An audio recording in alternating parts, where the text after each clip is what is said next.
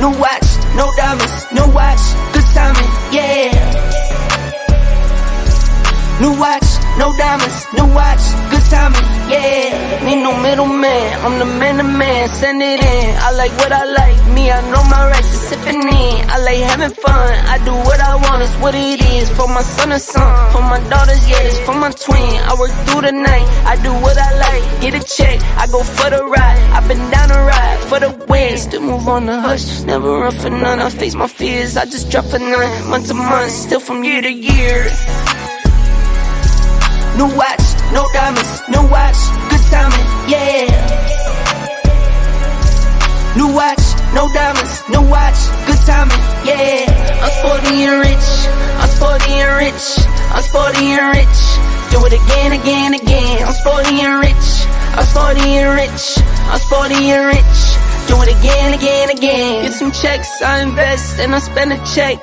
Spend a check, get it back, then I take a rest. Only race is the human, I take care of my skin. I was doing this as a rookie, now I'm up to bet. Set the trend, set the pace of play. I don't trip, but if I fall, bet I make a way. I take trips in the fall, watch the leaves change. I like to treat every day like it's my B-day. New watch, no diamonds, no watch, good timing, yeah. New watch, no diamonds, no watch, good timing, yeah. I'm sporty and rich, I'm sporty and rich, I'm sporty and rich. Do it again, again, again. I'm sporty and rich, I'm sporty and rich, I'm sporty and rich. Do it again. Good afternoon, everybody. This is Big Al, Alan Feaster with KO Boxing, breaking news, the greatest news channel for you guys' boxing news. We're going to do a live watch party this afternoon. I'm running a couple minutes late. I apologize. We appreciate you guys' support. We appreciate anybody coming on. If you're watching the fights from home, click the StreamYard link and you guys can come on live as well.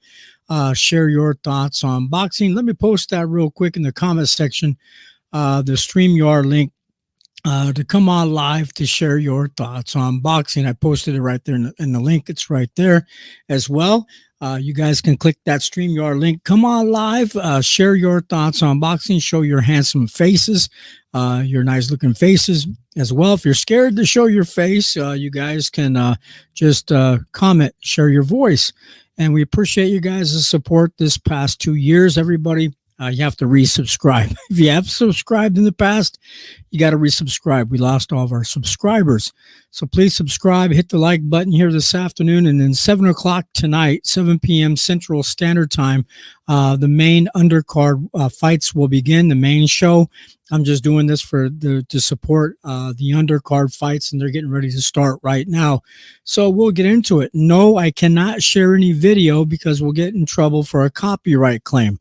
Let's get that out of the way real quick. Again, guys, thank you for your support. Appreciate it. Thank you. All right, thanks, guys. Thank you very much. All right. Thanks, guys. And also hit the bell notification button as well to be notified when we do go live to do watch parties or other news stories for you guys to come on as well. Hit that as well. Ring-a-ding-ding. All right. Here we go. The first round starting with Canel versus Borgaro. So we'll get into that. And I'll share some sound from the actual fight. And then in between the rounds, I will call the fight. But right now, the first round's already got started with 2 minutes and 22 seconds left. In the black trunks, kind of maybe blue and white trunks, it's Canal, and Borgaro is in the pink and kind of pink and blue trunks, or light kind of turquoise color looking trunks here on screen. Right now, they're during their first round. Looks like Borgaro is getting a little bit more aggressive here in the first round than Canal. They're just getting warmed up. It looks like one in the Borgaro is coming forward a little bit stronger than the other fighter, Canal, so far during the first round. But the first round with 1 minute and 41 seconds left of the first round. Guys, thank you for coming on live. Hit the like button. Also, you guys can type your comments on screen also too as well. My name again is Alan Feaster. So bear with me one moment. I'm going to put my name on screen for people that don't know me. Give me 1 second. All right, there we go. Again, my name is Al Feaster. We'll pull that up so you guys can see big and clearly. Okay, the referee separated the two fighters. Borgaro looks like he's a little bit more aggressive during the first round. So we'll get ready to go. Here we go, guys. And I'm looking off here at the distance. Give me 1 second. We got the monitors up. We're watching it on. No, I cannot show the video live, guys. If you on YouTube Live right now, or they're showing the prelims, the undercard fights of the prelims on Golden Boy Promotions YouTube Live. So we're also doing the watch party for you guys to share your thoughts. Also, click the StreamYard link. Tell me, who do you think is going to win in the main card tonight? Ryan Garcia or Devin Haney? I was going to run to the casino to put some money down on this fight, and I didn't make it to the casino to put some money down. I guess you can do it online, but I live in Nebraska, so I don't know if I can legally do that. So I was going to go across the river to Iowa and put some money down on the fight, but I didn't make it. So here, 19 seconds left of the first round between Borgaro and Canal. And so far, Borgaro looks like he's doing a little bit better job. Looks like he's coming in more aggressive. This is a lightweight division. We'll find out what weight they came in. Looks like Borgaro just slipped and almost slipped on the canvas. But that was the end of the first round, guys. Here we go to the ring. Here we go.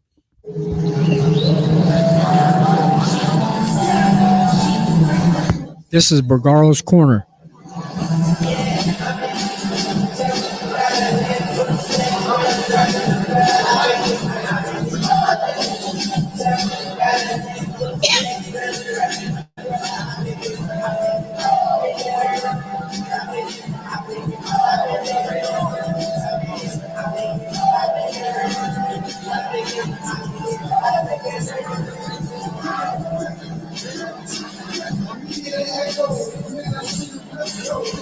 All the announcers must have taken a break.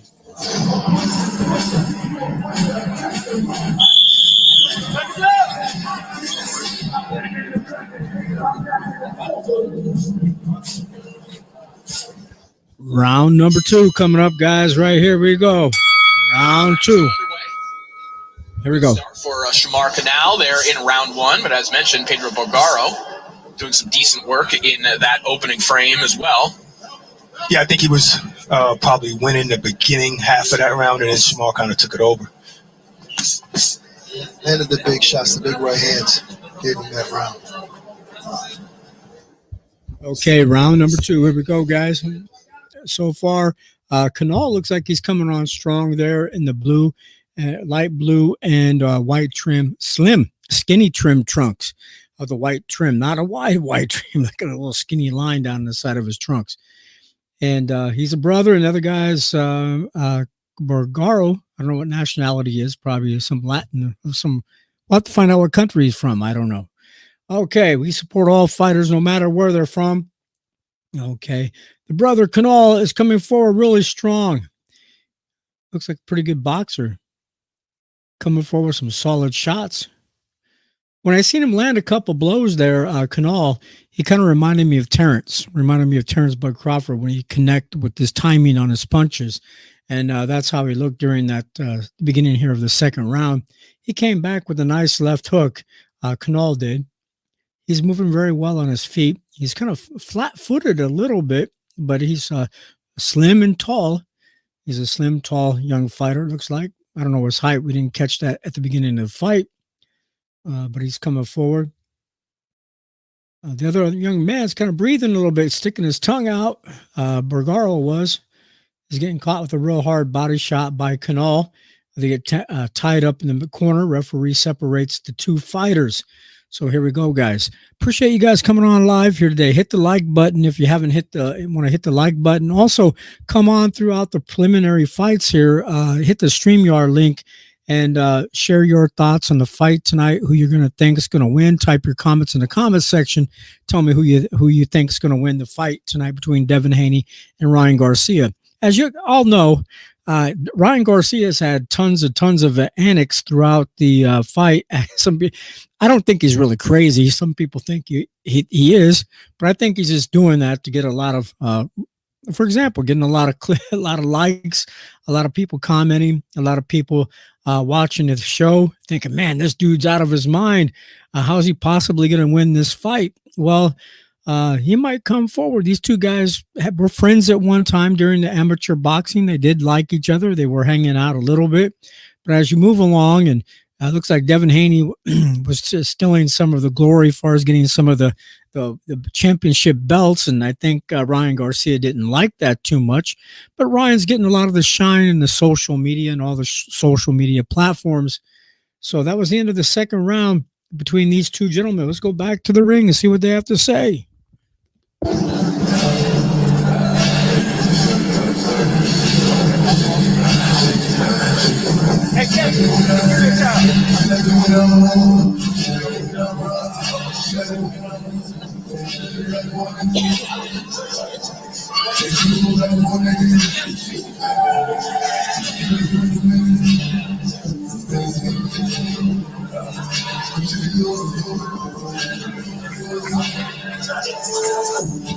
Okay, if they're not going to comment, I got to comment for you guys. Real quick here at this round, it looked like the second round, Canal was doing a pretty good job. So, yeah. Yes, Canal was sitting down on his punches a little more, turning it up, which I said as well at the beginning. We're going to the third round now, guys. Here we go. I guess I got to call the fights. These guys from the zone are pretty boring. Okay, but here we go. We got to get, I guess, Mannix on those guys to help them out. Okay, but Canal stepped forward with a nice jab. He's fighting orthodox right now. And Borgaro, he's being southpaw right now. He's coming forward. If you guys are also watching the fight from home, tell me what you guys think, who you think might be winning this fight. So far, the first round, I would say, is kind of a draw, in my opinion. It's pretty close. And Canal looked like he's coming out very well in the second round, being a little bit more, his timing was more precise. His punches were a little bit more accurate punches during that second round. Now we're in the third round with 2 minutes, 11 seconds left to go between Canal and Borgaro. Okay, here we go, guys. It looks like Canal is just flicking his jab out right now. He has a wide stance as well, but he's trying to come back with a nice left-hand hook. It doesn't connect. And he has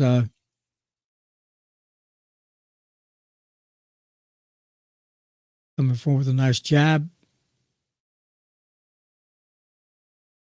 Real tall, slender fighter. Coming back with a jab to the head, jab to the body, up high and down low. Okay, another nice little short little jab by Canal. And again, Borgaro is in the pink and blue, light blue, like turquoise blue trunks with tassel. Has some tassels hanging from his throat. Boom! He just got caught with that nice left-hand hook. It got set down on his ass. He just got dropped up for a standing 8 count. Borgaro's down on the canvas, got up. He's up on his feet very quickly, very fast, took a standing 8 count, and they're back at it again. He got caught with that left-hand hook and got caught, and it set him down on his ass. So here we go, guys. All right, round number 3. There was already a knockdown, a 10-8 round so far in the third round. Okay, gotta keep my eyes on the screen as well. Thank you guys for showing up, showing your support. If you hang in there, that's great. Also, again, hit the StreamYard link. I'm trying to keep my eyes on the screen to see who's winning this fight. So far, it looks like Canal has a third round knockdown, but he got up. Oh, he got caught. He just caught Borgaro with a nice right hook. He knocked him down with the left hook earlier, came back with a solid right hook, and almost put him down again. He's getting caught. Borgaro's getting caught with some solid shots, guys. He's moving his head. Now he's trying to grab him down by the guy's ankles, what is it, a wrestling match? He came on down real low, grabbing around his waist, down by his ankles almost, trying to knock him down. All right, that was the end of the third round. Here we go to the corner, guys, see if these guys are going to comment on the rounds. Here we go. So we take a look in his corner as Bill Haney in action for the first time here tonight, the first fight and the last fight of the night.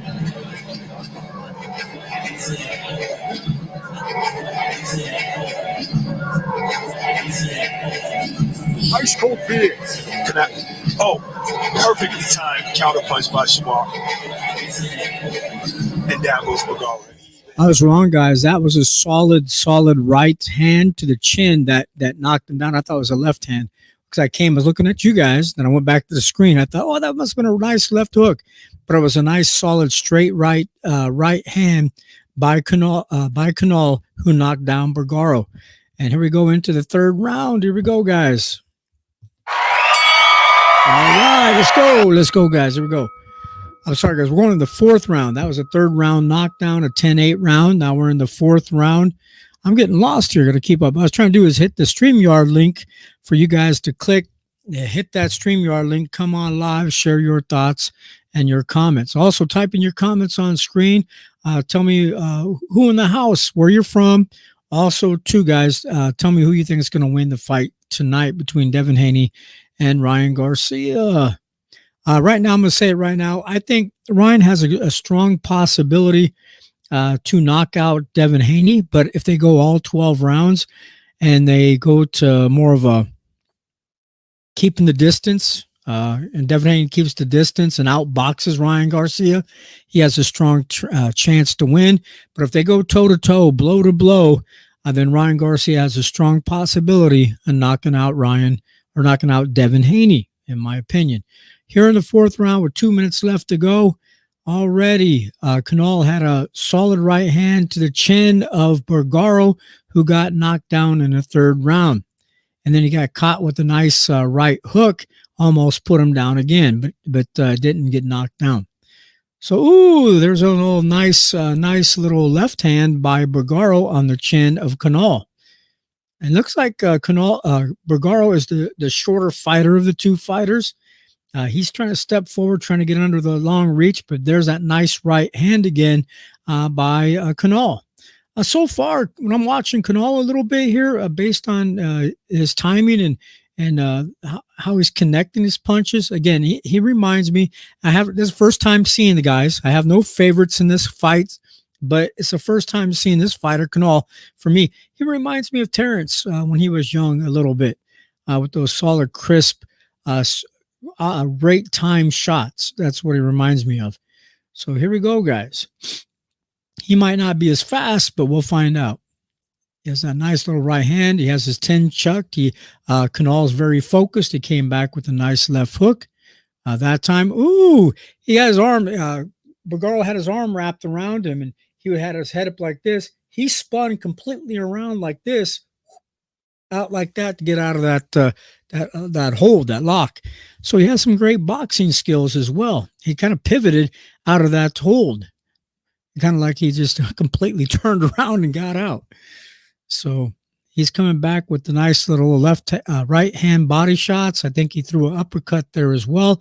Canal, as I said again, had no favorites in this fight, but so far Canal is the better boxer here tonight from what I'm seeing. He's coming forward. He has Bergara maybe fighting off the back foot a little bit. That was the end of fourth and final round. Let's go to the ring, guys. Here we go.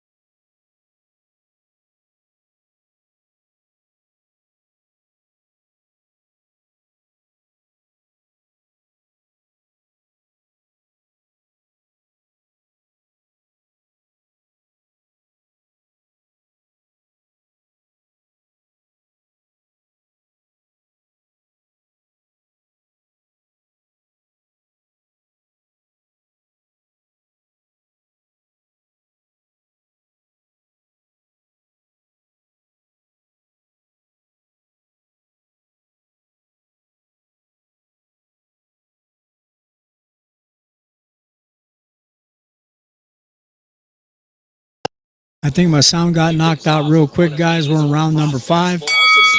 Ring-a-ding-ding. On Okay. the portion of our broadcast as well. We're taking on Armel Mbumba. And nice little uppercut there from Borgaro.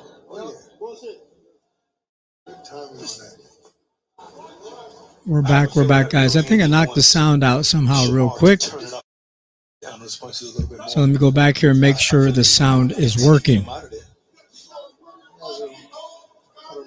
Test. Yes, the audio is still working. Okay, good. Round number five. Kanawha looks pretty good. We'll see what's going on. 1 minute, about under 2 minutes for the fifth round out of a 6-round fight. This is going to be a 6-round fight. Kanawha looks like he has the upper hand over Borgaro. So far, a nice little right hand uppercut by Kanawha. Okay, sorry guys, I made a couple mistakes. I haven't been on in a while, so haven't seen you guys. So we're back as well. So type your comments in the comment section as well. Hit the StreamYard link to come on live to share your thoughts on boxing. Okay. Ooh, a nice right hand body shot by Kanawha. Okay, this is the first prelim fight of the undercard fights for the Devin Haney, Ryan Garcia card. These are the preliminary fights. Also, Borgaro just got caught with another solid right hand, but he was hurt, but he's holding his ground. He's tying up Kanawha. So we'll see what's happening here, guys. Thank you for hanging in there. Thank you for the few people watching. Appreciate it. Thank you for the 1 like so far. Probably we have more likes than that. I can't always see all the likes.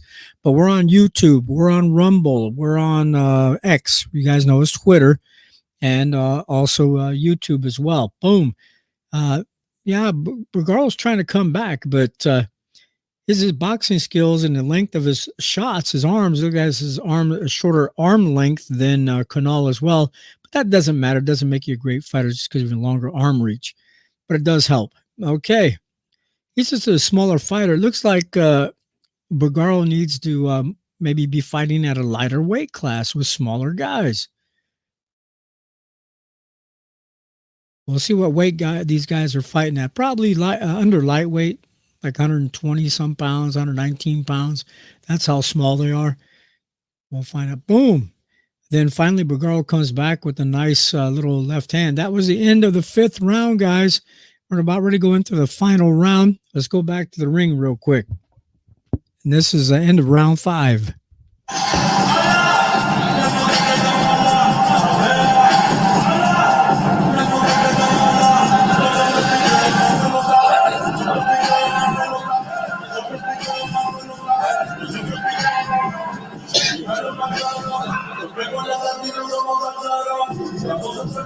Shamar is just the boss in this straight right, just right down the middle.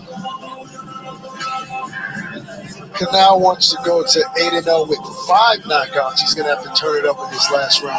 Yeah.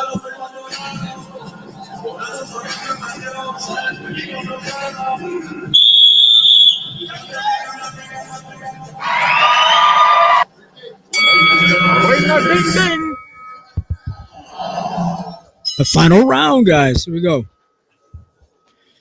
Thanks for showing up this afternoon, hanging out here early. What has been a spirited opener Here we go, guys. Pedro Borgaro. Borgaro, the 18-year-old from Ciudad Obregón. Ooh, like the way Corey said that town there. Let the roll of the tongue there. I like it. I spend a lot of time in Mexico these days.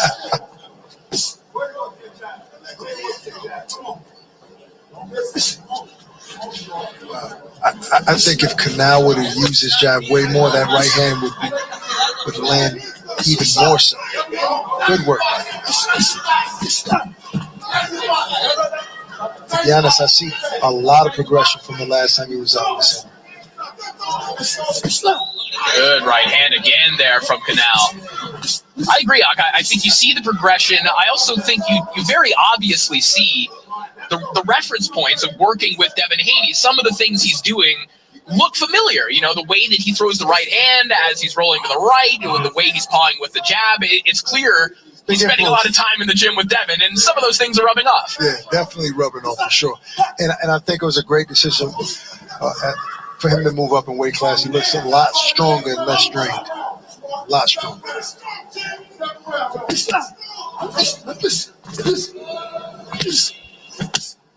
The defense on the inside there from Canal. Ducking under a couple of shots, parrying. Okay, I'll come back as well. I was just showing you. You hear some of those shots, man? Those guys got some great timing for those shots to land like that. And Bergaro is behind right now. I think he might have lost this fight, in my opinion. Canal is coming back. 1 minute left of this final round, guys. And what we'll do is I'll go back to the corner so you guys can hear the last minute of the fight. Here we go. Going right back downstairs to the body, though. I like that the young man Canal is still trying to get the knockout, even though it's the last round. That was a dangerous right hand that he just missed with a moment ago, punching with Borgaro. Looked like the right that put him down. It's a good straight right to the body, too.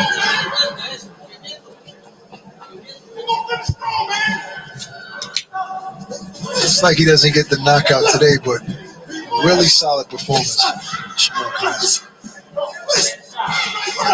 Nice to see another fighter coming out of upstate New York, obviously an area rich in boxing history. From the Boxing Hall of Fame to the Catskills and so many legendary training camps out there. Shamar Canal, the next in line to come out of Albany, New York. And it looks like he will improve to 8-0 here tonight as he kicks things off for us here at the Barclays Center. Yes, sir. Yes, sir. I'm back, guys. You guys see my Prime drink. First time for me. Everybody else is hanging out with Prime. I'm not sponsored by Prime or nothing like that because I guess I'm brand new because I lost all my subscribers. But this Prime drink, I tried them out today for the first time, and I bought a few to drink throughout the show tonight to keep me awake. Honestly, my honest opinion, I drink Monsters and Red Bull and stuff in the past, but these Prime drinks, honestly, they're pretty good. I like them so far. Not supporting the Prime at all, but I'm just telling you that the taste is not bad. Pretty good. Okay, as we're waiting for the announcement of this fight, and then also Bergaro, he reminds me, he looks like Blake Quintana. That's who he reminds me of, Blake, a little bit. Real small guy like that. Looks like his twin brother. But we'll go to the corner here again. Coming up, Matias Parra says a certain date will be fighting. I remember this show is by DAZN. I can't show you any video clip, guys. We'll get in trouble for a copyright claim. Hit the StreamYard link. Come on live. Type your comments in the comments section. You should be able to type comments in the comments section. Also, hit the StreamYard link in the comments section as well to come on live to share your thoughts on boxing. I'm not going to beg you, but I'm going to keep mentioning it, keep bringing it up for you guys to come on live. Here we go, back to the ring, guys, and see what's happening. What's the announcement? The reality of the sport. Right. Sometimes, though, also, it's a journey where it makes you tougher and you gain a lot of experience. Later on down the line, he might have 3 or 4 losses, but might be the guy to give a big champion some real trouble down the line. He gave a good night of work to Shamar Canal here tonight, and we are ready to make this one official. Let's send it up to Joe Martinez.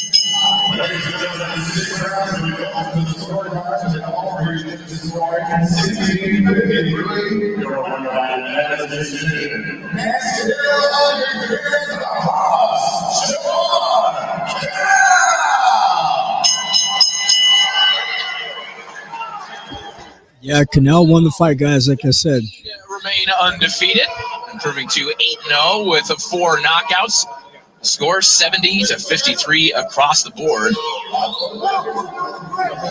And obviously a dominant performance for Canal, but as we mentioned, still a very valiant effort from Borgaro. And, you know, you'd like to see Borgaro maybe get some opportunities to grow himself and not just be thrown in there to test prospects like Shamar Canal over and over. I mean, look, maybe he made a case for himself where a manager, promoter in this country says, okay, this kid has a lot of potential. Let's try to help him out and move him the right way.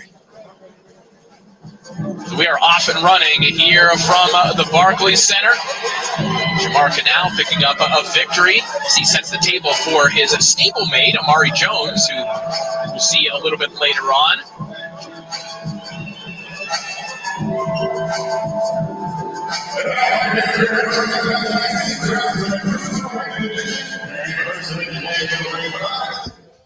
Okay, our next fight will be coming up, guys. The next fight, fight number 2 on the prelim cards. I should have waited until tonight about 7 o'clock to come on live. But type in your comments. Let me know if you guys enjoy the show. You guys like to come on and share your comments. I'm rambling on, just trying to fill some dead airspace. One of the next fighters is coming up, making his ring walk. Let's see who it is. Coming by way of knockout. Here we go. We last saw him in October in Plant City, Florida, getting stopped by El Tijuanero, Mateo Tapia, the cult favorite. And the assignments don't get a whole lot easier for him here tonight, as he'll be taking on Kevin Newman II.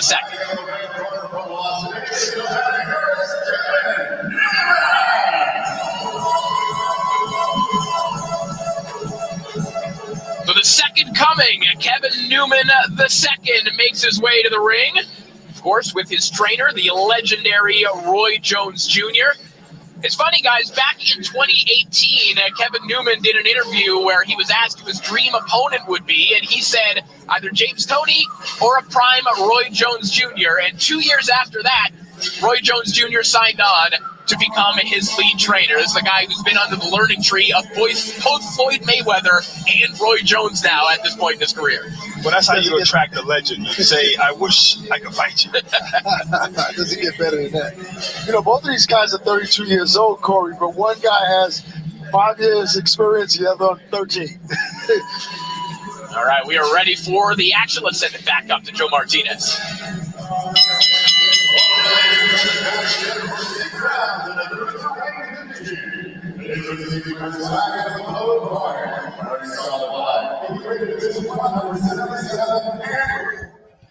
Okay, guys, here we go. We're getting ready to fight for the second fight of the evening.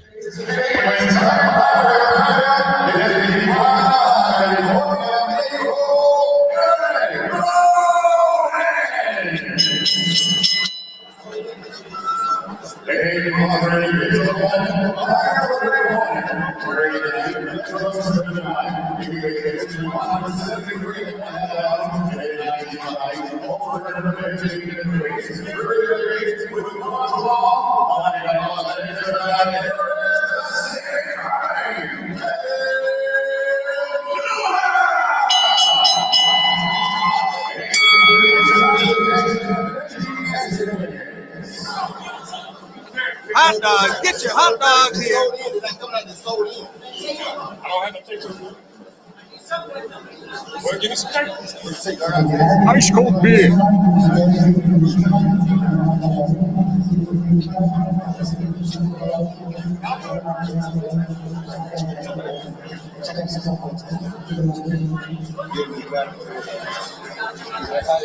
Okay, round 1 is about ready to begin. Second contest of the prelims, and some weight allowances being made here, guys. This one being fought at cruiserweight. And this is a cruiserweight fight, they're saying. A super middleweight, if not a middleweight. He fought just above the middleweight limit last time out, but as happens in undercard. All right, here we go, guys. Get a little loose with the weight limit. Somebody's a little undisciplined. I'm willing to guess. Are you willing to guess who it is? Are you testing my journalistic integrity?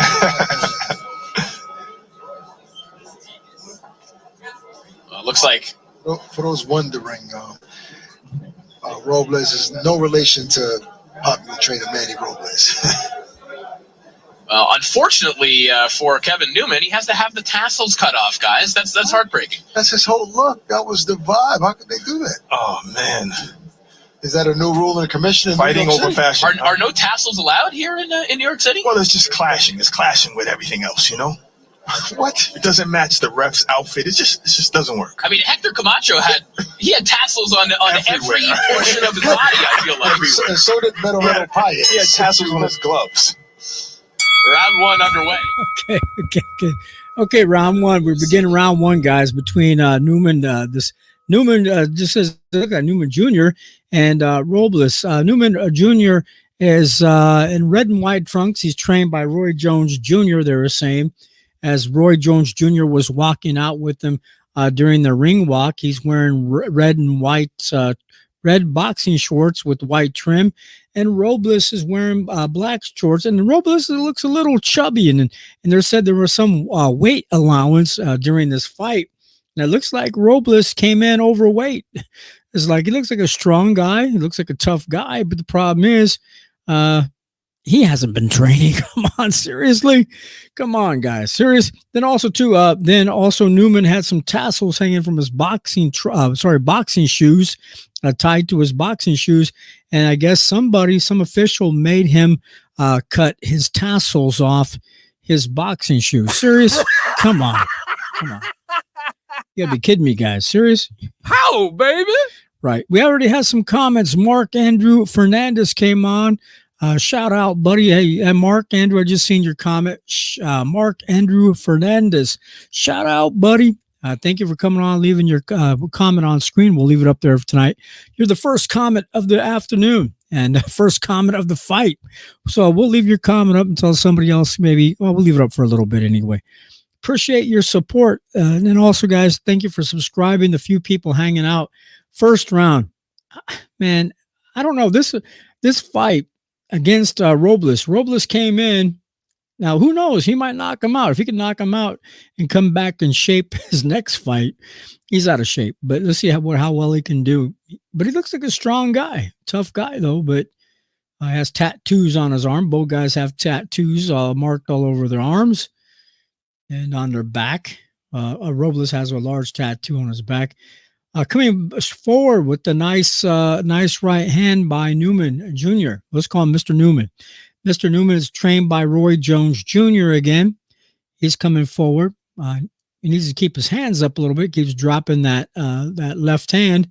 As long as Robles doesn't come back with a straight right hand, he'll catch Newman's chin, dropping that hand. I guess they have Newman. He has the numeral. How is that numeral? Numeral uno, whatever, number 2 in the back of his shorts in numeric form, I guess, on his boxing shorts in the back. I have no out of the comments to say that both fighters are still trying to figure each other out during the first round. Newman does look like the more seriously trained fighter of the two. As I said, he came in shape. He's stepping forward. That was the end of round number 1. Let's go to the corner. I don't think anybody won that first round, but here we go, guys. It's a draw.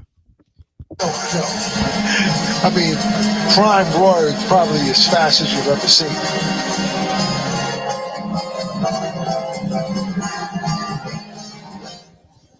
Not too quick getting inside the ring now. He lost that speed. Give me 1 second, guys. We'll be back in 1 second. I'll leave you with the fights. I got to go take a fast little break. We'll be back in 1 second. Too much, but the body shots did. No leverage on those body shots. Just tap it.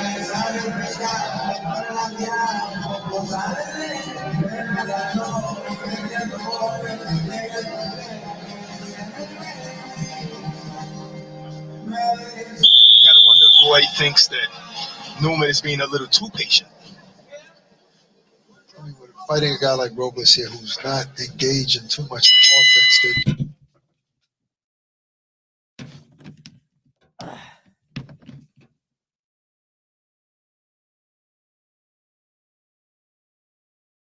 Yes, Big Al is back. We just made a mistake, but we'll fix it real quick.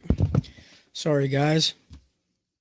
As I was walking by, I unplugged the monitor, but we'll pull it back up quick as I can.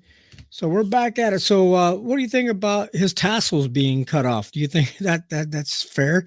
That they should allow him to do that? Whoever had to cut them off, Newman's tassels had to come off. I thought that's kind of ridiculous, in my opinion. But give me 1 second, guys. Something here. I lost the power or something. We'll find out. Well, we're back. Hit this. Also, guys, tell me who you think is going to win the fight tonight. Again, Mark Andrew Fernandez. Thank you for coming on. Appreciate that real quick. So give me 1 second. Somehow I tripped. Okay, here we go. The power's back on now. I thought I had messed up. Thought I knocked everything out. Okay, back to the DAZN. You guys can watch the fight at home on the DAZN channel. A lot of people don't like the price of what DAZN is charging for the fights. Some people are complaining about that, like about $30 a month. $29 or something now. I can't remember the exact amount. But here we go. We're going to come back to the fight in 1 second. It's buffering. We're getting it to come back on. We're live for the prelims. Here we go, guys. Back to the fight. I think there might be round number 2 still. 1 minute and 12 seconds left. I mean, I like his style. I like his defense. I like what he's doing, but he's not jumping on him. Mark, thank you for showing up again. Yeah, right. Now he's so in control that he's not stepping on the pedal. Yes. Typically, a guy is. So Newman is ahead on the card so far during the second round. Robles, he didn't come in shape, as we said earlier before I got up and took a quick little break. Yes. Here we go, guys. Round number 2, 42 seconds left. Also, Newman's wearing his beard on his face, brother. Now, I'm not too impressed with this preliminary card, this fight here. Newman could have been more evenly matched or better matched with somebody it would come in shape. But sometimes, some promotional shows will do that. They'll bring in some fighter, and they know their fighter is going to win based on the other guys. Maybe his first fight. Maybe, he's not coming in shape. He's not taking it serious. He's just taking a payday. He's just taking the fight for a check and to be on TV. So, you know how that is. It doesn't always happen every fight, but it does happen sometimes. They bring somebody in. He might have had previous experience in boxing. I don't know all the facts, but they brought him in to fill this card or to give him a match, to provide a match with him. Again, first time for me trying this Prime drink. Again, I'm not trying to get a sponsor from Prime. If they want to sponsor me, they can. They're pretty good drinks. I'm trying it out for the first time. Tastes pretty good. That was the end of the second round. Also, guys can hit the StreamYard link and come on live. Share your thoughts on boxing. Tell us who you think you got tonight in the fight. Share your thoughts as well. Here we go, back to the corner. Here we go. I don't like it. Obviously, that's a rule. Section 1, like paragraph 3, no tassels. Come on, you should have read that. This is the opportunity for you to express yourself fashion-wise. No, it's a fight.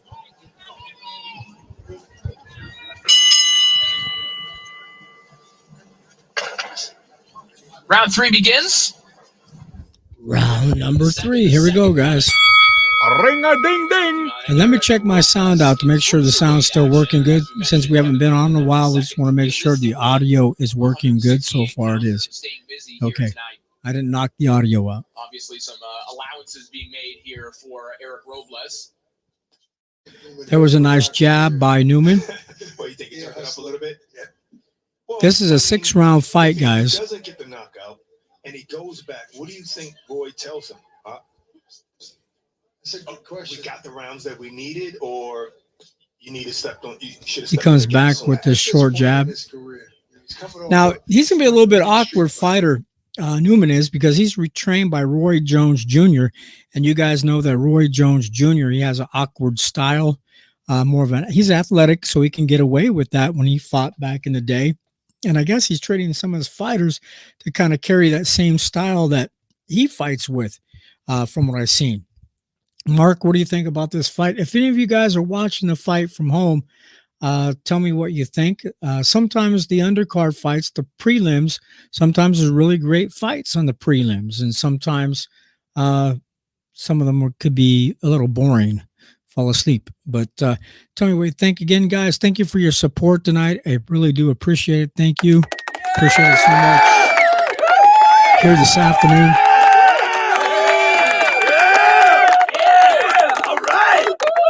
All right. Thanks, guys. Thank you very much. Thanks so much, guys. Yes, sir. Thanks again. Thank you very much, brother. All right, guys. Thanks, guys. Round number. Oh, man, I'm going to fall asleep here. Newman's got this fight. This other guy, Robles, is like, why even show up? I guess all I can do is make fun of him the whole fight. This is a 6-round fight again, and maybe there might be some miracle that he can knock Newman 2 out. We'll find out. 2 solid right hooks by Newman on the face of Robles. And then Robles is rubbing his head like he got hit in the back of the head. He didn't get hit in the back of the head, and they're giving him time to recover, to recuperate, because they say Newman hit him in the back of the head with those two nice right hooks. It was more like here on the side of the head, like here in the back, right here or right here. Come on, he didn't get hit in the back of the head. Back of the head. He just got a solid shot right here right here by the back edge of his ear, right here in the side of the head is where he got hit.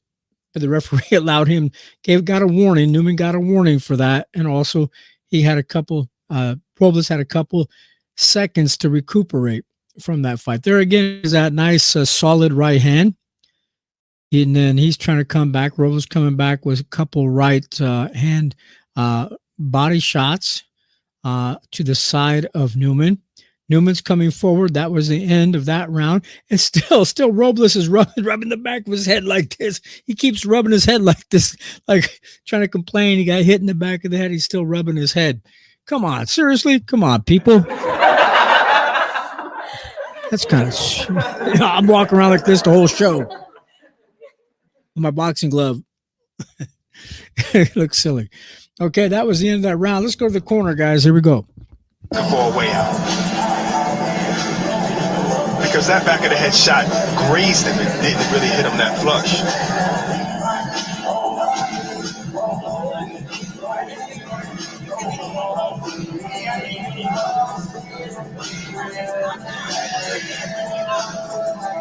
Maybe Roy is telling him screaming the broadcast. You shot tonight? He has turned it up. Ring-a-ding-ding. Round 4 begins. Round 4. Here we go, guys. Kevin Newman and I guess Robles. Mr. Robles is fighting. He comes back. He's trying to throw some little flurries like this. Newman is, come on, Roy Jones Jr., you better train this fighter better than that. Teaches a real basic, good boxing skills. He came back with the jab, trying to come back, trying to shoe shine here. Oh, my God. He threw a bunch of punches like this and wasn't really connecting. And because he got caught with some of these quick little shots, Robles did, he got knocked down. He got knocked down here in the 4th round, and now he's getting a standing 8 count. Here we go, guys. Come on, you serious? That wasn't a real knockdown. Ron, you suggested that maybe Robles was looking for a way out of this fight, and that might be the door. If he wasn't fully committed to going the distance here tonight, to walk out of it. Now Robles fell down again, but this time it was a slip, guys. Come on, seriously? Seriously, it looks like he might be looking for an easy way out of this fight. Getting caught by a bigger guy in the 4th round. He's kind of scared. Shoe shine him again. Just catch him with a really good shot, and he'll fall down again. And he's trying to come back, trying to make it look like a good show. And come on, this fight here is a circus so far. The first fight tonight was a really good show with the young man fighting early in the first fight. This second fight, come on, guys. But Newman too is winning this fight. Robles already got knocked down with the 10-8 round during the 4th round as well. He has a high guard up. He's up against the ropes. Robles is. Oh my God! He got caught with that shot again. A right hand hook to the head right here, and he keeps rubbing the back of the head, saying he got clipped back here in the back of the head with the shot. Actually, it caught him right about here. And as he's moving his head, it kind of grazed back. And then he fell down immediately looking for the easy way out, and the referee waved off the fight. So let's go to the ring, guys, and see what they're saying. This is crazy. Come on, seriously, guys. to the ring. Yeah, absolutely illegal shot.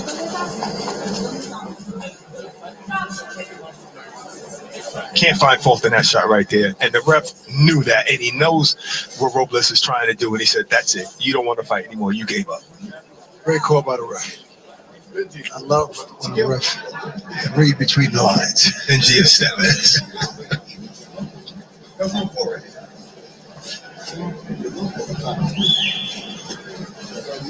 Well, coming up on Saturday, May the 4th, Canelo Alvarez and Jaime Munguia will finally do battle. This is the fight that Munguia has been dreaming about since he turned pro, and it will come to fruition live on DAZN pay-per-view. Okay, everybody. Thank you for stopping by, everybody. But thank you guys for your support. Appreciate it. We're going to go on here to the prelims here today. You can guys watch the prelims from home as well on YouTube, Golden Boy. Go to Golden Boy prelims, or if you're on DAZN, if you're a subscriber to DAZN, they're showing the prelims for free. But at the same time, you can be on here and share your comments on screen like Mark did. Again, Mark, thanks for your shout out, buddy. Mark Andrew Fernandez came on as well. Guys, don't forget, also, please subscribe to the channel. If you guys subscribed during the last 2 years, please subscribe again, because stupid me, I was going to shut down the whole show a few weeks ago, and I lost all the subscribers. So we're starting over from the very beginning, and a lot of you guys got mad at me. Thank you guys for saying, hey, keep going, man. What's the point? You know how hard it was to get 1,000 some subscribers, and then you shut the whole show down. Okay. But I appreciate it, guys. We won't do that again. I promise you. Too many complaints, too many friends, too many people that care about the show and care about me saying, hey, you're doing a good job. So keep going, but you know how it is. Life sometimes puts a lot of weight on you, and, like boxing, you got to keep fighting, I guess. But guys, thank you for your support. I really do appreciate it. I'm only doing the show not for me. I'm doing it for you guys. Here we go. Thanks, guys. Appreciate it. Right, thanks, guys.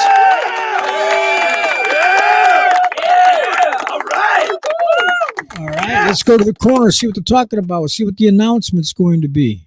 I think they might be doing an interview. Took him out whenever he was ready. All right, we're ready for our next contest. Let's send back up to Joe Martinez. Okay, the last fight, guys, we're going to the next competition. The last fight, again, was a stoppage. Newman 2 won the fight. I think it was a fourth round stoppage with a KO. The referee waved it off because Robles hit the canvas to a knee, took a knee, was rubbing his back of his head again. Seriously. He's doing this. Oh, yeah. Seriously, guys. Yep. Okay. I appreciate you guys' support. Again, they're getting ready for the next fight. The next fighter's walking out. Let's see who it is. This is going to be the third fight on the prelims. Here we go. He fought to a 10-round draw against Sumbu Nasai in Germany. So, Mbumba, no ring rust whatsoever as he steps into the ring to test a hot prospect in Amari Jones.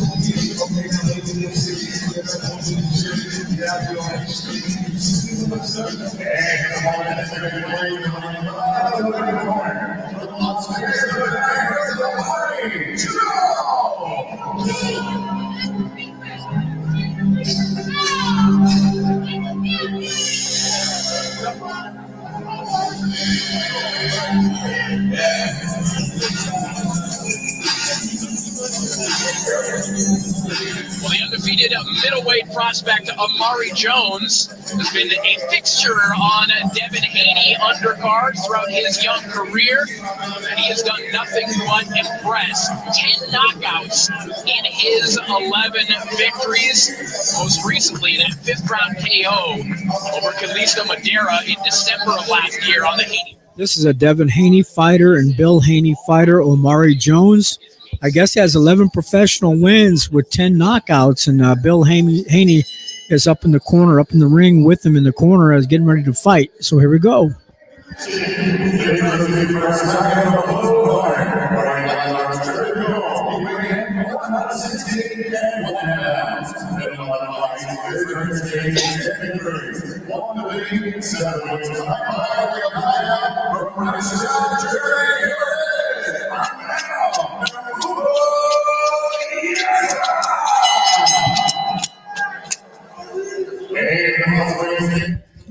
Okay, they're announcing the fighters right now. I didn't catch that fighter's name, but this one here, Omari Jones. Here we go.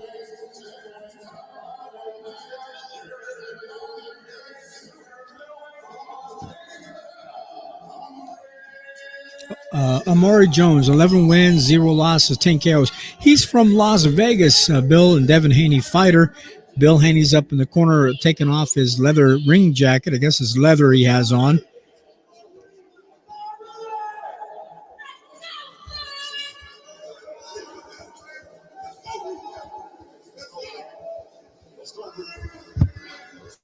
Here we go, guys. Good evening, gentlemen. Before we proceed, the rules are early tonight. I expect a good, clean fight. Talk some lows. Good luck with the Hard-hitting Amari Jones back in action here tonight as he takes on Armel and Boomba. Amari Jones, part of the Devin Haney stable. You see Bill Haney in his corner. And we talked about this off the top of the show, too, guys. Again, I think this is just another indication of... Okay, round number 1. Here we go. We'll try to stay more focused. We have Jones versus Boomba Yasa. I don't know where Mumbar. I can't even pronounce it. I'll spell his name for you guys. MBUMBA hyphen YASSA is how I'll call him Yasa. How about that? Boomba Yasa. And then he's fighting Amari Jones, Bill Haney's fighter. And Amari Jones has black trunks on, and he has in sparkling green, like it looks like little sparkling green letters on the front of his trunks with his name. It says Jones. And then on the back, I don't know what's on the back. On the back of his trunks, right by his lower back, oh, it looks like some tassels. I'm surprised if they're tassels. I'm surprised they make him cut his tassels off their boxing shorts. Earlier in the previous fight, they had Newman come on here again. They had him cut his tassels off his boxing shoes. He had tassels hanging on both sides of his each shoe, and they had to come in with scissors and chop them off and cut them off. Here we are. Amari Jones coming back. He's using his jab to find his range. He's letting his jab hang out there as well. Sometimes some referees don't like that when a fighter does that. You can't keep posting your jab hand out there like that and setting your shots up. I mean, you can, but if you do it too excessively, you will get warned. So here we go, guys. Round number 1, nothing major happening. Amari Jones is trying to figure out his fighter. The other fighter's looks like a little smaller guy. He's still stocky and strong. Amari's a little bit bigger fighter here. Looks like he's the taller fighter of the two. Then Yasa, just call the young man's name Yasa. Yasa's trying to come back with a nice right hand, but didn't let his hands go. He looks like a little bit older fighter. I don't know his age. We'll find out maybe throughout the fight here. This is round number 1 with 40 seconds left of the first round. As they're stepping forward, guys, 17 people are shows 15, 17 people coming by. I'm new. This is not my comfort zone doing a live show. I'm doing the live show for you guys to do the watch party. I like doing the interviews. I like doing the pre-recorded news stories, but doing the watch party kind of awkward for me. So I'm stepping out of my comfort zone again. I mentioned this many times in the past. Come on live. Click the StreamYard link. Come on live. Be a co-host, or just share your thoughts on the fights tonight, or about your favorite fighter. Who do you got, Ryan or Devin Haney, or anybody else fighting tonight? Just for you to share. The live show is for you guys to share your thoughts on boxing, not just for me to ramble on and just to fill dead airspace the best I can. But the live show, again, is for you. Let's go to this corner and find out what Bill Haney is saying to his fighter. Let's see what they're talking about. As Mbumba goes to the canvas. Okay, so it's not feet tangling. I think as Mbumba was going down, their heads clashed, and that put him down. See, I was talking to you guys, and there was a slip or something during the first round. I didn't see Yasa fall to the canvas. But he got up. It wasn't a standing 8 count. This is round number 2. Bill Haney's in the corner in the green. It says snack across the snack program across the shirt. Green letters, black shirt, green letters that say snack. across Bill Haney's shirt. In the round number 2, here we go, guys. Round number 2. This is an 8-round fight, professional fight here this afternoon between Amari Jones and Boomba Yasa. Okay, so here we go, guys. Round number 2. I thank you for your guys' support. Thank you for hanging in there. Thank you for watching. If you're watching the fight from home, or if you guys are watching the fight at the Zone, or if you're watching the fight on YouTube, Golden Boy YouTube channel, somehow, some way, tell me who you guys got in this fight. Who do you think is going to win between Jones and Boomba Yasa? And I don't know what country Yasa is from. I didn't catch that. But sometimes when they have the more professional card that comes on at 7 o'clock tonight, the announcers and the commentators have a lot more information on the fighters, have a lot more to share.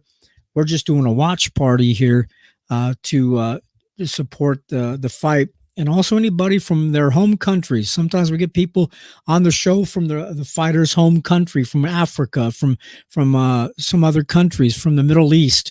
Depends on what fighters fighting on the prelims.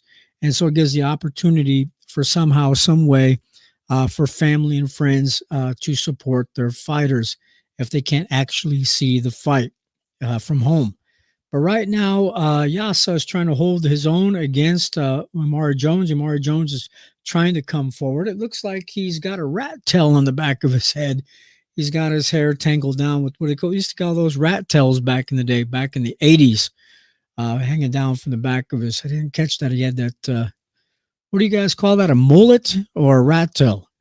But guys, type your comments in the comment screen. We thank you, Mr. Mark Andrew Fernandez, for leaving your comment about at 4:09 p.m. today. Appreciate, again, you stopping by, saying hi to us.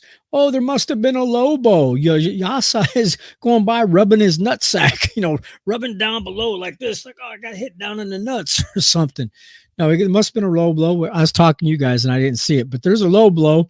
He's down there rubbing that private area. I said, I got hit down below. Give me a second to recuperate. He came back with a hard right hand body shot to Mr. Jones. I think he didn't get getting hit in the nuts. Both fighters are tied up, tangled up. Referee separates the two fighters. Here we go. Jones coming back with his, he's southpaw. He's coming back with a double jab, fighting in the southpaw stance, which is a left-hand stance for you guys at home that don't know that. And then also in an orthodox stance is Yasa. That was the end of the second round. It looks like Amari Jones got the better of that fight. Let's go to the corner of Yasa right now, guys. Here we go to the ring. Andre Guerrero was on that list. Moose Ennis is another one. 100%.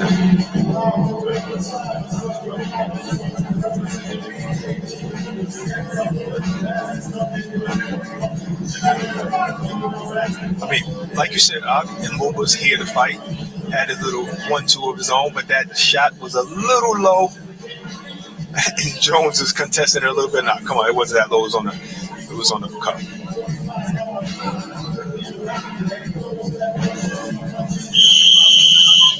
Check it out. Let's go in that corner, gentlemen.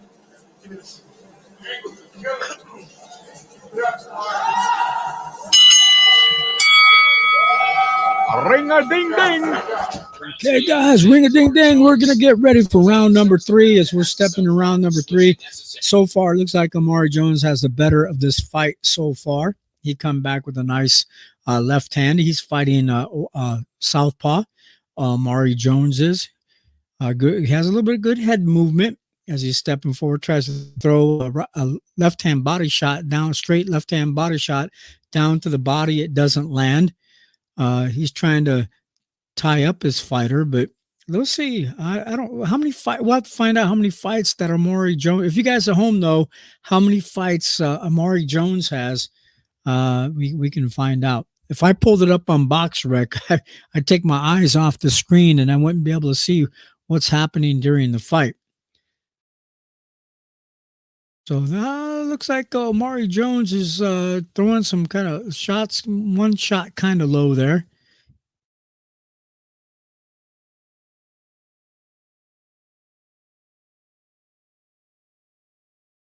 Okay, he's complaining. He's complaining about getting hit maybe behind the head. Yasa is. Mbumba Yasa, if I pronounce his name correctly.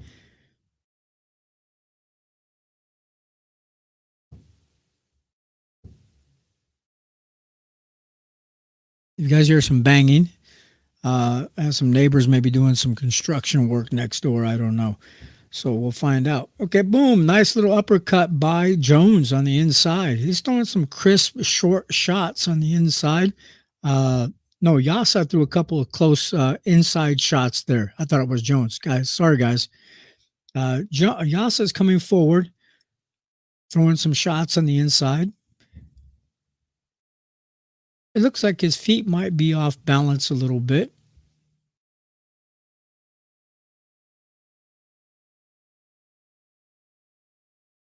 Now, we had a lot of complaints the past few days as well about the prelim fights, the undercard fights, not being that good or that great. Excuse me, guys. I said that some of those fights are not that great. So far, this is a normal prelim fight on most local professional shows. This fight here is not super great so far. The first fight was the best fight. This is our third fight of the evening so far, afternoon so far. The very first fight was pretty good. The second fight, if you guys didn't see it from home or didn't hear me comment on, it's kind of it's okay. This fight might put me to sleep. There's a nice left hand by Omari Jones. So we'll see. I'm not too impressed with Omari Jones so far on the Bill Haney card. He has Snack as one of the sponsors on his boxing shorts. That was the end of that round. Let's go into the corner of Omari Jones with Bill Haney, the Bill Haney fighter. Here we go, guys. Snap it off.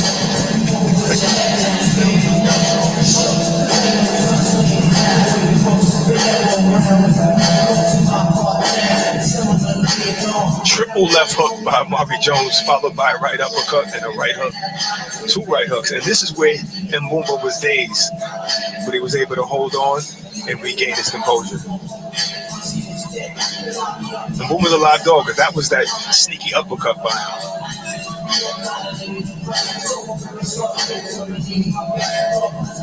Well, in between rounds, off camera, we just saw the referee go to Mbumba's corner and probably thinking exactly what you guys are thinking. He asked, like, hey, does he want to get you? Guys, let me take a break real quick. Listen in real quick. Hang on. One moment. Obviously, the official's starting to see some of these patterns and starting to have some concern about the dominance that Mbumba is undergoing here from Omari Jones as round 4 begins.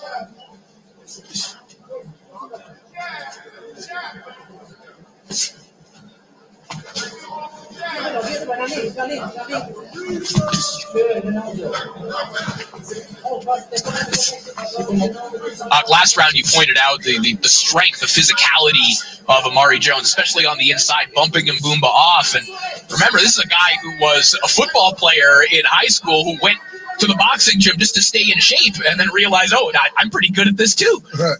Still signs of a linebacker there. Okay, guys, I'm back. Body shot, a right hook to the body there from Omari Jones, but credit to Mbumba, comes right back with a straight right hand. I am not impressed with this fight. Sorry, guys, I had to step away. This is going to be a long night for me. So, yeah, I'm going to have to step away a few times, use the restroom, grab something to eat. Come on, from now until, 8 hours online with you guys? Not complaining, but the show's for you guys. Here we go. Jones, Mbumba, Yasa. You guys heard it. These guys are talking about this is a really great fight. This fight sucks. My honest opinion. I don't like this fight at all. But Omari Jones is coming back. Let's be honest. He's coming back with these are short, crisp shots between both of these fighters, honestly. I'm going to call Mbumba. I can't pronounce this. Mbumba Yasa. He's coming forward like real crisp shots on the inside, like uppercuts like this, or like real short hooks, like these guys are fighting more on the inside than from the middle of the ring or fighting at range. And also, Mr. Jones, Amari Jones, keeps dropping that dropping down his right jab hand. He just switched. He's fighting southpaw. He's fighting orthodox now. He's not even fighting southpaw now. He's coming back. He looks like he's trying to be a switch hitter as well, trying to switch from southpaw to orthodox. He's leaning down on Yasa. Bamba, I'm just going to call him Yasa because his first name's so hard to pronounce for me. Nice little jab by Amari Jones. Jabbing with his right hand now. Little short, double jab by Jones. He tries to fire on the inside with the right hand body shot. Now I think he's starting to fight better as a orthodox fighter instead of southpaw. Now he's letting that right hook go, throwing his jab. That round I would have to give to Jones. Let's go to the corner here, guys. That was the end of that round. And hopefully I don't have to take too many more breaks. But here we go, guys.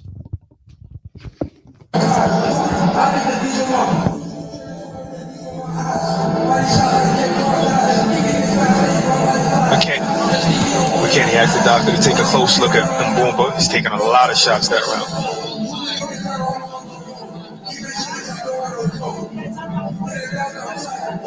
This was an onslaught by Amari Jones in this round. Beautiful body shot, right hand by Amari Jones. Really like what I'm seeing from him overall.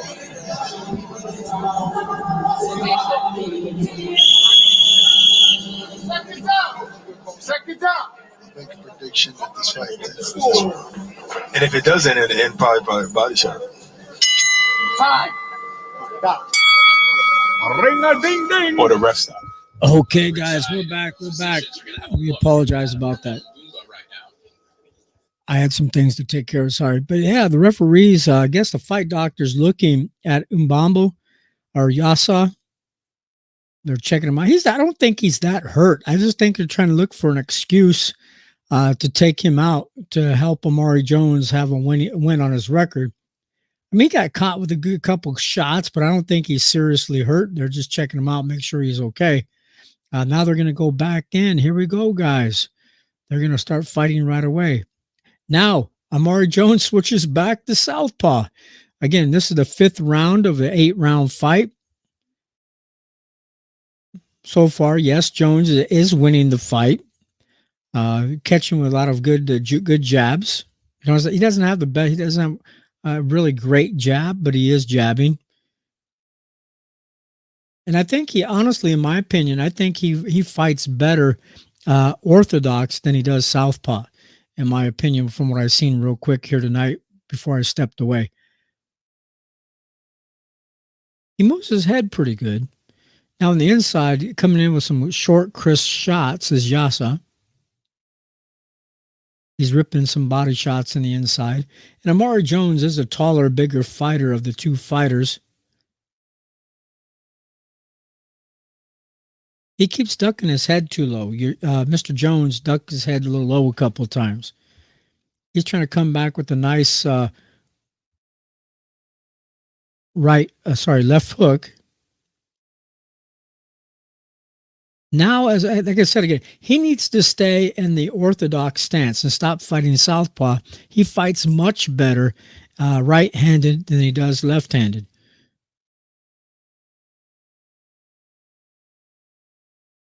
Much better, like 75% better in my opinion. Now he's coming back with a nice double left hook. A right hand to the body, another straight right hand up over top.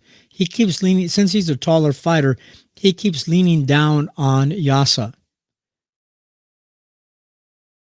Yasa trying to throw some crisp shots on the inside. He's just not the bigger, stronger fighter. He could be a strong fighter. He just has to be more aggressive. He's looks like the older fighter, so I don't think he's very aggressive, in my opinion. He needs to be to win the fight. But he's getting beat so far. Again, with a nice right hook, left hook, by Jones, catching the head of Yasa. He steps out at range, trying to be like a Devin Haney, fight from a distance, comes down low with the right hand body shot, comes over top with a nice left hand. Now he's back to fighting orthodox. He just needs to stop fighting southpaw. I'm sorry, he's back to fighting southpaw again. He needs to stop trying to fight southpaw. He's not that good as a southpaw fighter.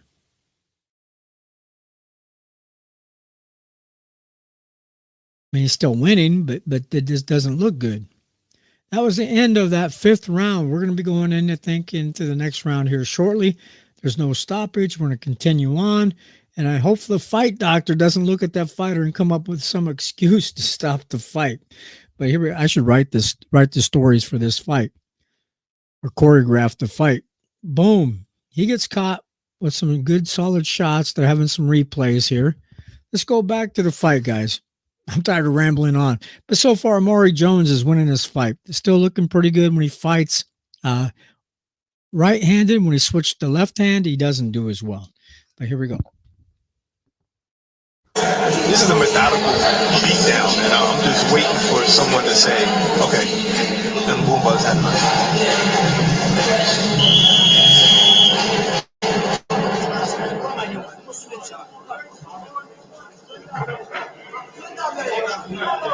Okay.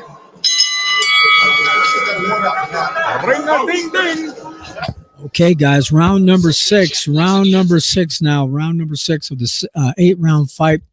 They're trying to, Yasa just got caught with a nice shot, got set down on his ass. He's getting a standing 8 count right now. So here we go to the corner, to the excitement, guys. Here we go. Amari Jones was hunting for a highlight reel knockout. He'll have a golden opportunity to find one right now. He has a wounded man in front of him and an eternity to work with here in the 6th round. And that is a compassionate stoppage. What the hell is that? Man, this guy didn't get stopped here. The referee waved off. He got caught with a short shot. It wasn't severely a damaging shot. They could have let this fight go on the full 8 rounds so far. Or else he got knocked down on his ass, got up, took a standing 8 count, came back. Come on, they should show a replay of that. The referee waved off the fight, and it wasn't a serious shot. Come on, guys. That's ridiculous. Let's go to the corner. Here we go. Replay.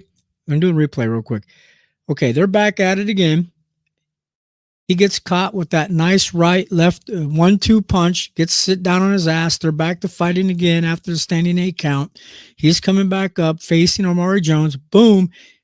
That was the nice right hand that set him down on his ass. He gets up on his feet. Show me where the referee stops the fight and says that's enough. Well, they didn't show that. God damn it. Okay, but guys, they didn't show that. Come on. Let's go to the corner. I'm kind of disappointed. I'm tired of all these early stoppages and all these fights. Yeah, the referee probably known that he might still win the fight. He was going to win anyway, but give the other fighter a chance to fight on all the way through. He was hurt, but not severely hurt. Here we go, guys. He has his hand raised. Amari Jones. Bill Haney up in the corner with his trainers. Other hands raised for Amari Jones. Here we go, guys. Amari Jones improves to 12-0 with 11 knockouts, and he could not have made that much more impressive than he did. He couldn't have made it look much easier either, guys. And again, this is a very credible opponent. He was in there with it. This is a guy who was in there with Hambo Williams 2 fights ago, or literally earlier this year. Amari Jones just absolutely mauled him here tonight. Okay, so now the question is, this is his 3rd 8-round bout. Is he ready for those 10 rounds? Is he ready to step it up, former champion or something like that? I would say so. We're looking forward to seeing Amari Jones back in the ring. And we are looking forward to this one. Juan Francisco Estrada and Bam Rodriguez. June 29th. Brock, I mean, you're just laughing at how good this fight. I mean, it's an outrageously good fight, guys. If you're a boxing hardcore. They're saying Estrada versus Rodriguez. That's Bam Rodriguez. They think June 29th, I think. So, guys, get ready for that fight as well. I apologize. I haven't been on a while, so I'll stumble through the show a little bit.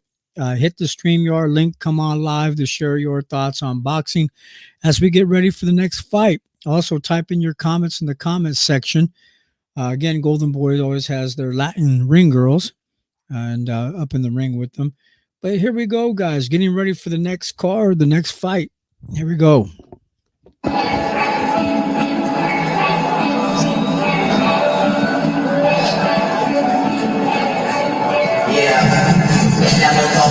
Marcus Bose makes his way to the ring. The 29-year-old from Roxborough, North Carolina, fought less than a month ago, dropping a 4-round unanimous decision to Jeffrey Young in Barboursville, West Virginia. That was on March 23rd of this year. So when he got the call on relatively short notice to step in for this fight, he was ripped and ready, but he'll have a tough night ahead of him against Johnny Cañas. Way to the ring, fighting out of the red corner from Santa Ana, California, the undefeated Jonathan Cañas.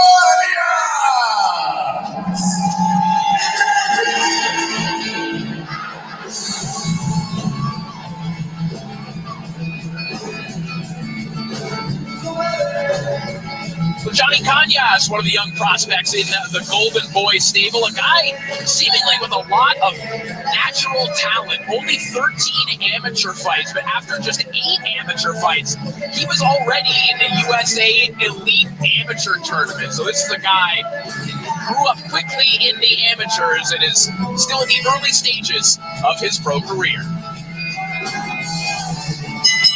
And here we go, ladies and gentlemen. 4 rounds is now scheduled in the super lightweight division. Introducing you first, fighting out of the blue corner. Tonight, he wears blue trunks trimmed in white and black. Weighing in officially 140 pounds even, he enters the ring tonight for the 8th time as a professional from Roxborough, North Carolina. Here is Marcus Bose.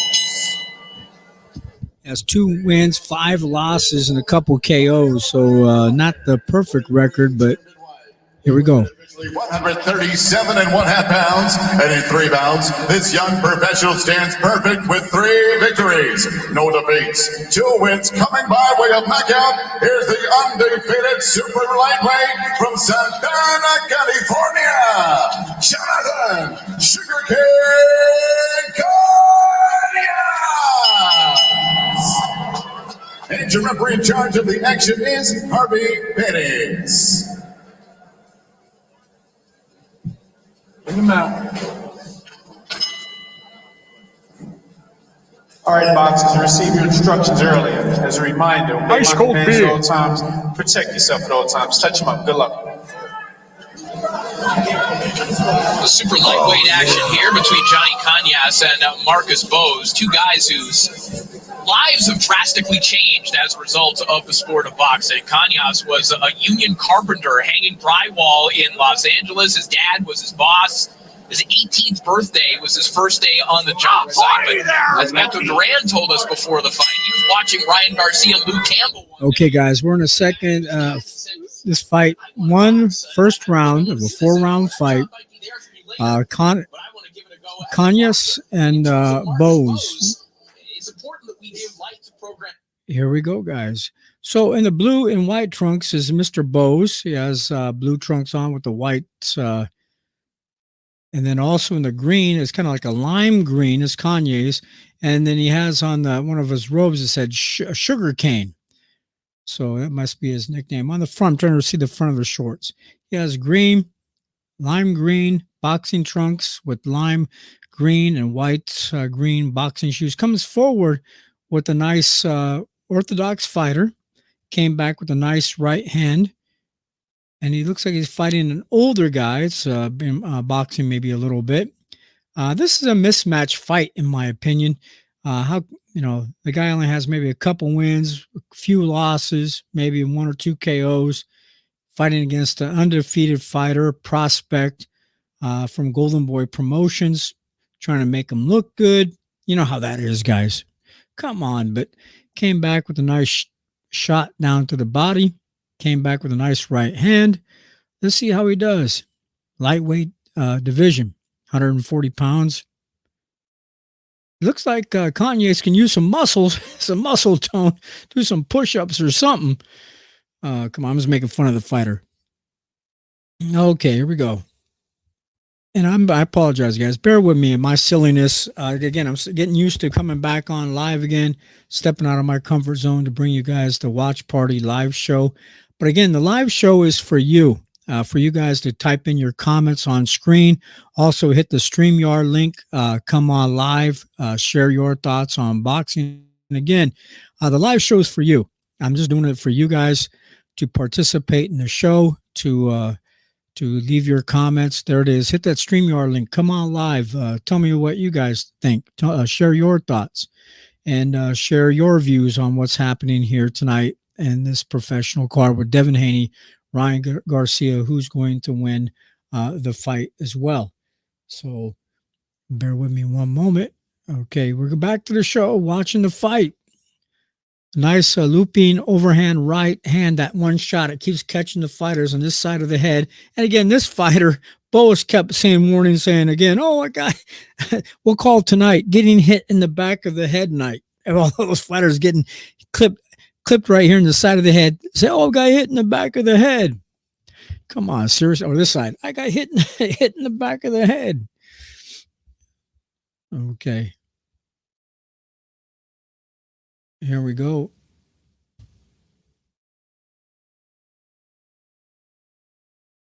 That was the end of that round, guys. It looks like Kanye's, however you pronounce his name, has got the better of this guy in the first round already. But let's go to the corner. Here we go. Right there, Boas was complaining about hitting the back of the head and protect yourself at all times. Lucky that those shots didn't land flush for Kanye's.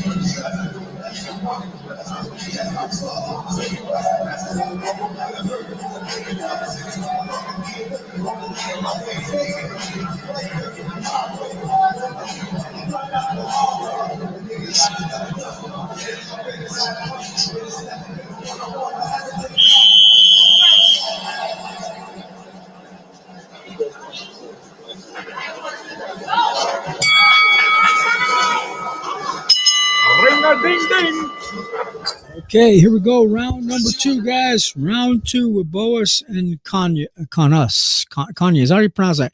Kanas is his name, from Golden Boy Promotions. Nice right hand from Kanas. Caught the guy in the face right in the corner. He's coming forward, fighting off the front foot. And he got Boas fighting off the back foot with a high guard. He looks like the shorter fighter of the two. Also, Boas just came back with a nice right hand to the head of Kanas. Now, guys, I apologize if I'm pronouncing his name wrong. Okay, here we go. And also, guys, thank you for you guys' support, for all you guys stopping by, showing up tonight for the few people. And I'm surprised. I haven't been on in a long time, a few weeks with the live watch party. And we got over 25 people hanging out, watching the show. So I appreciate it. Thank you. Appreciate it. Thank you very much.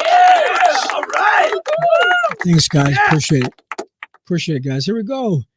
Kanye is a step forward. He's fighting orthodox. He's doing a really good job keeping the distance.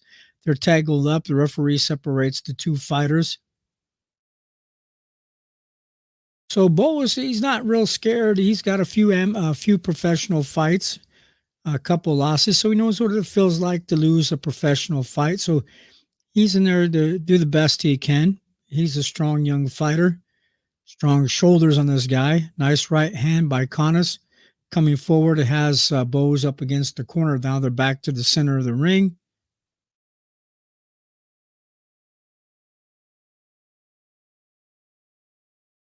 A nice little double jab by Kanas. Referee separates the two fighters again. The referee looks like he's Derek James. Referee, it could be his twin brother for Derek James. Okay. Kanas steps forward. Comes back with a nice right hand again. Tries to throw a little tapping right hand body shot to the body of Boas. And Akonis tries to push back Boas, or however you pronounce his name. Bowes is how you spell his name. Young prospect from Golden Boy Promotions. Oh, low blow. I seen that shot. Akonis threw a low blow right to the nuts of Boas, and Boas took a knee and complaining that he got hit in the nuts. We got to go to the ring for this one. More than not. Somebody hit you with a cup? No, I fought 75 amateur fights and I sparred hundreds of rounds. It doesn't hurt as much in these fighters act in the ring. I'm telling you, I'm being honest. No, that was low. That was low. That's when the cup rams into your private parts, bro. That hurts. No, around it. It doesn't hit the actual part. Just, the whole groin area hurts when it gets hit, no matter what.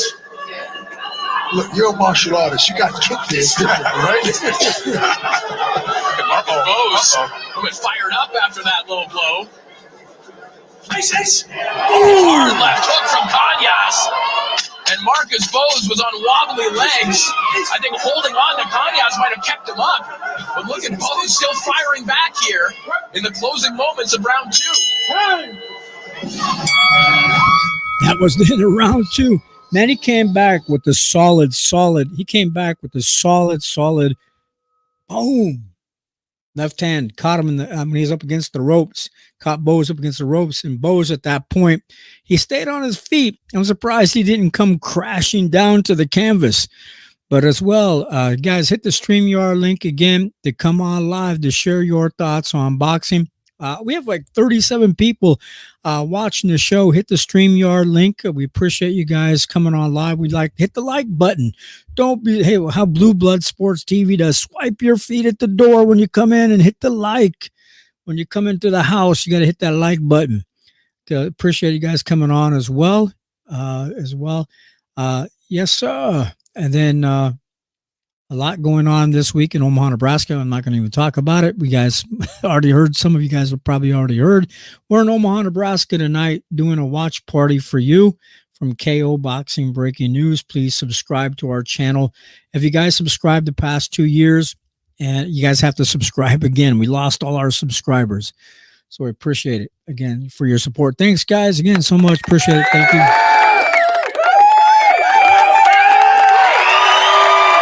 Yes, thanks.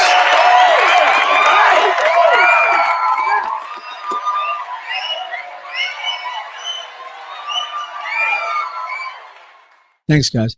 All right, Akonis, let's see if Akonis can come back again with a nice clipping right hand hook or left hand hook, or maybe a low blow shot again. Maybe you hit that guy in the nuts again. I don't know. We'll find out.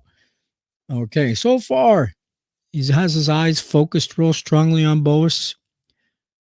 Mr. Boas is coming forward at the high guard, trying to keep his hands up, trying to be defensive. He's up in the ropes in the corner. Oh, he just got pushed, got shoved in the corner by Akonis. Akonis came back they're tied up. He keeps pushing the fighter back, kept shoving him back like, hey, get off of me. But here we go and find out. Referee separates the two fighters. Maybe Derek James became a referee or something. That looked like Derek James, the referee. Okay. Boas is stepping forward. He ain't throwing nothing. He's just waiting to get clipped by Akonis. Took in a nice little left-hand body shot, two left-hand body shots on the left side of Boas's stomach or ribs by Akonis.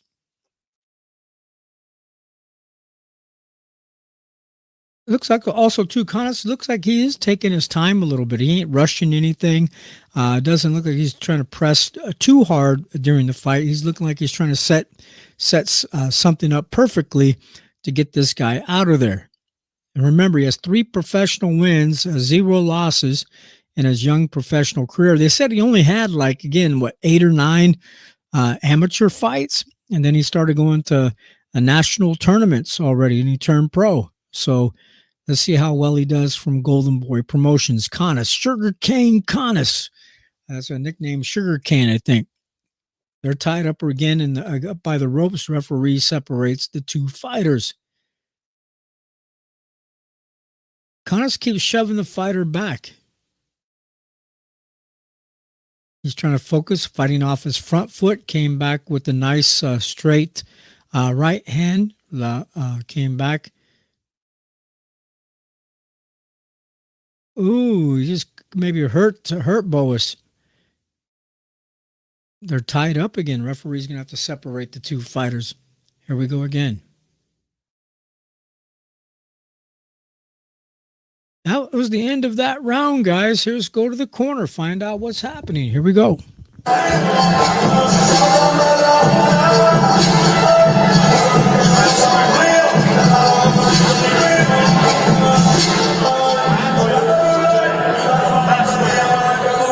As usual, Jonathan Kanya just stalking his opponent. Lands a straight right. Gives him a left to the body. And Bose holds on and says, all right, listen, I had enough of that.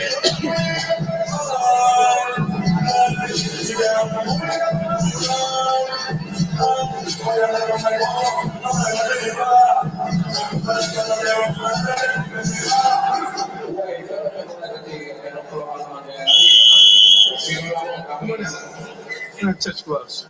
Come on out. We're gonna touch gloves.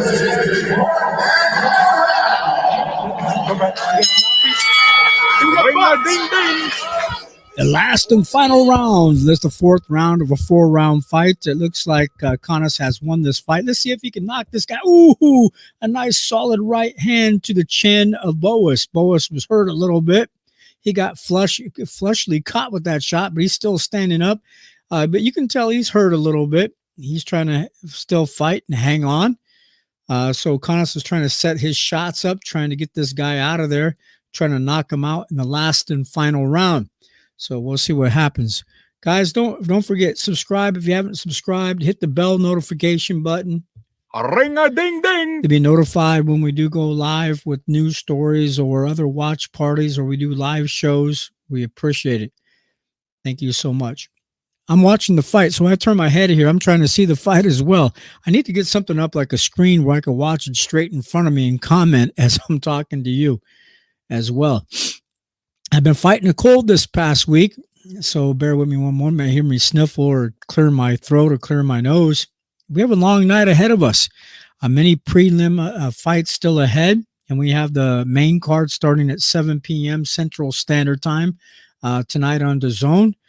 Pay-per-view. You guys, are still not too late. We don't get paid by DAZN or by Bill Haney or Devin Haney or Ryan Garcia. So go pay for the pay-per-view fight for you guys can watch the fight from home. Leave your comments on screen and tell us what you guys think about the fight. Hit the StreamYard link. Don't be shy. Don't be scared. Connors is stepping forward. I should be watching this fight more closely. But guys, he's winning this fight. Came back with a nice left hand body shot as well. So I think he has a little mark, a little scuff mark above his right eye. Connors does. He got hurt just a little bit with to the shot in the eye. He's trying to finish this fighter off with 52 seconds. I don't think he's going to get his complete knockout that he needs or that he wants. His complete stoppage. This guy's trying to survive, trying to hang in there. Boas is. He's moving backwards, moving left and moving right, trying to survive. And it looks like he might with 30 seconds left of the fourth and final round. So here we go. Boom. There's that nice little right hand. Ooh, he just caught Connors in the head with a nice little left hand hook, I think what it was. We got caught in the face. 10 seconds, 9 seconds, almost complete. There's no stoppage here. They're swinging away, guys. And Boas survives the fight. That's the end of the fourth and final round. Let's go to the ring, guys. Here we go.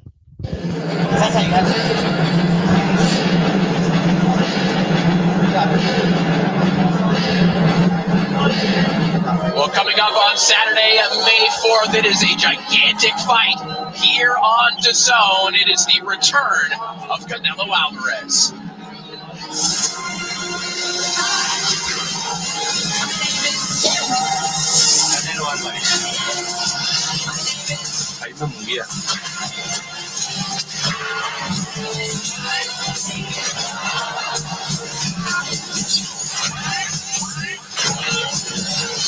Canelo versus Munguia, live on DAZN, May 4th.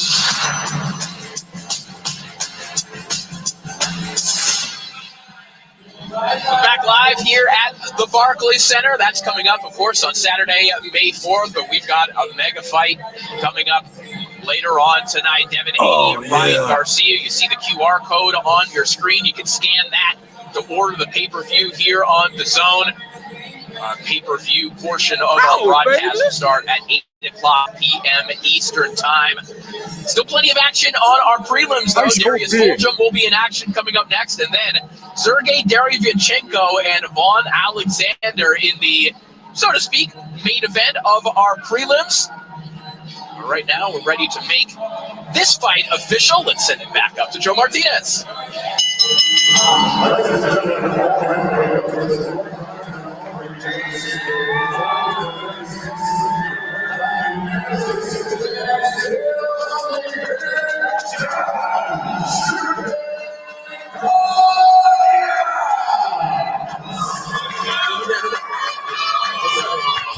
Jonathan Conyers, winner by unanimous decision, new record, 4 professional wins, 0 losses, and a couple KOs. Okay, guys. So he won his fight. He did it. He did win his fight, so that's okay against an average fighter. So we'll see how he does. But he only has 4 professional wins, 0 losses. I think he should fight Ali Taha. Since Ali Taha wanted to make some comments this week, Ali Taha, shout out to Ali. Always love him. We still support Ali Taha. But somebody like Jonathan Conyers should be fighting somebody like Ali Taha or even Blake Quintana from Nebraska, one of those young fighters. So here we go. Back to Akin Reyes and Barack Abbas and Corey Erdman are commenting on the fight tonight.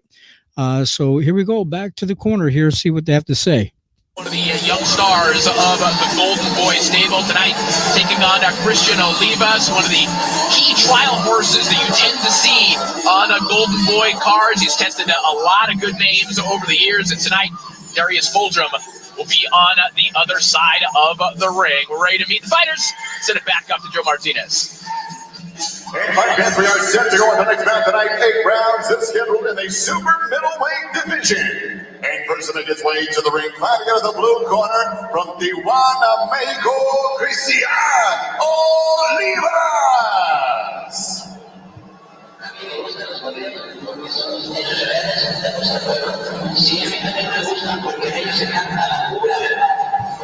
Getting ready for the next fight, guys. Next fight.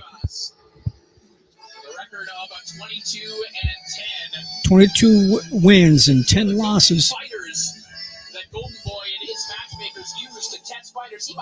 So this is going to be a tough fight coming up. This is going to be a Latin fight. 2 Latin fighters.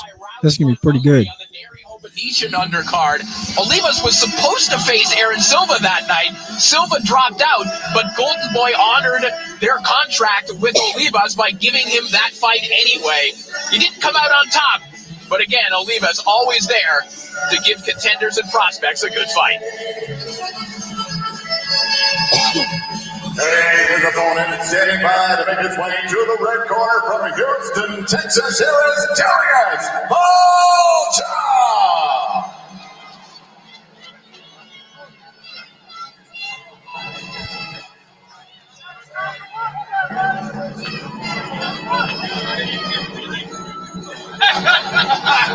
So Darius Fulgham of Houston, Texas makes his way to the ring, 10-0 with 9 knockouts. Last time out, scored a 10-round majority decision over Alantez Fox. That was in January of this year. Fox, obviously a nightmare-style matchup, but Fulgham still persevered and got the victory in that fight. A totally different look for him here tonight and more terrific exposure for a man that Golden Boy has high hopes for.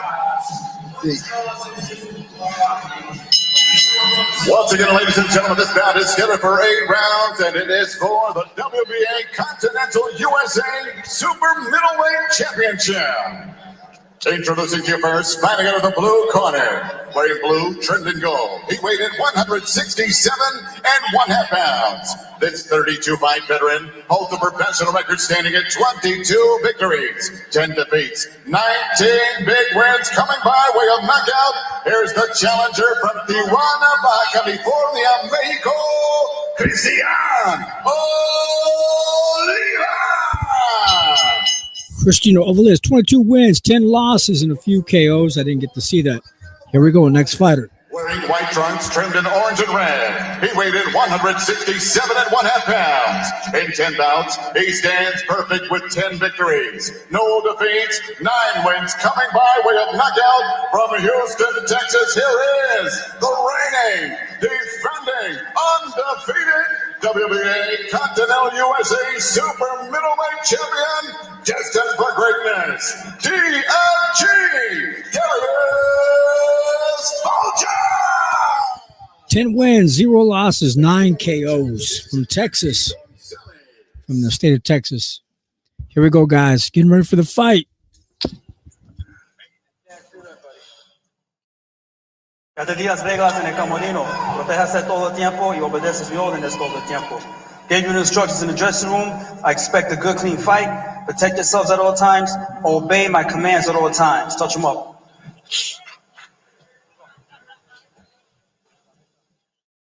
We're ready to go with our next contest in the super middleweight division. As you heard, a regional title from the WBA also on the line. The WBA Continental USA super middleweight title. Of course, that means a little boost in the rankings for the winner of this contest. Darius Fulgham, DFG. Okay, guys, here we go. First round. Right now. Finally, we got some commentators besides me from the zone, guys that we can actually hear and get some good commentating from some of the commentators. Brock and those guys did okay job, but they weren't the real professional commentators. They do like the interviews and things like that. They do a really great job. But here we go. We have Oliveras in the blue and kind of silver. It looks like blue and gold trunks to me, with gold trim, blue trunks with gold trim. And Fulgham is wearing white trunks with kind of orangish gold stuff on the side of his trunks. And there was a slippage. All of us slipped to his knees and there was a slip on the canvas. I guess he lost his balance or something. He's a strong fighter, Oliveras. How do you say his name? Olivas. In Spanish, I can't pronounce it. Olivas. He's coming forward, but there's a lot of hype and stuff for Fulgham. He's coming forward. Looks like this is going to be a pretty good fight. They got tangled up. The referee separating the two fighters. Oliveras is fighting orthodox. And I think Fulgham is also fighting orthodox. So we got two right-handed fighters fighting here tonight in the first round. Fulgham comes forward with the jab. He's letting his jab hand hang down kind of low, that left hand of his. He keeps dropping it. He's firing his jab from his hips or from his midsection. He's not keeping that jab hand up by his chin or up by his face, protecting his face at all. He's trying that Mayweather style, trying to keep his hand down low. They just caught him with a good jab. Fulgham threw a hand out with the jab and caught Oliveras in the face, but no serious damage. And then that's Fulgham is doing a pretty good job so far during the first round. Olivis, how do you pronounce it? Olavias? I can't even pronounce the Spanish. Olivas is doing a really good job holding his own with some good defense as well. Looks like a strong fighter, strong shoulders trying to come forward. But Fulgham is using a lot of his jab during the first round, which is helping him out quite a bit. He threw a looping overhand right. It doesn't do any serious damage. Then Oliveira, he kind of looks like Canelo Alvarez a little bit in the face with his hair, that reddish kind of hair. He just got caught in the face with a nice jab again by Fulgham.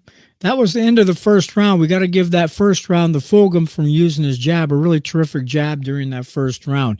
But here we go to the corner of Fulgham. Here we go, guys.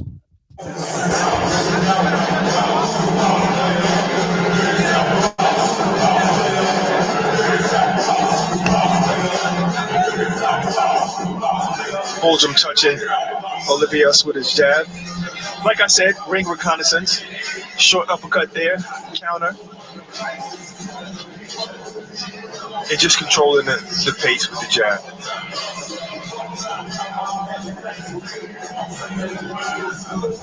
I left your comment up. Hugo Harris Monjanar. Yo, buddy, watching from the Philippines. Appreciate you coming on, leaving your comment on tonight on screen, brother. Thank you for so much for showing up, for your support. Guys, don't forget to hit the like button. Also, don't forget to subscribe as well. Round number 2. Here we go, guys. Darius Fulgham is fighting. He's coming forward using that jab, really great jab. That's the beginning of round number 2. Ring-a-ding-ding. We're round number 2, guys. Here we go. He tries to jab down to the body, Fulgham does. He tries to jab down to the body again as well. They're tangled up a little bit. Olivas, how to pronounce his name? I have a hard time pronouncing this guy's name. Olivas. I'll pronounce it. Let's say Olivas. I'll call him Olivas. That might not be correct, but apologize, guys. Then Fulgham tries to come back with a right hand hook and just grazing over the top of the head of Olivas. Olivas comes back with a solid left hand body shot down to the body of Fulgham. There's almost a clash of heads there by the two fighters. Looping overhand right by Olivas. Or Olivas, however you pronounce his name. Okay, he came back. He tries to come back with looping overhand right over the top. Olivas does. Nice 1-2 by Fulgham. He comes back down low with the body shot. Came back with the nice little left-hand hook over the top and caught Olivas on top of the head. He came back and caught Olivas with the jab on the chin. All Fulgham has to do is throw a 3-5 punch combination. It looks like he's going to win the fight because he has a good chance of connecting. But Olivas is coming back, holding his own, strong fighter. Oh, then Fulgham tries to push the head down of Olivas like this with his hand to try to push him down to the mat. He tries to throw a strong left-hand body shot down to the body. One thing about Olivas, he keeps stooping down too low. He's getting warm for stooping down too low. He drops his head down too low. He's a tall fighter, but why does he drop down so low? Nice left-hand body shot by Olivas as well. A nice over top with their left-hand hook by Olivas. Again, nice 1-2 by Fulgham.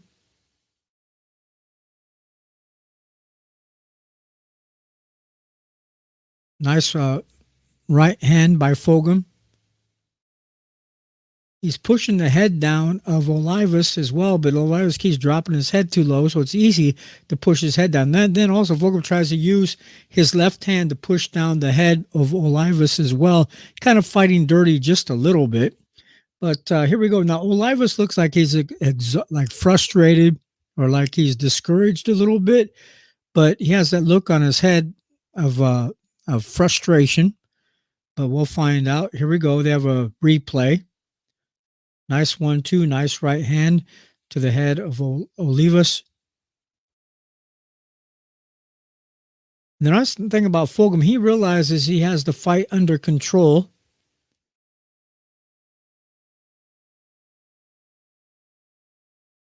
Nice straight 1-2 down the middle. But let's go to the corner. Here we go, guys. Pushing Olivas down.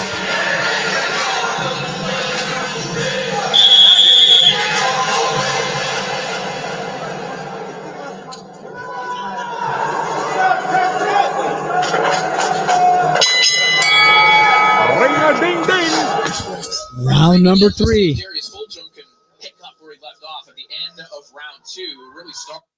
Okay. Round number 2 so far. Round 1, round 2. Fulgham has won the first round, the second round, in my opinion, so far from what I've seen. Trying to be fair. Also, too, one thing about Olivas, he's just trying to survive. He's just trying to hang in there. He already really realizes already he's frustrated. He already looks like he's defeated already, but he's trying to put on a good show. He's just collecting a paycheck. You can tell by the look in his face. But we'll see if he really maybe get lucky with the lucky shot and knock Fulgham out. Who knows? But he's not going to keep continuing. It's going to be a unanimous decision win, in my opinion, unless there's a miracle knockout by Olivas. So we'll see. He comes back trying to throw some blows himself. Olivas does with the right, left hand, but doesn't do any serious damage. And then a little shoe shine by Fulgham with like a little flurries like an inside like this real quick. No serious damage. Just trying to keep his hands busy, making it look like his hands are busy.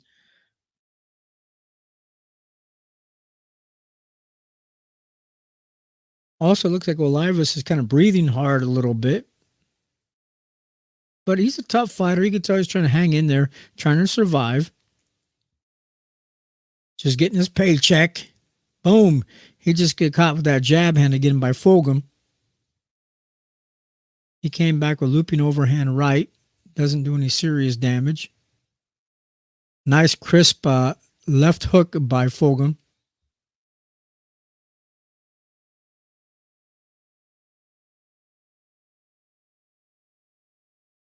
Nice little right uppercut by Fulgham.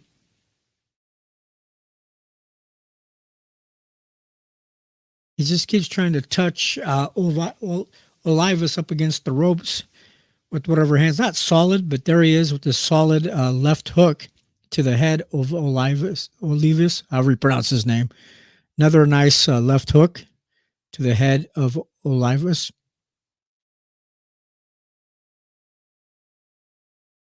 They're tangled up. Referee has to separate the two fighters. 30 seconds left of the third round.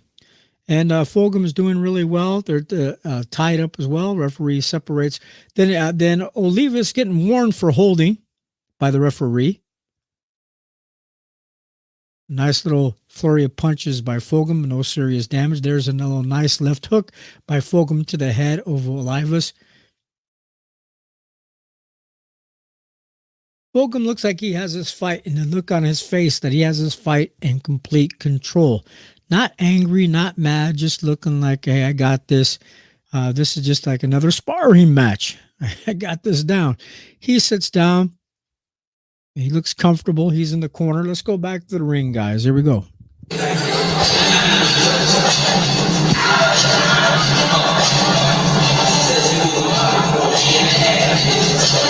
Fulgham unloaded with hooks and uppercuts. I believe this round is when Olivas really started to feel it.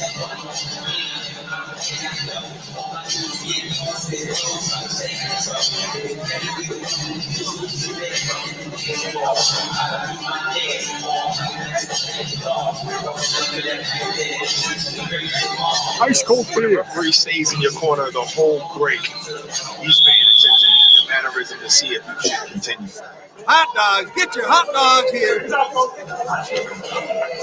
Doctor's taking a close look at Christian Olivas as well as round 4 begins.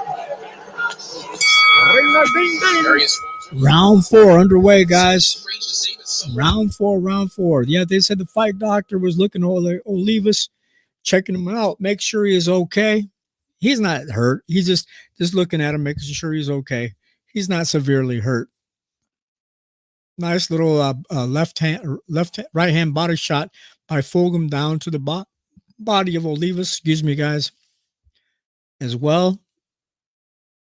round number 4 of an 8-round fight. Fulgham so far has won every round, in my opinion. I'm not the official judge here.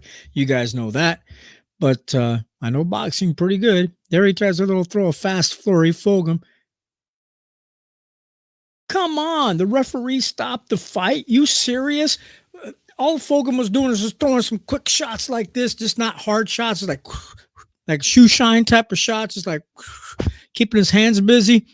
And the referee waves off the fight. It's like, come on, dude. Seriously?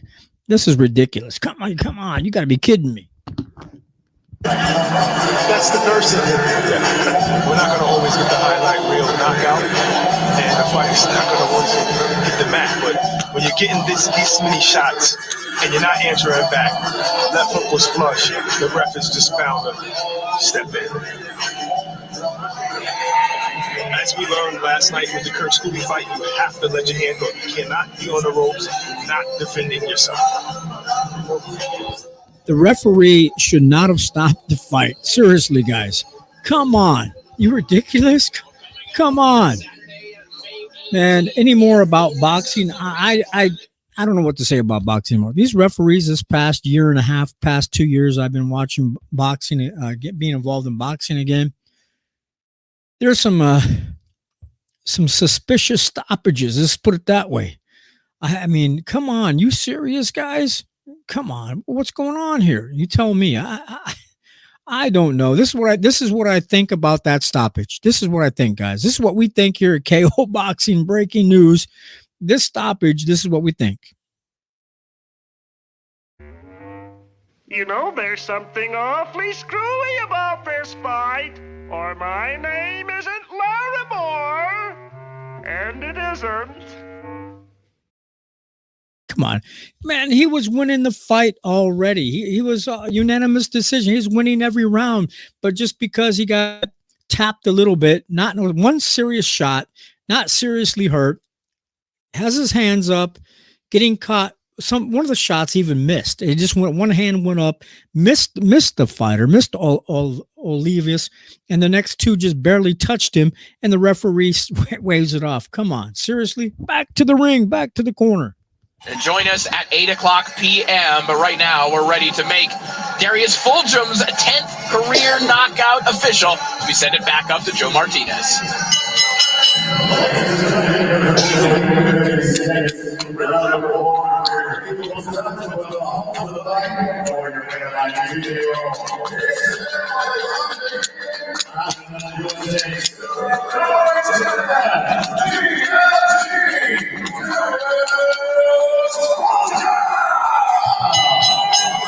$11 wins, 10 KOs. He cruised. Come on. This is ridiculous. Here we go. Darius Fulgham, and even though he didn't really have to throw his hardest stuff in this fight, I mean, perhaps the game plan was, hey, go in there, place your shots, worry about speed more than power. I'm just guessing here. It worked. if it was, it worked. Maybe so, but like I was talking about muscle memory earlier, you want to go in there and not fight to the level of your opponent. You know, you want to do your best in every fight. And though it was effective, I think he could have done more. That's all. Hey guys, I'm gonna take a little quick restroom break, and I'll be back. You guys can listen in on the show. Fulgham, as we mentioned, a very impressive young man outside of the ring as well, and he'll have plenty of opportunities because of that backstory, the ability to market himself, the ability to speak as well. Fulgham, a guy that we're definitely excited to see more of. Guys, of course, our main event coming up a little bit later on. It's Haney, it's Garcia. There's been a lot of talk about what's been happening outside of the ring, the build-up to this fight, which frankly, one of the more memorable in recent years, I would say, when it comes to major fights. But inside the ring, this is still a fascinating style matchup, I think. Absolutely, because you're thinking about, a lot of people are thinking about Devin Haney's last performance against Regis Prograis. He was a certain type of fighter, not a lot of foot movement, short arms, not as fast as Ryan Garcia, and twitching. So I think, though he looks dominant, he's fighting a different type of fighter than Ryan Garcia. So it's going to be a lot more competitive than the odds are showing. I think it's like what you said earlier, because of the antics are just taken away from what we actually have here. We have two of the best 140-pound fighters, and they're both coming off of great performances. Everybody's forgetting that because of some tweets that Ryan Garcia is doing. A little bit more than some tweets. All right, a little bit on more. Instagram. Nevertheless, you're right. He's coming off a knockout victory, and Devin coming off a dominant performance. I wouldn't say people have forgotten about the Tank fight, but obviously he moved up in weight. He's a lot more comfortable at 140, though he didn't make 140 in this one. Maybe I alluded to it earlier. Maybe that's part of the strategy for him to come a lot heavier than Devin in there and be the stronger guy. 100% part of the strategy. But does that look like you're professional? It's a bad look, but he's saying, I want to be comfortable. Well, you got to scan that QR code if you want to find out what's going to happen. It's at the top left of your screen. That's our main card starting at 8 o'clock p.m. Eastern time. But we've got one more fight on the prelims, and it could be an exciting one, guys, between Sergey Derevyanchenko, literally coming off of the fight of the year against Jaime Munguia, taking on Yvonne Alexander. We're ready to meet the fighters. Let's send it back up to Joe.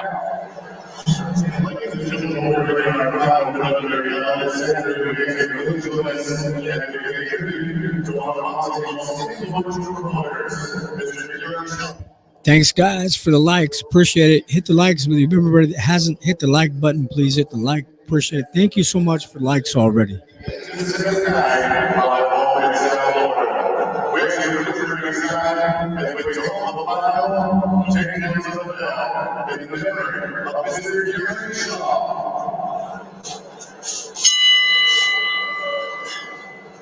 Ring-a-ding-ding.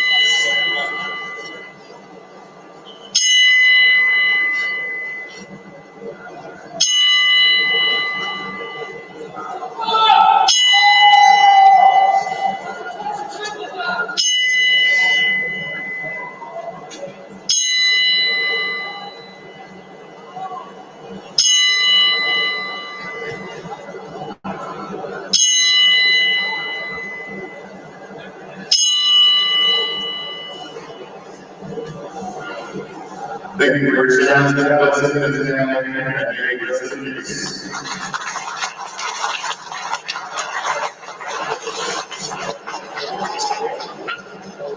A fitting tribute here at the Barclays Center, and we actually have a few more moments before our next contest between Sergey Derevyanchenko and Yvonne Alexander. So let's talk about it, guys. Derevyanchenko, a guy, as we mentioned, coming off the fight of the year, as voted on by many outlets, against Jaime Munguia, a fight that I was honored to call, and of course. Okay, well, they're talking about the next fight coming up, guys. Let's come back here to us real quick.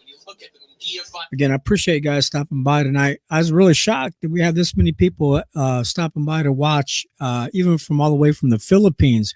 Appreciate it. You guys also hit the StreamYard link. If you can speak English, if I can communicate with you, you're welcome. Or if you want to come on and say something fast in Spanish, you're welcome to do so as well. I don't care, but I can't understand a lot. I don't speak Spanish fluently, so I won't be able to understand what you're saying. But if you want to say something, share something, hit the StreamYard link. Don't be scared. Don't be shy as well. I posted the StreamYard link a couple times throughout the comment section.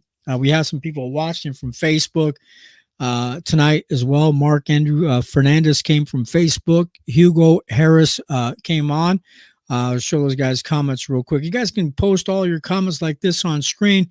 Right now, I'm not monetized anymore because I destroyed our channel a couple weeks ago, but we're starting from scratch, starting all over again. Yeah, you guys can, I'll share your comments on screen, but later on when I get monetized, you're going to have to donate to the channel to share your comments on screen.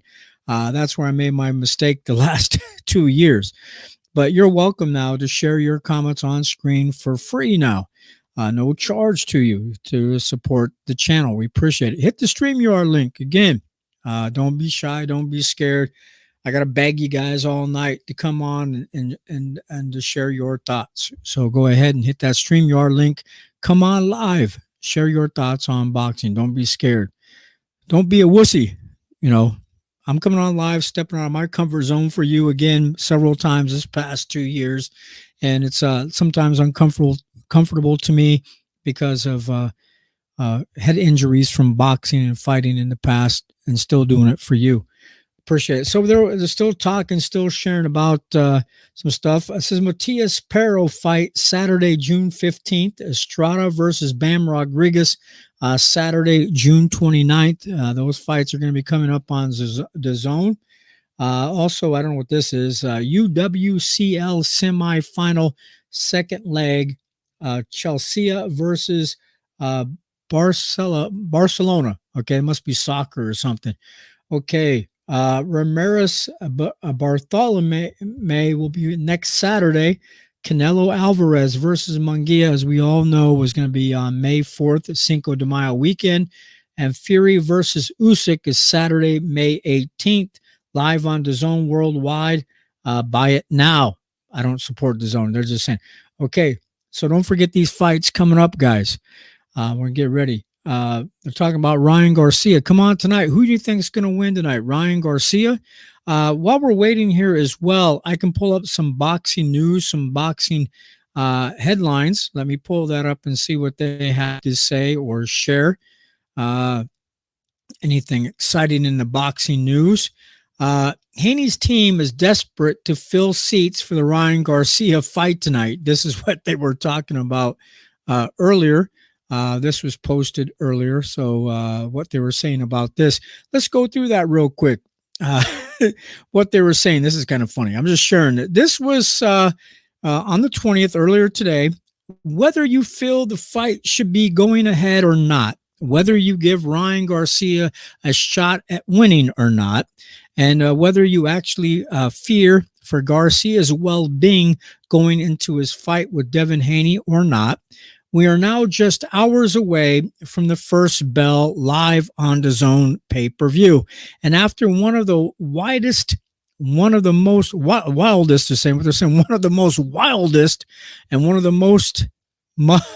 most at times disturbing buildups ever seen in boxing, with Garcia really acting strange or out of his mind, we simply do not know what to expect to see tonight in New York here tonight. Now, Garcia, who reportedly underwent a mental health evaluation shortly before tonight's fight and passed with flying colors, has taken to social media, we think. One last time, do you guys think he really passed with flying colors? Seriously? Okay. I don't know. I think maybe he did. One last prior to this fight, and Garcia, as we all know, failed to make weight by some margin. He weighed in at 143.2 pounds, and he appealed to his fans not to be scared. But what they see what they see in the ring tonight, not to be scared out of their mind. Hopefully, don't bite anybody's ear off or anything like that. End quote. Don't be scared from what you witnessed tonight, Garcia wrote. I'm not talking about me doing something to get disqualified. It's going to be pure boxing. This is going to be a war. Kill or kill. Nothing else. See you at the fight tonight. This would be an event like you never seen before. Next tweet will come soon after the fight. End quote. Guys, what do you guys think about this so far? But yeah, we have some other comments already. Also by Alina Artefizer. You are the best. She came on and made some comments as well. That was my wife, guys. She left a comment as well tonight on screen. We'll show her there again.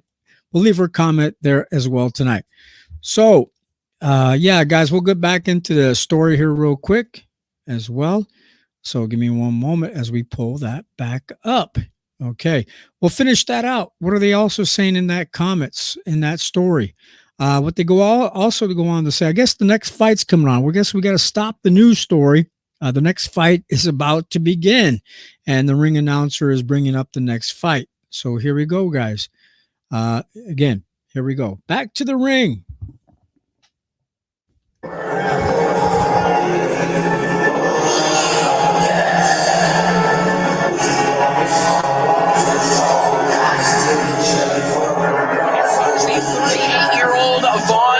Alexander with a record of 18 at 10-1, a record that again doesn't tell the whole story, because this is a man who has essentially taken only tough assignments since he resumed his boxing career after coming out of prison and getting back inside the squared circle. One of the toughest men in his weight neighborhood is going to take on yet another tough assignment here in Brooklyn.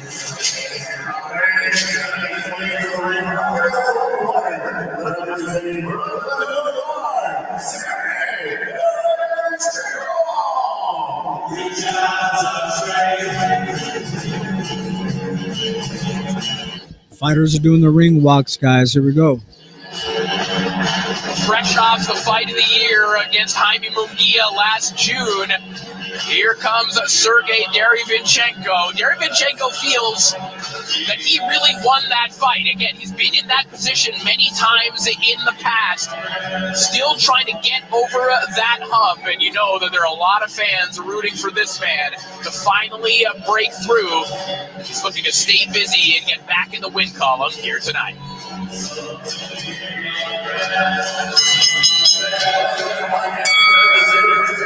Ring a ding ding.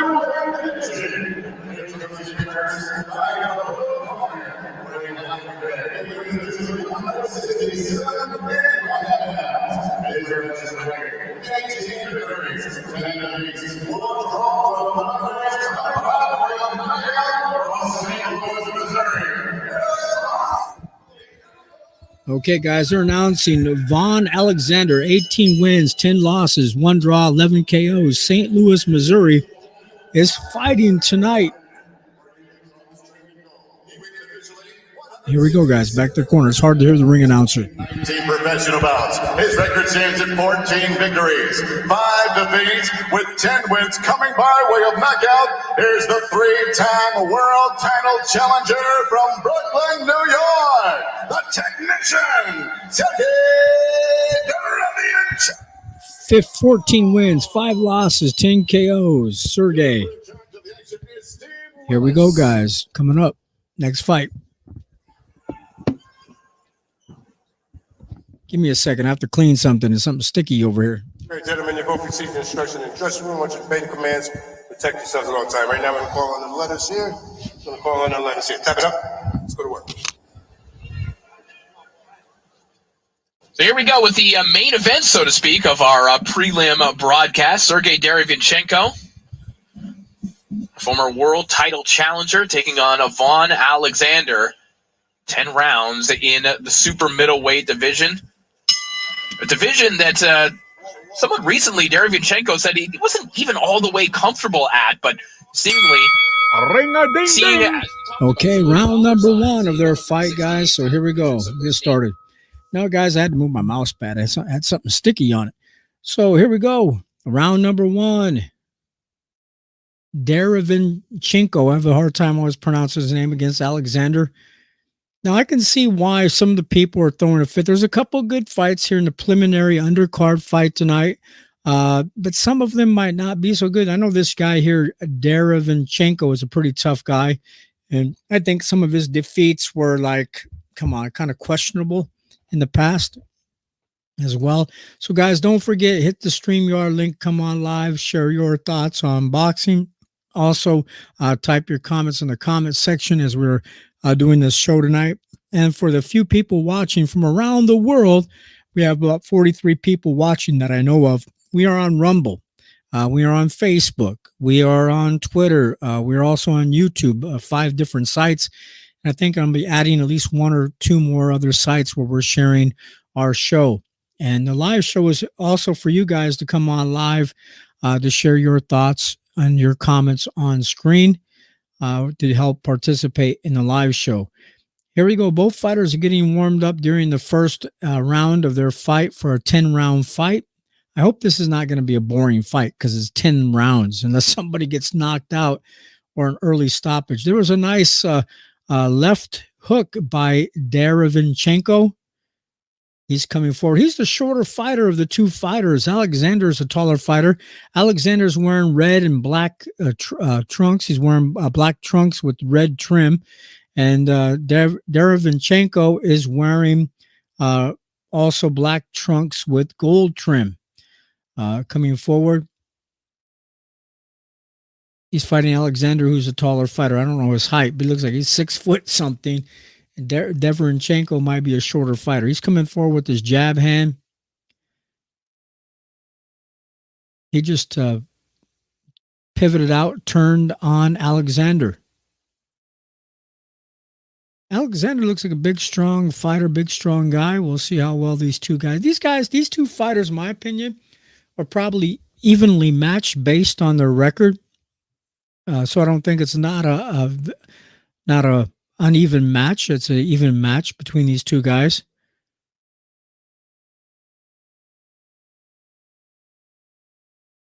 Nice double jab by Derevinchenko.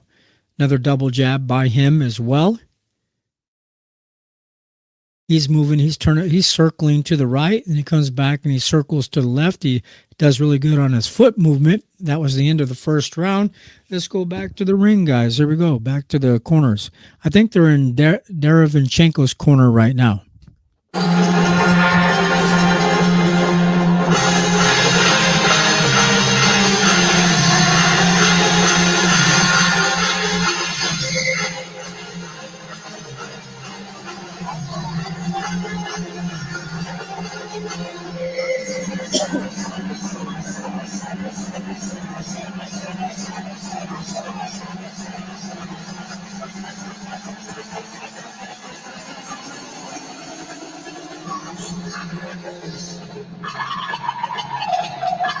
They're not sharing too much. They're not talking too much. But as we're waiting for them, guys, we can't hear what the fighters are being instructed. Don't forget to subscribe to the channel again. Also, too, you guys down below, there's a little ticker at the bottom of the screen. You guys can donate to the channel. We can't do super chats now because we're not monetized again like we were in the past month. We got demonetized when the channel got shut down. But you guys can donate by Cash App as well to help support the channel. If you want to donate, you can donate as well. As we go round number 2, here we go, guys. Ring-a-ding-ding. Derevinchenko is coming out real strong. Alexander is still coming out real strong, coming forward. Really strong defense by Alexander. He came back with a nice solid right hand, Alexander did. He's coming forward with a jab to the body. Alexander's looking really good. Derevinchenko is strong defense, high guard with his hands held high. And he's trying to throw a 3-4 punch combination. Both these fighters are strong fighters, evenly matched. One fighter is taller than the other. Alexander is taller, as I said. Both fighters were clinched real tight. They spun each other out and came back to the center ring, tied each other up again, pushed each other back. Also, Alexander has a strong focus. He looks really focused during this fight, coming forward on Derevinchenko. Derevinchenko had a real nice good uppercut to the head of Alexander. Looked really good at that left hand uppercut. He throws a jab. Derevinchenko throws a double jab. A quick little jab. He has a really good jab during his fight. He's starting to let his hands go. Derevinchenko is letting his hands go during the second round with 1 minute and 10 seconds left of the second round. Derevinchenko is jabbing to the head, jabbing to the body.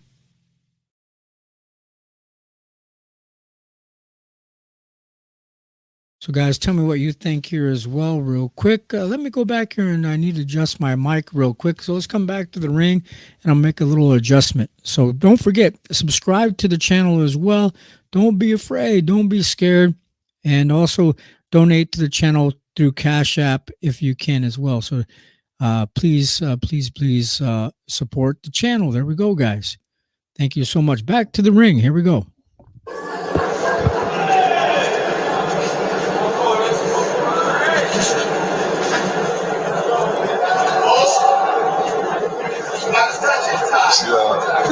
Another example of having an opponent in Vaughn Alexander that allows you to work on the things you need to work on for the better opponents. Nice counter shots there from Von Alexander, though, but Derevyanchenko puts a little more mustard on those shots. So that'll do it for round 2. Starting to see little hints of vintage Derevyanchenko here, getting into a rhythm. But maybe you alluded to that earlier, Corey, where they want him to pace himself a little bit more.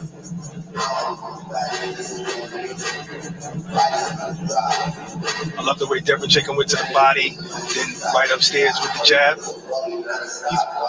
Good 1, 2, 3. He's been shooting the jab and left hook a lot as well. Alexander, just like his brother Devin, when they were young, had one of the toughest chins in the sport.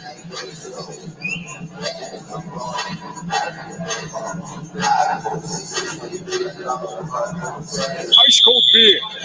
As you mentioned, Barack Von Alexander, the older brother of Devin Alexander, who actually is fighting next month in my wife's home province of Alberta. He's fighting up in Canada. Is she promoting the fight? I mean, she's a lawyer. I think she'd be qualified. Round number 3 of a 10-round fight. Here we go. Derevyanchenko is starting to get warmed up, starting to let his hands go, guys. He's doing a really good job. Thank you guys for your support tonight. Thank you for the likes. Guys, don't forget, hit the like button. Usually what happens when I get off the live watch party, I go back later on and I don't think enough people are hitting the like.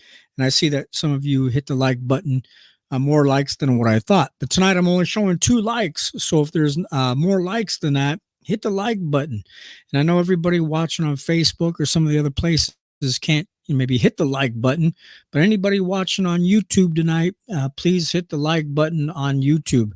Or if you guys can, or if at all possible, go to the YouTube page and I'll get credit for the watch hours or watch time on YouTube. You can stay on Facebook if you want, but to completely support the channel, please do from YouTube and subscribe on YouTube.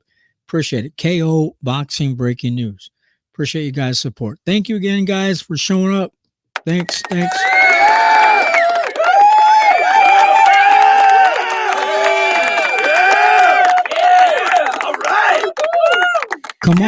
Come on tonight and share your thoughts on boxing about Devin Haney and Ryan Garcia. Derevyanchenko is letting his hands go. Both these guys look pretty good. Nice little right uppercut by Derevyanchenko. He's letting his hands go like a 3-punch combination. I think he has a little blood coming from his nose, or he got cut on the top of his nose. I can't really tell. Derevyanchenko has a little red mark on his nose, or I see some blood from what I can see. And it's not coming out of his nose. I think it's right here in the top of his nose, right here in the top. So we'll see. Nice little left hook by Alexander. Alexander's holding his own during this fight as well. He's coming forward as Derevyanchenko is fighting off his back foot, not so much off his front foot. He's moving backwards as Alexander's the bigger, stronger fighter trying to come forward. Both these two fighters look like they're older fighters, so they're evenly matched, probably on age and on their records from what I've seen.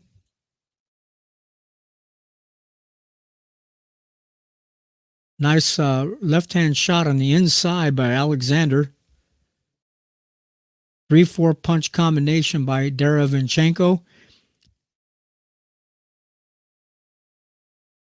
Oh, here we go, guys.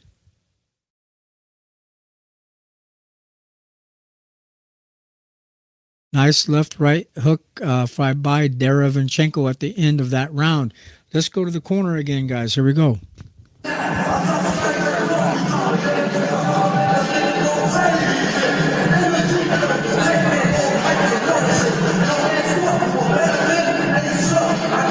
You see Derevyanchenko taking deep breaths because he had to really work in that round. The pressure was on him. These are all pity pats, but they're effective in his scoring shots. Not landing completely flush, but like I said, they're scoring shots. Good left hook. That was a flush shot.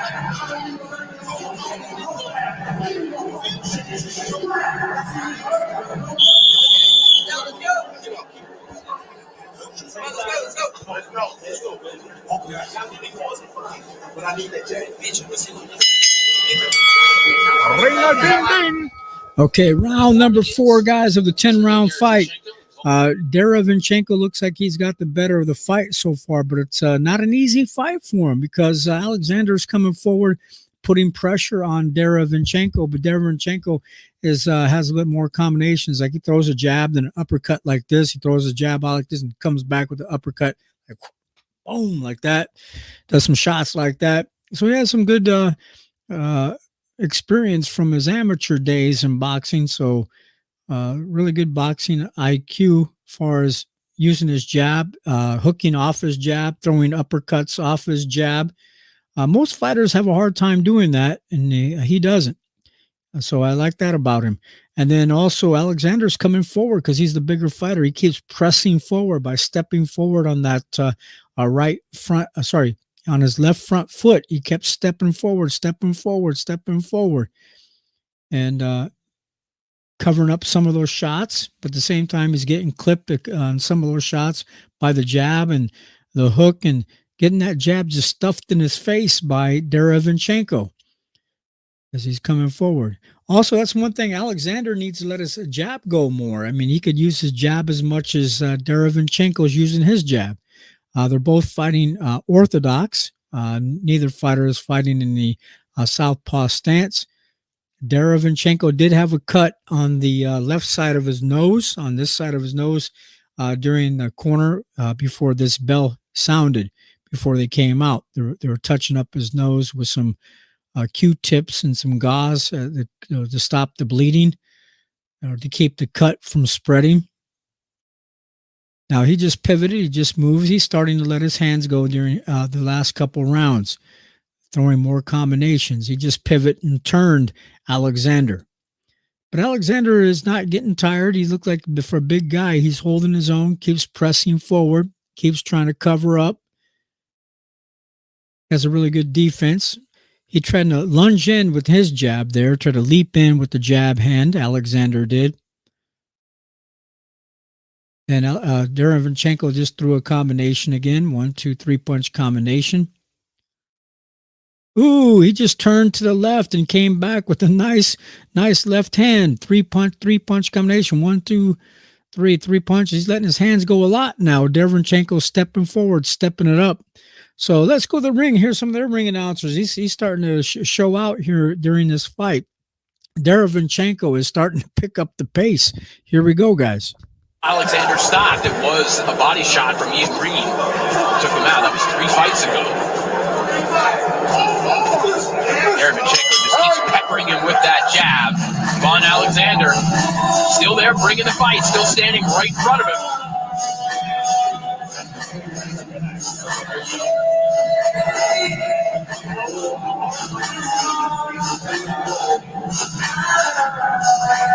This is what I was talking about, the aggressiveness of Alexander in that round. Those were 2 really good shots before Derevinchenko turned it over.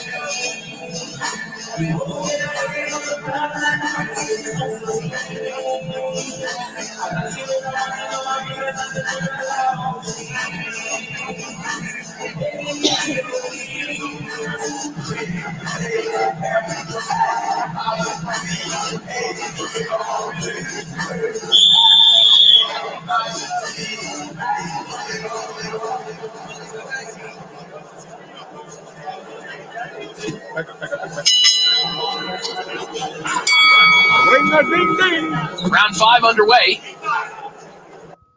Round 5. Here we go, guys, for Derevinchenko. Derevinchenko, I think, has the better upper hand so far as far as the combinations, using his jab a lot. He's jabbing to the head now, down to the body. Also, Alexander, don't got to give him credit. He's stepping forward. He's trying to stay right in front of Derevinchenko. He's trying to step forward, and he tries to lunge in or leap in again with that jab hand of Alexander's. He's trying to jump in there with that jab. He's jabbing. He's starting to realize he needs to jab. Remember, I was complaining earlier that Alexander needs to use his jab more? Well, I guess now he's starting to use his jab more. But the fast flurries, fast hands of Derevinchenko is coming forward, picking up the pace. So this fight is not really too boring because these two fighters look, evenly matched, very competitive with one another. But Derevyanchenko is throwing those 4-punch combination on the inside, throwing some body shots, throwing some head shots, throwing some uppercuts, showing them some crisp short hooks, left hooks, right, mainly left hooks and right hooks. Not a lot, but he's stepping forward down to the body on the inside, Derevyanchenko, as Alexander just keeps stepping forward and eating some of those shots. I can't say that every single shot of Derevyanchenko is connecting, but to the head, yes, but he's covering up some. He has some good defense, but he's getting caught, but he's not severely hurt. He just keeps coming forward. He keeps eating that jab. He's eating the jab of Derevyanchenko. Derevyanchenko comes forward with that jab, and he just keeps taking that jab. But he comes forward still, stays right in front, stands right in front of Derevyanchenko. I just think that Alexander needs to start letting his hands go more to be even more competitive than what he is. But I think he's starting to realize that he's going to have to start picking up the pace, or he's going to get walked. Every round is going to be taken from him by these combinations of Derevyanchenko. Derevyanchenko comes pot-shotting with the left hand, with the right hand, trying to throw an uppercut on the inside. Comes back with a 1-2, just keeps coming forward. Pop, pop, pop, pop. Like, keeps catching him. But that's how he's firing his shots. They're not straight, solid shots. They're just short, crisp shots to the head because they're standing so close. And then he just gets turned, gets spun out by Alexander. There's that nice 3-punch combination again, that 1-2. Way that Derevyanchenko is throwing his combinations is like him hitting a double end bag, like not straight, crisp shots like this, but just up in front, like pop, pop, pop, pop. Like he keep hitting the head of Alexander's head. Now they're back to the corner, guys, into the corner of Derevyanchenko. Now they're showing some replays. Alexander's eating some shots with those short, crisp headshots on the inside. Excuse me, guys, as I clear my nose here real quick. Back to the ring real quick. Here we go. He seemed to take it well. That one slid off of the shoulder, Alexander, but that jab and right cross landed. And Alexander shakes his head. Nope. None of these are affecting me.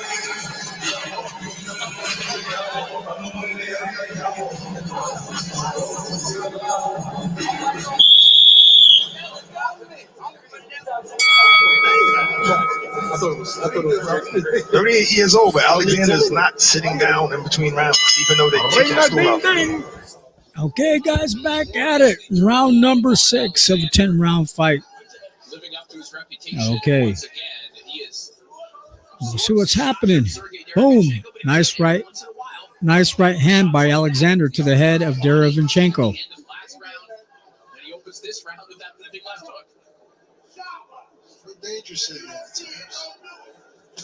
Ooh, a nice little crisp left uppercut by Alexander to the head of Derevyanchenko. As Alexander stepping forward, putting pressure on Derevyanchenko. Also, too, Derevyanchenko, it looks like on his left eye is kind of swelled up, kind of red a little bit as he's staying right in front of Alexander. Alexander is the bigger, stronger fighter, and he's just staying in the pocket with Derevyanchenko as he's getting pot-shotted by those little short combinations. So he's holding his own now. He's starting to step it up a little bit. He's realizing that he needs to be more aggressive. So far, though, based on the rounds, I say Derevyanchenko is ahead on the scorecard based on what I'm seeing. But hopefully Alexander can step forward. I don't really have any favorites in this fight. Yeah, there he goes. Nice little crisp, quick jab by Alexander. Alexander is starting to have a second wind, starting to pick up, getting more oxygen back in his lungs. And he's staying more focused as he realizes, I got to do something or I just can't get beat by this guy like this, because I got to put on a good fight, a good show. Nice little right hand, great head movement by Derevinchenko.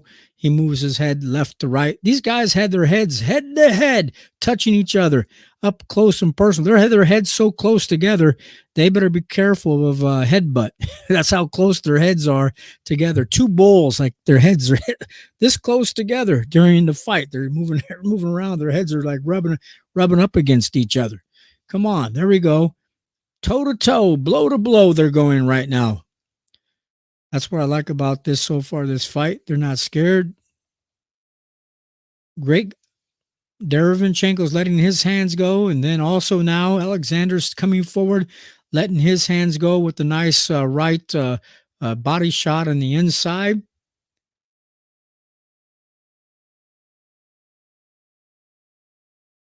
As the bull, Alexander the bull keeps stepping forward, keeps pressing forward. He's getting caught with some headshots. If Derevinchenko would go to the body more, I think he could do a lot more damage. I think now there's starting to be some blood streaming or coming from the nose of Derevinchenko. We'll find out here in a second as we go to the corner. Here we go, guys. We'll find out. I'll get a close look. Yeah, there's blood finally coming, not just from the edge of his nose, but from his nostrils as well. Some blood coming from Derevinchenko's nose. Bloody nose now. And his left eye is not completely swelled up. It's not swelled up, but just roughed up on the brow of his eye a little bit. He's taking some deep breaths. You can tell he's a little winded. He's realized he's got the pressure put on him by Alexander. So let's go to the corner. Here we go. It says, give me some breathing room. And Alexander comes back in his face and eats a jab.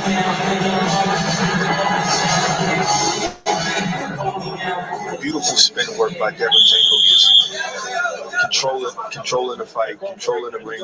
You ready to go? You okay? You ready to fight the clinch? All right. Round 7 begins. Sergey Derevinchenko and Vaughn Alexander wrapping up our prelims here. Okay, here we go. Comes forward the lunging shot Alexander did again. So here we go. Comes forward lunging shot Alexander. And then also back to that quick double jab by Derevinchenko. They're back at it. Then Alexander keeps stepping forward, staying in the face, staying head to head with Derevinchenko. So guys, I hope you're enjoying the show tonight. Don't forget, hit the subscribe button. Also hit the like button. We need more likes, guys. By tonight, we got a few people watching. I appreciate everybody being on here tonight with us. Alexander just threw a nice left hook to the head of Derevinchenko. They're tied up. Referee separates the two fighters. Derevinchenko took a real deep, big breath. Like, I need to give me some breathing room. I need to breathe. As Alexander just keeps pressing forward, head to head. Now he's throwing some left-right body shot by Alexander. Alexander just keeps pressing forward, not scared, not worried about getting hit. Big, strong guy. Both fighters are starting to let their hands go a little bit more, knowing the desperation of the fight, making it more of a war. Toe to toe, face to face, brow to brow. Okay. Ooh, a nice little clipping left hand by Derevinchenko. Yeah, this is going to be a good fight. From this round on, so far, we're in round number 7 of the 10-round fight between Derevinchenko and Alexander. Nice crisp shot. Both fighters get tied up in the center of the ring. Referee separates the two fighters. Both fighters come back together. Derevinchenko, 1-2-3 punch combination. And headshots. Derevinchenko just wants to throw mainly headshots. I think he tries to jab to the chest or jab to the midsection of Alexander, but he needs to throw some hard body shots. He's missing out. You got to go. You have to go to the body almost just as much as he's going to the head. He's going to the head, but he's not going to the body enough. If he chopped down that body, the head is going to be chopped down as well. Derevinchenko, in my opinion, is not going to the body enough. So as Alexander is stepping forward, strong guy taking those shots, and he's throwing back some shots of his own. He just keeps right in front of him, steps forward, covers up. He blocks a lot of those shots with his shoulders. As he's turning his shoulder, he's blocking a lot of the shots that he's taking, and blocking shots like this, turning like this, blocking some of the shots, coming back, blocking. So that was the end of that round. Let's go back to the corner, guys. Here we go.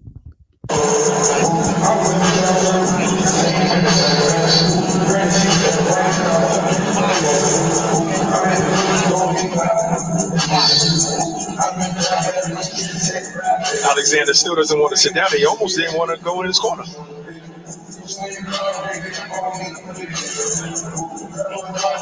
Quick right cross by Devenchenko. Corners on him. He ate 2 left hooks. Complaining about Devenchenko pushing him off. Still eating these shots, lefts and rights.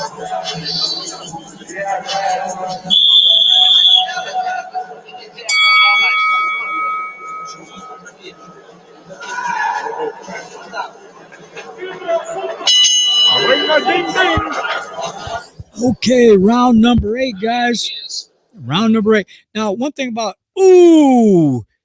that was a slip. I thought he maybe got knocked down. Alexander just slipped on the mat. I thought it was a knockdown at first. I must have missed it. He just fell straight down, but he got back up. It was ruled as a slip.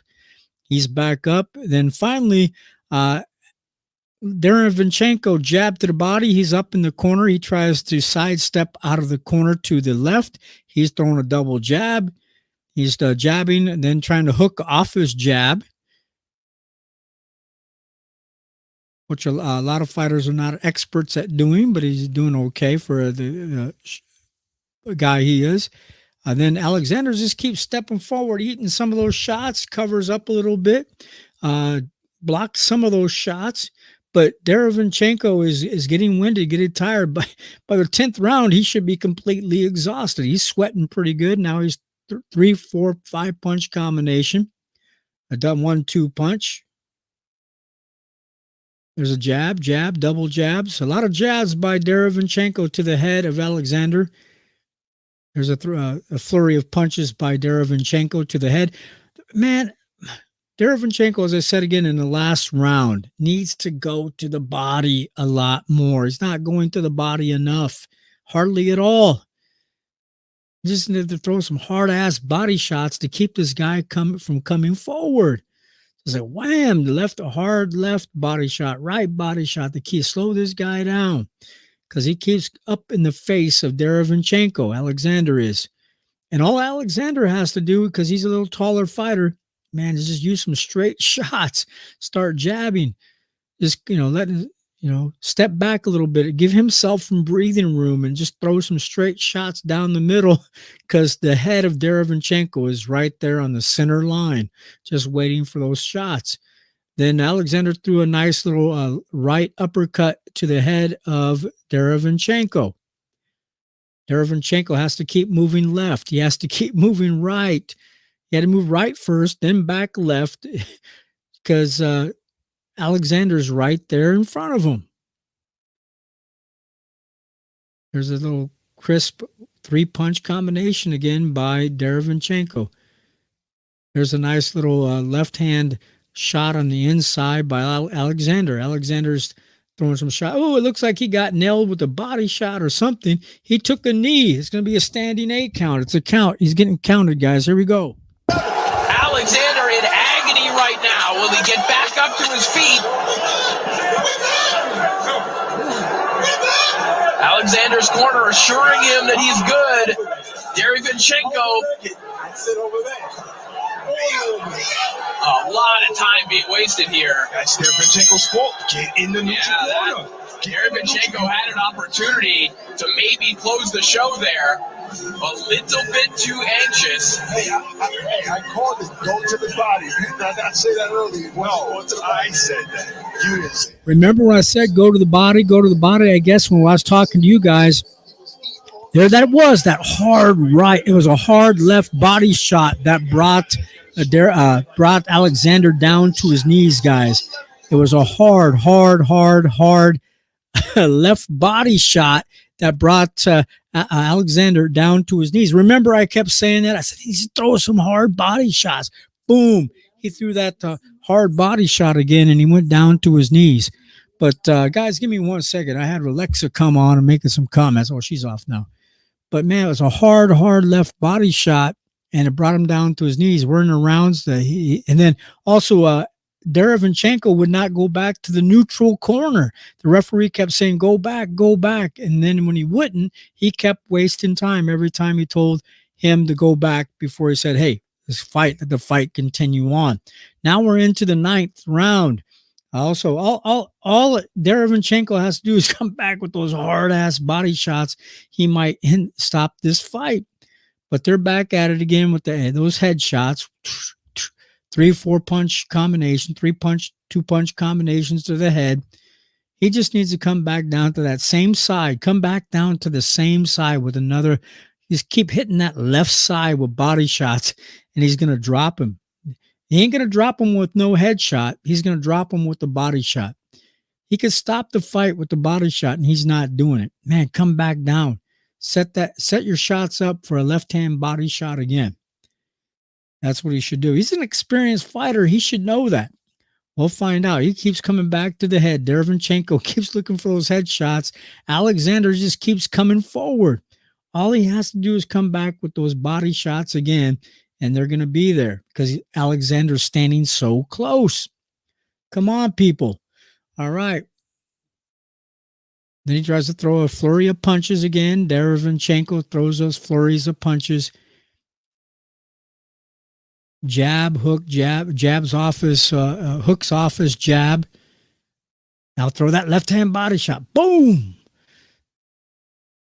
I think what's happening now, Alexander is dropping his hand, his elbow down to the body to protect his body, knowing that Derevinchenko is looking maybe to come back down to the body again.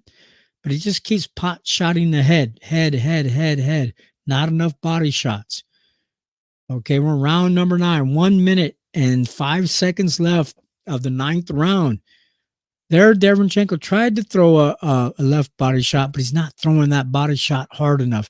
Even if he throw it so hard to the elbow of Alexander, he could do some damage. But he just keeps going for the head. Maybe a couple uppercuts on the inside. He's not focused on the body enough. That's half the problem.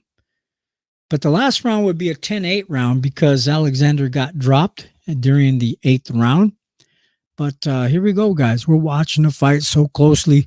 We don't know. Hit the StreamYard link. Click the StreamYard link. Come on live for the serious boxing fans to share your thoughts on boxing. Also, hit the Cash App down below to help donate to the channel. Don't forget to subscribe. Hit the like button. Don't be afraid to hit some buttons, guys. Support the channel. All right.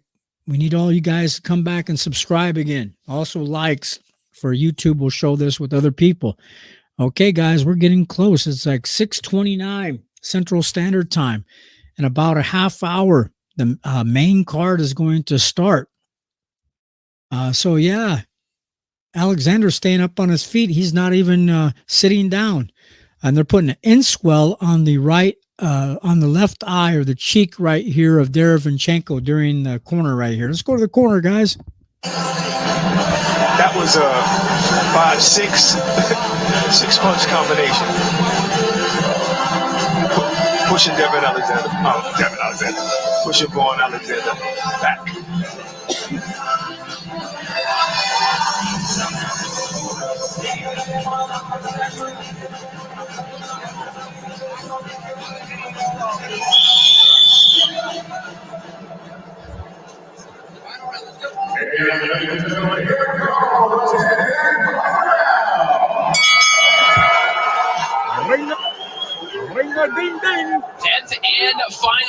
Tenth and final round. We'll listen in, guys, to the actual fight during this last round. It's so close.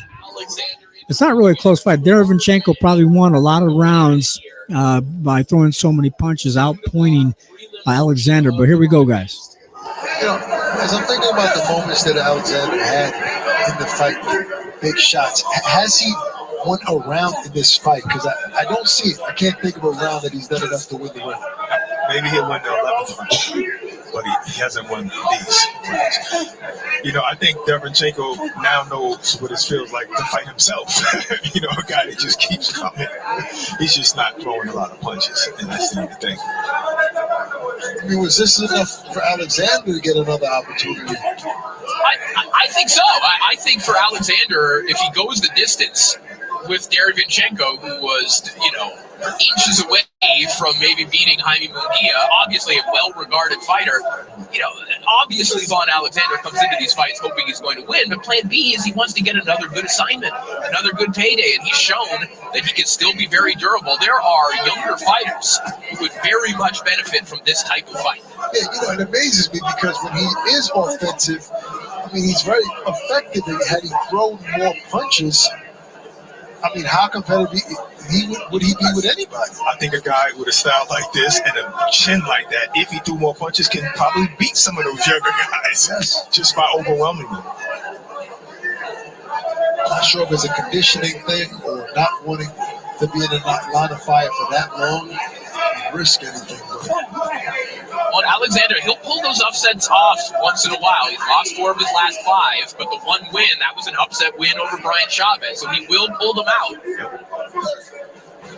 If you get a fighter that's not prepared to work for 10 rounds, you still will not beat this guy. Not against Sergey, not tonight. Big body shot from Vaughn Alexander.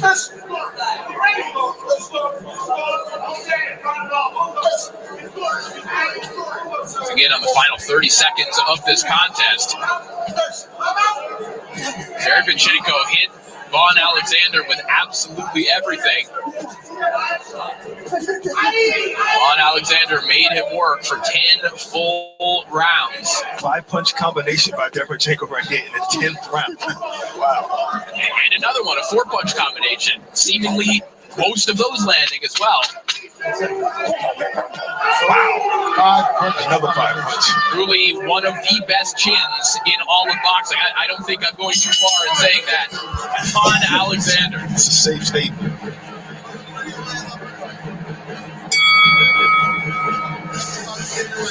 Final round is over, guys. That's it. We'll find out who won the fight. But so far, I think it's going to be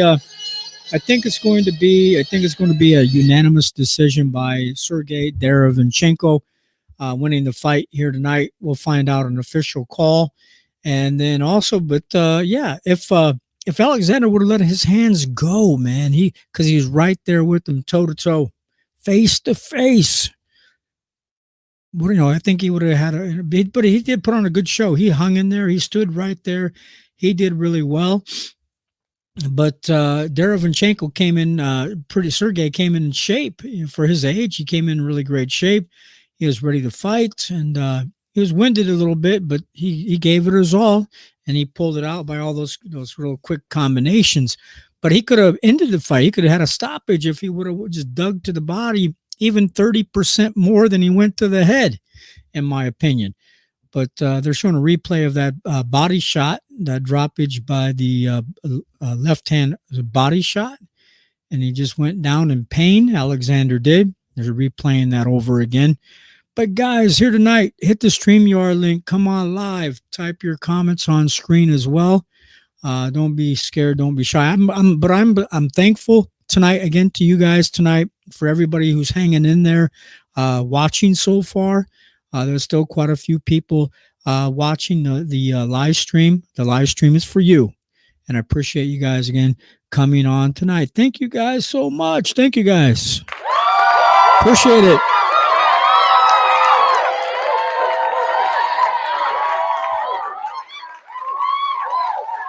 Thank you very much.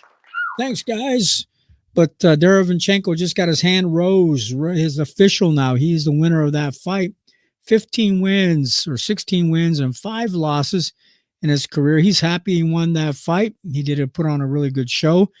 Evenly matched fight, in my opinion. That's probably one of the better fights in the preliminary fights tonight. Coming up, check your schedule for details. That's what they're saying here. They're just having advertisement. Guys, again, I appreciate your support. again tonight. We're just going to be waiting for the next fight. They're showing a lot of ads. Let me go back here and see if we can finish off the story as we're waiting. The story I was talking about earlier, what they were saying about, again, Ryan Garcia post final tweet before Haney fight. Don't be scared from what you witnessed tonight. They go on to say, it has, of course, been suggested by numerous people that Garcia is unhinged, as he really has appeared to be in the run-up to tonight's fight, might do something crazy during the bout, especially if he begins to feel frustrated and is losing the fight, with him being outboxed, outclassed by Devin Haney. And some have expressed concern that Garcia may indeed get himself even disqualified on purpose. I don't think that's going to happen. But either for him hitting after the bell, or by using illegal punches, or even by biting Haney. Now, Garcia has actually said more than once that he's prepared to bite Haney. Come on, guys. Seriously? He ain't gonna, he's not going to bite anybody. Really? Who's he going to bite? He's going to be like Mike Tyson. Maybe got some tips from Mike Tyson, but who knows?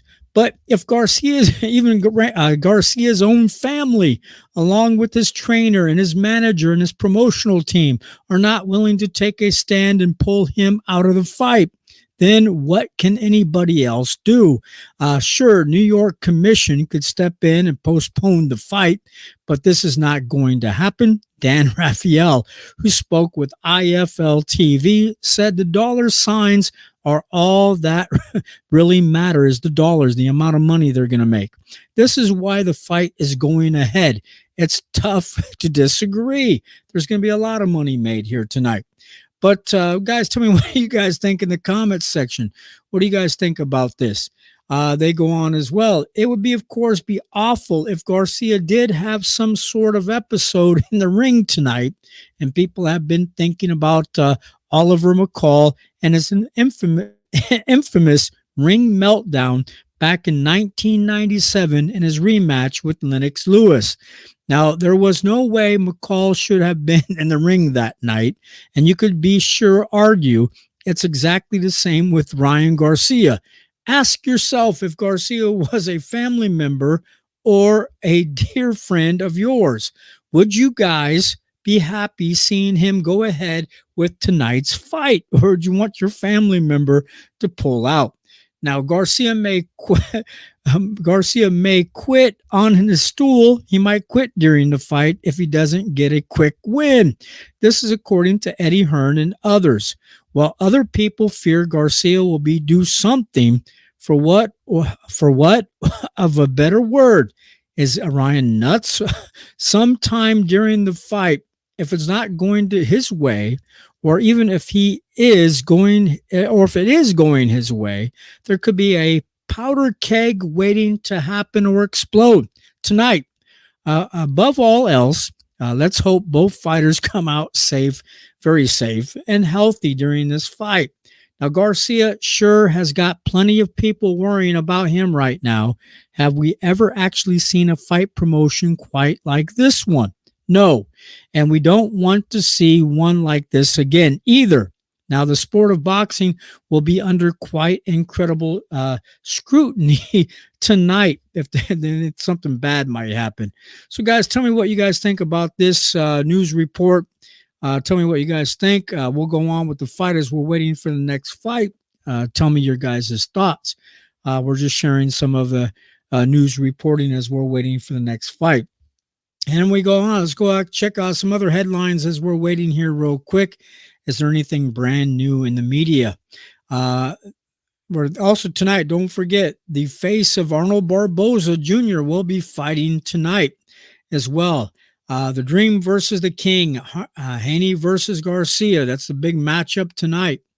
Ryan Garcia demands center ring battle. You better stand and fight, he told Devin Haney. He wants to slug it out with Devin. So we'll see. Let's go back here. Let's go back to their show, guys, here real quick, because I think they're showing some video clip of Devin Haney. Here we go, guys. Are expensive. As April 20th approaches, the story comes back into focus, with Brooklyn serving as the final stage. Oh yeah, we fought the amateurs most of the times, you know, and in the pros we gonna get it on when the time is right. You know, one guy that certainly has a history with you is the man to your left, also carrying a belt, Devin Haney. Hey, hold up, I need a belt too. If he's the champ, I'm the champ, right? I'm the champ. Oh yeah, I'm the champ, and if he wants a real fight, he can fight me. I should be champ, right? Hey, we're good fighters. Let's fight. There's no real friends in boxing. It's a lonely sport. April 20th. I will break Ryan Garcia. Now, two men long tethered eye the rarest thing in boxing, a legitimate Game 7. We're fighting for the 140-pound title, and I'm going to grip that green belt off of Devin Haney if I have to, and I'm going to sacrifice everything I have in that ring. I got to send him this message. I'm coming to pick you up. And for anyone who hasn't heard, this one counts. Devin the Dream Haney has proven himself all over the world. Devin the Dream Haney! He's the one with a lot to lose. Triumph and his future becomes so bright it's blinding. Lose and begin to climb back. Ryan Garcia is not on my level, and that's for me to prove. King Ryan Garcia, in comparison, is the one with a lot to prove. King Ryan Garcia! Accomplished and thrilling and a renowned celebrity isn't all that he wants. But to ascend even higher in his career, fame doesn't matter. Not now. Fists matter. The ones he promised for months to unleash on Haney's face. They turned me into a monster. You just switched in my brain. That's why with Devin, I'm not playing with him. Now when you step in the ring with me, I'm not scared to hurt you. But Game 7s are always decisive, which means one man will prove and the other man will lose. I think I'm King Kong, Superman, Godzilla, Spider-Man, all of them. I am a bit of a maniac and I'm kind of a little crazy. I don't know how he's going to stop me. But, as always, with these two, there's sure to be more to this story. This is my only opportunity right now. To me, it feels like do or die moment. We all fighting for something. And on April 20th, we're going to see who wants it more. I promise you, this is one to remember.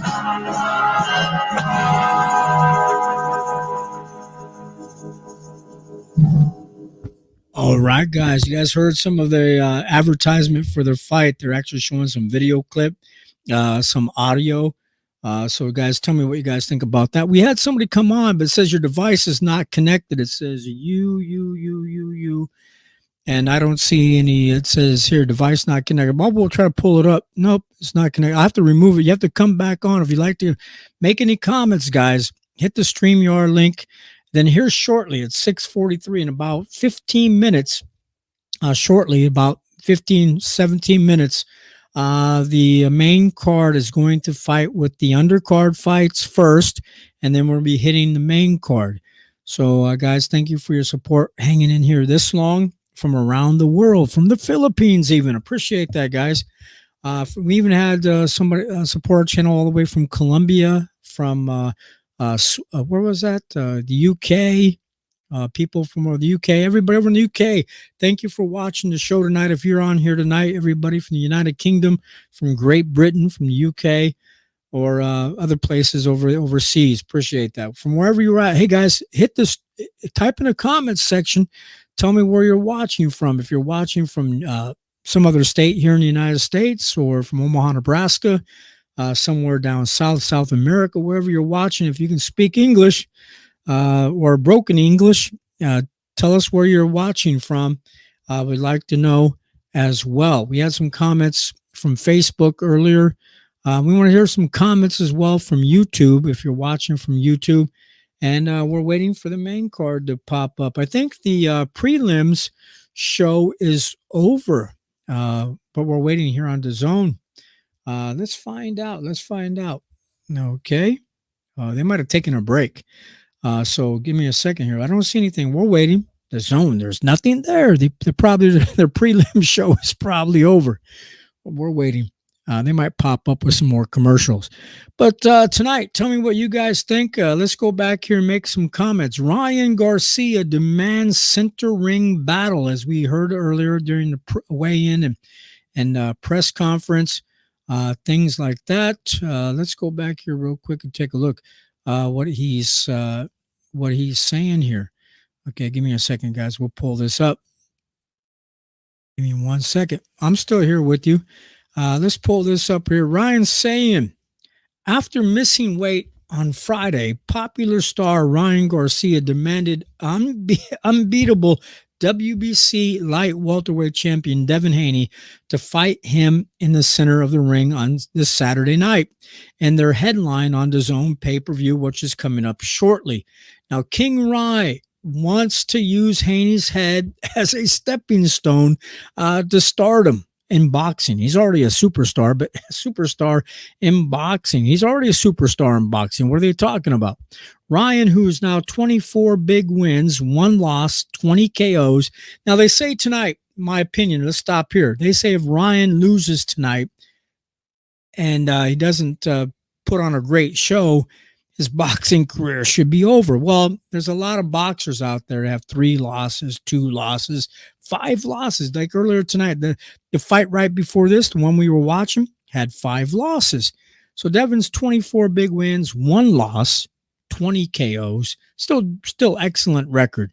Had to surrender a healthy, says here, he had to surrender a healthy sum of money, some fedia, some dinero, some ins, for coming up at 143.2 pounds, which is 3.2 pounds over the 140-pound limit. As some of you guys know, he came in overweight. He wants to knock out Devin Haney, who is now 31 big wins, 0 losses, and 15 KOs, guys. For the money he gave up for his lost bet. He bet some money, guys. So Ryan wants his money back by flattening Haney in the fight tonight, and then using the win to catapult his career.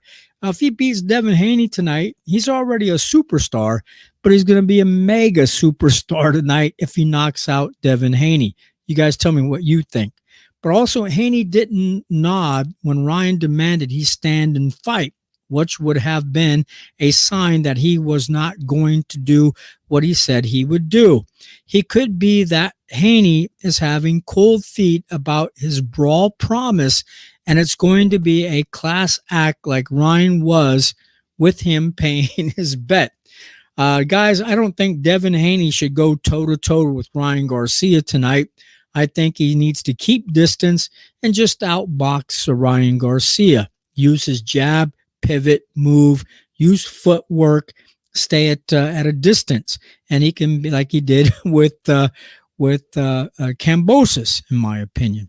And also, he might get tore up or get knocked out by Ryan Garcia if he stays toe to toe. Now, Haney could be regretting his promise to punch it out with Ryan, as we talked about, and he knows he's going to look like a chicken if he doesn't do what he said he was going to do. I don't think Haney really even cares tonight. Now, if Haney were courageous, he would fight at 147 or 154 instead of killing himself to drain down to 140 pounds. You can see his skull was sunken in. His eye sockets were sunken in during the weigh-ins yesterday. 140 pounds to take advantage of his smaller fighters. This is what they're saying, guys. Now, Devin needs the victory, guys, and his chances to let me go on. Devin needs this victory, and his chances will go way down if he brawls with a faster, more powerful Ryan, as I talked about. Now, I never thought for a second that Haney was serious when he said he was going to meet Ryan in the center of the ring and slug it out with him. Let's stop there, guys, for a moment, and let's go over to the main card because I think the prelim show is over. So, guys, give me 1 second here, and let's go back here to the zone. And we paid for the pay-per-view for us to do the watch party. So let's go here back to the live show for the watch party. They'll be coming up here in a few minutes. In about 10 minutes, I might take a break to use the restroom.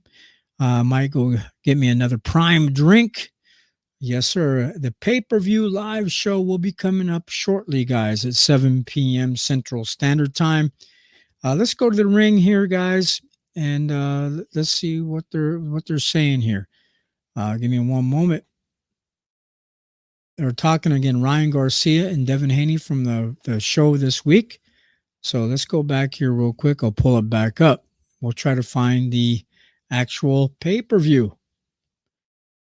So here we go. One moment as I pull it up. Guys, hang in there while I do this real quick. We'll play some music, and I'll be back with you in 1 second. Oh, tonight I dedicate this song to Bill Haney. The song I have dedicated to Bill Haney as we pull the live show up.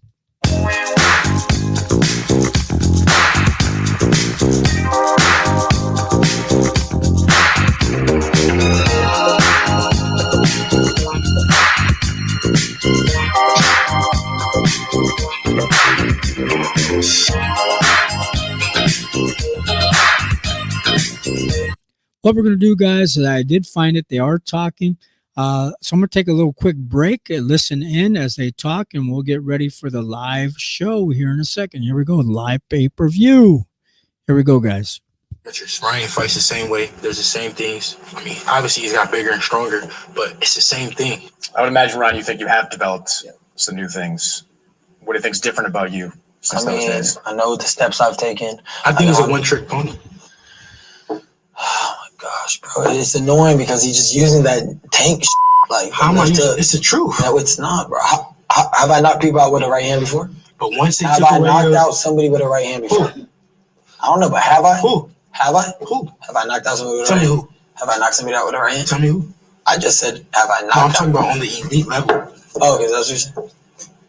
Oh, not yet. You'll be the first one. No, I won't. Bro, it would be funny if I knock you out with a right hand. How hilarious that would be. He only has a left hook. It would be funnier if I knock you out with a left hook. That would be. What if I knock you out with a left hook? That would be comedy. I'm not gonna lie. Hilarious, right? I might make a reel about it. That was funny. I might meet myself if that happens.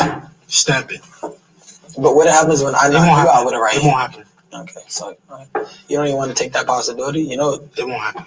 You're being delusional. You know, there's a chance that could happen, right? No. Are you gonna lie? No. Oh, okay. Now you're lying. No. Oh my gosh, dude! I'm telling you the truth. Like, that's a possibility. It's not gonna happen. Okay. Your father was very impressed with your performance, as everybody was, against Regis, especially your power. You knocked Regis down in the third round of that fight, showed maybe a different level of strength fighting at 140 pounds. He also believes that you can knock Ryan out in the first round of this fight. Do you think that's on the table? I mean, I think that, Ryan gets overly aggressive, and we've seen him make mistakes when he gets overly aggressive. He since the amateurs, he would try to just go in there and he would just try to just jump on you, like, no real strategy, just try to just get you out of there, try to get the fight over as fast as possible. And we've seen Ryan get caught in those times. And if he comes out like that, he will run into something. Well, the question I would have for you then is, are you in the right place in your career for this fight to happen? 100%. This is the best I've felt. I feel like I'm coming into, like, myself, and I think I'm at the top of my game right now, mentally, spiritually, everything. And, I think this is my time. This is my moment. He has the crown right now, WBC crown, and I'm ready to go get it. You haven't made chasing titles a priority much in the first part of your career. Is it a priority now? Yeah, I mean, a bit of it, but it's not like really titles. It's just a person in front of me that I would like to fight. And if they so happen to have a title, great. Devin, you've referenced the amateur fights a few times, 6 fights between you two guys in the amateurs. And you told me earlier that the losses you had, but you admitted you lost some of those fights, they happened when you were younger, smaller, less experienced. When you got bigger, stronger, better, you won those fights. I think you even said you gave Ryan a standing 8 count at one point. Yes. What do you remember? The last fight. You did not give me a standing 8 count. I didn't. No, that's why you cut the video at the end. You know you didn't. I swear to God, if I had Can you find the video? No, I've been looking for it. I swear. You did, I'll tell you. I'll show you. Oh, you did. And I remember that fight too. I even got a point taken. You did. I don't know how you won that. Bro, it's 3. I beat the out you. No, What do you you did mean? not, bro. I gave you an 8 count. You did not give me an 8 count. You don't remember that fight in Reno? No, you beat me though. I'll give you that. You just said you don't know how I won that fight. No, you beat me as in like, okay. I got there wasn't a point taken away. I got a point. You beat me. No, I got a point taken away, and I give him an 8 count. You see what I'm saying? You did Like not give me an even 8 out. count, bro. So how did I get a point taken away and I won? Because you won. You beat me all 3 rounds. Duh. You can still win. Think about it. No, but I got a point taken away. But if you won all 3 of the rounds, even if you get a point taken away, I got a point taken away and I gave you an 8 count. Oh, you did not give me 8 count. That's cap. He gave me an 8 count when we were little. Yeah. Oh yeah. No. Oh yeah. Oxnard. Yeah, Oxnard. But he wasn't like, he just was getting started. I feel. So do you remember those fights well? Yeah, of course. Like you weren't good in the beginning, remember? Like nobody took you serious. They're like, yo, Devin's easy work. And we win, and then I wasn't even worried about it. Then I started beating the I was beating everybody. Beating you. Not beating me. Out of you. No, you started off with somebody else and you beat that guy. It's true. Do you feel like you dominated those? Nah, he had more experience than me in the beginning. Like I didn't get on the amateur scene like that. Was just training in the gym. Like how like a kid would be training in the gym, but like don't have the amateur pedigree. Like he's not like going to the tournaments. He was going to the tournaments, so he had more experience than me. Once I got that experience, I was getting older. I was growing up. I started beating out of him. But in scoring. Do you remember? Do you remember West Virginia Junior Olympic Nationals? How bad I beat the shit out of you? It was a split decision. Bro, how bad did I beat the shit out of you though? If you never beat the shit out of me. Stop it, bro. You never beat the shit out of me. Really? No, you won that fight though. You won that fight for sure. You did. I give you that. I feel like I dominated. He went in there and he jumped on me. I wasn't right off the rip. He surprised me that fight. I'm not gonna lie. After that, I've been woke. I remember that. I still remember that to this day. I said, I'll never let him do that again. And then I tried to do it again. It didn't work. You faced some great fighters up until this point. Last year, you beat Vasily Lomachenko. You beat Regis Prograis. How challenging is this man to you? We got to see. Styles make fights. I feel like I'm levels above him. I feel like, he hasn't fought on that elite level. But when he did, he quit. At the end of the day, rather he want to admit it or not, the world watched him take a knee. The world watched him Colin Kaepernick.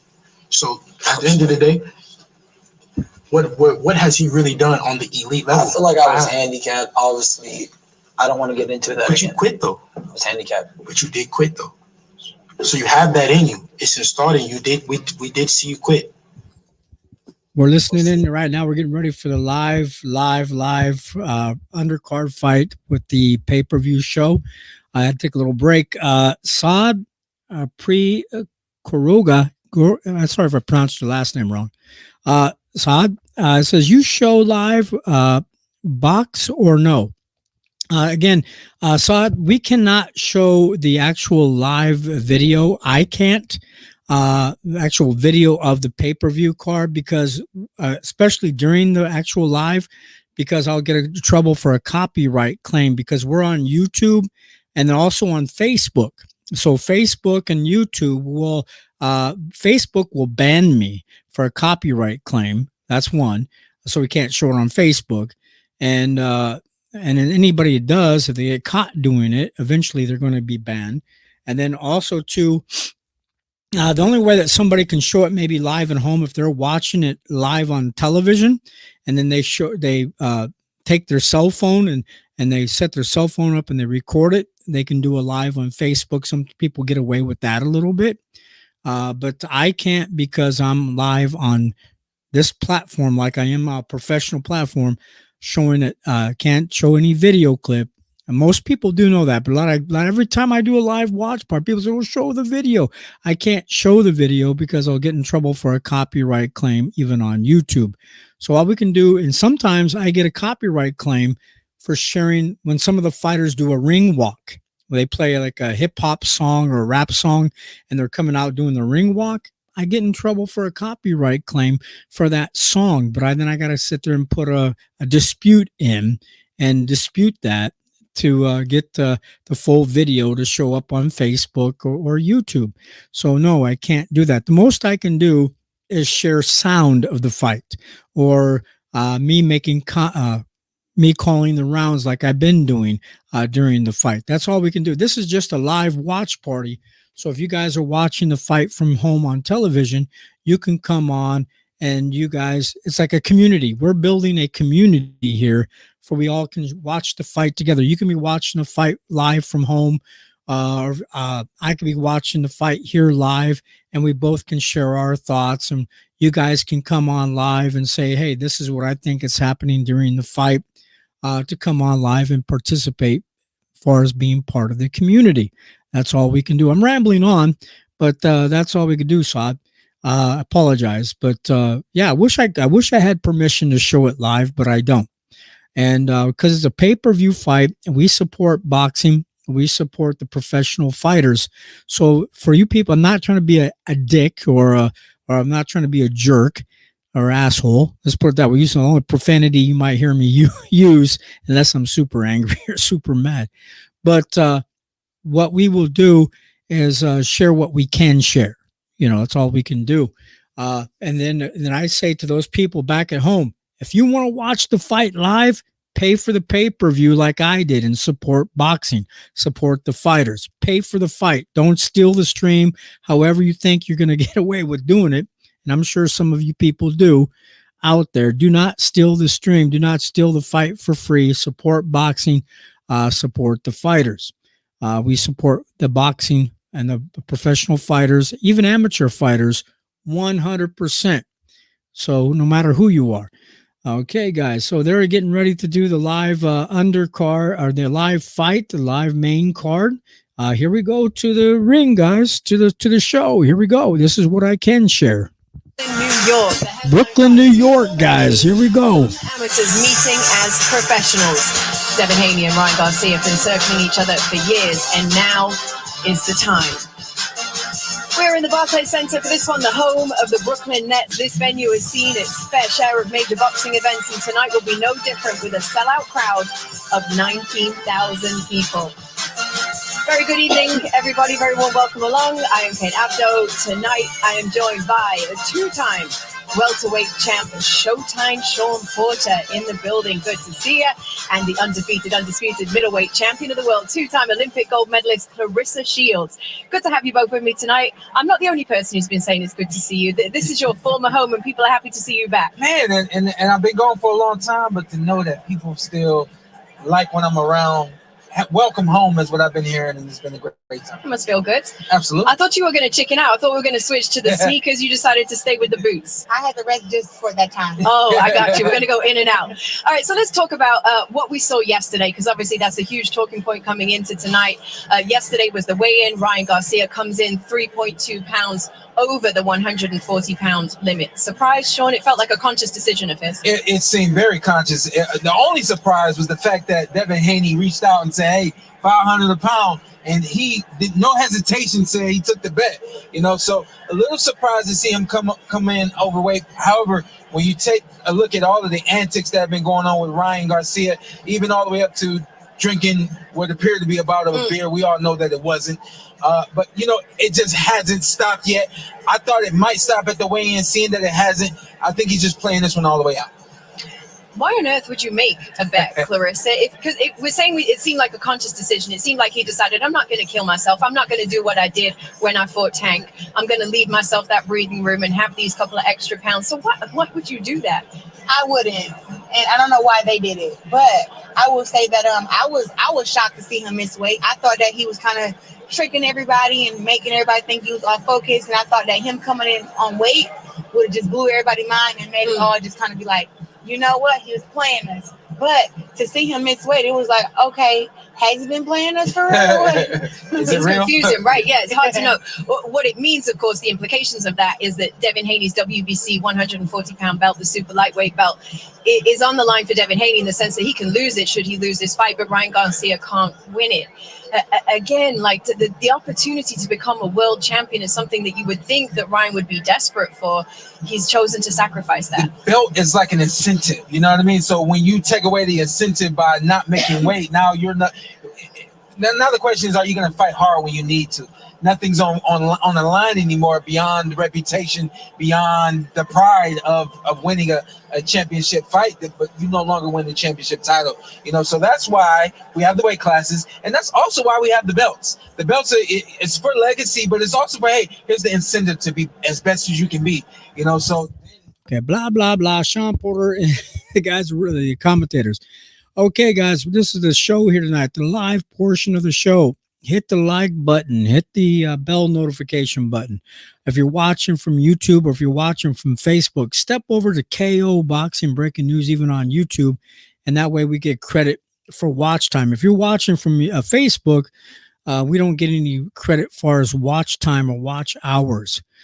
So yeah, but it's okay to watch from Facebook. It's okay to watch from Rumble. It's okay to watch from the X file. They call it X, the old Twitter. It's okay to watch from those platforms. But if you can scoot over to YouTube and go to KO Boxing Breaking News on YouTube and make your comments and stuff from YouTube, we get credit for watch hours. And also don't forget to go over there and subscribe. Appreciate it. As they get ready for the first fight tonight, they're going to talk about that. They're showing an old video clip of Devin Haney fighting George Kambosos right now. And that was a really good fight, a very fast-paced action fight. Devin had to basically outbox George Kambosos back then, and also Lomachenko. So yeah, he fought some of the best fighters right there. George Kambosos is not a bad fighter, really. Excuse me, guys. I have to clear my nose. But I'm fighting a cold, getting over a cold. So let's go back here to them real quick. Let me take a little rest real quick because we got about 2 hours more, or I have to start calling the fights when the fights come up.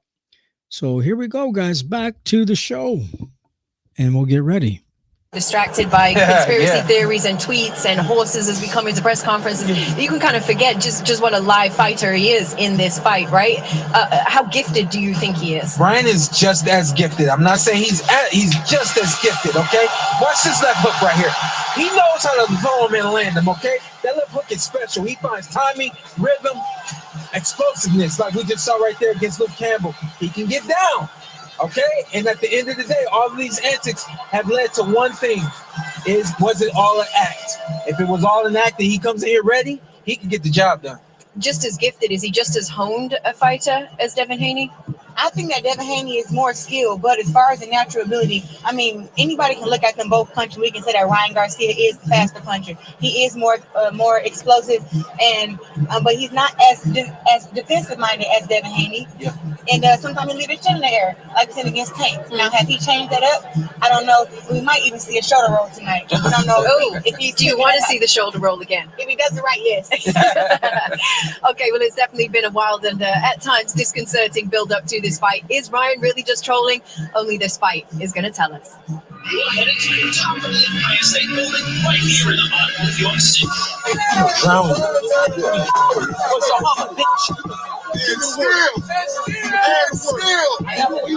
Get your popcorn ready. 420, you still got time. I might just say boxing. He said,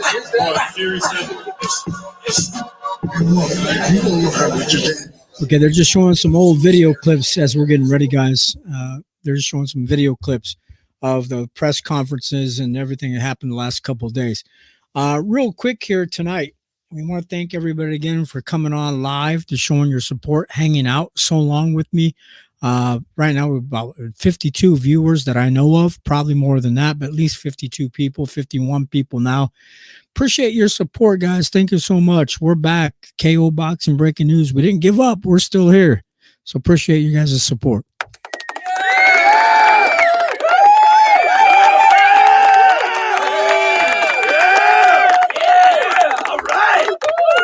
Thanks, guys. Thank you. Thanks, guys. Yep. Appreciate it. Also, big shout out to all you guys. Appreciate you guys hanging in there with me. Thank you so much. Thank you very much. Okay, super welterweights, Conwell, WBA super flyweight interim championship, Ramirez versus Jimenez, 12 rounds. These are some of the fights coming up. WBA International Continental Super Middleweight title, Mel Kuziev versus Dumbombi. So some pretty good fights on the main undercard fight here tonight. Some people were complaining about it, but they're not too bad of fights coming up. Then, of course, Haney versus Garcia for 12 rounds for the WBC super lightweight title, as you guys are all waiting for. Appreciate it. Yeah, we can't show any live videos again. at all. So let's get ready for the show. Appreciate it. Also, let's see if there's any other comments or any other things I'd like to share with you. The farce of Arnold Barboza Jr. will also be fighting tonight. And then again, we had some other stuff pop up as well. Then we had Ryan Garcia misses weight, as we all know tonight. He came in 3 pounds overweight. And also tell me what you guys think about Jerron Boots Ennis. Boots Ennis open to Devin Haney challenge, but is Devin ready? That's stupid. But we'll see Jerron Boots Ennis fighting for Matchroom Boxing now, as they've been talking about as well. So let's get ready for the fights tonight, guys. Hit the subscribe button, hit the like button. Most of all, I'm rambling on, wasting time. But most of all, guys, hit the StreamYard link. Come on live. Share your thoughts on boxing. Don't be scared to hit the StreamYard link. Also, type your comments in the comment section. I got like 52 people supposedly watching, but you guys are not making any comments. Don't be scared. Don't be shy. Type in your comments. Come on. Tell us who you got. Right now, before the fight gets started tonight, 2 things. If Devin Haney stays at a distance and just outboxes Ryan Garcia, fights like Shakur Stevenson does, he has a good chance of outscoring him, outboxing him, outfighting him. But my opinion is, if he goes toe-to-toe, blow-to-blow like Ryan wants in the center of the ring and slug it out, then Ryan Garcia has a good, strong possibility of knocking out Devin Haney. But do I have any favorites tonight in this fight? Because I like all the circus of Ryan Garcia.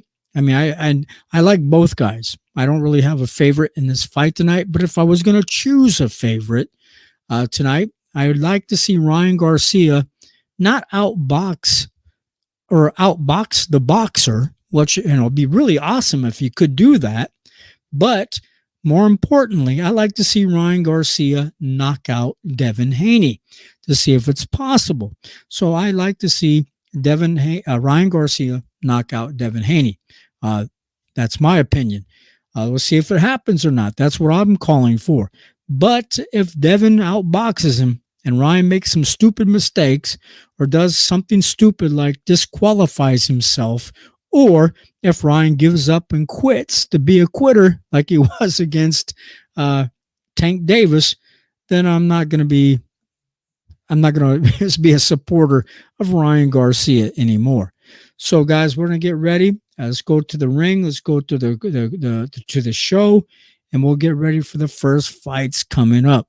So let's get ready and type in your comments in the comment screen, and I can show your comments on the screen. Also, hit the StreamYard link. Come on live. Don't be scared. Share your comments on screen. Come on live. Speak like I'm speaking. Don't be scared to say what you like to share, okay? Don't be scared. I'm stepping on I'm making myself look stupid talking to you guys.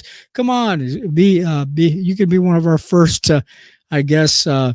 co-host of the show. Be a regular co-host. And shout out to Steve Penn Music if he's out there tonight. I didn't know that you called the other day. I had something important going on. Couldn't call Steve back, but we'll be calling Steve. Steve, we'll be calling you this weekend, maybe later tonight after the show or tomorrow morning. So we'll wake your butt up. Hey, everybody, have a good night. We're going to get ready. Let's go back to the show and get ready for the first main fight coming up. Not the main fight, but the undercard show with Todd Grisham, Sergio Mora, and Chris Mannix. Here we go, guys. The hook right there. I didn't expect that punch. That man punches really hard.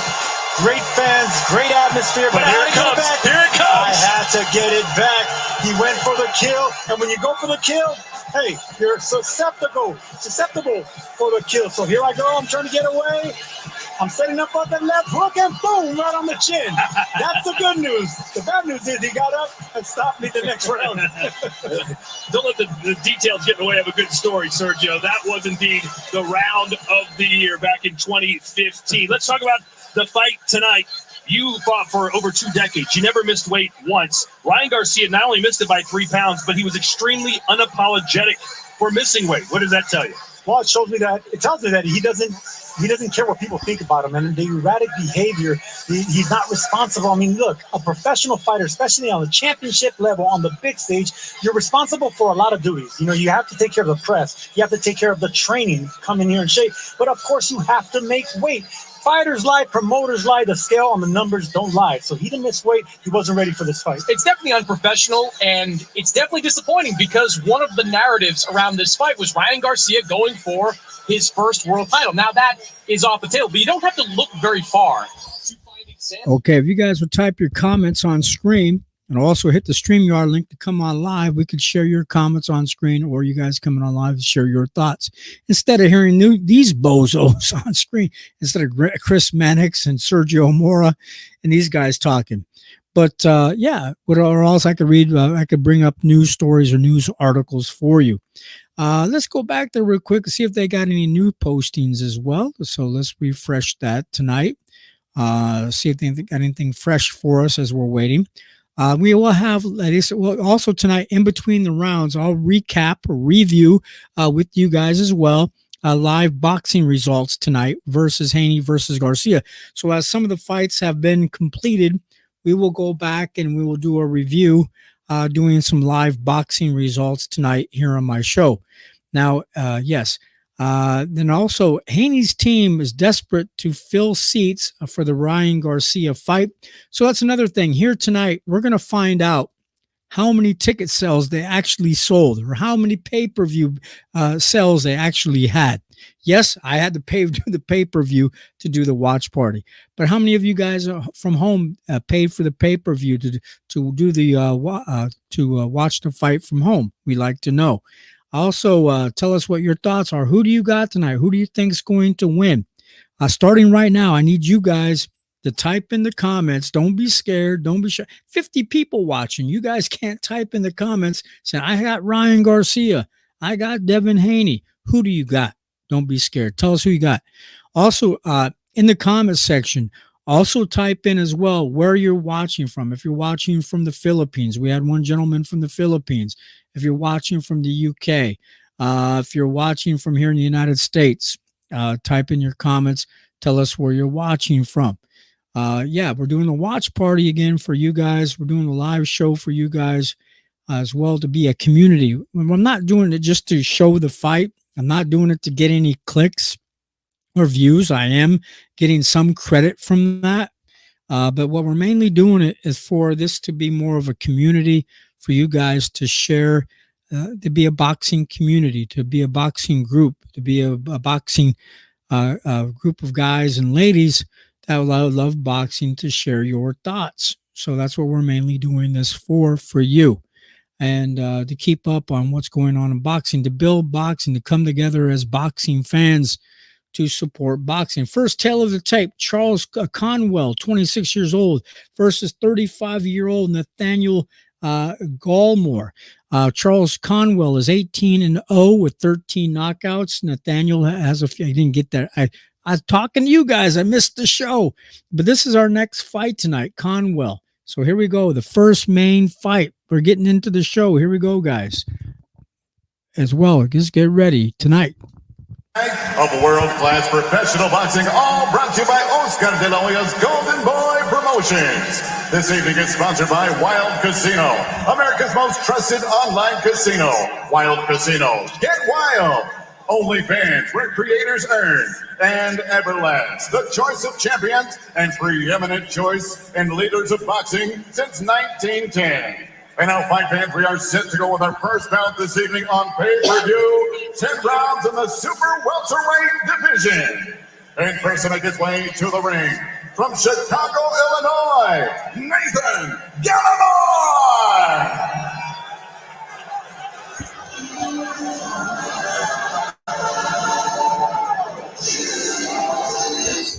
Nathan Gilmore is coming up, guys, doing his ring walk.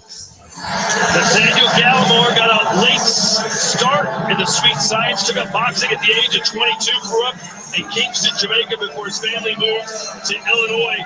Chris, he's on quite a slump right now. He's lost 6 of his last 8 following his 21-1 start. Yeah, but he has faced some really good competition. J-Rock Williams, Erickson Lubin, Sebastian Fedora. In his last fight, he lost a Rock'em Sock'em Robot type of contest to Sergey Boychuk, who just had a great performance of his own a couple of weeks back. He is unquestionably a gatekeeper in this weight class, but he is not someone that's going to be an easy out.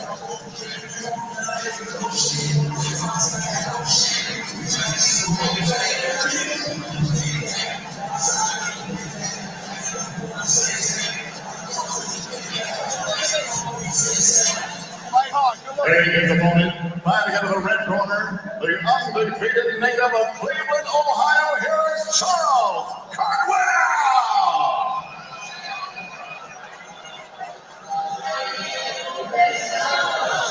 Charles Conwell is coming out doing his ring walk now, guys. Only 26 years old, 18-0 with 13 knockouts. But Sergio, he's been bitten by the inactivity bug. This is only his 3rd fight since 2021. Yeah, you know what? The fan zone, Charles Conwell, 72% of fans saying he's going to win. Nathaniel Gallimore, they say he's going to lose, but we'll find out. Keep that momentum going. So Conwell's going to have that momentum. He has the undefeated record. He has that Olympic pedigree. It's only a matter of time till the name Charles Conwell gets recognized.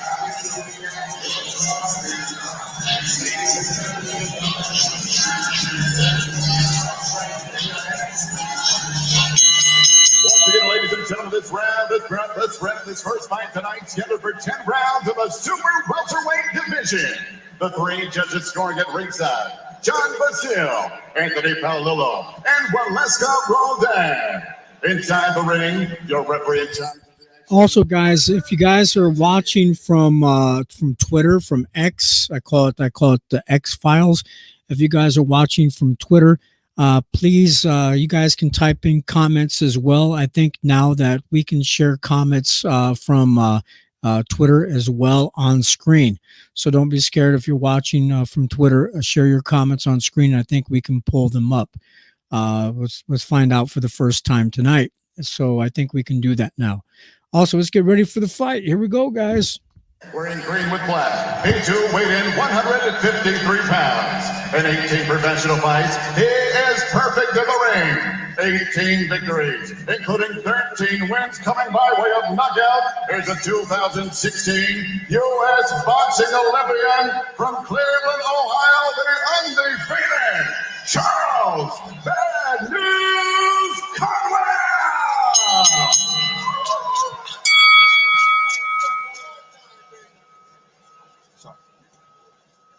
Ice cold beer. Ladies and gentlemen, we went over the rules earlier tonight. I expect you to obey these rules. Let's have a nice clean fight. Touch Hello, baby. Good luck to the both of you.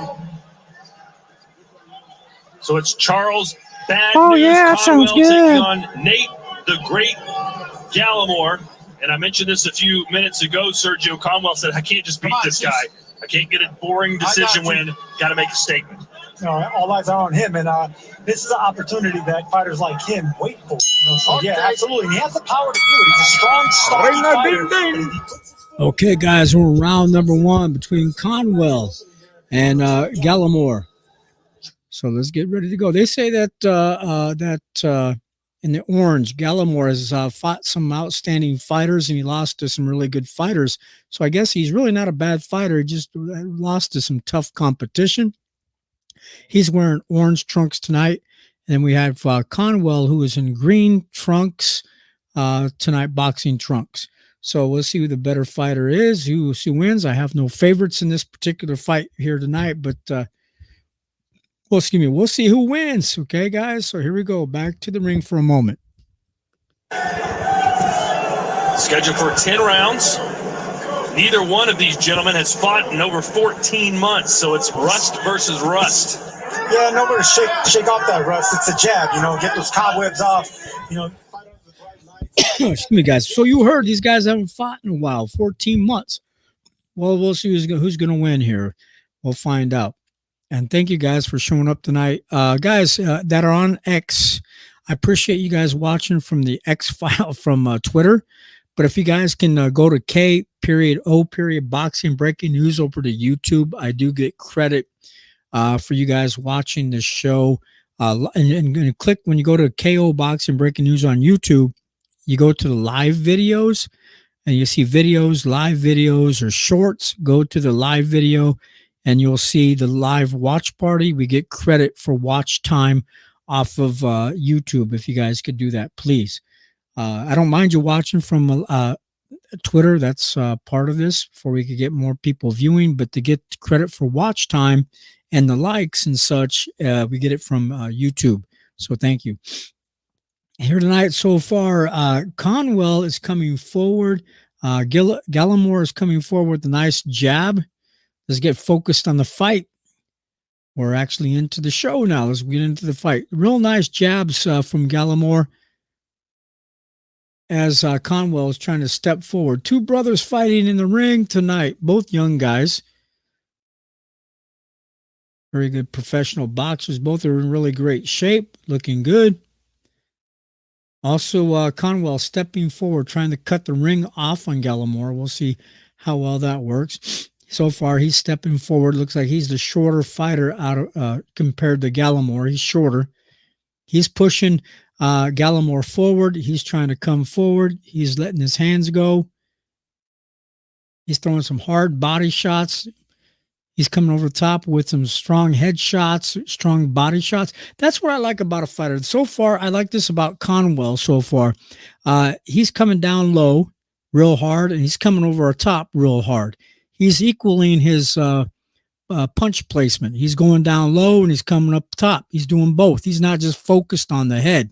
So we'll find out. Thank you for all the likes, guys. Appreciate it. Thank you again so much. Thank you very much. Appreciate it. Thanks again, guys. Let's go to the corner. Here we go, guys, to the excitement of the fight. Enter the promo code and bet Oh God, they got a commercial. They got to do their commercials, guys. My commercial, I don't get paid for it. I'm trying to get a sponsorship from Prime. So go buy some Prime, guys. I'm trying them for the first time tonight, and actually it tastes pretty good. I don't work for them, not getting no money from them. Not yet. But yeah, I tried them for the first time today. Maybe they might become addictive. I don't know. But let's go to the corner here real quick. Round number 2. Where the trainer looks at the fighter and goes, "What you got to say?" Well, I'll tell you what, they want to make it busier with that jab, and I agree because, like you said, he has a good jab, but he's getting out-jabbed by the taller fighter right now. So hey guys, thanks for the likes, guys. Thank you very much. Again, appreciate it. Now type your comments on screen wherever you're at. Okay, we'll see. So far, I like what I see from Conwell. Gallimore has orange boxing trunks coming forward. They're both fighting orthodox. I don't know if these guys are switch hitters, if they can fight both right-handed and left-handed. Hard body shots coming from Conwell. Nice jab coming from Gallimore. Let's see what Gallimore can do. Yeah, a wide boxing stance from Gallimore, coming forward with this jab, using his elbow to push back, his arm to kind of push back Conwell. Over the top with a nice right hand by Gallimore, coming down over the top with his right hand to the head. Ooh, a nice right hand by Conwell, trying to throw an uppercut as well. Ooh, nice right hand. After he throws his nice right hand, Conwell does, and he comes back underneath with the uppercut like this. That's really great.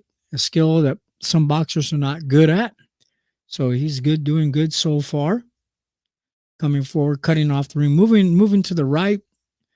Conwell's moving to the right and back to the left. And he throws that nice left hand. Nice right hand, nice left hand. Solid shots coming from Conwell. He might put down Gallimore. Who knows? He might whip up on Gallimore here tonight. I don't have no favorite in this fight. I just see what I'm seeing here on the show. No favorites between these two guys. I just call it I call it as I see it. Nice jab by Gallimore. So let's go back to the ring real quick. One moment. Here we go. I'll go to the ring for you guys. The body. Notice how Conwell's throwing these sneaky uppercuts now. They're left uppercuts now. They were just usually right uppercuts. Now he's coming on both sides. You know, taller fighters aren't accustomed for punches coming from underneath like that.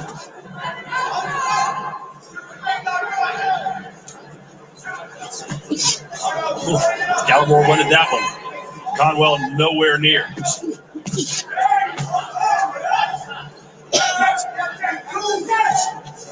Conwell currently rated first by the WBC despite not having fought in a year and 2 months. So they believe in it.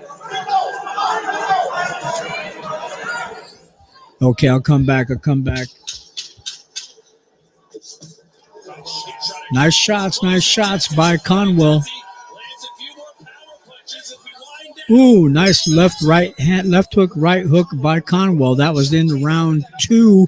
Let's go to the corner, guys. We're back to, but they'll probably have commercials. The thorough last commercial, of course. So I don't like the commercials, but they got to make their money. They got to make their money, guys, in the commercials. Come on, seriously. But so far, Gallimore is getting instructions. Here we go. The commercial must be over.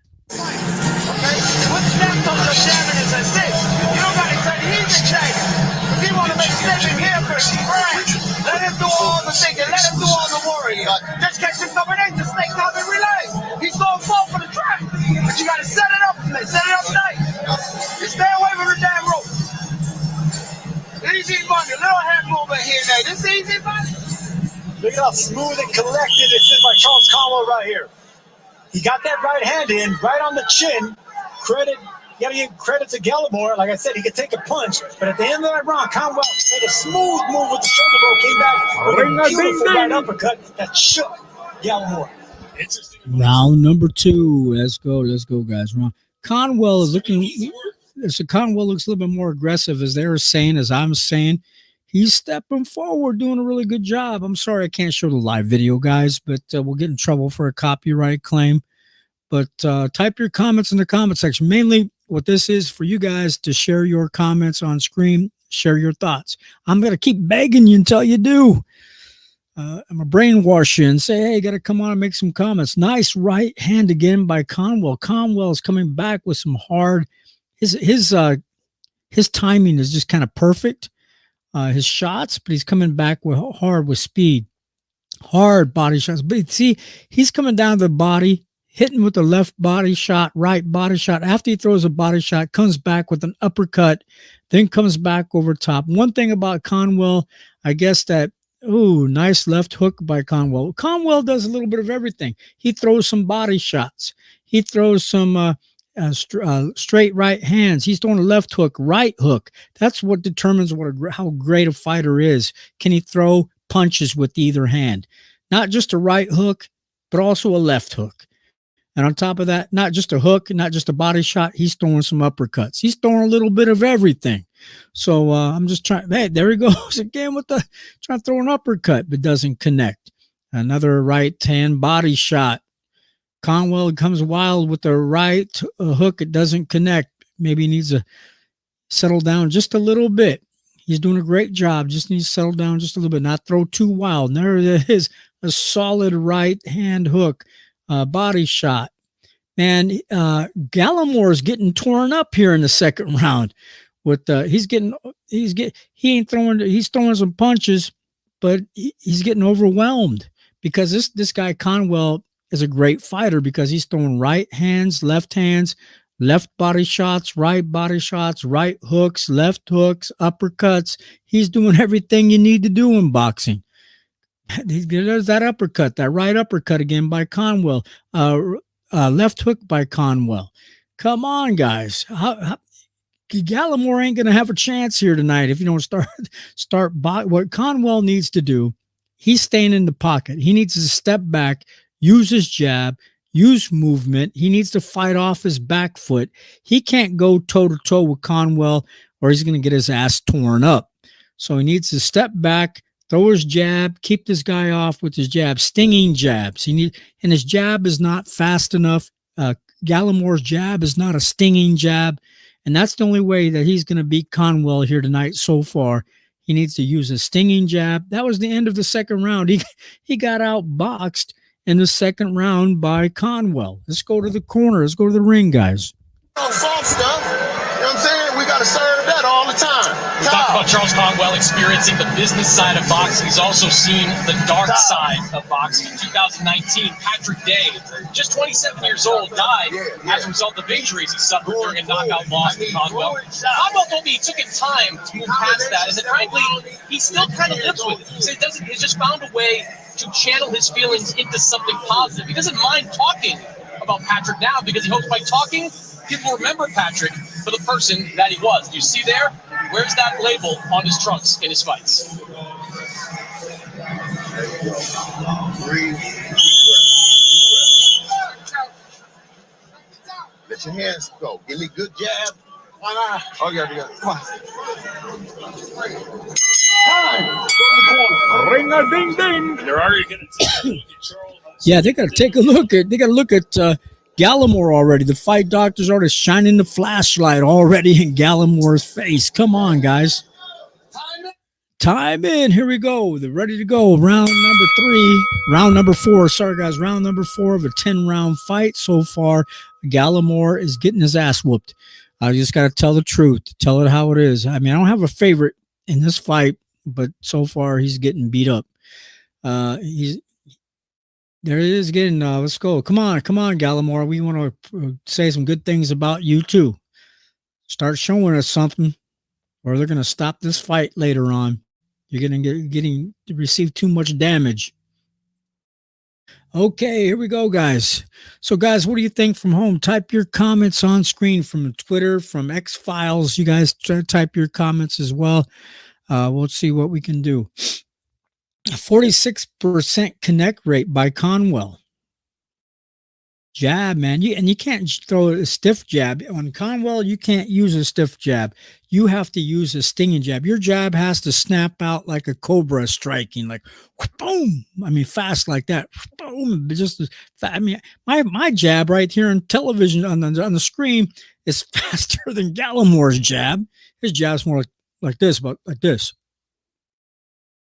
Like fast like that. Come on, dude. You're going to get your ass whooped. You keep this up. Boom. There's that nice right hand again by Conwell. Now he's trying to let his hands go a little bit. Gallimore is. He threw a left hand body shot. He tried to throw a right hand shot over the top.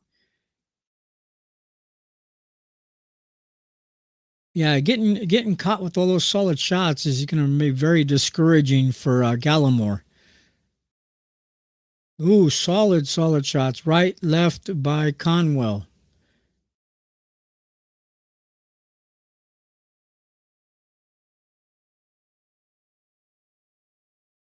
Conwell's coming forward again with those solid shots. Maybe he's taking a little breather this round.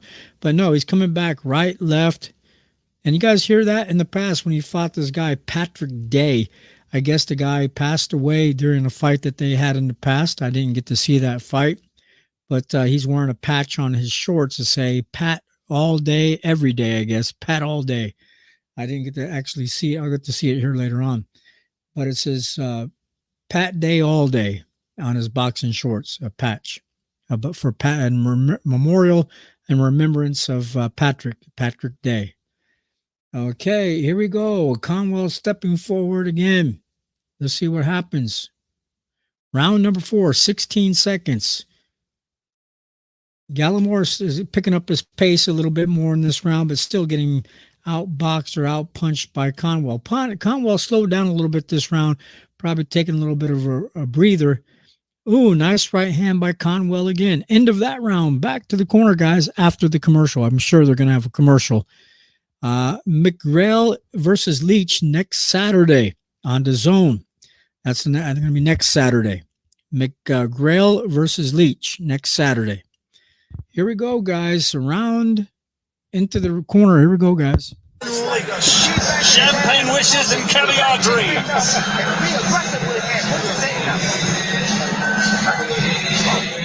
And look, man, this is a nice right hand right there.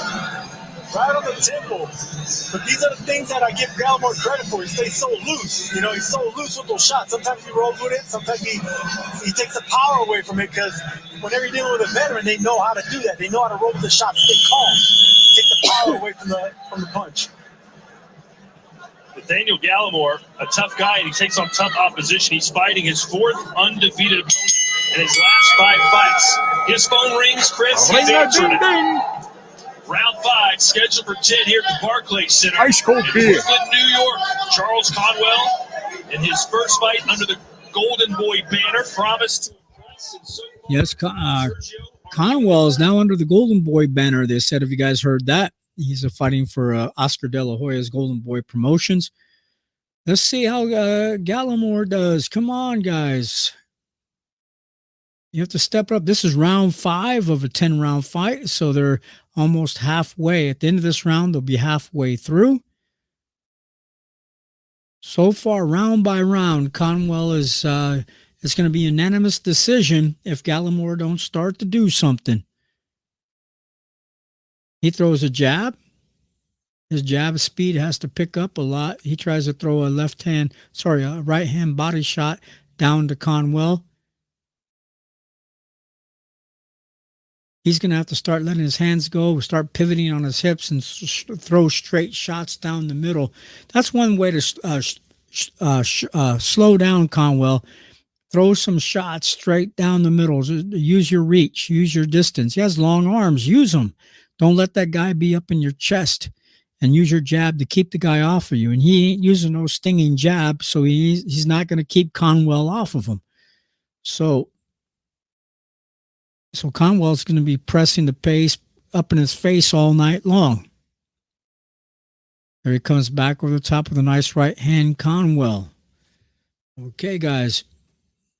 Body shot by Conwell. He comes back with a double, triple hook, left hand hook to the head of Gallimore. Man, I don't see this fight going the distance, guys. I think there's going to be a stoppage. This keeps up. It's going to be a stoppage. Boom, boom. He's getting stopped. Referee, this is the fight they should stop. He's getting torn up. He can't. Let's see what happens. Okay, the referee separates the two fighters. They got tangled up. They're separated. Okay, guys, here we go. If Conwell keeps this up on Gallimore is going to be TK knocked out. Boom, or he's going to hit the ground. He's going to hit the canvas. His nose is bleeding really bad. Blood coming from the nose of Gallimore. Oh, my goodness. This young man's getting torn up. If this keeps up, the referee's going to have to stop the fight because the guy can't even barely defend himself. Yeah, they're going to have to stop it. Stop it. If you're going to stop it now. I've seen enough. Well, if I was a referee, I've seen enough because the guy he can't even defend himself. They tangled up. Referee separates the two fighters. That was the end of that round. He's lucky he made it through that round. Here we go, guys. Into the corner. The fight doctor is going to take a look at him. You take any more beats like this, all right? If you don't do it, I have to throw it. You agree with me? You understand? All right? You understand? You're not doing nothing. You got to back this guy up. Put that shoulder and back his ass up. You ain't doing shit. You understand? You got to work with that motherfucker if you want to work. You know?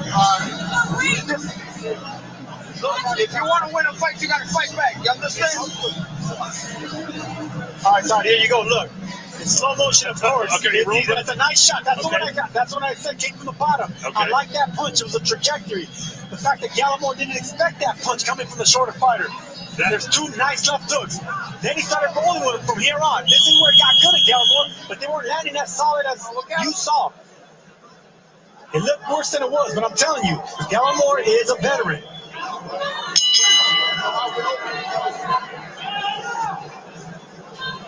Watch your head. Okay, round number 6. Here we go, guys. Round 6. Ding, ding. All right, let's see what this fight is not going the distance unless there's a miracle that the referee's letting this guy survive. Now, remember, this guy hurt a guy in the past where the guy passed away. This can't happen again. I see a lot of head shots being connected by Conwell. Conwell's coming back, head shot, double hook, right hand hook over the top. Conwell is throwing that shots on his side, right hook, left hook.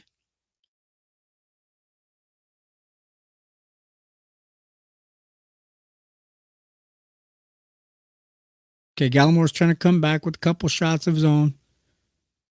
The referee stopped the fight finally. Yeah, he should stop it. He saved it. That was in. The referee stepped in and stopped the fight. There you go, guys. Back to the corner.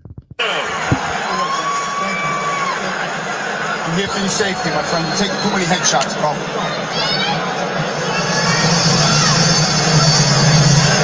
Sergio, I asked you earlier, did Conwell impress you yet? You said not yet. Well, the fight's over. How about now? Yes, he did, because he did what he had to do against a very tough fighter. I'm telling you, Gallimore's been in there with some good names. Conwell had that name to the list. You know, so only undefeated fighters, only good fighters beat down Gallimore. Conwell's one more on the list. Yeah, I love that performance from Charles Conwell. Exactly what he needed coming off a long layoff. Went into the second half of the fight, had to dig deep to land those power shots. Exactly the kind of win he needs as he pushes his career forward.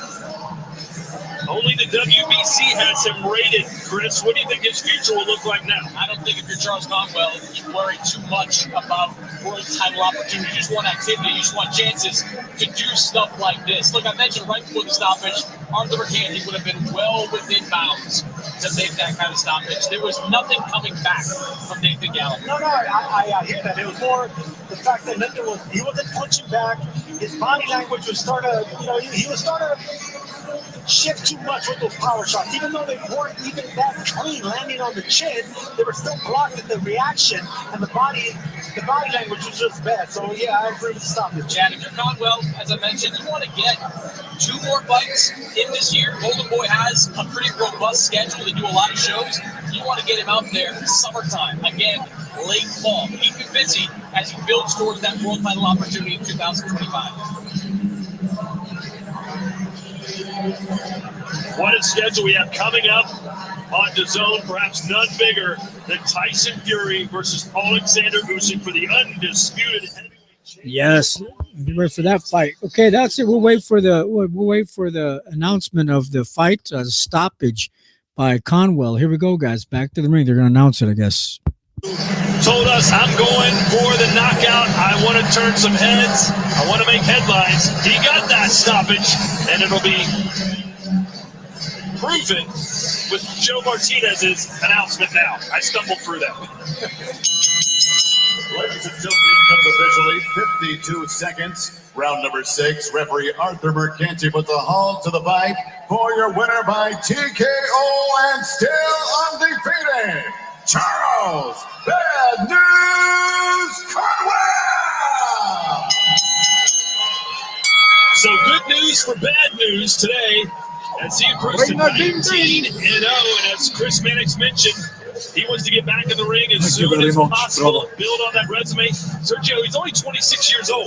As long as he stays active, he's going to get better. He's going to feel more confident. The punches are going to come. He has the power. He just needs the activity and the confidence to believe in himself and get these guys out of it. And you know who Golden Boy has at 154? Virgil Ortiz. We'll see next week. Here's our highlights from our opening bout.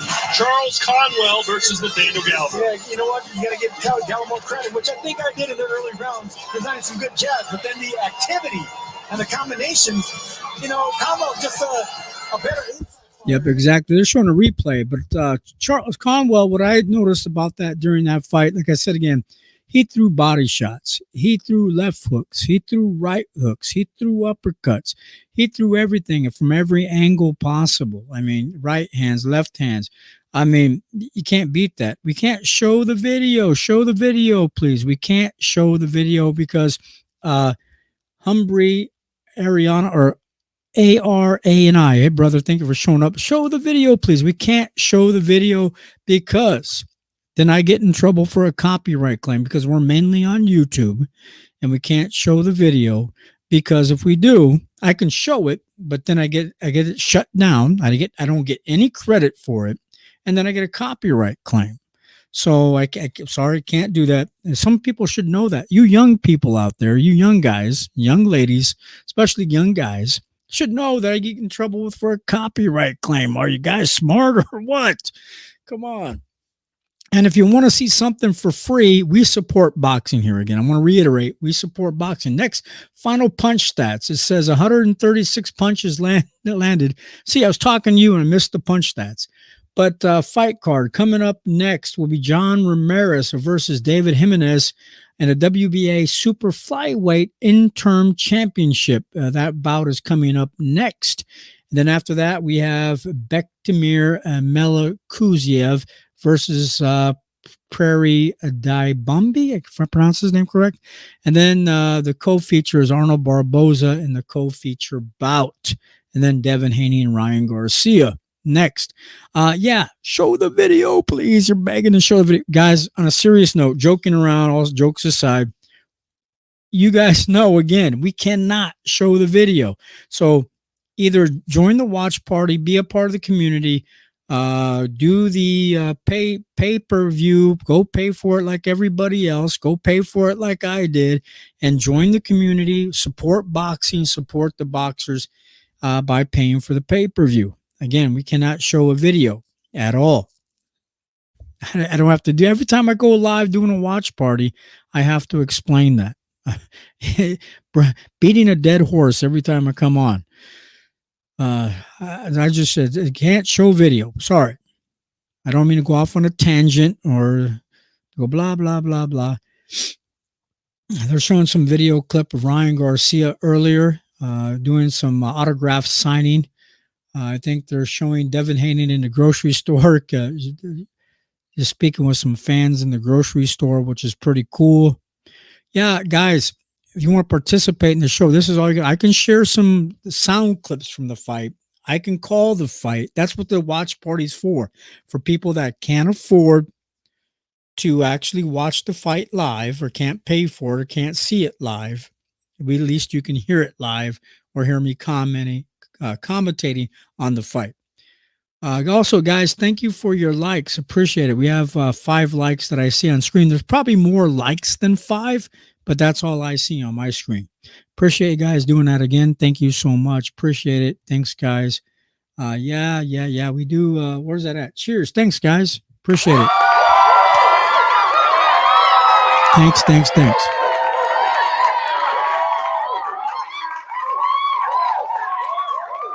Thank you.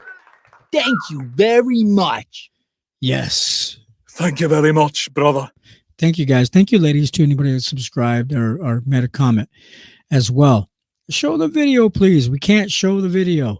Okay, so tell us what you think about that fight. The last fight, I think the referee could even stop the fight with Charles Conwell, even the previous round, because the guy was getting too many headshots already, in my opinion.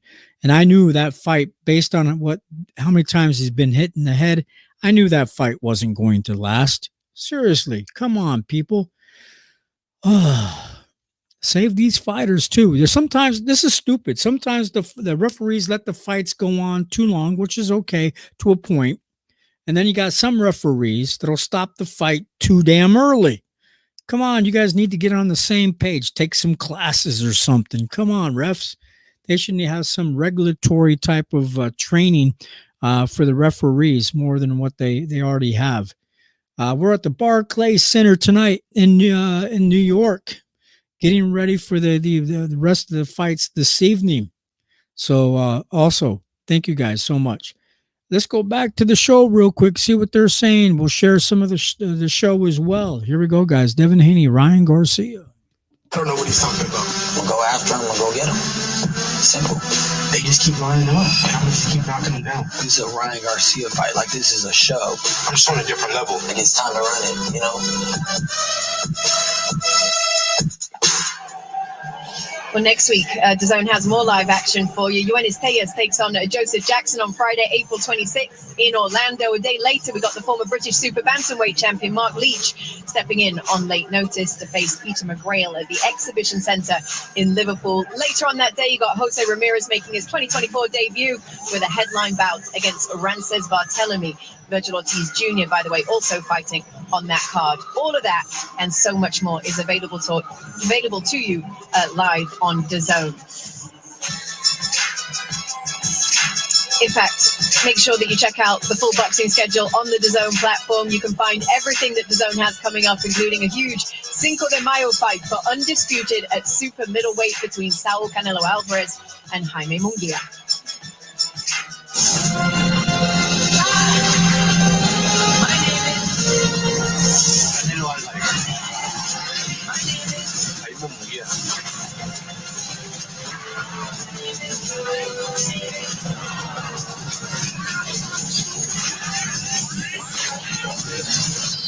Canelo versus Munguia, live on DAZN, May 4th. Yeah, let's get ready for that, guys. So we're getting ready for the next fight coming up as well. And guys on Twitter, guys on X over there, switch over to YouTube on KO Boxing Breaking News if you can. Switch over to YouTube, and that way we get credit for watch time. Because I see quite a few people from X, from Twitter over there watching the show. We appreciate all you guys showing up here tonight. But go over to YouTube, hit the like button, hit the bell notification button to be notified when we go live.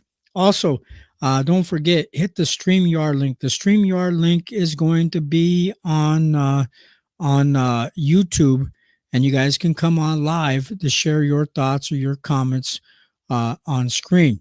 So I appreciate it. The next fight will be Ramirez versus Jimenez. This guy Ramirez is going to be outstanding showman. We like the way he talks during the interviews and what he likes to share. So he's going to be a superstar. Here we go with him right now, guys. Moments before you walk out, what's going through your mind? I'm enjoying the moment, Ariel. This is something I've been working for the past 7 years, so this is my time, you know. And I've been here before. So John Ramirez. Have fun and capitalize on the moment. It got very heated at the weigh-ins. What did you take away from that exchange with him up there? Just having fun, you know. He's taking... I live rent-free up in that head, you know, and it's pretty big, as you see. So we won't have a good time, go out there, you know. And, yeah, my people, get your popcorn ready, man. Well, by that time, y'all should have been ready. But, yeah, man, I'm excited. All right, so what's the official prediction? How do you get it done? Win by all means necessary. Guaranteed. And then it's off to Japan? Yes, sir. But first, let me stay focused, you know. I'm known for talking too much and, you know, overlooking people. I'm not overlooking this, man, you know. So I'm focused mentally, physically. I'm ready. Can't wait for it. Good luck. Thank you, Ariel. Todd, back to you. All right, thank you, Ariel. As he mentioned, a lot of bad blood, a lot of trash talk between these two. Almost all of it in Spanish. I didn't understand it, Sergio. Okay, next, tell of the tape. We have John Ramirez, 13 big wins, 0 losses, 9 KOs against David Jimenez, 15 big wins, 1 loss, 11 KOs. Tell of the tape, 27 years old against the 32-year-old David Jimenez, 5'4". So they show the tail of the tape. We're going to get ready, guys. And they're going to come out and do the ring walk, enter the ring for this next fight. Let's go. First up, fighting out of the blue corner from Costa Rica, here is Garcia Jimenez.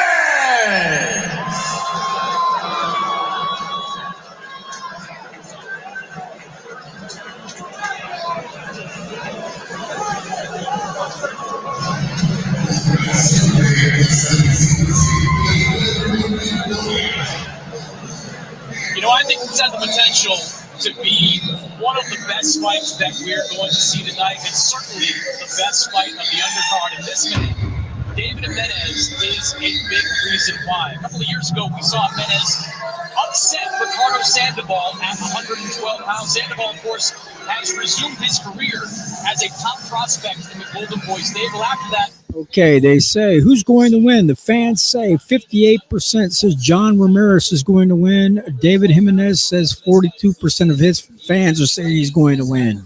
to compete at 115 pounds. Asked him this morning about the weight. He said, look, I started my career at 115. I only went down to 112. Ice cold beer. There was more opportunity there. He believes that he is the more experienced fighter, both amateur and professionally, and that he should be the favorite coming into this fight tonight.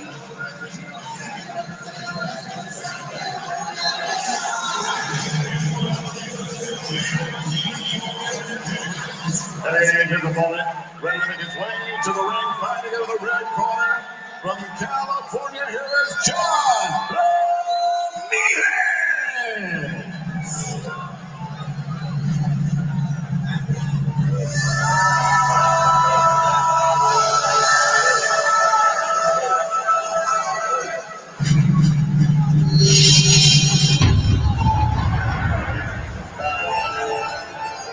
They call him Scrappy, and he began boxing at the age of 20 after he dropped out of college and had no purpose. So Sergio, he walked into Freddie Roach's wild card gym with no experience and demanded that he spar with someone. John Ramirez is the only fans fighter of the night. Any boxing gym, wild card's the one to do it. You get some of the world-class sparring there against one of the greatest trainers in boxing, and that's the reason he moved up so fast in the pro rankings. He learned on the job. He's athletic, he's strong, he has speed, and once he gets those angles going, he's going to be difficult to stop. But like you said, Tom, he's in there with a very tough fighter. This is Scrappy versus a scrappier fighter, and David Jimenez, who's never been stopped, once beaten, and the only loss of his resume was a very close split decision. It's a toss-up fight, 50-50 for me. Incredibly tough fight for Scrappy Ramirez to take. And the number one contender, the mandatory, for Castillo Ioka's 115-pound title he could have taken. Maybe more of a showcase fight here while waiting for his title shot. Instead, he told his team, I want the toughest test out there. And I think he's got one tonight.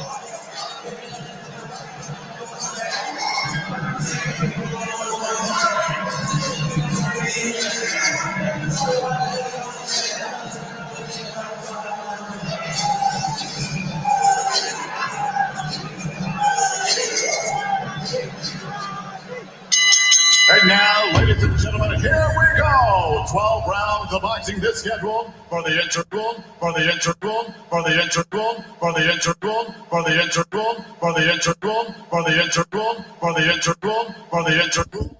What heck? Their show got stuck here, guys. What happened on the pay-per-view? This is funny. It keeps repeating itself over and over and over again. That's okay. There you go. They fixed itself. What the heck's going on? Back to the fight. They kept repeating themselves. Their stream got stuck. 10 3/4 pounds. In 16 professional fights, his record outstanding with 15 victories, just one defeat, 11 wins coming by way of knockout. Desde Cartago, Costa Rica, presentando David Medallita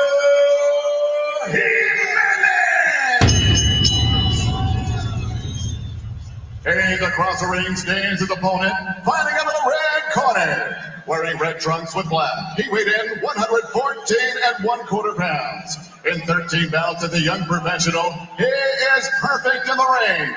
13 victories, no defeats, 9 big wins coming by way of knockout from Los Angeles, California. Here is the undefeated John Scrappy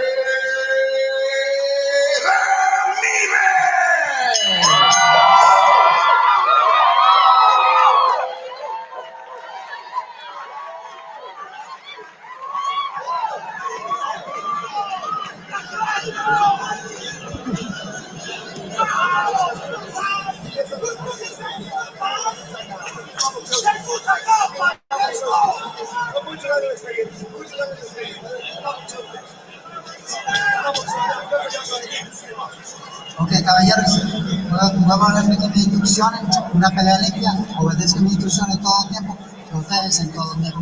Buena suerte y que ganen mejor. Scrappy told us my main mission, become a world champion. He wins this fight, he most likely gets a title opportunity next. As for Jimenez, he says, this is the biggest opportunity of my life. I won't let it pass me by. I'm usually very respectful at press conferences, but Scrappy disparaged my country and my family, and tonight he will pay the price. Here we go. Super flyweights. And down goes Scrappy right away. Boy, that would have been something. They called a slip. Yeah, they came together right away during the first round. He slipped. Ramirez in the red trunks with tassels against Jimenez, and the green and white trunks Ramirez fell to the canvas. I think he slipped when they came forward. Somehow he slipped and fell to the canvas and got back up right away. He's throwing a jab, but Ramirez is throwing his jab as he's coming forward. He's a showman. So far, I like how he talked and how he presented himself, but we'll see. Then Jimenez is coming forward. They're going to the center of the ring. This is going to be a fast-paced fight, guys. Two small guys, two small fighters. Two Latin fighters. Of course, it's going to be fat. Then Jimenez tries to come forward with the right hand. Both fighters are fighting orthodox style. And they're in the center of the ring. So we'll see what happens. Thank you for the likes, guys. Thank you for the additional likes. I appreciate it. No, we can't show the video. I'm sorry. But we can share some sound and we can talk about me. Let's go. Let's go. The referee gave somebody a warning here for something. I couldn't tell real quick. Nice jab. Nice jab by Ramirez. He's keeping his hands up nice and tight. A little quick, flickering double jab by Ramirez. He looks like he's trying to stay very focused. And Jimenez is trying to come very forward, trying to be really aggressive. They're tangled up in the center of the ring. Referee separates the two fighters. Then a looping left hand by Jimenez. It doesn't connect. Real strong defense by Ramirez. I think he needs it.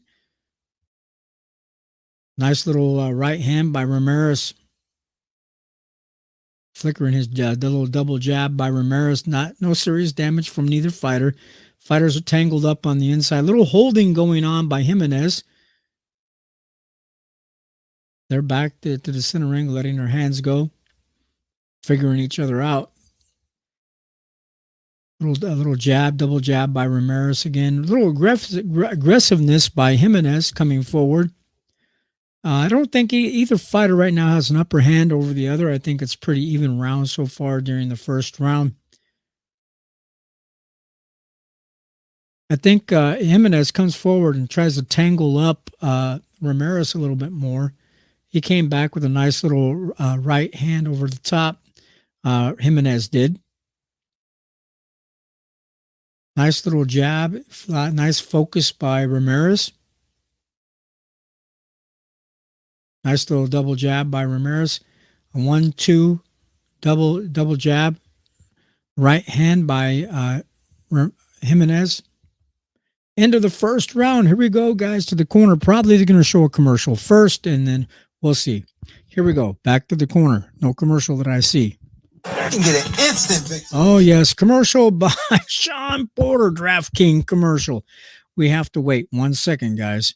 Thank you for your likes, guys, your support. Appreciate it, wherever you're at. Also, hit the StreamYard link. The StreamYard link is posted in the comments section to come on live to share your thoughts on boxing. You can come on live, share your handsome faces or faces on screen, or you can hear your voice on screen as well. Here we go, guys. Here's that opening. Was it or wasn't it? Not, I don't think that was no, Sergio, it wasn't. I don't think a single punch was thrown in there. But still good optics for Jimenez, who can say, look, I got Ramirez on the canvas 2 seconds into the fight. I mentioned the experience that Jimenez has. Round number 2. Here we go. Round number 2. Everybody, thank you for your likes, your support. Appreciate it. Let's go. Let's focus on the fight. This is going to be a fast-paced fight. Broadcast team, Todd Grisham, Sergio Mora, and Chris Mannix. Okay, round number 2. Here we go. And myself, Alan Feaster. Okay. All right, guys. Thank you for your support. Round number 2. Into the community. Also, share your comments on screen. We'll post your comments. We'll show your comments on screen for free. No charge tonight. Also, if you guys can hit the Cash App, if you guys can donate any money by Cash App, it would be really appreciated for your support. We cannot do super chats now at this time. We're starting over from the very beginning. Okay, a little double jab by Ramirez. Fighters are tangled up. Also, there's a little cheating going on by Jimenez. Jimenez has his back of his hand, back of the head of Ramirez like this, holding him like this, trying to, punch him like that. So that's not cool.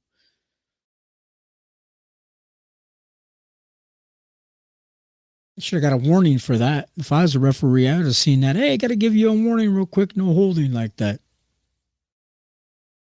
Also, Ramirez is trying to do some holding as well, holding the glove the left hand of Jimenez.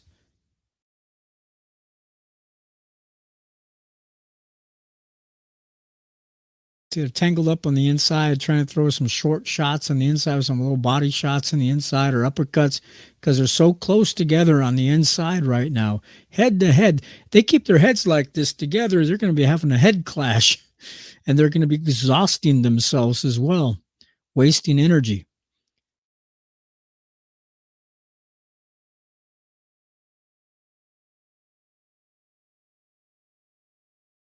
So if I was Ramirez, I'd just use my jab and try to fight from a distance to keep this guy off of me, and just to outbox him and try to move. That's what, if I was his coach, I'd say, keep your distance. Don't stay up in his chest.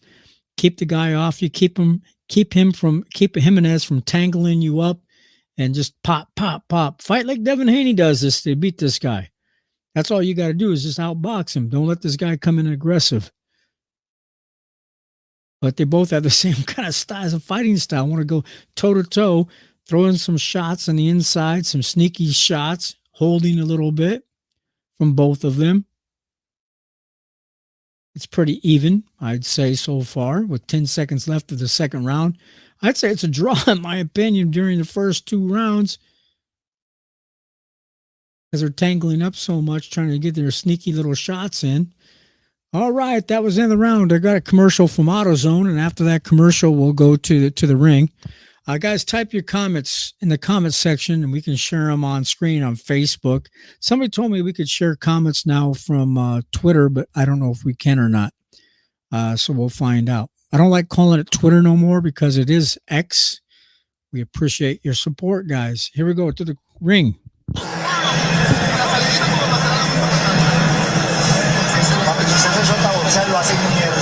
Suéltese con su boxeo, suéltese con su boxeo, mucha maleantería, ya actúa con la cabeza, mucha maleantería cuando estamos en la corta, búsquele más golpes, no le gusta el cuerpo, no le gusta. They're loving what they're seeing in the corner of David Jimenez. Very animated, they like the body shots and they like that, those uppercuts right there. That was a really good run for Jimenez. He needs to keep that pressure going, keep going forward. Sergio, correct me if I'm wrong, but it seems like you're saying if the fight is in tight corners, Jimenez will win. Ooh, a nice quick left hook by Jimenez. Yeah, the last round, Jimenez put a lot of pressure. He's keeping pressure on Ramirez, and he's getting some sneaky shots on the inside. He did catch Ramirez with a nice uppercut on the inside. And but what Ramirez needs to do is keep the distance.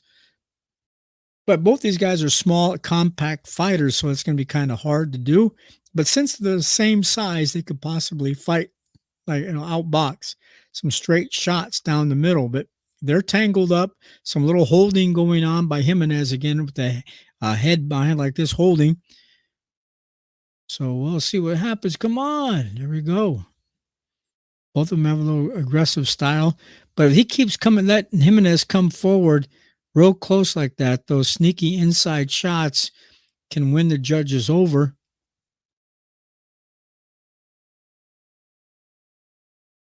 Or fight like Pitbull Cruz does, come off a looping overhand right shot to the head. I think Jimenez now is trying to keep some distance between the two of them. They keep tangling up on the inside. This is going to be an exhausting fight for these two fighters if they keep toe-to-toe like that, head-to-head, and tangling each other up, trying to throw some shots on the inside. What they need to start doing, too, is not just trying to throw some headshots on the inside, but go to the body. Since you're that damn close, just go to the body, not just to the head. And if you're going to go to the head, don't try to just throw some uppercuts in the inside like they're doing, trying to go straight up the middle. All they need to do is throw some right hooks, solid right hooks, left hooks, right and left, right. Once you throw a body shot, come over the top with the left hook or right hook. These are the mistakes that they're making. Now, Jimenez is trying to do that now. He's trying to starting to go to the body, like I suggested. Go to the body, then come back over the top with the right hook, left hook after you throw your body shots. since you're fighting so close in the inside. Not just uppercuts. There's a nice little right. Now he's starting to go with the body shots, as I suggested. Jimenez is starting to go down to the body. They're tangled up a little bit on the inside, a little bit of holding there by Ramirez.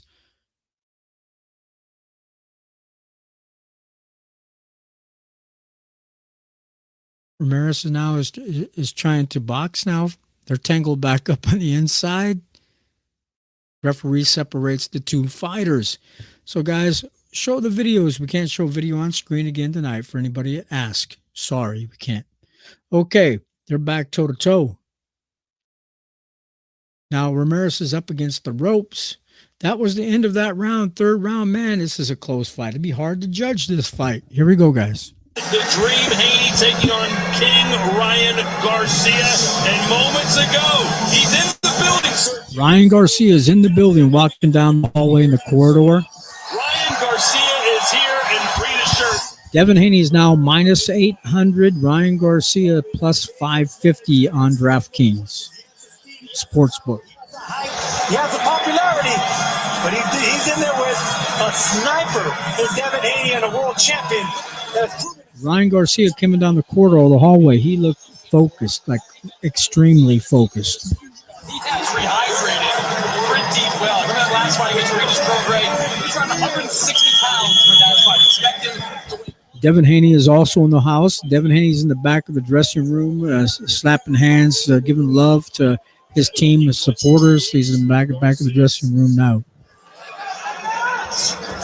All right, round 4, scheduled for 12. And Chris Manning, I think this is going to be a hard fight for the judges to score. As I just said, guys, that's the same exact words I said. This is going to be a hard. They should make me the commentator of the fight at the zone. All right, here we go. Back toe-to-toe. There's a nice straight shot from Jimenez coming forward. Tied up in the center of the ring. All right, we have Ramirez 29, Jimenez 28. That's what I said. This is by the scorecards. They have 29-28. Such a close fight. Now, when they're inside, they need to come back with the left body shot. Not body shots down the center, like here in the center, like this, a body shot like this. Wham! Come back hard, body shot this way, then come back after you throw a hard body shot down here. Come back over the top real quick, like wham, a crisp, short left hook, right hook, like this. Boom, boom. Then come back with that uppercut like that. So you say, have me be the boxing coach or the guy in the corner telling him what to do. Not this down the middle body shot like this or trying to constantly come up the middle like this all the time. Come back with some hard shit on the outside, then drop his hands, even to the elbows. Hit the elbows real hard. Bam! Real hard. That's what they're doing right now. They're coming in now, or keep some distance. But if you understand toe-to-toe, they rip it in there real hard on the outside, not so much down the center. Okay, that's what they're continuing to do. They're tying up right now. This is the 4th round of a 12-round championship fight. Now Jimenez is letting a flurry of punches go. Also, Ramirez is starting to get a little bit more aggressive. Now these guys are going at. There he goes. Got Ramirez up against the ropes. Jimenez does. Now they're trying to fire a lot down the middle. Now Ramirez is up against the ropes. Also a lot of aggressiveness by Jimenez. Some dirty fighting. Some body shot on the left-hand side like I suggested. But he needs to come back over the top with a hook. So right now, Jimenez has the upper hand in the fight, but he's doing some holding from this side. The referee can't see it, but from this side, Jimenez is holding that head like this, throwing some shots. So everybody, thank you for coming on live tonight. All you guys over there on X-Files on Twitter, jump over to YouTube if you can, KO Boxing Breaking News, and watch the fight from there. Make comments from there as well, and we get some credit, get some watch time for you guys watching the fight tonight. Now Ramirez is coming back. He's coming aggressive. He had Jimenez up against the ropes. That was the end of that round. But that round, guys, I will have to give to Jimenez coming in so aggressive. Back to the corner.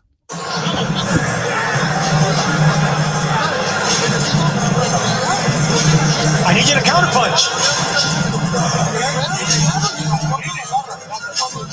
This is the corner of Jimenez. When you're hugging, when you're clenching, you got to punch in between.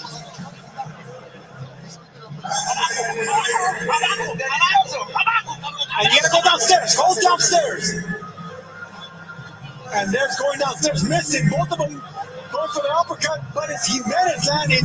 That's been the best punch that David Jimenez has been landing, and that's because Scrappy has stayed stationary. With all that brilliant footwork that he has, the athleticism he has, he's just staying too long against the ropes and giving the judges an opportunity to sway it in Jimenez's favor. Here we are, round 5.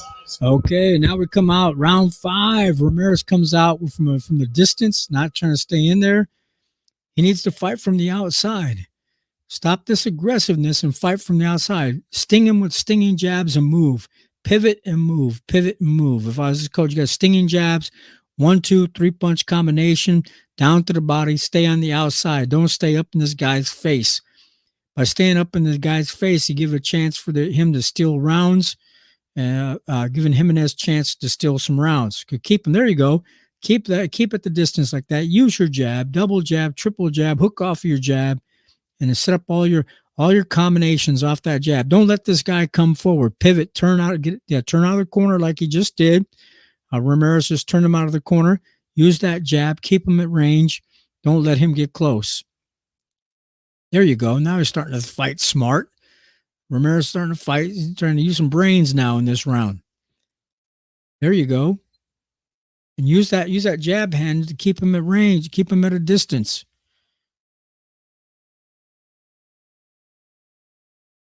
They have 41% connect rate for Ramirez and 25% connect rate for Jimenez. I don't have it that far apart.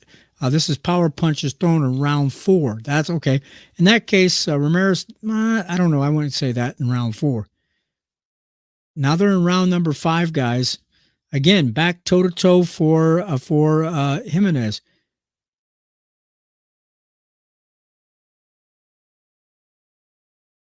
There you go. There you go. Ramirez starting to look better in this round. Referee separates the two fighters.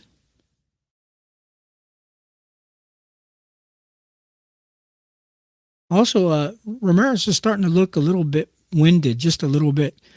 Solid shots by Jimenez right now. Ramirez had this round, but now he's giving it away to Jimenez. There he goes, coming back with a looping right-hand shot from Ramirez. Tough fight for both guys. Little flurry of punches by Jimenez. No favorites for me in this particular fight. Nice jab by Ramirez. I just like to say good fight. Nice right hook by Ramirez. Ramirez is starting to pivot, starting to turn, starting to move. He needs to box. That's what he needs to do. Keep this aggressive style off of you. There you go. Nice left hook by Ramirez. Ramirez is starting to use footwork, which he needs to do. Start using his jab. He's starting to try to fight a little bit smarter during this round. That was the end of that round, guys. That round I would have to give to Ramirez. Close fight. Here we go. Edward Rocky Hernandez takes on Daniel Lugo as the Mexican compatriots face off in a super featherweight bout May 11th live on DAZN, the worldwide home for boxing.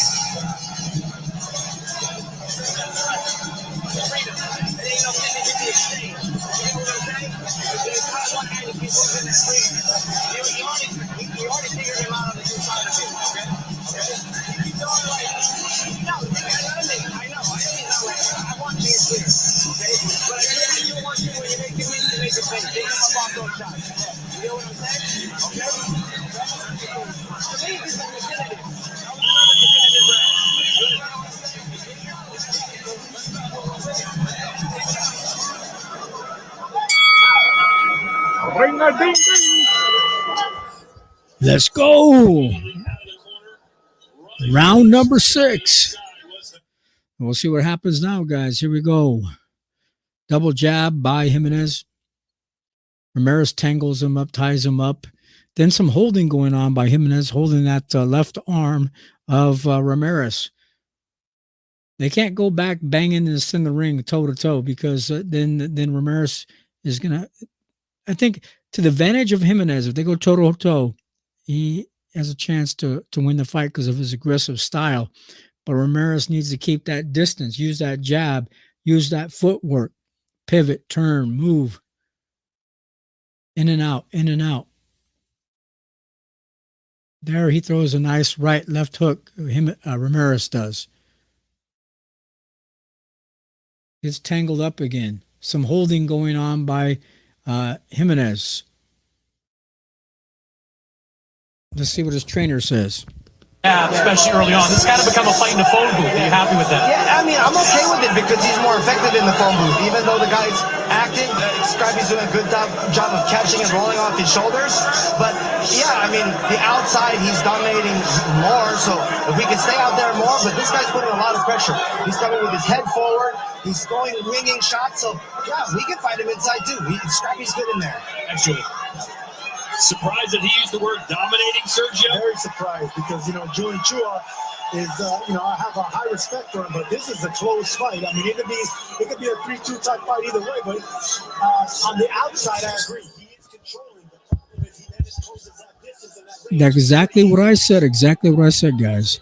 Okay, so back to what I was me calling the fight. They're repeating everything that I already said, that I'm already mentioning. That's all they're doing is repeating everything I'm doing right now. Now, Ramirez is going to keep that distance from the outside, fight from the outside, control the fight, control it. Jab, use that jab, sit your jab up. Don't let this guy be aggressive. Turn off, get off the ropes. He's up on the ropes right now. Ramirez is on the ropes, getting pressured by Jimenez. Jimenez keeps up this pressure. He could possibly lose the fight, so he has to fight from the outside. Turn, move, use boxing skills, box. Not just sit there and try to slug it out with him by that aggressive style. Right now, Jimenez has gained this round back in the 6th round, halfway through the fight, by staying up in the chest of Ramirez. So Ramirez needs to come back and fight from the outside. But what happens, Jimenez comes forward, steps up close, closes the distance, gets in close, throws that looping overhand, left hand over a looping overhand right shot now, fights up down the middle, gets some sneaky shots in the inside. That was the end of that round. That round I have to give back to Jimenez because of him closing that distance between the two fighters. That's the problem, guys. He needs to keep this distance to keep outside, to move around the ring, to keep his footwork and keep circling, keep turning, keep moving.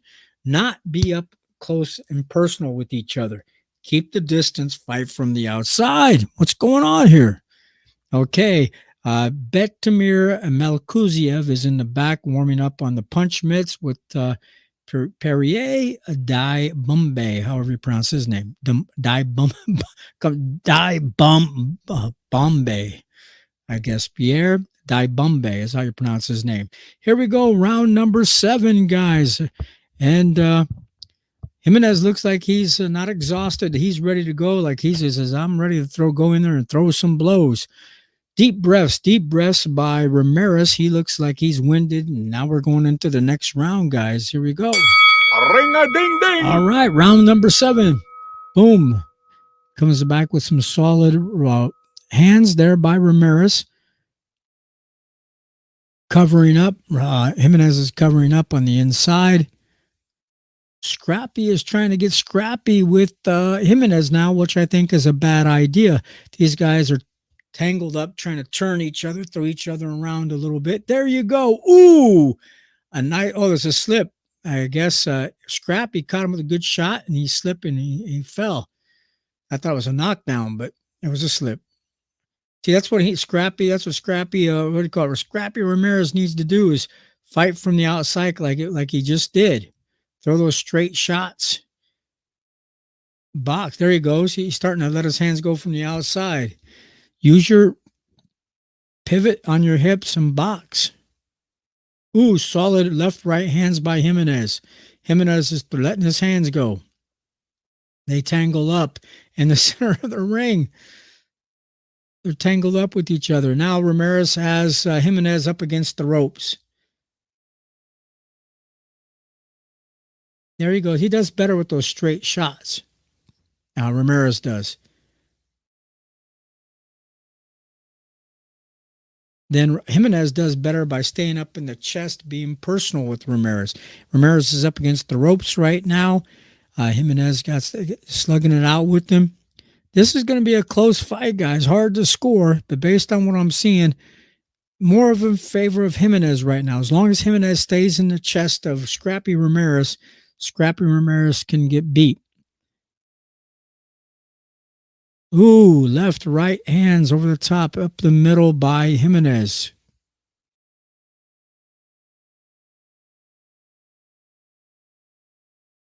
Also, Jimenez is tiring Scrappy Ramirez out by being so aggressive, staying up close and personal. There was a nice right hand by Jimenez. Then Scrappy tries to jab to the body.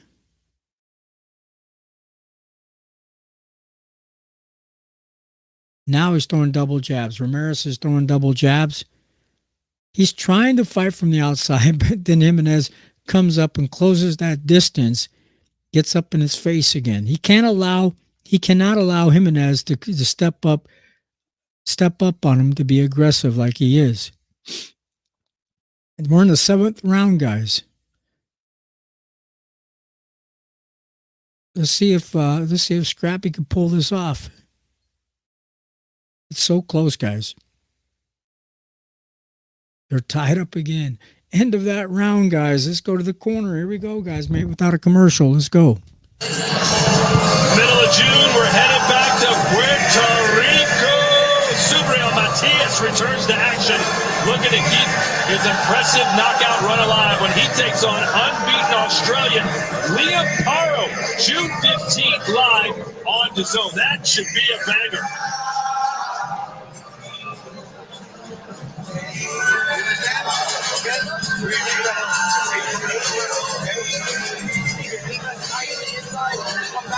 Scrappy Ramirez has a worried look on his face, like he's getting worn out, but hopefully not. We'll see what happens. Knockdown, it would have benefited Scrappy Ramirez huge if this would have been counted a knockdown. But no, it was the right call, as always, by Benji Estevez. I mean, those are veteran eyes right there. Right call. You're Julian in the corner. Scrappy Ramirez said, don't get out. Round number 8. So far, Jimenez is kind of maybe outworking Ramirez. In my opinion, he looked worried on his face, like he's getting exhausted. He's getting caught with some good shots in the face. Ramirez is over a looping overhand left hand hook by Jimenez. Jimenez is also fighting a little bit dirty, but not real bad, just here and there.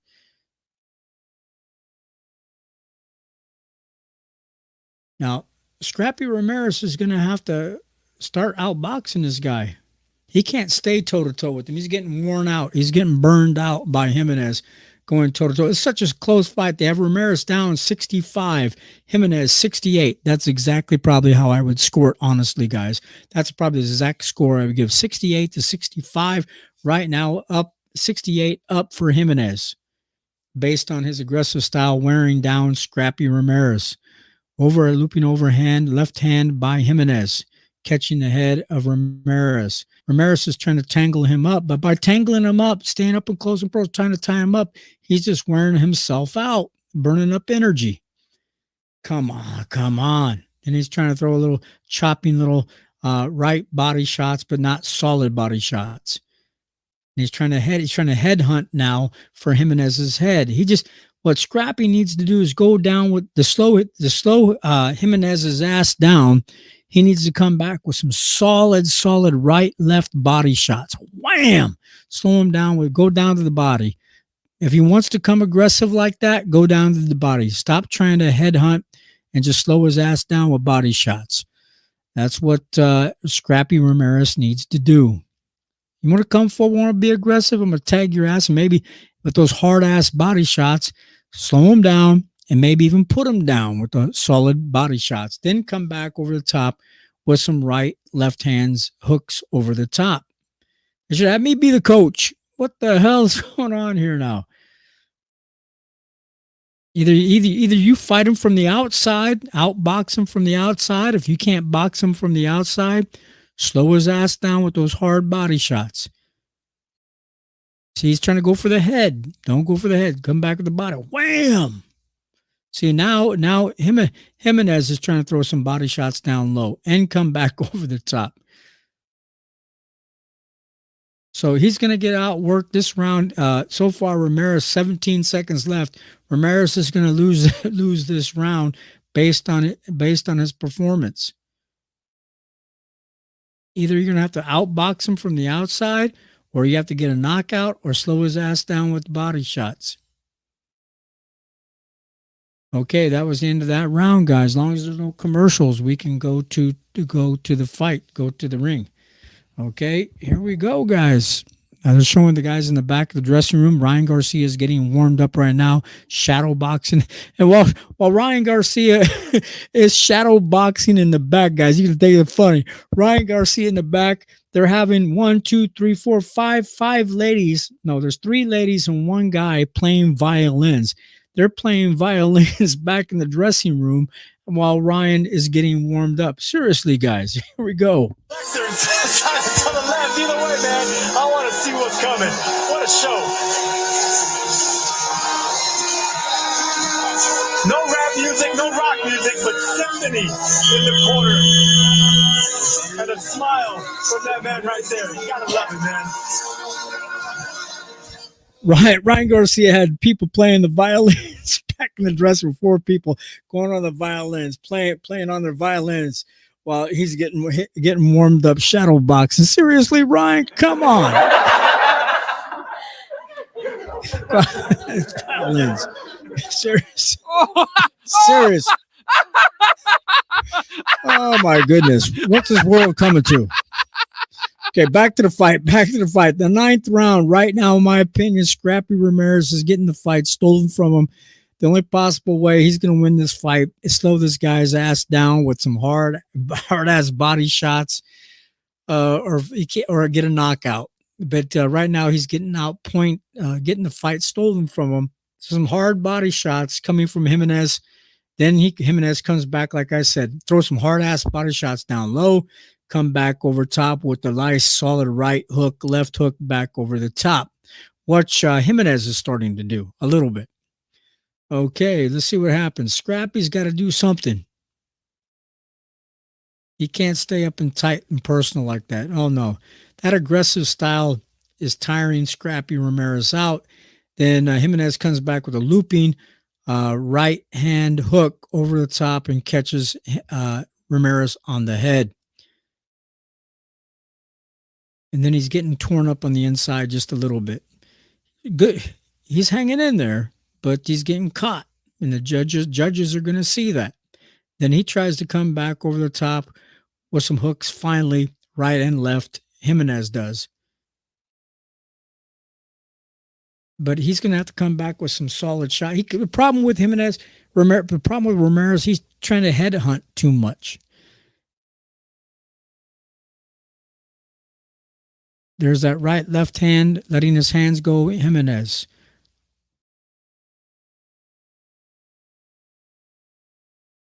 So let's go. Let's see what happens now. 54 seconds left of the 9th round as the referee separates the 2 fighters.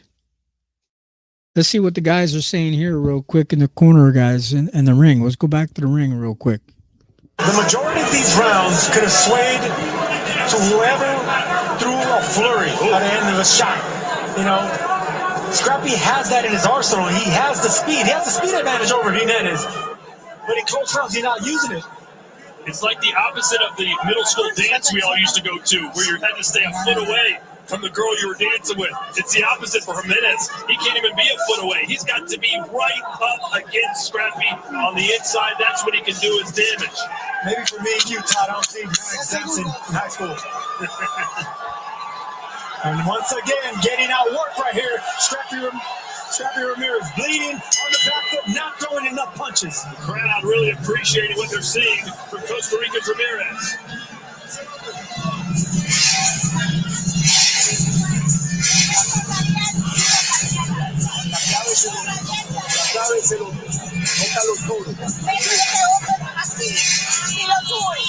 Throw the body shot, man. Come up with an uppercut. Pick him up with an uppercut.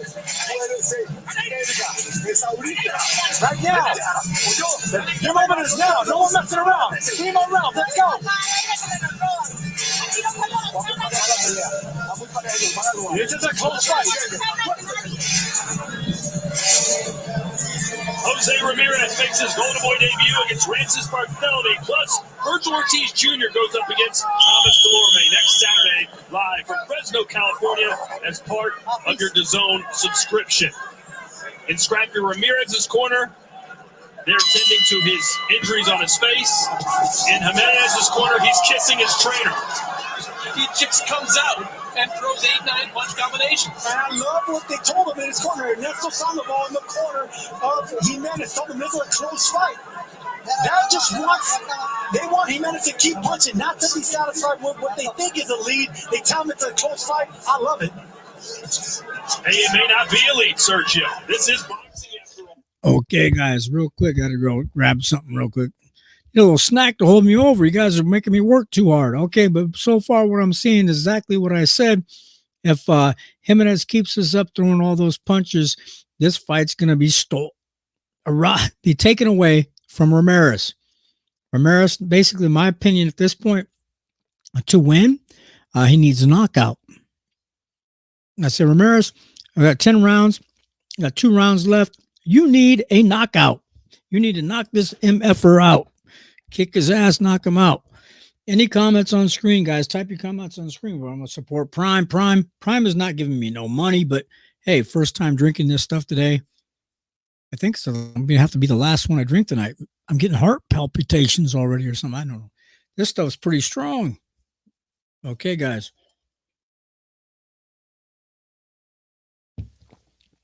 $29-26. They have Ramirez. One person has Ramirez up on the cards, but I don't think so. My opinion. But let's see what happens. Let's go back. Ramirez is getting pretty exhausted, pretty worn down here by Jimenez. Let's go back to the ring. It's getting pretty exciting, guys. Here we go. Well, Ramirez does have 9 knockouts in his 13 wins. He could sure use a knockdown here.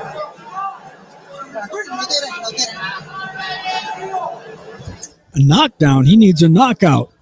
We were able to talk to Scrappy's manager this morning, who said, listen, we weren't really excited about him taking this fight, but he's the boss. Scrappy wanted it. We gave it to him. I give him credit for that. As we said right before the first bell, this could have been a showcase type of fight for Scrappy Ramirez, who was ordered by the WBA to face Ioka. Ioka's going to go into a title unification fight at some point this summer, but Scrappy could have taken a tune-up fight. Instead, he went up against the guy that has proven he can do this, that he can win at this level. Sandoval, Delakian was a very close fight. Good shot. Good shot there by Scrappy Ramirez. He's cutting it out, man. He's trying, but anytime he lands something big there, right back comes Jimenez. Jimenez is just in insane physical condition.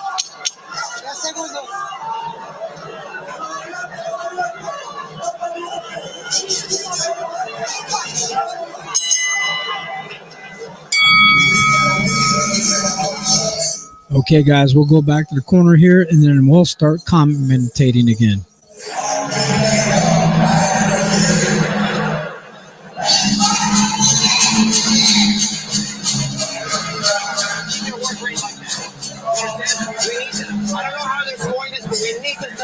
These last rounds, okay? You can rest tomorrow. You understand what I'm telling you? You can rest tomorrow. You need to fight him hard the rest of the fight. You understand? Exactly. Make yourself this is a fight of attrition. You understand what I'm telling you? Okay? Exactly. All in. Keep your hands working. Anytime you got a free hand, you gotta work it. You understand what I'm telling you? Let's go. Let's go. Telling you what we see. Go out and do it. A fight of attrition. Well spoken by Julian in the corner. But they still are talking like their guys winning. There's a sense of concern. Yeah, but the fight can be stolen as well from the other guy. So one thing about this, the fight, Scrappy's team, Scrappy's promoters can steal the fight from Jimenez. So There might be some favoritism going on here, guys. Somebody's hanging on to the ropes, won't let go of the ropes. Okay, we'll see what happens. Somebody's going to get warned here. Okay, let's step forward. This is round number 11, guys, in championship rounds, okay? So I personally think that unless there's some politics going on here, I personally think that Scrappy Ramirez they're going to steal the fight from the other guy, or he needs a knockout to win. That's the only way he's going to win this fight. But if I was his coach, I say, dude, you need a knockout. There's some holding going on by Jimenez a little bit.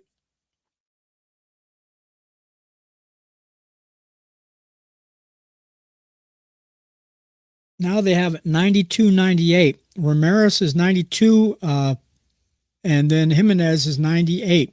That's pretty much how I have it as well.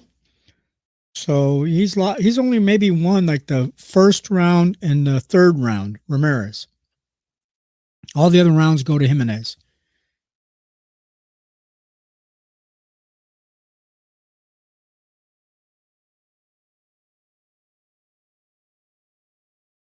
Nice work now by Jimenez as well. 1 minute and 25 seconds left.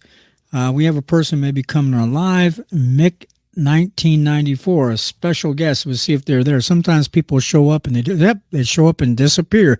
They're scared to come on screen. The StreamYard link is for you guys to come on live to share your thoughts. So you guys hit that StreamYard link.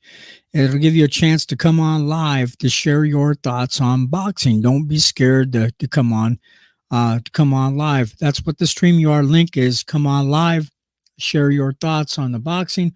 Who do you think is going to win the fight tonight? Who do you think is going to win this fight if you're watching the fight from home? Right now, Scrappy's trying to do everything he can to come back. He's got a little second wind. So I thought he was going to get completely worn out, but he's got a second wind to try to come back and do what he can during his next final two rounds. Right now, he's got the arm tied up of Jimenez. He's breathing a little hard. Looks like he might have some blood coming from his mouth.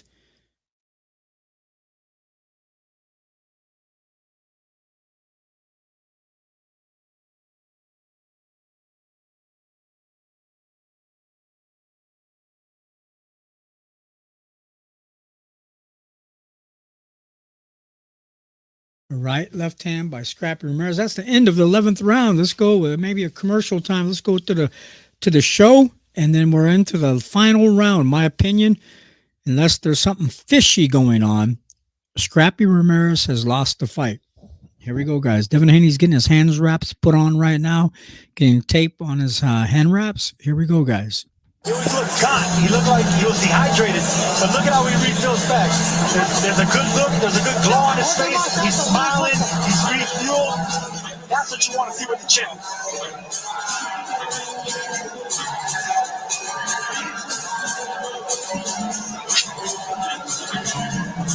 Devin Haney, his 140-pound title cannot be won by Ryan Garcia, who missed weight. But Haney could very well lose it tonight. And look who's up on his feet first. La medallita.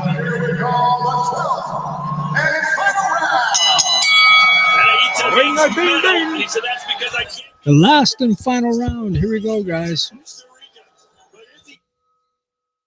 Okay, right now we got the last and final round. They're tangled up.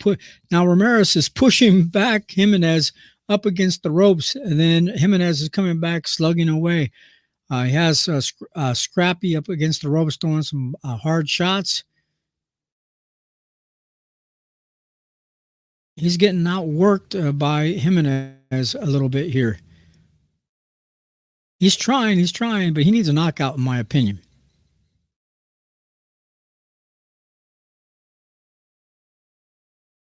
He got caught with a nice right hand by Jimenez.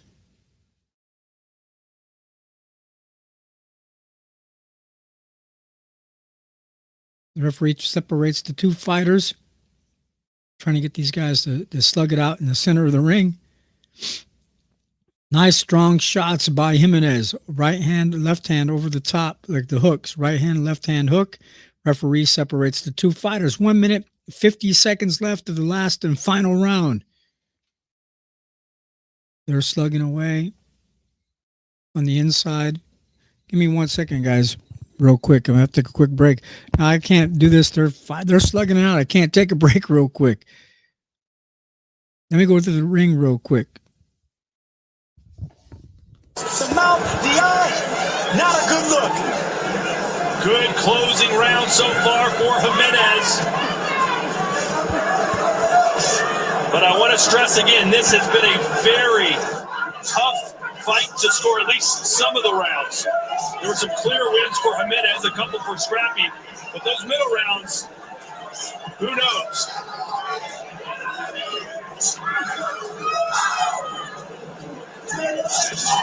Good body shot there for Jimenez and another uppercut. You can see the blood flying off the face of Scrappy. Jimenez looks like he could go another 12 rounds tonight. There's only one Scrappy in there, and that's David Jimenez, man. He's pushing this fight. He wants this fight. He's doing everything in his favor to win this fight. Good uppercut again. He's beating Scrappy to the punch.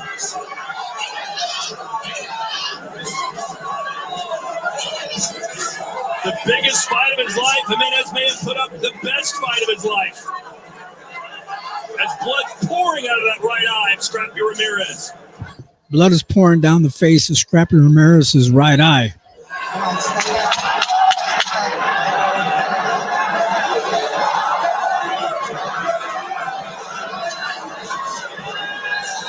And they'll slug it out to the bell here at Parklands.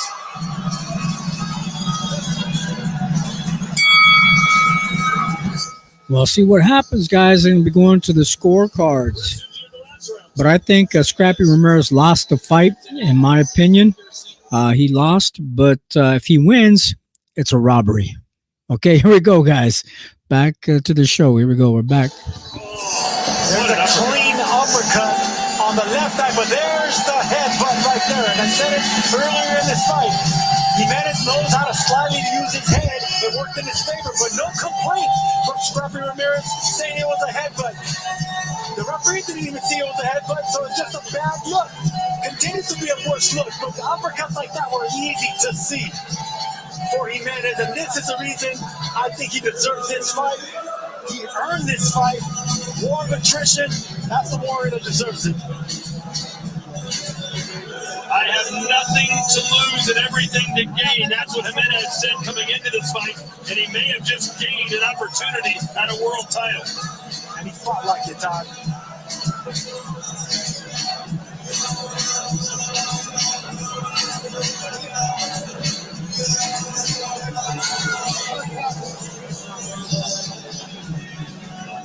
There's the cut caused by a headbutt. Tough way to close things out around 12 for Ramirez. There's Zerto Ramirez, cruiserweight champion in his corner. And hey, if you like little men, they don't get much better than what's coming your way Saturday, June 29th. Bam Rodriguez and El Gallo. Sergio, please tell the people how good this is going to be. Incredible. It's incredible footwork by Bam Rodriguez. The angles, the Vasily Lomachenko type style against a beast and a two-division champion in Gallo Estrada. Mexican versus Mexican-American. Unbelievable. Can't wait. And we are now waiting for the scorecards, which could be all over the place. They can, and the longer it takes, the worse it could probably be for the men that we thought won this fight. All right, Joe Martinez is in the ring. He's got the scorecards. Here we go. Ladies and gentlemen, after 12 rounds of boxing, we go to the scorecards. And here are the judges' totals. Both Ron McNair and Steve Weisfeld scoring 117-111. Judge Robert Perez, 116-112. All for your winner by unanimous decision. He is now the WBA Interim Super Flyweight World Champion from Cartago, Costa Rica, Medallito Jimenez. And the judges got it right. This is exactly the man that earned this opportunity. Exactly. Finally, some judges scored the fight exactly right, guys. Here we go, guys, to the ring. I got to take a bathroom break real quick, and we'll come back. Big win, an emotional win for that man right there. Well deserved. And let me tell you something, he may not be the most skilled, but when it comes down to heart, attrition, and conditioning, this man is one of the best we've seen. Absolutely, man. Absolutely. This is what you want to see, man. Look, we know who the A-side fighter here was. Now Scrappy Ramirez. This is a Golden Boy fight, a Golden Boy fighter, but the judges got it right, man. Credit to the judges. Big win for Jimenez. And look what it means to him. Again, he's the only active flyweight in his entire country. He said he felt disrespected. The champion holding that belt, they didn't give him the credit. He was overlooked. Not anymore. Yeah, he said, Scrappy Ramirez at the press conference disparaged my country and my family, that he would pay a price for it. And Sergio, the price was paid.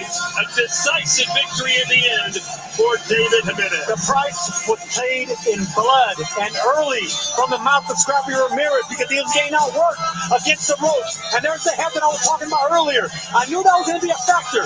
It wasn't dirty, but it was a calculated move by David Jimenez. And Scrappy, just like his name says, man, he showed flashes of what makes him really good. Popping and jabbing, but on the back foot at the end of the jab. But Jimenez kept closing that range, kept sticking his head down, putting his head in his chest, banging away at the body, but banging away at anything. Okay, guys, what do you guys think about this? This is crazy.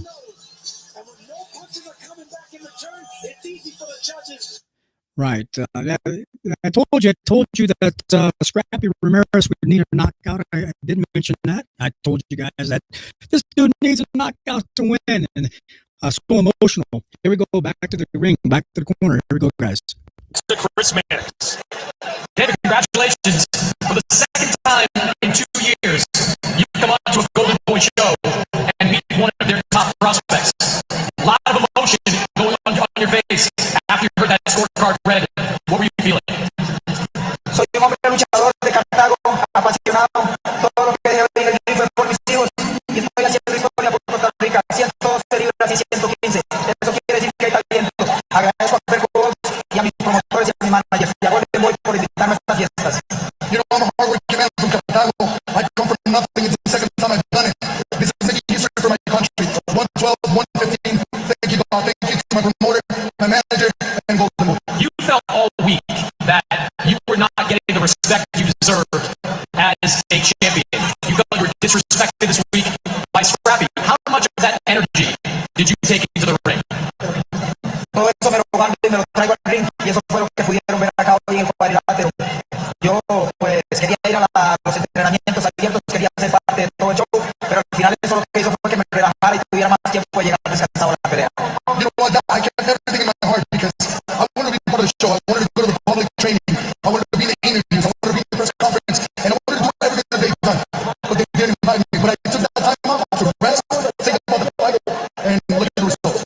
This fight was fought at a distance in the first round. And from the second round on, you made this a physical fight. What kind of adjustments did you make? No, bueno, pues yo sabía que tenía que venir a boxear o a pelear a la distancia corta. El campamento que hice en América fue exitoso y creo que ahí fue donde marcó la diferencia. My corner told me that I had to work in the inside, so that's what I did. I had an amazing camp in Las Vegas, and they just kept on reminding me what I was doing, so I just kept on doing it. Okay, so your win over Sandoval earned you a title shot at 112. Does the win over Scrappy earn you a shot at 115? Bueno, pues eso ya es algo que tengo que sentarme a ver con mi equipo porque 115 libras después de rankeado número 1 del Consejo Mundial de Boxeo. Tengo también varias puertas por ahí abiertas y tenemos que analizar muy bien cuál es la mejor propuesta económica, que al fin y al cabo es lo que yo estoy buscando, dinero. You know what, I'm going to talk to my team. I'm going to see what's up because I'm ranked number 1 at 112 in the WBC. So, hey, wherever the money's at, I'll be there. I got the dinero part. Congratulations. Gracias, un abrazo. Danielita, los amo. Mañana nos vemos en Costa Rica. Costa Rica, pura vida. I just want to say hello to my kids, Daniel and Daniela, Costa Rica. I love you guys. I'm good for you. Great performance, David. Guys, great performance indeed, Sergio. 112 or 115, what would you advise them to do? Ride the momentum. Stay as busy as possible. Get another big thing. He said it himself. Look, I do this for my family. I do this to get paid. That man earns another big opportunity. Another big fight, big payday.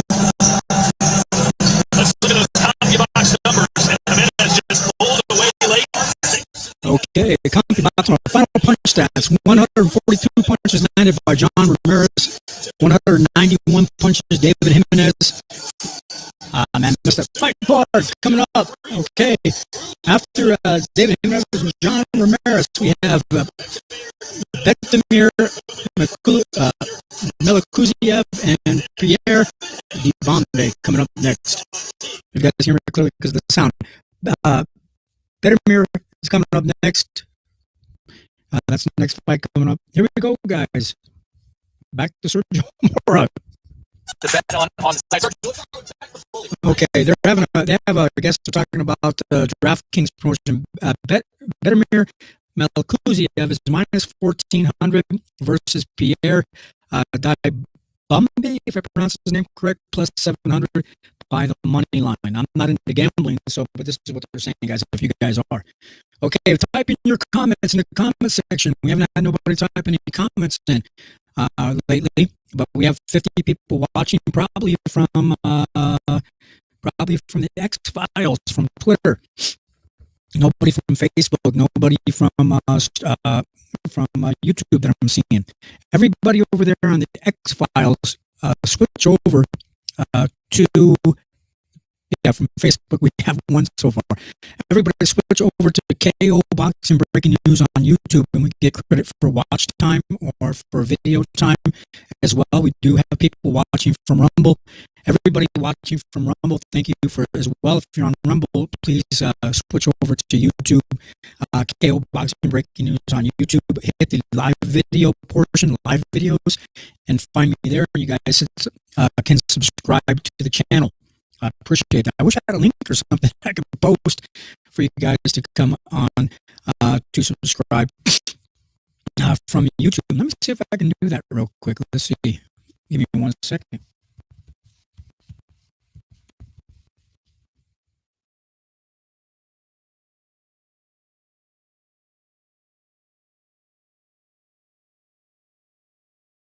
Oh, I can't do that. I can't leave the channel. Okay, we can't do that, guys. But they're coming up for the next fight.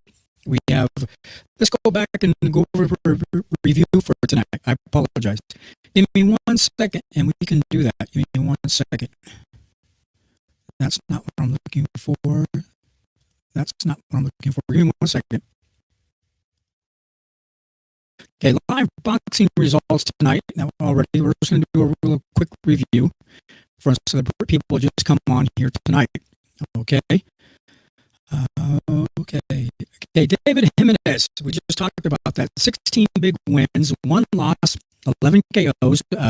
Battered John Scrappy Ramirez. He battered him to death, who is now 13 wins, 1 loss, 9 KOs, in a surprisingly one-sided fashion, as I just said, winning a wide 12-round unanimous decision to capture the WBA interim flyweight title, as you guys just heard me talk about here tonight. The scores were 117 again to 111, 117 to 111, and 116 to 112.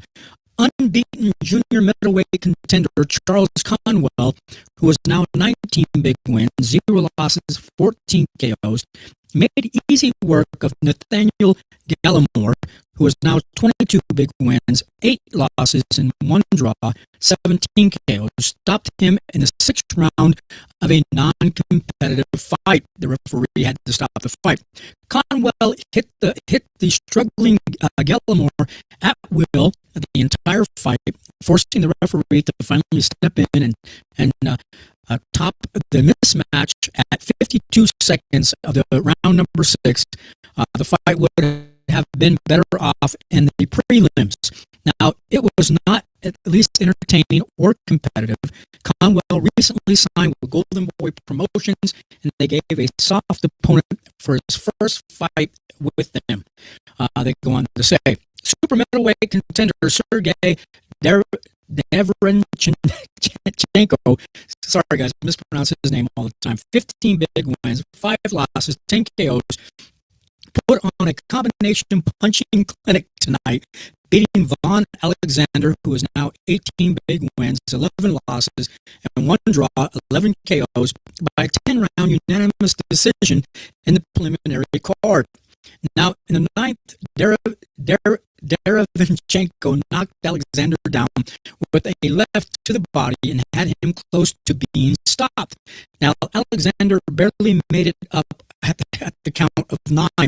Now, the referee then delayed the restart of the action twice, ordering Derevinchenko to go to the neutral corner, as I mentioned earlier. This long delay saved Alexander from being stopped. Now, the judges' scores were 100 to 89, 100 to 89, and 100 to 89. Now, Haney's WBC title won't be at stake for Ryan because of him coming in 3.2 pounds over the 140-pound light welterweight limit during Friday's weigh-in. If Haney is beaten, guys, his belt will fall vacant. The zone's pay-per-view price stays the same at $69.99 if you still want to pay, despite Haney Garcia not being a title fight. So, guys, you can go ahead and still subscribe to that to see the fight here tonight. Chris Mannix, 147-pound rankings, has Jerome Boots Ennis ranked number 2 underneath Terrence Bud Crawford. 31 big wins, 0 losses, 28 KOs. Terrence Crawford is now 40 big wins, 0 losses, 31 KOs, is still number 1 on Chris Mannix's pound-for-pound ranking. Giovanni Santalon is number 3, which I think he's a really good fighter, guys, in my opinion. Giovanni Santalon kicked Alexis Roach's ass. I remember that. So tonight, let's go back to the commentators real quick. Let me get a little break here, and we'll get ready for the next fight. Here we go, guys. And also type your comments in the comment section. We can share your comments on screen tonight. We appreciate you guys stopping by and watching the show. And everybody on Twitter, on X, move over to YouTube. Subscribe. Hit the like button. Go over there and support us on YouTube. Appreciate it, guys. KO Boxing Breaking News on YouTube. Appreciate you guys watching tonight. Thank you so much. Oh, hang on, guys. I gotta fix the sound real quick. Give me 1 second. We have a sound problem. Give me 1 second. I don't know what happened. Sound problem. I had to go fix. Hopefully, it didn't affect the mic tonight. But here we go, guys. Thank you so much again. Appreciate it.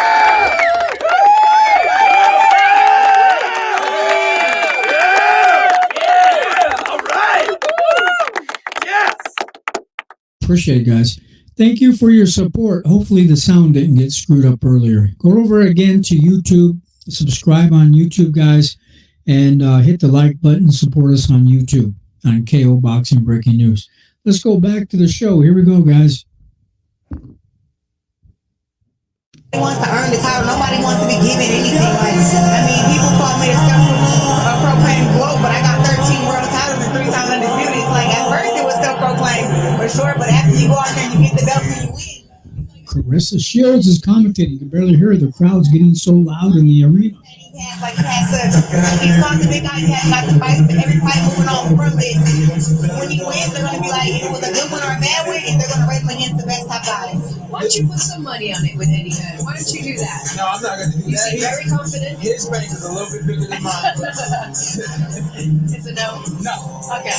All right. Well, it is time for our third fight of the evening. Everybody, Maxime Malakuzia versus Pierre Dibombe.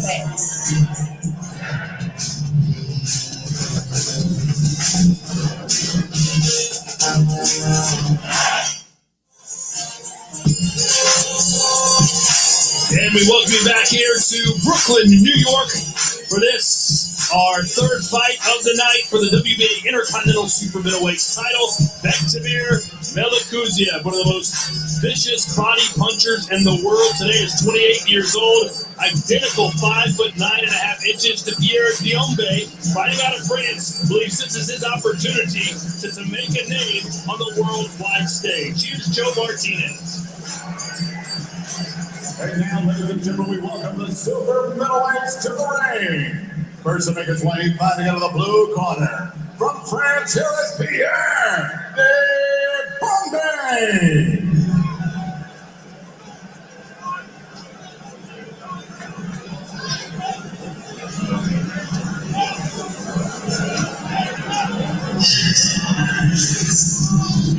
Pierre Bombay. Sergio, we don't know a lot about this guy. What can you tell us? Well, he's tall, he's undefeated. It's one of these guys that, he can be a sleeper. But the thing is, there's not many great fighters that come out of France. I don't know what really to say about Pierre until he's here. He's muscular, and the fighter ways, he look great. He has the body, he has the look. So he can actually catch Melacuzian getting over aggressive. I want to see how Melacuzian is going to react to that strength and that power. It's going to be an uphill challenge for Pierre, who has fought largely on the domestic level. His last fight was a win over Derek Finley. You see there, 6-round, 4-round TKO in a 6-round fight. I'm a huge Derek Finley fan. One of the great gatekeepers of the last 20 years, but 39 years old, not an elite fighter. Bekmir Melacuzian might be an elite fighter.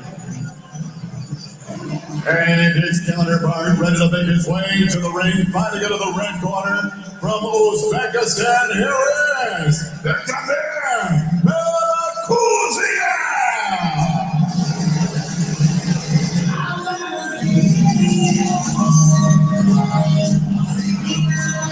Mexican style, one of the most avoided fighters in the world. No one wants to get in the ring with him, but one guy did twice. Gabe Rosado, who had already been dropped against Melacuzian, but caught him with a right hand from hell and got knocked out of the ear, and that's the only blemish of Bekmir's record. Yeah, but who hasn't Gabe Rosado been in the ring with us? He's not going to fight anybody, but yeah, Bekmir did this. Okay, who's going to win tonight? Melacuzian 66%, Premier Dai Bombay 34%. Okay, let me repeat that. Who's going to win? Fan Zone says Bekmir, 66% said Bekmir is going to win. I have a hard time pronouncing his name. He's coming out wearing a Mexican sombrero, walking down his ring walk, giving dap or love to all the fans walking up to the ring. He's getting ready to step into the ring now as we get ready for the fight. I had to take a little quick break, guys. This is a long time. I've been on since 3:30 Central Standard Time, and now it's like a 9:11 at night. And this is a long show. Here we go, guys. And now, ladies and gentlemen, we are set to go on the next round tonight. 10 rounds is scheduled for the WBA Intercontinental Super Middleweight Championship. It is presented by Oscar De La Hoya's Golden Boy Promotions. This bout in association with World of Boxing. Sponsored by Wild Casino, OnlyFans, and Everlast. Ice cold beer. By the WBA Supervisor in Attendance, Julio Todd. The 3 judges scoring at ringside: Ron Constantino, Glenn Feldman, and Kevin Morgan. Inside the ring, your referee in charge of the action, Ricky Gonzalez. Introducing you first, fighting out of the blue corner, wearing yellow trimmed in red. He weighed officially 166.5 pounds. His professional record an outstanding one standing at 22 victories, no defeats, 1 draw with 12 wins coming by way of knockout from Nantes Lupoir of the Deep France. Here's the unbeaten challenger, Pierre Bombay. And across the ring, his opponent fighting out of the red corner. Wearing black trunks with green, he weighed officially 167.75 pounds. In 14 professional fights, his record stands at 13 victories, just 1 defeat, 10 wins coming by way of knockout from Shoembek, Uzbekistan. Fighting out of Indio, California, he is the defending WBA Intercontinental Super Middleweight Champion, the Bully Melacuzian.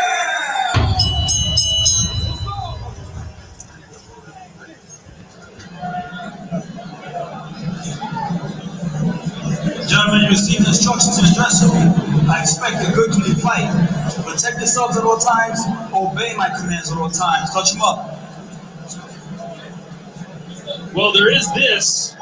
The Bombay and Melacuzian do have a common opponent, Sadan Jajanin, who Bombay stopped in 5 rounds, a little less than 5 months before Melacuzian stopped him in 3 rounds.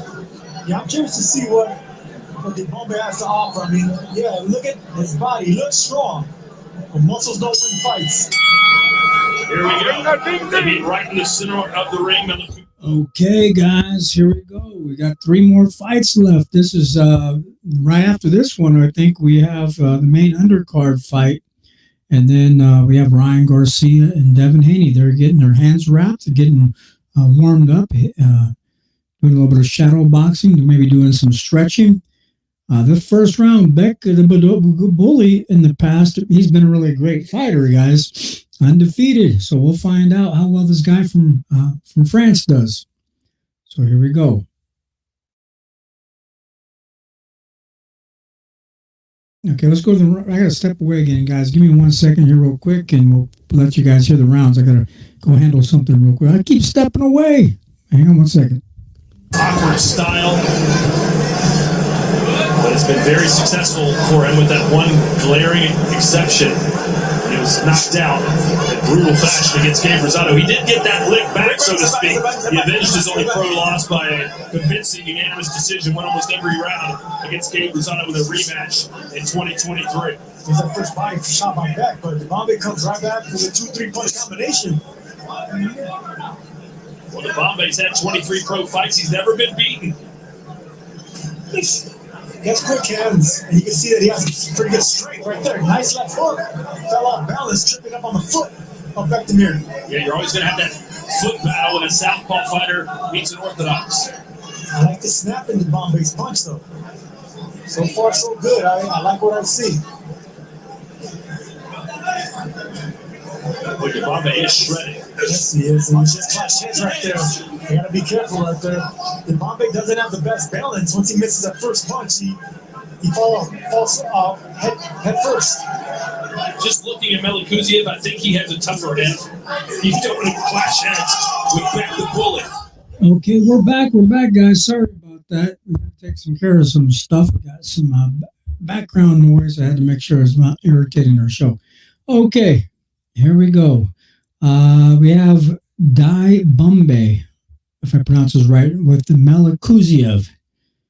Let's call him Mel. I can't even pronounce that name correctly, Tom. So we'll just call him Melikuziev Mel sometimes.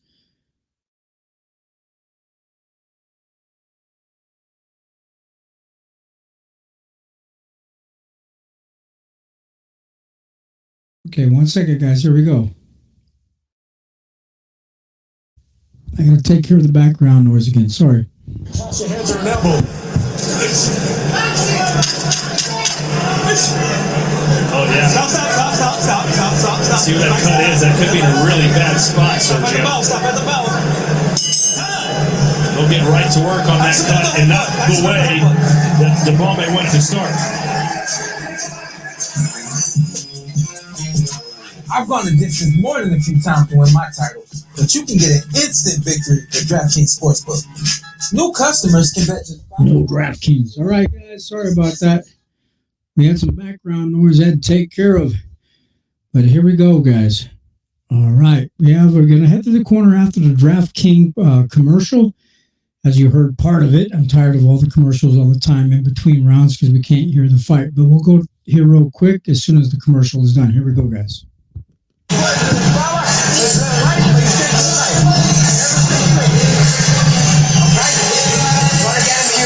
Oh, it's a terrible spot for that cut to be in. Yeah, it is, and I'm pretty sure that was a headbutt. Yeah, it was ruled an accidental headbutt by the referee. Yeah, and then you can see in the corner of Beck the Bullet, they want him to move his head. You got to move your head. All right, guys, here we go. Round number 2. I didn't get to see the full first round, so I can't say nothing. They said they had an accidental headbutt, maybe. This fight looks pretty aggressive. It looks like Melikuziev is stepping forward to try to be very aggressive. He has a big guy, strong fighter in front of him, from what I see. The guy's real muscular. Dai Bombay, if I pronounce his name correctly. He has a live opponent in front of him, so he has to do the best he can and perform at the best of his ability, from what I'm seeing. So we'll see how well he does, the other fighter, Dai Bombay. Oh, he almost slipped. Dai Bombay almost slipped. Got 2 young, strong fighters. Gonna go toe-to-toe, go at it. This is going to be a great fight, guys, right here, from what I'm seeing. I wish I would have caught the full first round.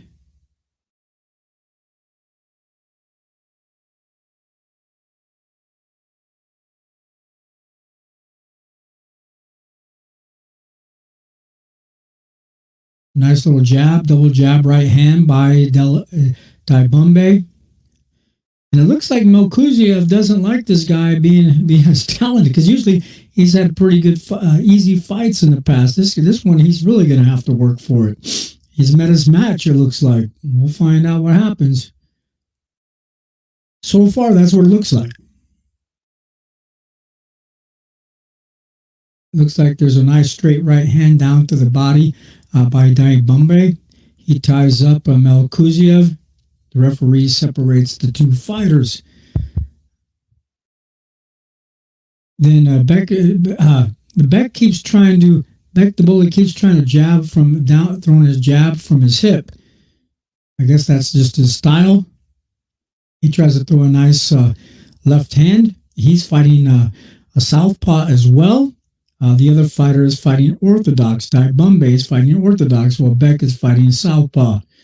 Okay? Beck is fighting southpaw. The referee calls time. Looks like there's a clash of heads or a cut above the right eye of Dibumbe now. There's a cut by a clash of heads, it looks like. So let's go to the corner real quick. No contest. Beck, try to have some sense of urgency here. Okay, now what's going to happen here, guys? Based on that cut above his right eye, on Dibumbe's right eye, it's a cut like right in here, down low, and it's a severe cut. So they might have a severe urgency to stop the fight before the fourth round and go to the scorecards. So let's find out. Ooh, solid shots to the head of Melkuziev from Dibumbe. So Dibumbe has a good chance to win the fight if they could stop the fight by the end of the fourth round based on his cut above his eye. The fight, these two guys are super aggressive. So Beck's trying to throw some really solid right hands. That's the end of the second round. Let's go to the corner and find out what's going on. Come on, bro. Oh, wait, we gotta wait for the commercial. God damn it, I have to wait for these commercials all the time, guys. Seriously? Come on, man. Okay, they have the Golden Boy ring girls walking around. They're trying to stop the bleeding, stop the cut above the right eye of Dibumbe. I think both fighters might have a cut, but there's a severe cut above the right eye of Dibumbe. There is some extreme urgency here. Both of these fighters are super aggressive. This looks like it's going to be a war. I could like to see these two guys have a rematch so far from what I'm seeing. Okay, we'll see what's happening. Here we go, guys.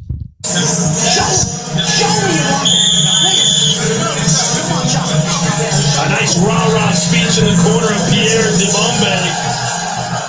Basically saying, you've worked your whole life for this one moment. It's on you now. Don't just be here to make up the numbers. Go win the fight. Okay, here we go, man. Pierre Dibumbe is really aggressive, doing a really great job. Beck the Bully is holding his own, doing a really great job. It's a pretty even fight to me so far during the first two rounds. Beck's coming forward, trying to be more aggressive, but he's met a guy who's big and strong like himself. So here we go, guys. So let's see if the boxing skills really pay off for Beck the Bully. Melkuziev. Both guys got power. Both guys got some speed. Both guys have some athleticism from what I'm seeing. In the past, I always liked Beck the Bully, but here tonight, it looks like he's got a strong game competitor right in front of him. So let's see what happens. Excuse me, guys. I'm fighting a cold. Okay, Pierre, let's call Dibumbe Pierre. Pierre's coming back with a nice double jab. Holding his own. Ooh, nice left hook by Pierre. Nice double nice double left hand by Beck. Beck the Bully. Tonight, Beck the bully, he's not going to be the bully. He got a guy that's just as aggressive as him. Ooh, nice right hand. He pushes back Pierre. Pierre looked like he could have been hurt, but he's not. He's a strong guy, so I think he has a strong chin. So I don't think he was hurt that bad. I don't have no favorites. If I had a favorite, it was Beck. Beck's always been one of my favorites. But tonight, Pierre is holding his own against this guy. Quick combination by Pierre.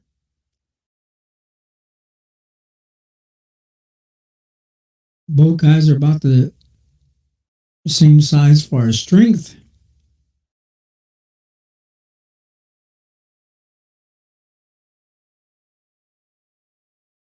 Ooh, nice right hand by Beck. And I think that injury, that blood coming down from the eye of Pierre is maybe blocking his vision a little bit, but still he's doing really a great job. A nice solid right hand body shot by Beck. And I think Beck now is having maybe getting a little bit of advantage because of some foot movement. Boxing, great boxing skills. He's trying to come forward, that right hand. Jab, right hand. Great job. That blood, man, is coming down from that right eye pretty damn good. Let's see if they can stop the bleeding. Let's go to the corner, guys. 2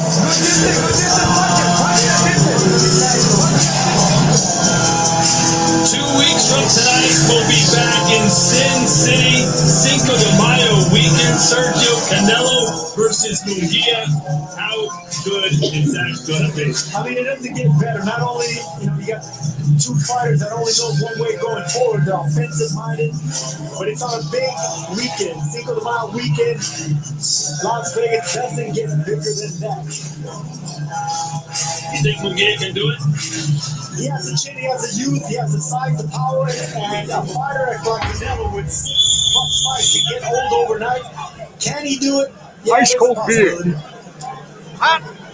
Big difference between Candy and Billy, but you'll find out live on DAZN pay-per-view 2 weeks from tonight. Meanwhile, pretty good. Okay, guys, round number 4. Here we go, guys. Pierre's coming forward really aggressive, trying to use his jab hand to come forward. No, Pierre reminds me of Steven So-Called Nelson a little bit. That same kind of style, same strength, same aggressiveness. And Beck is coming forward. Ooh, a nice counter punch by Pierre on Beck the bully. Nice left hand by Beck. They have 35% Melkuziev and 25% power punches thrown by Pierre. Ooh, a nice overhand left hand by Beck. Another nice over left hand by Beck. Melkuziev is doing a little bit better job than Pierre, but Pierre is holding his own, coming forward. I have it right now, still Beck ahead on the scorecards myself from what I'm seeing. But, ooh, he just caught a good shot on Beck to the head of Beck. But Beck has a solid chin, it looks like. He's holding his own. Both these two guys are solid fighters, so we'll see what happens. Nice little right. Ooh, nice little right hand uppercut by Pierre.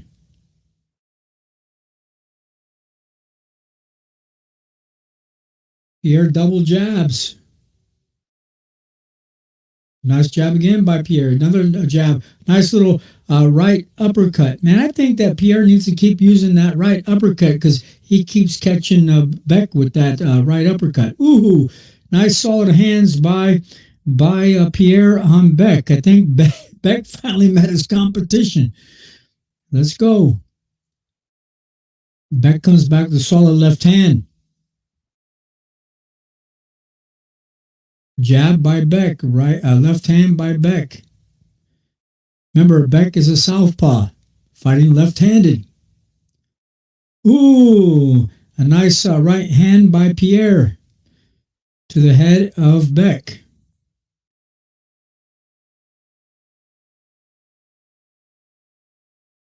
Beck is trying to load up on that left hand. That's going to be a little bit of a mistake by Beck the bully. Don't load up on that left hand. He has pretty quick hands, though, guys. He tries to sidestep, which I think he needs to continue to sidestep, pivot, and move on Pierre. I think there is a little bit of blood coming from the nose of Beck the bully. That was the end of that round, guys. Here we go. It looks like Pierre is breathing a little bit hard, though. Here we go, guys.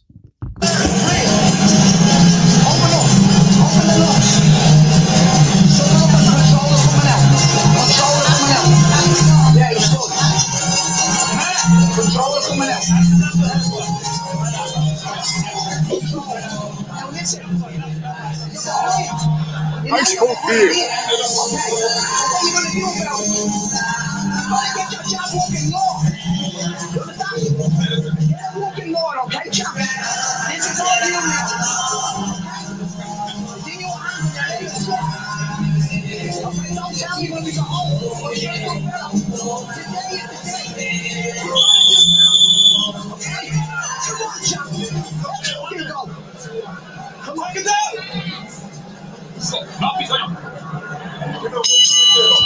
Also, there's a cut above the left eye of Beck the bully. Round number 2. Here we are. Round number 5. Here we go. Ring-a-ding-ding. Round 5. Sorry, guys. Round 5. Here we go. Toe-to-toe with these two fighters. A really great fight between these two. Excuse me, guys. I'm fighting this cold. I'm still stuffed up, man. All right. Here we go. Ooh, nice jab by over right hand by Beck. He's fighting southpaw. Had a good right hand. There's a cut on the left eye of Beck and a cut on the right eye of Pierre Bombay. Okay, both the guys have a cut. Blood from each eye, both fighters. There is a slip. That wasn't a knockdown, guys. Oh, they're going to count that as a knockdown. He has a standing 8 count. Come on, that was a slip, man. There was no knockdown. The referee made that a stand. It's going to be a 10-8 round now, but it was a slip. Pierre went down, but it was a slip in my opinion. His feet are slipping a little bit underneath him. From the blood. The blood's probably getting on the canvas, and these fighters are slipping on the blood on the canvas a little bit, guys. They need to wipe up the canvas in between rounds.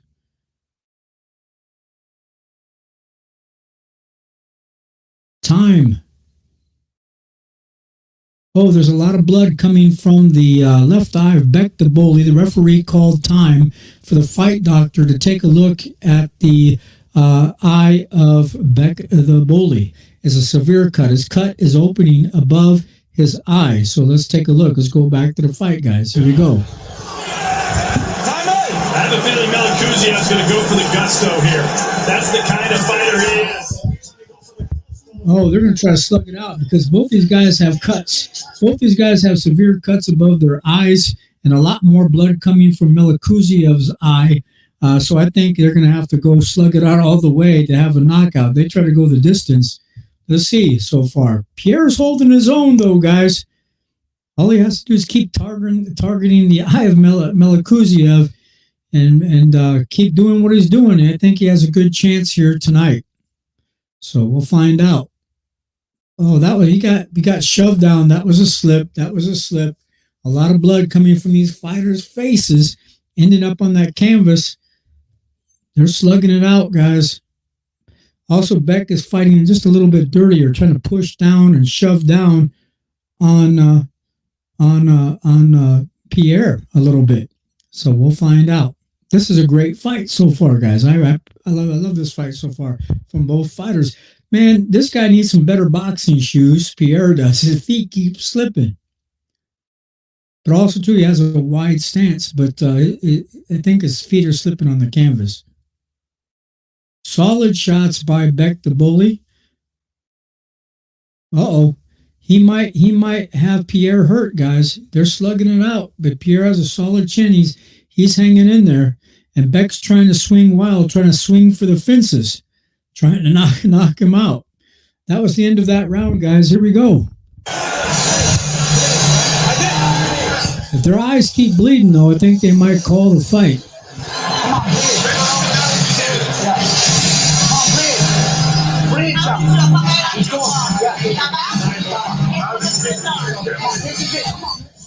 Blood from the right eye of Pierre, blood from the right eye of the opposite eye of Becca the Bully. These guys are bleeding pretty good from their eye. One cut above each fighter's eye.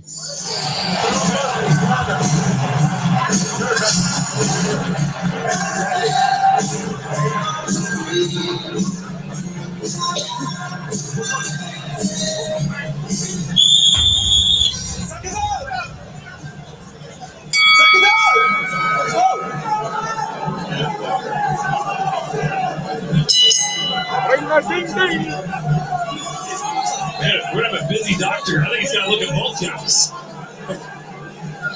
Both corners doing a great job stopping the blood of both the bad cuts. Antonio Diaz, the head trainer for Mexican Enthusiast. Joel Diaz is the cut man for this fight. Fight doctors checking out Beck's side. They're back in. They called time for a second because of the fight doctor need to look at Beck's side. They're back to the center of the ring, duking it out. Here we go, guys. Great fight from both fighters. Right now, I think Beck is ahead on the scorecards, especially with that with the standing 8 count. But here we go, guys. Pierre's coming forward. Pierre's trying to hold his own. Beck is a strong fighter, but he's got another strong fighter right in front of him. He just got clipped, and he's not hurt, but he realized this guy's a strong fighter in front of me. What fighter wants it worse? It was a slip again by Pierre. Pierre, a slip. I think he needs better traction on those boxing shoes. He needs to go buy a different pair of boxing shoes. Pierre does.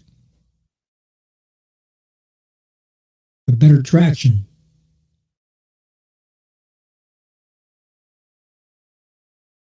Solid shots coming back from Pierre, and also some solid shots from Beck.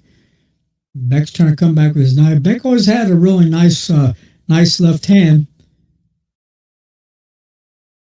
All of Pierre has to come back with a nice right uppercut and catch Beck with that nice right uppercut.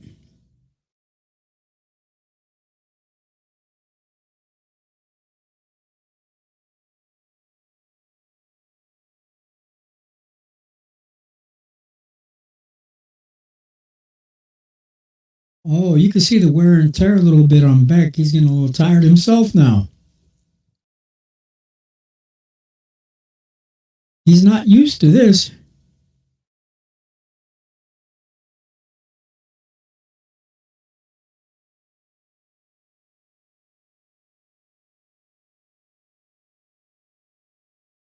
"47 seconds left of the 6th round, guys. We're in the 6th round.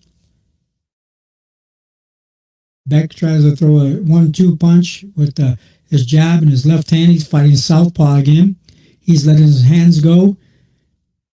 He's trying to throw some body shots. I think that's what Beck needs to do. He needs to go to the body more and stop trying to headhunt on a strong fighter.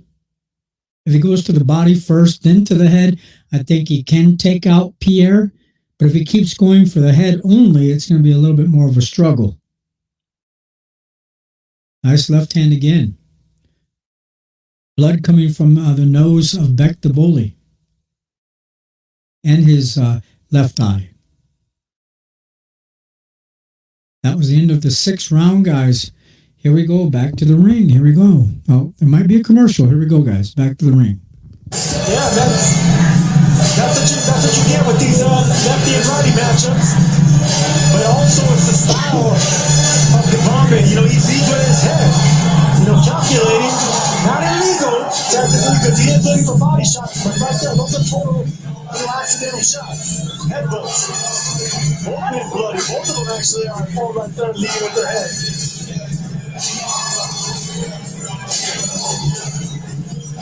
Show me you want that. What are you waiting for? Do it.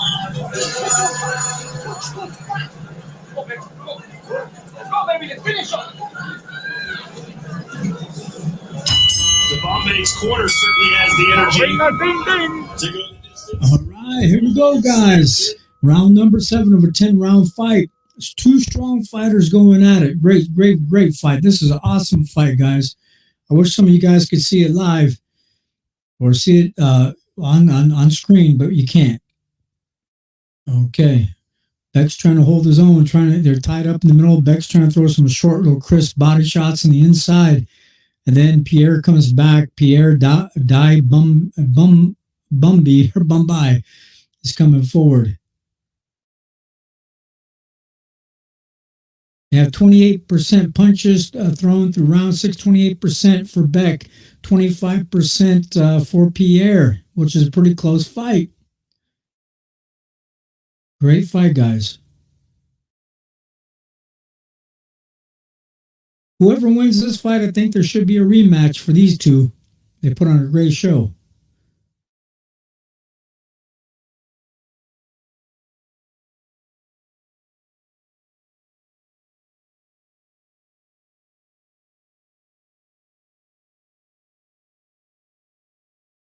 Okay, here we go. 1 minute and 42 seconds left of the 7th round. Let's see what the trainers are saying. Here's go. Come on! What kind of shots do you think Beck is open to? Beck is on to a right hand, and he's on to a left hook to the body. That's what he's on. Look where his hand is. His hand's open for a right hand. Look at the right hand! You agree with that, Sergio? You agree with that? Yeah, there's an opening with the right hand. Okay, we're going back. It looks like Pierre's holding his own. He got caught a couple of times. Pierre's firing back. But Pierre's biggest problem here tonight, in my opinion, is not that he ain't doing a good job. He needs some different boxing shoes. He keeps slipping too much on his feet. He can't hold his ground too much with those shoes that are slipping a little bit. He just needs to stick with that right hand uppercut real good, come back with the right hook, come up with the right uppercut, then a right hook.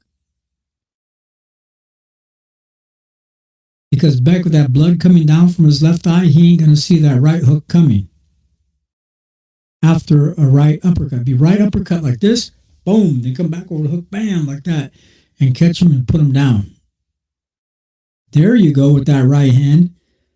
Pierre threw a nice right hand. He needs to throw a right uppercut, right hook.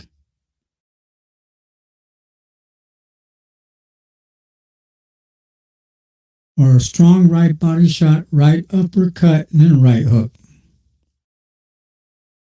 He keeps tries to keep going from the left instead of the right. Here, that's the end of that round, guys. Let's go back to the ring.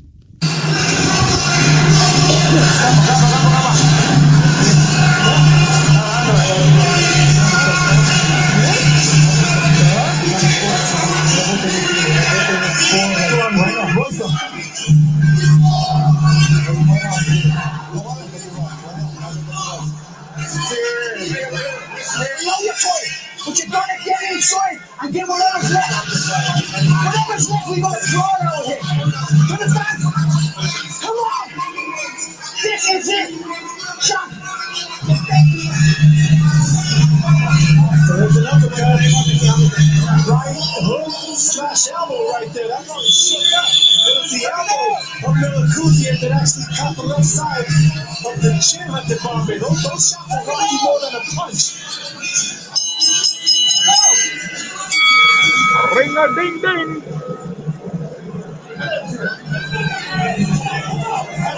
Time.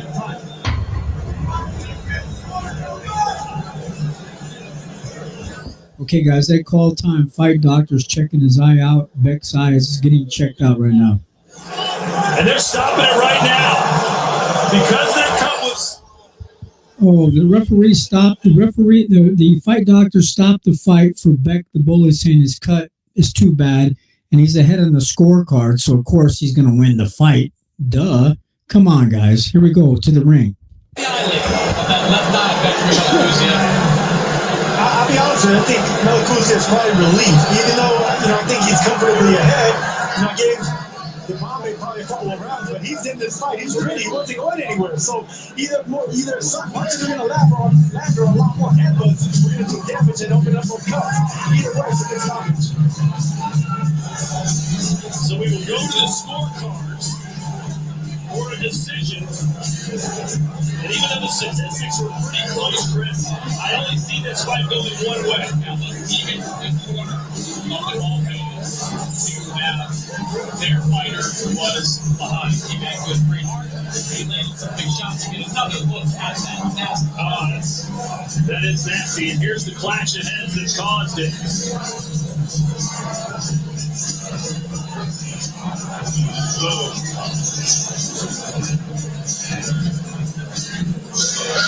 And look, still swinging Devambe. Even though he gets hit with a big headbutt like that, the first reaction he has is to throw something right back. That's an ugly headbutt right there. These guys, there's going to be a death of 1,000 cuts, 1,000 headbutts. Yeah. So they're going to keep clashing heads. So yeah, man, I just think it was a right stoppage. So, Maximir was hoping to fight several times this year. He's going to have to press pause on that as he recovers from a massive cut. Yeah, probably needs several stitches to close that cut, put him on the shelf for several months. But let's. Yeah, sorry guys. We need to come back here. So Beck has I guess he got a headbutt again, and the cut over his left eye is already cut, and from another head clash, the cut even opened more. And yeah, it's pretty bad. The referee had to stop the fight. I was trying to think there might be some wishy-washy politics stuff going on here, stopping the fight because you're ahead in the scorecards. But the fight doctor did the right thing. His cut was getting, from what I'm seeing, it opened up even more. So they needed to stop the fight for health reasons, safety reasons. So they did the right thing. So I guess Beck probably is up on the scorecards, in my opinion. And he wins the fight. But I think these two guys need to have a rematch. But guys, don't forget, if you're watching on Facebook or wherever you can, hit the like button. If you're watching from YouTube, subscribe to this channel. And we'll get ready for the next two fights after this. Let's go to the ring, guys. It looks like Beck won the fight here on the scorecard. So here we go, guys, based on this stoppage. It wasn't a knockout. There's a medical situation, so they're going to the scorecards probably. Kuzia needs to do differently. What would your advice be to Devambe as he heads back to France? Well, look, man, the Frenchman has nothing to be ashamed of. I mean, he came and he tried to conquer. He had the right trade. He had the right game plan. I like the fact that he goes on, he shoot that right hand. That's the money punch. But I think that Pierre has nothing to be ashamed of if he does. They do go to the scorecards and lose the fight here tonight. I just think when he comes back next time for a rematch, this should be a rematch. Get some different boxing shoes, guys. If you guys from Pierre's team or family, relatives, somebody watching this tonight, tell Pierre to get some boxing shoes with better traction. Hell of a lot better traction. Here we go, guys. We're going back to the ring. There you can see the frustration from the people in the corner of Devambe. They know that there was an opportunity here for Devambe to score an incredible win. So it'll look at resignation on some of the face of the corner of Devambe. They're still tabulating the scores. Maximir feeling very comfortable that he got this win, despite that bluish cut over his left eye. If it's Devambe's cut, look like a baby cut. As we jump into our highlights, Sergio. Both men trying to, find a home for their money punch. The left hand for the southpaw, right hand for the orthodox fighter. But like always, you clash heads. You have that foot battle, and both these guys lead with their forehead, and that's the reason they have so many cuts. And then you go, they see now Kuzia with an elbow. Devambe took that well. He ate that elbow up. But that cut was, it was only a matter of time. It was only going to get worse, and probably more cuts around there. It's just a bad clash of styles. They're taking a very long time. Okay, they're taking a long time to add up the scores, I guess. Something's going on here.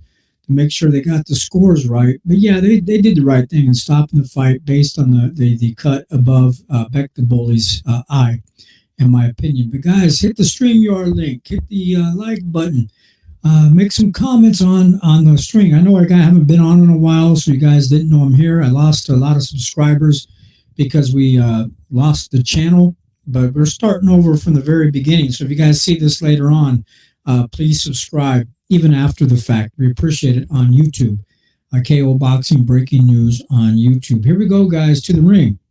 Winner by technical unanimous decision and still WBA Intercontinental Super Middleweight Champion, Beck the Bully Melchizedek. Vector Melchizedek gets the win, improves to 14-1, but a lot of lessons to be learned. Sergio, to your point about the jabs, 80 punches landed for Melchizedek in this fight, just 14 of them were jabs. He's certainly got to up that rate as he moves forward. Well, absolutely, especially the better competition you're dealing with. I mean, look, Bombay was stubborn and he was strong. He came in shape, he came motivated, but he didn't have the high-class skill, the footwork, and the speed, and the fight IQ to really, take advantage and beat Melchizedek. But if you can get Melchizedek, better start working on that jab and that footwork and the angles and the body shots that he got accustomed to doing. But he got away with his victory, but he should heal up and cuss and get back to the drawing board.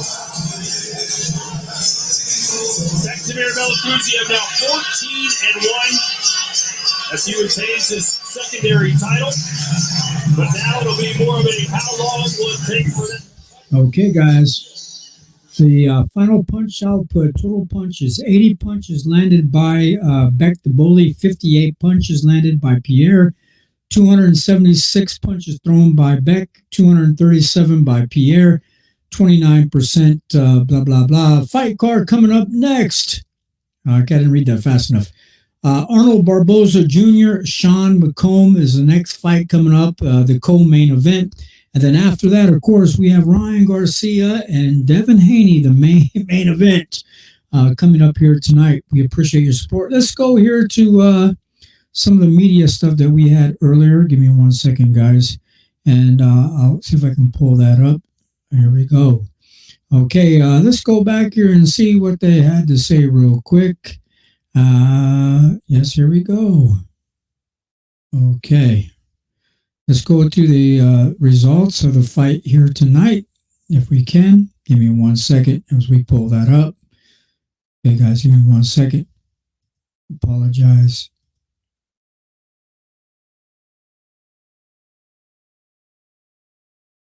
Okay, cut this out here.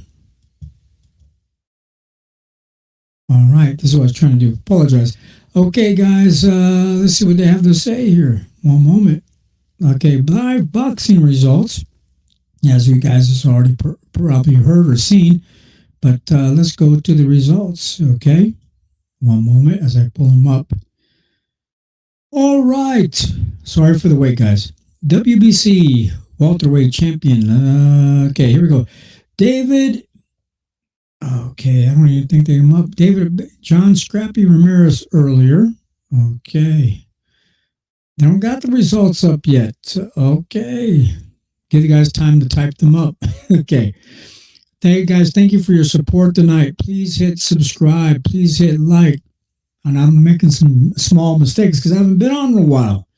But everybody watching from Twitter or X-Files, please jump over to, I guess, the YouTube channel. Please go over there as well and subscribe on KO Boxing Breaking News. Hit the like button. Hit the bell notification button.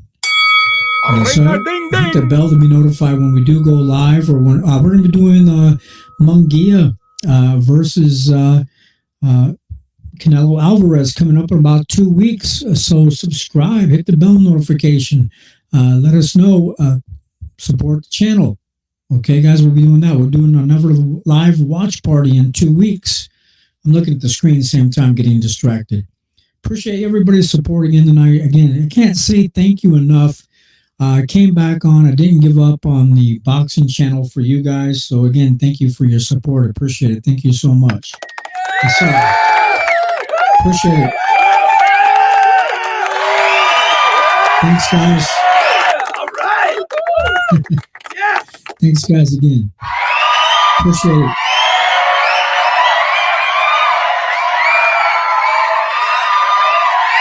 Thanks. Thank you very much. Again, thanks, guys. But we're going to get ready for the next fight coming up. And then they have boxing this week. It says Talaz Jackson on Friday, Mick Grail versus Leach next Saturday, Ramirez and Bartholomew next Saturday. Okay, so these are some of the fights coming up. Talez versus Jackson Friday. Then again, don't forget to download the DAZN app, subscribe to DAZN. We support DAZN. All these fights are coming from DAZN. All the boxing on DAZN and all the other sports on DAZN, the price is pretty reasonable. Some people don't think the price is reasonable, but I'm a severe boxing fan now and a media outlet for boxing. So go subscribe. It's not too bad of a price if you're a serious boxing fan as well.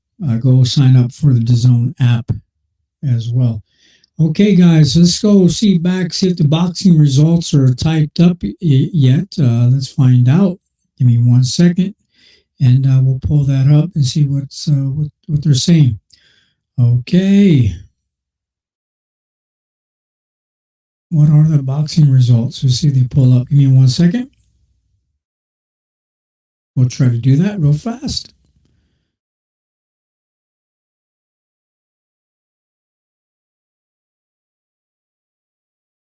Bear with me 1 moment. Steve Pinn says, don't let there be dead airspace. Where's Steve at tonight? Steve probably doesn't know that I'm going on live here tonight. Okay, live boxing results. Let's see if there's an update. Okay. We talked about David Jimenez battered John Scrappy Ramirez. We did talk about that earlier. So, yep. Okay, results. Live boxing results. I guess there's no results yet. They're still typing up the information.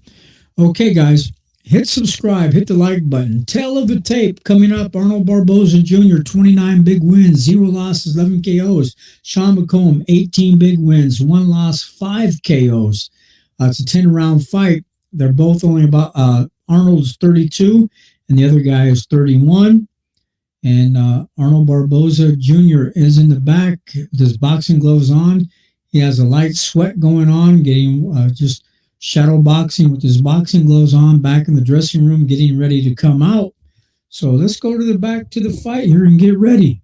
For 140-pound title, because Arnold Barboza has been waiting for his shot at any title at 140 pounds over the last couple of years. He has been publicly challenging Teofimo Lopez over the last 2 years. Teofimo, for his reasons, did not want to fight Arnold Barboza, so Barboza left Top Rank. This is now his second fight with Golden Boy. He remains the #1 contender for the WBO title that's owned by Lopez. So a win tonight could push him a little bit. Arnold Barboza Jr. is getting ready to come out the dressing room, getting ready to walk down the corridor to come out to do his ring walk. Watch this kid up live. I haven't seen him fight in person. There's a lot I like about him. The fact that he's from the same hometown, same area that I grew up in. We made our bones in the same gym in El Monte, but never got the chance to really call his fight. But he looks like a relaxed, balanced fighter, really solid jab, kind of an old school throwback type fighter.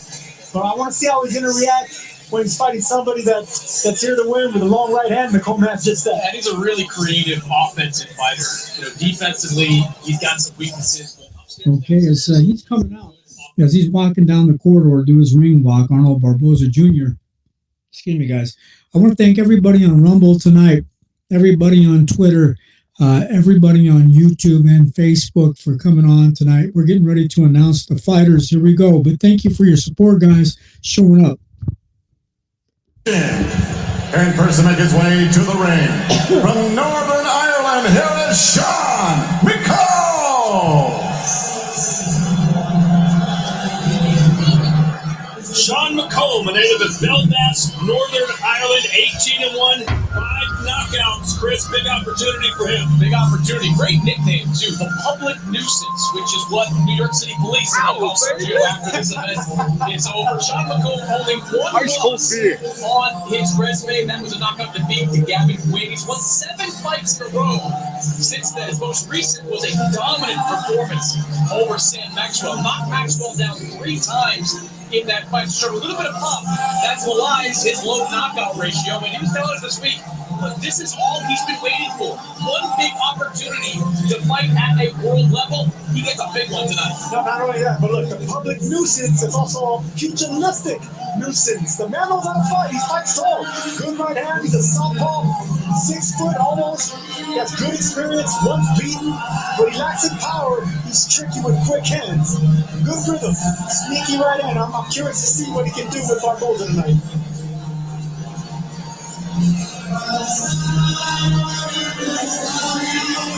And his opponent ready to make his way to the ring. From California, here is Arnold Barboza Jr.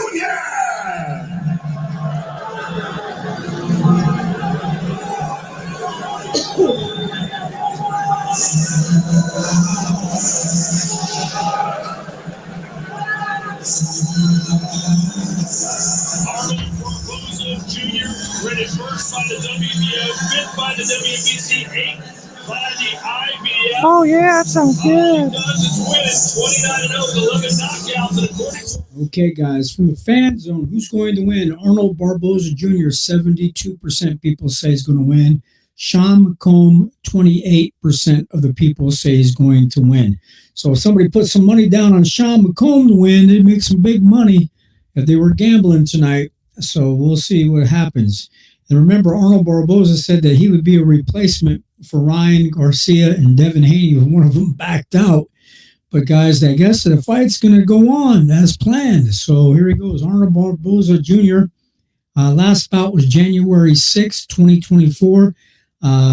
Defense Axoliani and Dogini. That's who he fought. I can't pronounce the guy's name.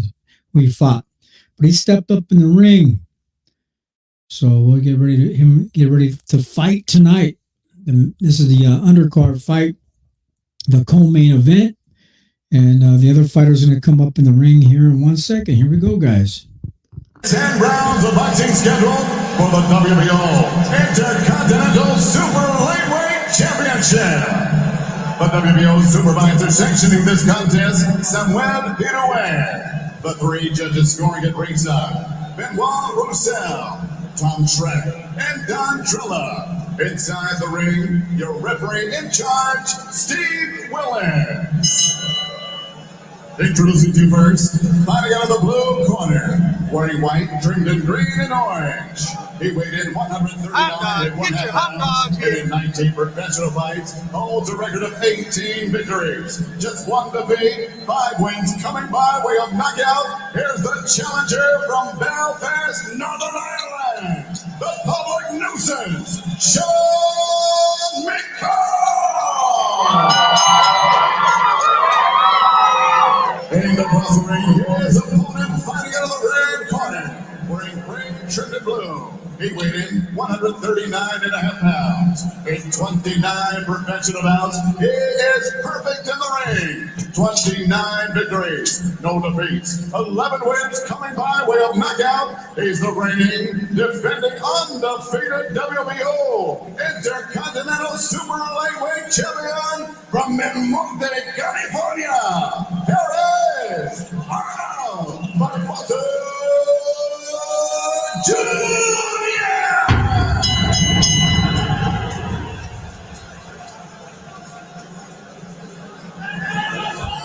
All right, here we go, guys. Get ready.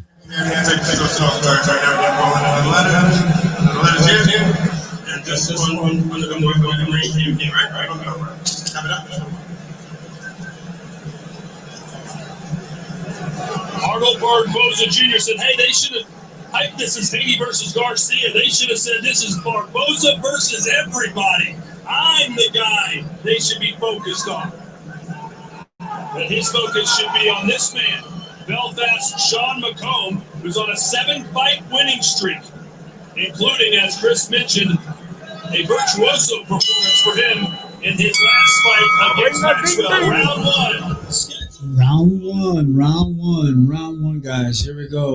Let's see what's happening. Arnold Barboza against Sean McComb. Broadcast team again: Todd Grisham, Sergio Mora, Chris Mannix, and Alan Feaster. Who's me? My name's right down there. You guys can see it. Okay, let's go. Doing a live show tonight. This is the co-main event to Ryan Garcia, Devin Haney. So far, wide stance by Sean McComb. Using his jab. It looks like he's a great boxer using his jab. So let's see if Barboza can counterpunch that quick jab. Looks like Sean McComb's a pretty good boxer so far. So let's see what happens.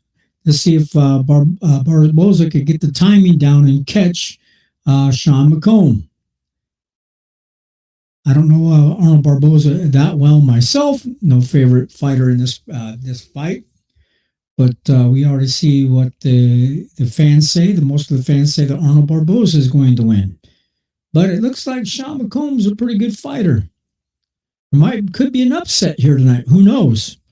I don't know. We'll find out.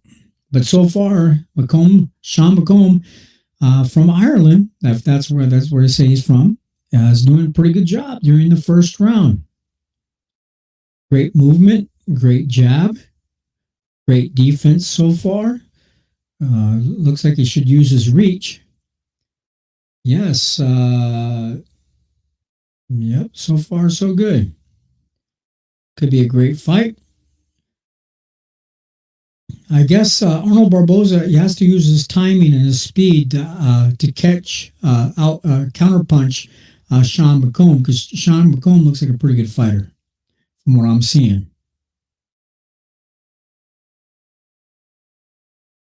And then also, too, Arnold Barboza needs to tighten up his hook. He's throwing his hook a little bit too wide, at a wide angle. So, great defense by Arnold Barboza, though.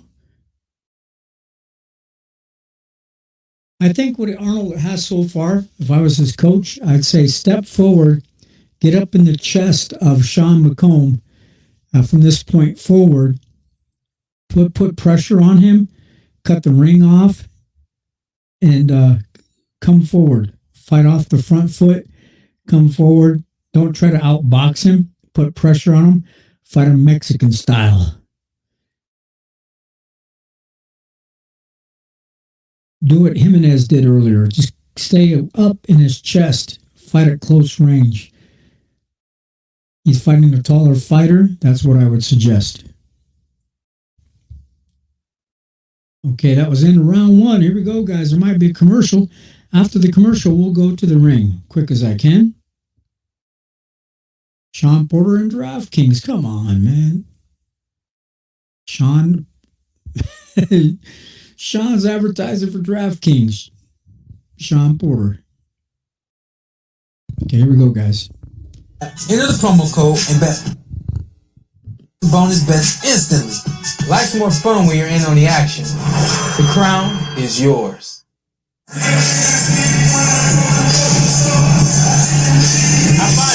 gotta break with that mental. Hey,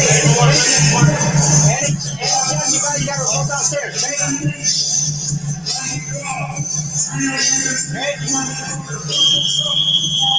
You're already right there. Any chance you get, you gotta work downstairs. Good right hand right there. Broke the distance, but that's where you should be investing to the body right there. Accumulate as many points as you can, because this is a fight that can be tricky and can get away from you. Yes, ringer ding ding. Round number 2. Here we go, guys. Round 2. All right, let's go. Let's see some bombs thrown, okay? All right, here we go, guys. Okay, come on. Arnold Barboza needs to cut off the distance. Get up in the chest of McComb. McComb needs to keep the distance. And then also Arnold Barboza needs to stay up in that chest, go to the body. So far, good job by Sean McComb. Earlier, he got caught on the chin by Arnold Barboza, but that was only one shot.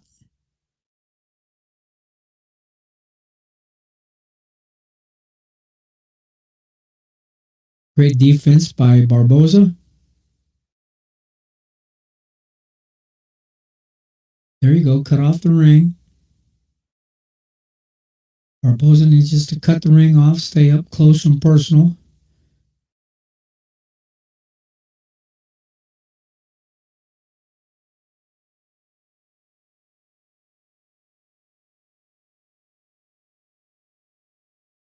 There you go. That's what he's starting to do.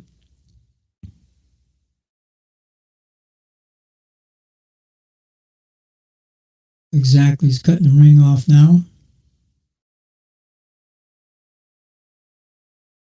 But when you get up close and personal, you got to let your hands go. Arnold Barboza, when he gets up close, he's not letting his hands go. Couple punches here and there, but he needs to really let his hands go when he gets up that close. And body shots too, not just head shots. Now up throw, there he goes, body shot, there he goes. Arnold Barboza did go to the body then. Stay up there. No looping overhand, left hand shots, no looping shots. If you're going to throw a looping shot, throw a looping right hand over the top to catch Sean McComb. If you want to throw something looping.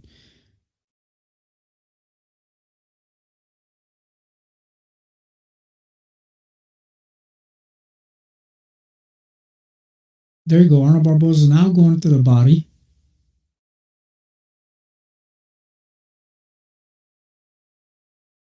Great job this round so far by Sean McComb. All Sean McComb has to do too is stay off those ropes. Keep moving left, keep moving right. Oh, he just got caught.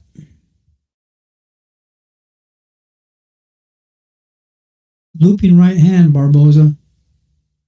That was into the second round. Here we go, guys. I give that round kind of close to Sean McComb. But Sean McComb also kind of looks like a little winded. I don't know if he can keep that up round after round after round. We'll find out. AutoZone commercial. After that's over, we'll go to the corner. Here we go.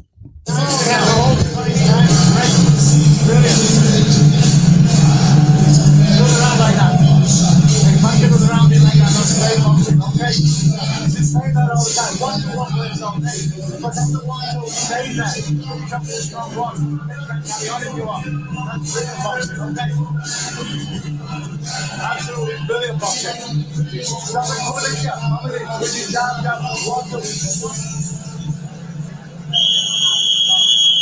There you go. There's the body shots right there. Even though McComb had his moments on the outside, on the inside, like the investment that my boys were making to the body, and actually starting to chest a little more. All right, here we go, guys. Round number 3. All right. Arnold Barboza needs to cut the ring off, go to the body, come over the top to the head, and he needs to press Sean McComb against those ropes. And maybe once in a while throw a looping overhand right as he got him up, as he's backing him up against the ropes and catch him with that right hand. There he got him. Go to the body first. Now, go to the body now. Then come back with looping overhand right. He could have right there. There he threw that right hand.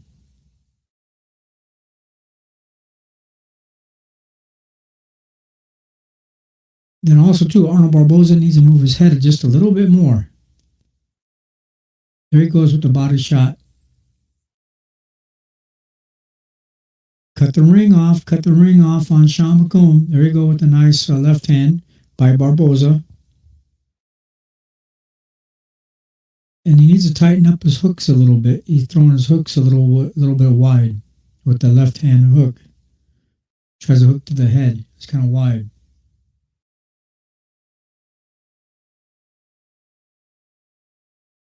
Sean McComb is doing what he needs to do. He's looking good. Sean McComb needs to use a jab more. He just got caught on the chin again with the right hand by Barboza.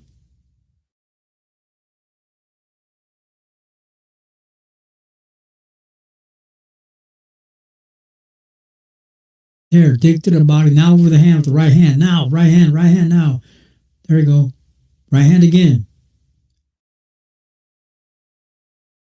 He's got him up close and personal against the ropes. Throw that right hand now. Hide your right hand and throw your right hand. That's all Barboza has to do. He just got turned or pivot outed by Sean McCombs. Sean McCombs just turned Arnold Barboza. Sean McCombs is a pretty good boxer. And as Barboza is coming in real strong like that, pressing him up against the ropes, Sean McComb, all he has to do is hide his left hand and come up with a left hand uppercut to catch Arnold Barboza as he's coming in to press forward and push him against the ropes. Stinging jab, too. He needs to keep his jab going.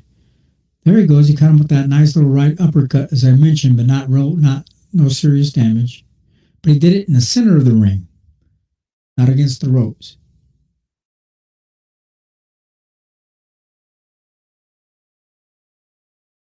Let Barboza come in like he wants to and then catch him with that uppercut. That was the end of that round, guys. Sean McComb looked pretty good. Also, too, Sean McComb looked a little tired.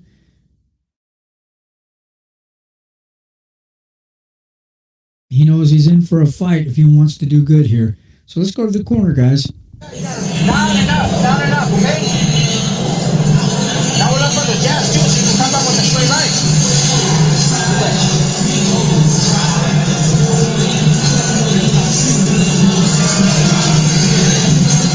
It's already slowing down, okay? But you gotta let them stop, okay? Right? Take a deep breath.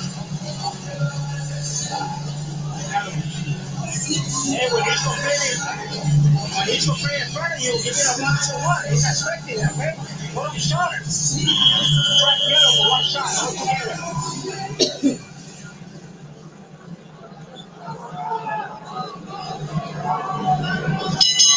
Interesting on next one.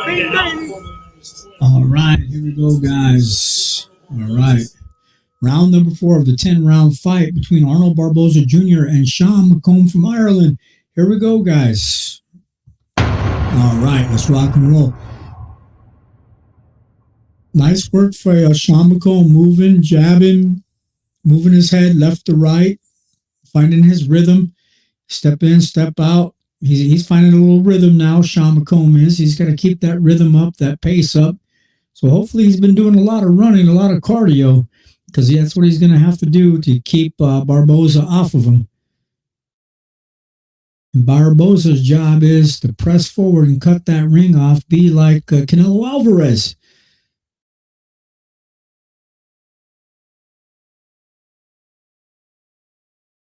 Throw some body shots now. Press him, get him against the ropes, left hand, right hand, body shots.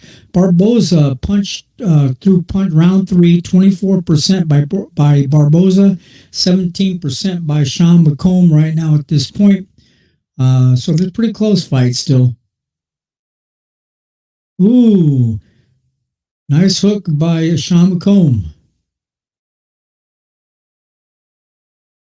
Arnold Barboza also at this point too. He's a little bit more muscular, a little bit more stronger fighter than Sean McComb.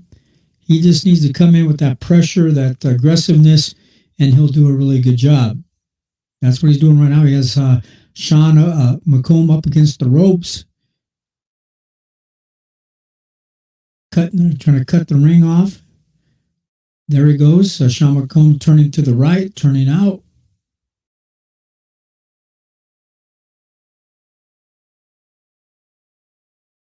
A nice 1-2 by Sean McComb.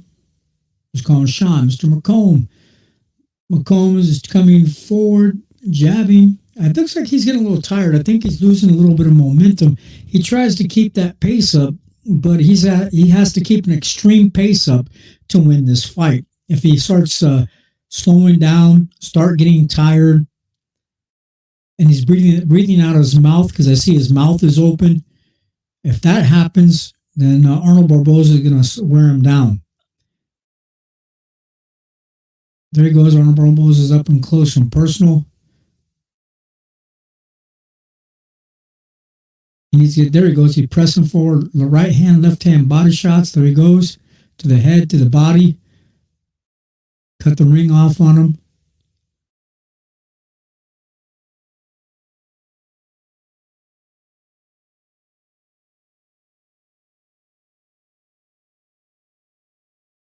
that was the end of that round, guys. Arnold Barboza looked pretty good that round, and it looks like Sean McComb is getting tired out a little bit, and we are at commercial time now in between rounds.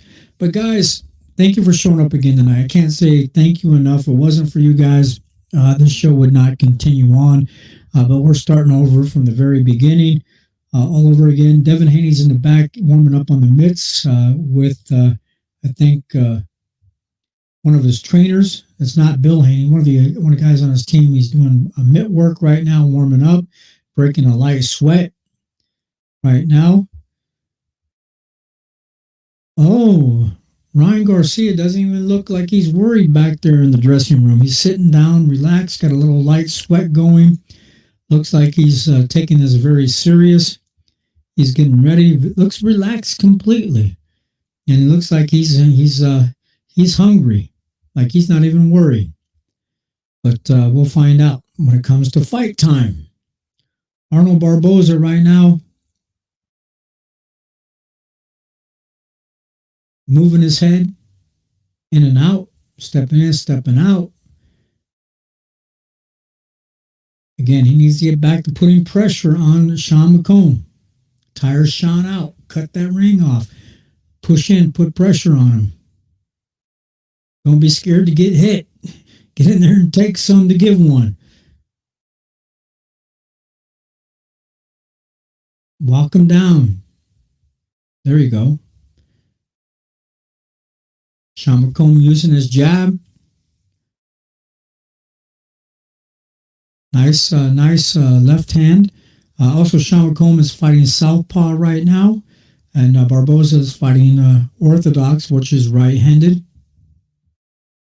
He's sliding in like a stepping in, stepping out. Now, so far, Arnold Barboza really has to do something special here tonight, so far from what I'm seeing, to compete against the likes of Devin Haney or Ryan Garcia or anybody else in his weight class. He's a good fighter, but he's going to have to show something special here so far. I'm not too impressed with him. He's a good boxer, but I don't think he's at that top elite level yet.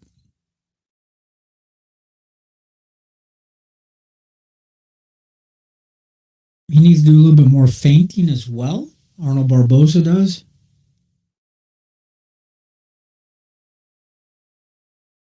There he goes. He caught him with a nice right hand to the body. It kind of stunned Sean Combs a little bit.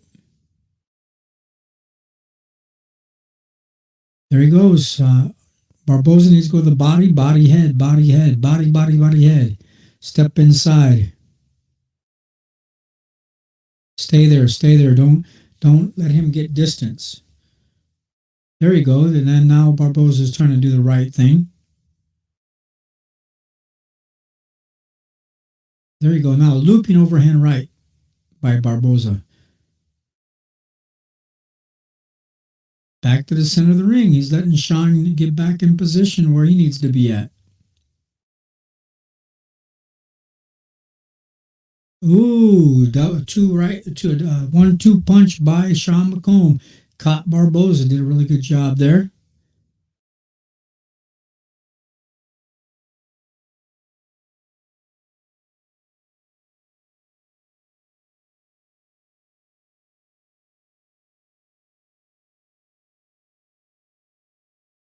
That was the end of that round, guys. Now, Barboza can't get too technical with Sean Combs because he can box too, and he just needs to stay up in his chest. So let's go back to the ring right now. We're going to the corner of Sean Combs. Don't stand there with your feint with your legs, feint with your hands. Just put your feint there and you know what to do. Keep that distance now. Okay, you get to straight to that distance, okay? Just stay there. If you don't stand there, you just stay there maximum 10 seconds. Ice cold beer. Okay, that's really round. Okay, another round like that. That's it. Win that round. Finish your jab. Don't let it go. 1-2-1. Then when we're there, we stay there in front of it. Hot dog, get your hot dog here. Just change the tempo a little bit, all right?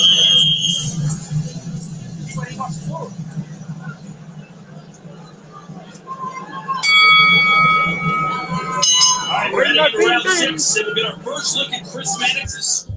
Round 6, and let's get a close look at the scorecards. We have 46, Barboza, McCombs 49. That's kind of what I'm seeing. It's a very close fight. Barboza needs to pick it up a little bit and cut that ring off.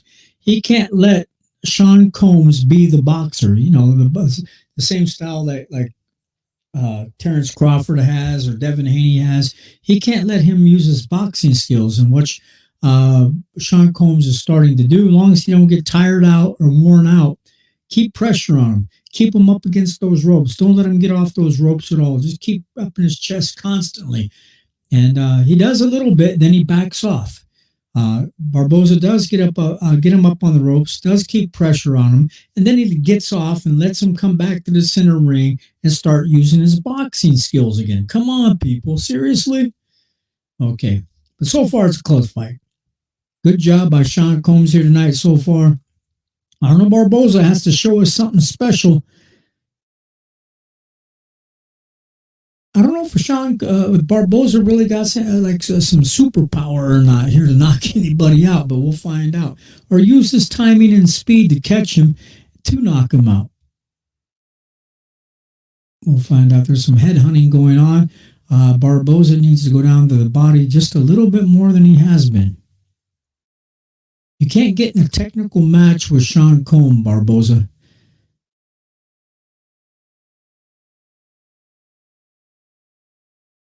And Barboza's cheeks are kind of scuffed up a little bit on both sides, on the right side and the left side.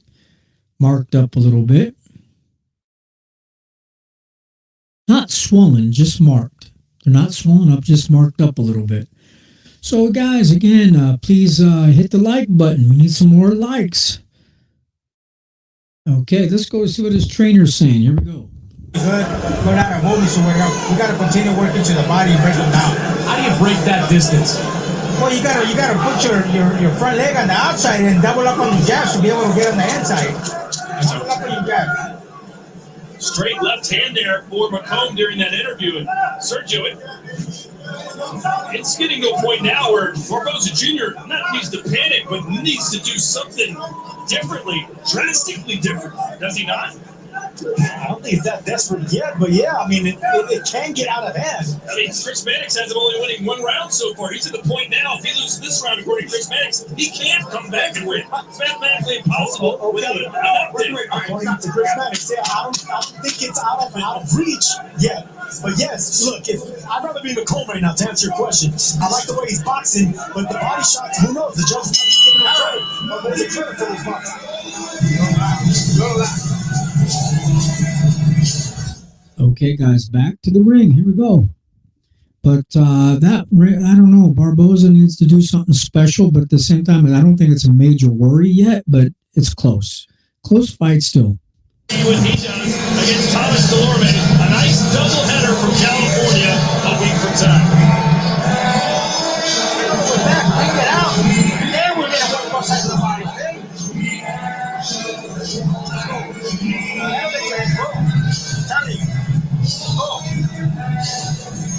You cut in the ring, but nothing comes out. Okay? And you keep pulling back.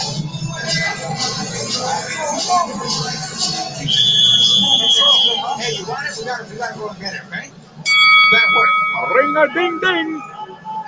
Certainly a sense of urgency from Arnold Barboza Sr. of his son. Because you want it, you got to go and get it. 7th round, this fight starts. All right, let's go get it, guys. Come on, let's go get it. Arnold Barboza versus Sean Combs from Ireland. Right now, they're worried about Barboza maybe being behind on the scorecards. But I think he might be behind on the scorecards. And I think at this point he might need a knockout. But I think if he puts pressure, 100% pressure, and don't let Sean McComb be the boxer and fight at distance and fight at that range, and just get up there constantly, be in the chest, push him against the ropes, maybe catch him with a good overhand right or a nice little uppercut as he's up against the ropes, or even out in the center of the ring, then he might have a good chance to maybe knock him out if he has some knockout power. But I'm not too impressed with Arnold Barboza Jr. so far. He can box, but he just needs to be very technical and thinks smart. He needs to outbox this boxer and be up in his chest like he is right now at the moment. And once he gets up in that chest, don't get off of his chest. Don't let him get any distance. Don't let him get back to don't let Sean McComb get back to the center of the ring. Don't let him fight from the center of the ring at all. Keep him on the ropes. Keep cutting the ring off on him, and don't let him come to the center. Take him to the ropes the whole time, as much as you can, up and down those ropes. Walk him up and down the ropes is what Arnold Barboza needs to do to beat Sean McComb and get a knockout. But if he keeps letting Sean McComb keep coming back to the center of the ring, then Arnold Barboza is going to get beat, in my opinion. So far, that's what's happening. But right now, they keep coming back to the center of the ring. That's to the advantage of Sean McComb. See, then Arnold's trying to get wild now, trying to realize he's getting a little bit desperate. Keep control.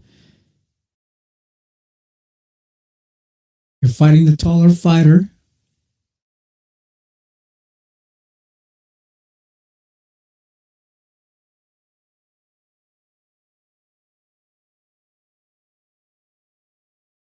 There you go. Got him up against the ropes. Cut him with a nice little right hand. Okay, keep him there. Don't let him come back to the center of the ring. Don't let him pivot and turn out to the right.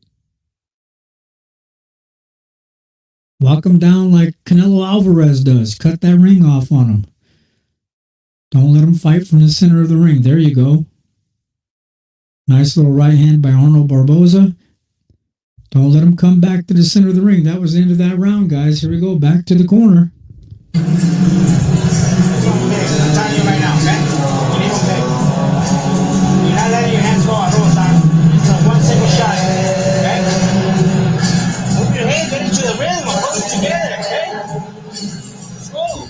His face is marked up pretty good. Both right and left cheeks are marked up above his left eyes, getting marked up pretty good. Arnold Barboza's face.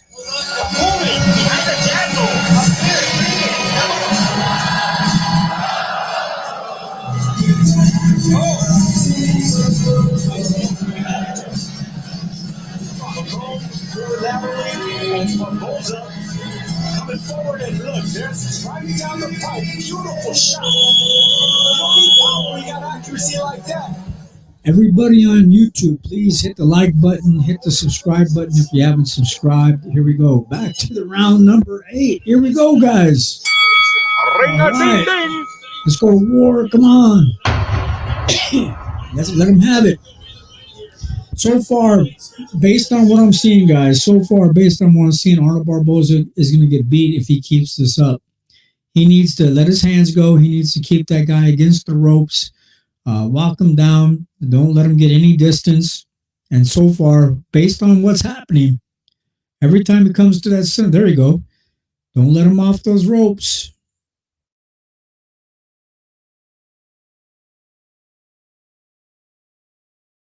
Don't be scared to go up there and to tie him up, put him against those ropes, push him against the ropes. Throw those body shots. There you go. Keep him there. Don't let him off.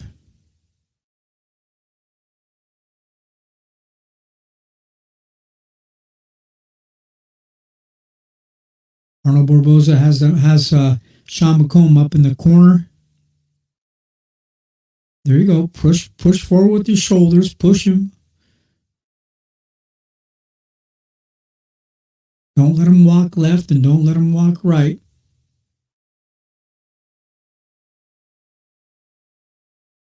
There you go, Arnold Barboza. There you go. Left, right hand. There you go. Keep him right there. Don't let him out of that corner.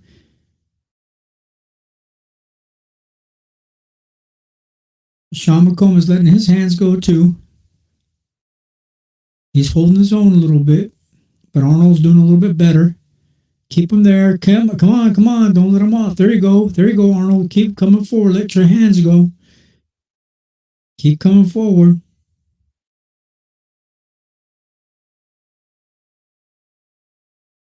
58 seconds left of this 8th round. Uh-oh, back to the center of the ring. You can't let him be there. There you go, Arnold. Looping overhand right, Arnold, right now. Looping overhand right.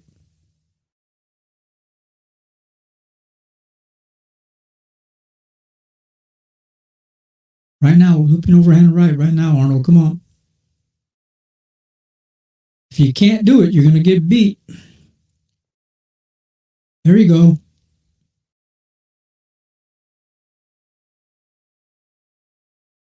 Now, Sean McComb is doing a really good job moving left, moving right, using his, some boxing skills. There you go. There you go, Arnold. To the body, to the head, body, head, body, body, head. Keep him there. Don't let him move to the left or right. Keep him up against those ropes. That was the end of that round. A little bit better for Arnold Barboza, but we'll find out. Here we go, guys. Phoenix, Arizona, the Footprint Center. The location for what could be the fight of the year. El Gallo, Estrada, taking on Bam Rodriguez. Old school versus new school. Will Estrada pass the torch? Or will Rodriguez have his torch put out? We'll find out live on the zone.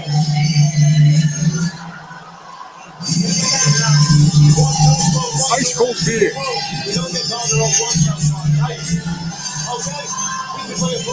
Ow, baby. Okay, come on, Johnny. Let's go. Hot dog. Get your hot dog here.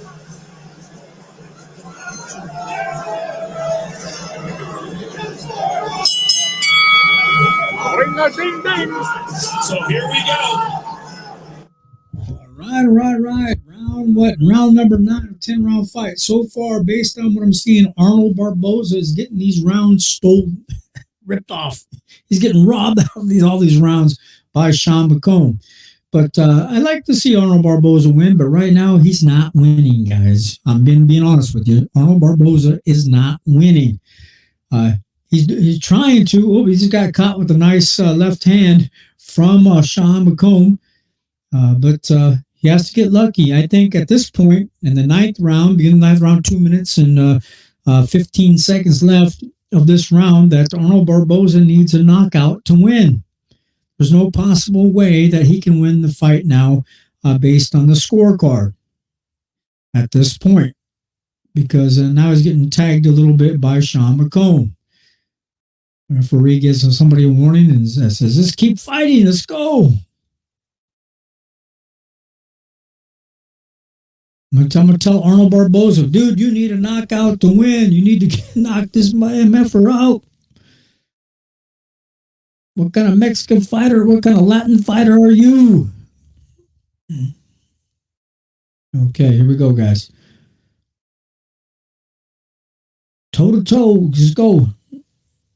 He needs to let his hands go completely, let the fists go flying, and he needs a knockout. He ain't going to win on no scorecards unless there's a robbery. Here, let's go back to the corner and see what the trainer's saying. Just stay moving, box. Give it a long range if you can. Thanks, Peter.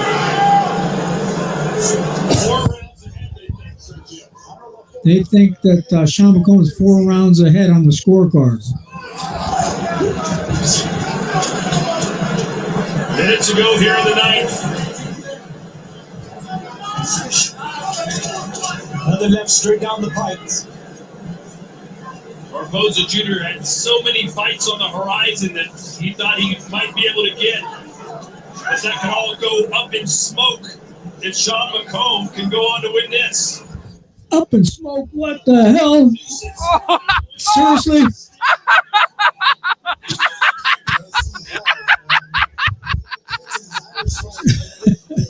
Yeah, Barboza needs a knockout. His career's up in smoke again. That's what they're saying. Come on, people. Make some comments as well in the comments, and we'll share your comments on stream. Oh, Arnold Barboza just caught Sean McComb a little bit. He has to severely hurt him and knock him out to win this fight, or else he loses the fight.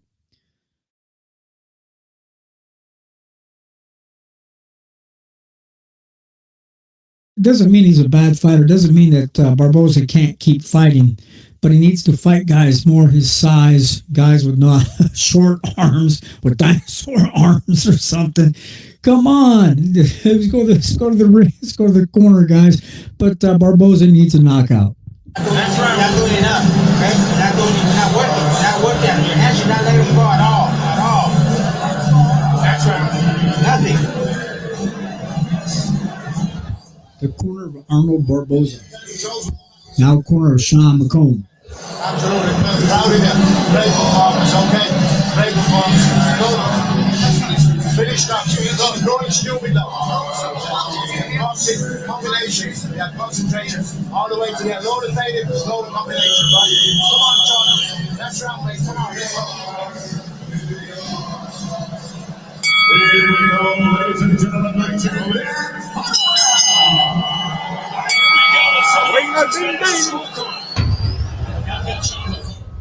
Barboza needs a knockout. They have 83 Barboza, 88 McComb. They have 88 Marcombe, and Barboza has 83. That's what's on the scorecard roughly so far. This is the 10th and final round. Barboza needs a knockout to win, guys. His career is up in smoke. Oh, my gosh. Seriously. Oh, man. It's an up in smoke for Barboza. Oh, my goodness. Come on, Barboza. You need a knockout to win this fight now. Unless somebody favoring you to win, some people are paying some judges off or something.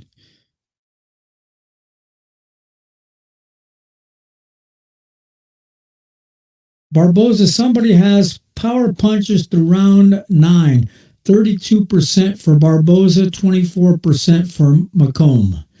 I don't know who said that, but come on.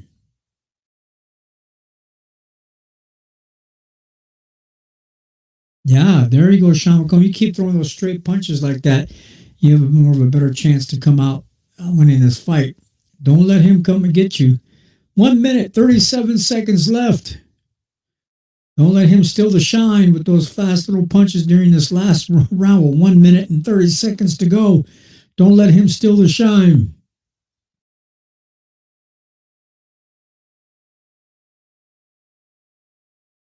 Man, but so far, Barboza's looking better here in the last minute and a half, but come on. You need a knockout for you to win this fight, but somebody might favor you to win, some judge, but I doubt it. One round here ain't going to make you win the fight.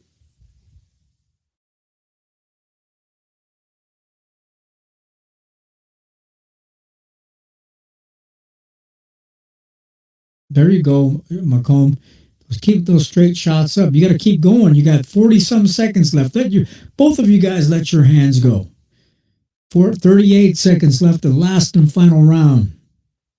35 seconds of a 10-round fight between Arnold Barboza Jr. and Sean McComb from Ireland.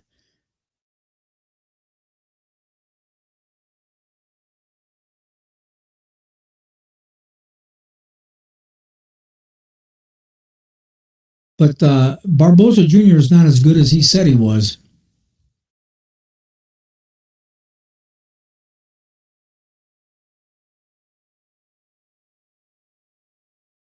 Doing a little bit better during this last round, but I don't think it's enough to win the fight. That's it, guys. Let's go to the ring. Let's see what's happening. Statistically, one of the biggest upsets of the year so far.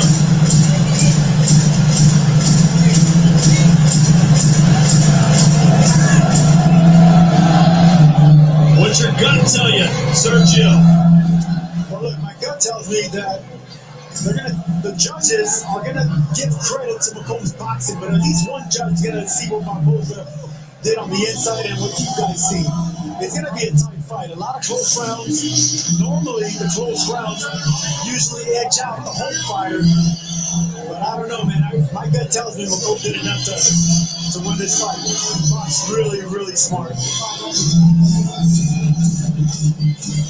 Not a lot of happy faces in the corner there for Barboza Jr., that's for sure. And they really have detailed instructions in his corner. You got to throw more punches. Okay, what exact punches do you want me to throw? That's also, you can't put this all on Barboza Jr. in the corner. I have to hear detailed instructions. You know, what? My goodness. It could be a miracle if he won this fight. Here we go. It'd be a robbery. So here we go, guys. But if you're fighting a hometown fighter, you better knock his ass out, whoop his ass up pretty good. But what I'm seeing here, well, hopefully the judges do the right thing. Here we go, guys.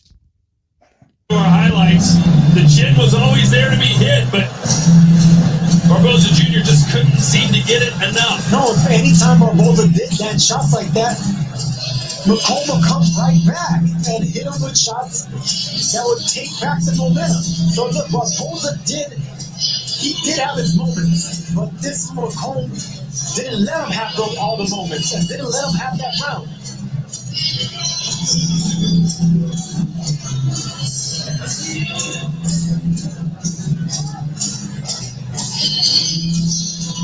You can catch live boxing from Orlando on Friday as Cuban knockout artist Yoenis Tenaz takes on Joseph Jackson. 2 undefeated streaks on the line in the super welterweight bout Friday on the zone.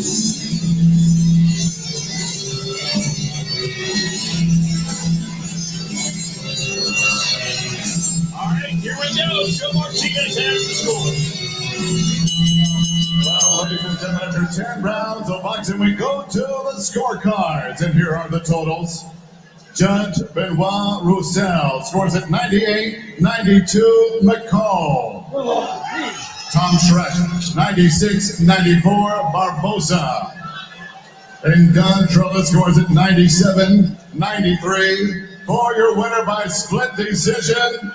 Here's still the undefeated WBO Intercontinental Super Lightweight Champion, Arnold Barboza Jr.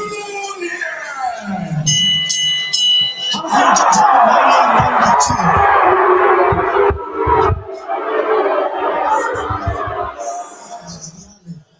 What the heck? Come on, people. There was some close rounds. But man, they did McComb wrong. One judge, 98-92. I can't see that. I cannot believe that. So Barboza Jr. with a muted celebration. McComb seemed to kind of believe it. But in the end, it's the W that matters. And look at how quiet it is in here. That's silence right there. There's no cheering for anything or anyone. You know, there's something awfully screwy about this fight, or my name isn't Larimore, and it isn't. What the hell? Come on, robbery. You know, one thing Brooklyn is going right now, but hey, you know, man, shout out to Sean McComb, man, tough guy, lefty, 5'11", whatever he is, now you know why he's breaking break. What made him so difficult for you to get to? Because he was moving all night long. Oh man, his movement, his long reach, him being lefty on top of that, you know what I mean? So it was a tough test. I knew it was gonna be tough coming in. I mean, he's ranked number 8 for a reason.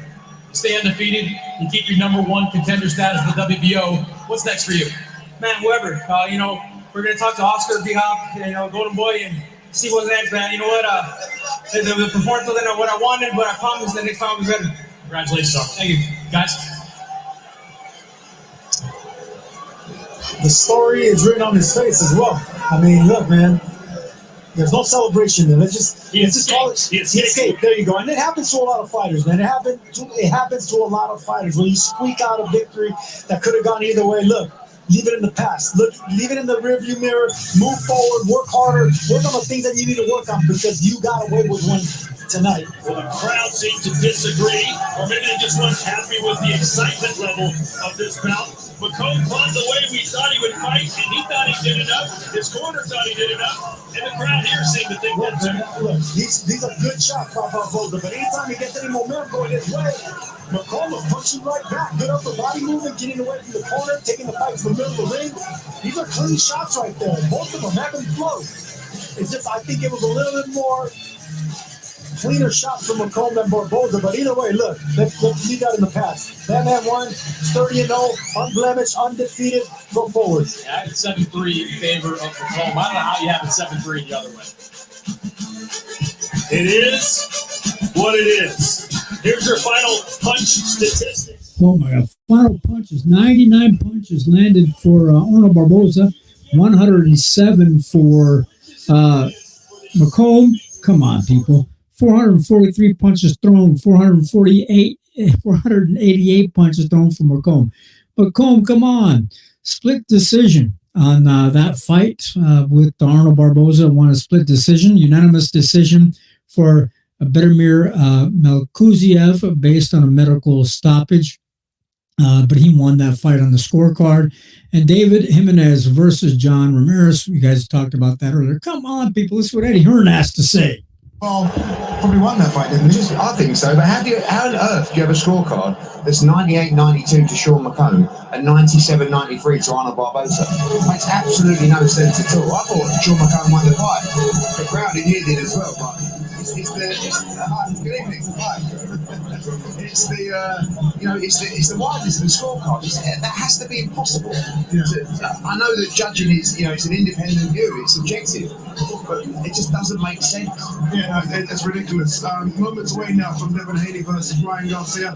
I just saw you backstage there with Devin Haney. How's he feeling so close to the fight? So calm, so collected. And these are the moments when you've done the work, when you start to just warm up in the change room, and you go into the bathroom and you look yourself in the mirror, and now you know the work that you've done will shine on the night. And that's when I look at Ryan Garcia right now and I see him in the change room. The guy's had his gloves on for about 2 hours, banging them together.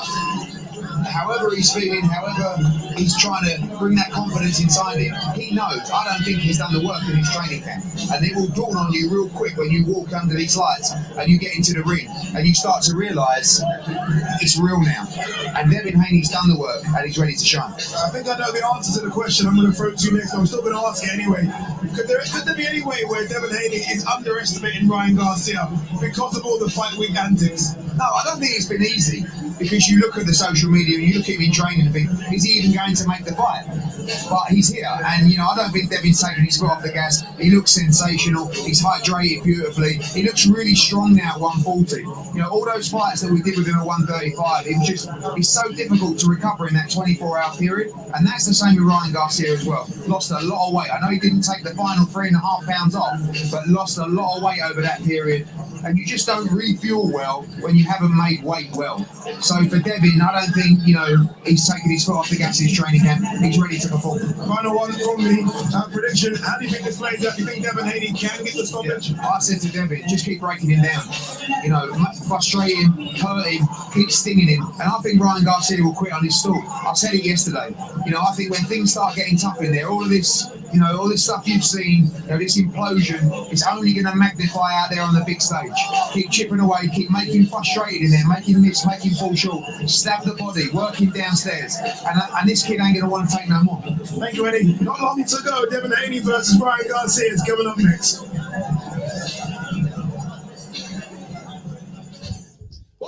Okay, guys, we're going to get ready for the main card coming up. I'm tired. I've been on here since, 3:30 this afternoon. I kept worrying about the sound in the background and going to have to take a bathroom break and everything. Come on, guys. I haven't really had a full dinner tonight. But, guys, thank you for showing up tonight. We're doing the live watch party for you again. Thank you for your support. Everybody that's come on YouTube tonight, please, if you haven't subscribed, again, please subscribe. Also, hit the like button as well on YouTube. Also, everybody that's on X, on the other platform, off the old Twitter X, please, if you guys can move over to YouTube, to go to KO Boxing Breaking News later on, or even right now, and subscribe and hit the like button over there. We appreciate your support. Also, everybody in Rumble tonight, thank you for being on tonight, or if you guys see this later on, if you're at work or if you're asleep and you're able to see this show later on, I appreciate it. I'm going through stepping out of my comfort zone again to do the watch parties for you guys as well. Then again, they have minus 800 for Devin Haney and plus 550 for Ryan Garcia on DraftKings for you guys that like to gamble. That's what is going on here tonight. Everybody, thank you for your support again. Appreciate it. Thank you so much. Thank you guys. Yeah, thank you. All right, baby. Yeah, thanks, guys. Yeah, thank you guys so much. Appreciate it very much. I want to get ready for the fight. You guys tell me what you guys thought if you're watching for the fight from home, or if you see this later on. Tell me your thoughts. I think Sean McComb was robbed of his fight with Arnold Barboza. Arnold Barboza, I'm not talking anything personal about you, but as far as the boxing skills and the actual fight, I didn't see anything special tonight. You're a good fighter. You're okay fighter. But to the likes of the guys in your weight division, those guys will kick your ass. It's got to be honest. They'll tear your ass up. So you need to step up your game if you want to compete against those guys. If you would have stepped up tonight against Ryan Garcia would have knocked you out. He would have caught you and knocked your butt out. You would have had a knock. You would have been laying on the canvas tonight, Arnold Barboza. So that was my opinion, what I think. So you and Devin Haney would have really tore your ass up compared to what Sean McComb did to your face, Arnold Barboza. Devin Haney would have tore your face up tonight. If Ryan would have not let Ryan Garcia fight tonight, Devin Haney would have your face would have been puffed up like a pillow, worse than what it was tonight, Arnold Barboza. So that's my opinion. They have commercials going on right now. We're getting ready for the main event, and we appreciate everybody stopping by tonight. Also, if anybody hasn't hit the like button, please hit the like as well. We're starting all over from the very beginning. We lost all our subscribers. So if anybody sees this, please subscribe. If you have subscribed in the past, please subscribe again. Appreciate that. We're getting ready for the main card tonight. Let's see what they're saying in the live thing. Let's see if they got anything live up here yet as well. Okay. Yes, sir. Any live updates? Let's go back here. See what the live updates were. Come back live. Let's see what we got anything live for as any live updates here tonight. Live boxing results. Okay. No live boxing result. They haven't been keeping these up as good as they said they were going to. Interesting. That's okay. We're going to keep moving forward. Canelo Alvarez versus Jaime Munguia again, May 4th. We're going to do another watch party as well. So we'll get used to that again. I might not do the whole, who knows? I might do the whole show, the whole prelims. But doing the whole prelims plus the main card, I'm pretty tired already, guys. But that's what we're supposed to do. Fury versus Usyk, Saturday, May 18th. Another watch party coming up. And Estrada versus Rodriguez, Saturday, June 29th. So we got two watch parties for sure during the month of May. Two big shows. So let's get ready to do that. Support the channel here at KO Boxing Breaking News. Again, if you guys haven't subscribed, please subscribe. And if you guys are able to, you see the little ticker down below. If you can donate the Cash App, please help support this channel as well with the Cash App. We can't do super chats right now at the moment because we got demonetized because we lost the channel. My stupid mistake. I'm the one that deleted the channel. So that's okay. We're going to start over. We're going to be stronger this time. So guys, please again subscribe to the channel again, please.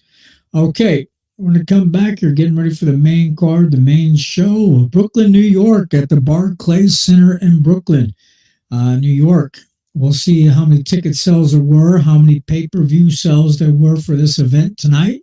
Main card, here we go. Let's go back to the show real quick with Sean Porter and Clarissa Shields and Kate Abdo. I always mispronounce her name wrong. Kate Abdo. Abbo. They split the series 3-3. Now we get the decider. We get it in the pros with 8-ounce gloves. How does that change this fight, Clarissa? I mean, the more time that somebody gets inside the ring with you, the better that they learn you. So I think each time, I think Ryan is confident that he knows something about Devin Haney that Devin Haney doesn't know that he knows. There's a lot going on in the crowd. It's kind of loud, but right now in the back of the dressing room, Devin Haney is listening to some music, getting motivated, getting worked up, broke a light sweat. Ryan Garcia looks like he's really relaxed, really serious. He kind of looked at that look on his face like Oscar De La Hoya does sometimes, resembling Oscar De La Hoya. Then he has a lot of Vaseline or something on his face. Well, hopefully those are gloves. If he gets hit by Devin Haney, slide off his face. But he's smiling there. He looks relaxed. And also Derek James is smiling. He looks really relaxed tonight. So we'll see how this fight turns out, guys. Support the channel. Appreciate everybody doing the likes. Again, thank you for the extra likes tonight. Appreciate it. Yeah, thanks, guys. All right. Thank you for hitting the like button. All right. Yeah. Thank you very much, brother. Thanks, guys. And any ladies watching, thank you as well. Tonight, they're back in the dressing room getting ready to come out. Ryan, Heart of Fire. That's what his dad's wearing on his dad's jacket. The back of Ryan Garcia's father's jacket says Heart of Fire. Okay, and then back here, Devin Haney's team. Devin's bending over, stretching out, touching his toes. In the back of the dressing room, we're getting ready to go throw some blows, throw some chingazos, all right? Come on, for all the Spanish guys out there watching the fight tonight. And Ryan right now is lifting his hands in prayer, praying to the heavens above. He's seriously lifting his hands up in the back of the dressing room, praying right now. Think, please, Lord, let me win this fight, please.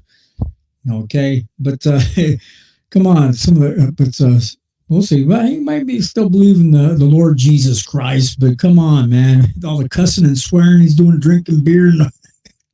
Well, there's some Christian people still have a beer, smoke some bud still. Come on, we're just joking. We're just having some fun. All right, but let's get ready for the fights. Type your comments in the comments section. Some people says, show the fight. You can't show the fight. You can't show the video of the fight because you get a copyright claim. And then also, too, you can't. Come on, man. Seriously, we can't say you can't use guys. So show the video, please. Drum Hunter, we can't, brother. We can't show the video because you get in trouble for a copyright claim. If you want to see the fight, pay for the pay-per-view, dumbass. Okay. Come on, brother. I don't mean to call you a bad name, but you said a bad name to me first there. I can't show what you showed on screen because, that's not pleasant to show something like that on screen. But, brother, hey, come on. Drum Hunter, brother, I love you, brother, for even showing up here tonight to watch the watch party. But brother, we can't do that. We can't show the video clip because we'll get a copyright claim and then we'll get shut down and we won't get any credit for the live stream. Come on. Use your common sense. And if you want to see the thing live, don't steal the stream, guys. Support the boxers, support the fighters. And then also to pay for it. If you can't or go to a buddy's house, get 3 or 4 guys together and split the cost and watch the fight together with your buddies, with your brothers, with your friends, with your family. Come on, guys.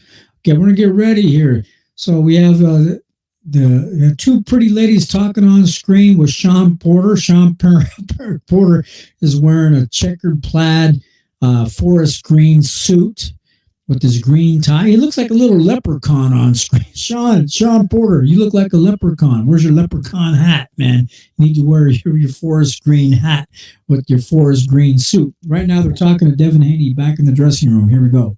The time has finally come. I had a good, long, hard training camp, and now I'm, ready to apply everything that I did. You've been in so many big fights for someone so young. Does this one feel slightly different because there is a lot of history between you and Ryan? Nah, it's no different. It's just another fight, another opponent. Ryan's just another guy on my hit list. What's it been like for you, the fight week antics? Obviously, we're on the eve now. We're really close to the fight, but the antics all week, what has it been like for you? It's been antics, no matter who I fight, they always come with something. So it's expected. At the end of the day, I'm here to do my job, and that's my main focus. Tunnel vision, keeping my blinders on, and staying focused like I've been. Yeah, many people think there are so many different ways that you can win this fight, right? You've shown that in your young career. How do you want to win this fight? I want to show my full arsenal. I want to show the best of Devin Haney, and I think I'll wear him down and stop him. Devin, good luck tonight. Thank you very much. Ariel, back to you. Thank you, Ade. Here with Ryan Garcia moments before he's about to walk out. Ryan, what are the thoughts going through your mind? It's been quite the build-up to this point. Take us inside your brain right now. Now, in my brain, it's just a mission. I'm on a mission to assassinate him, and that's it. No more games, no more antics, just straight do what I do. Box. I know how to box, so I'm going to do that. I saw that you showed up with an interesting T-shirt. Yeah. What was the message that you were trying to send there? That I'm willing to kill this man if I have to, with all due respect. Has it gone personal between you two? Has it crossed the line at this point? Oh yes, definitely. In what way? In every way possible. So what do you think? How does this all play out in your mind right now? What are you feeling as you're about to enter the ring? I just don't leave this ring without his head. That's it. I don't care what happens in this ring tonight. This is the one fight I'm really willing to die for. So that's how I'm coming. Good luck. Thank you. Pleasure. Todd, back to you.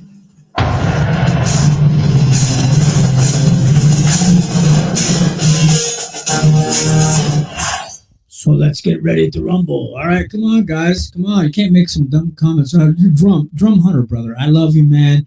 We can't show the video. I got to say it again. Guys, we can't show video. Again, tail of the tape. Both guys are 25 years old, 5'8" for Devin, 5'9.5" for Ryan. How much closer are you going to get? Only 3 pounds difference. I'm just joking. 3.2 pounds difference here, guys. What the heck? 72-inch reach for Devin, 70-inch reach for Ryan.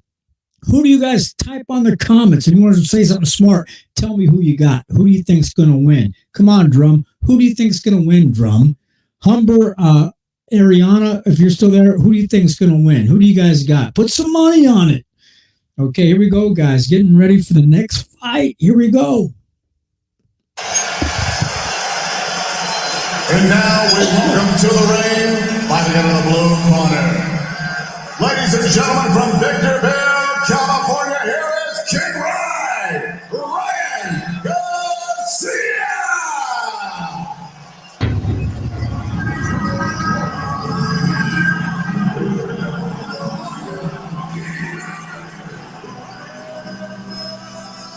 How, baby? Ice cold beer.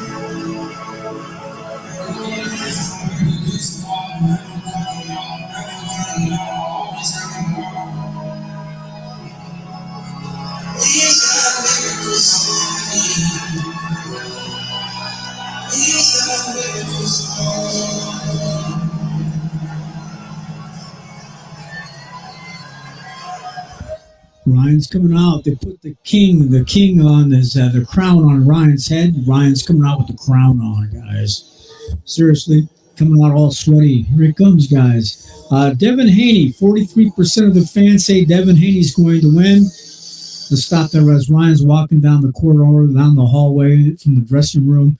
57% of the people say Ryan's from the fan zone. 57% of the people say Ryan Garcia is going to win. 43% of the fans say Devin Haney's going to win. That's what they're saying from the fan zone. So tell me in the comments, who do you think you guys are going to win? We're looking here at the screen. Devin Haney's walking out with Derek James and some of the other guys from his team.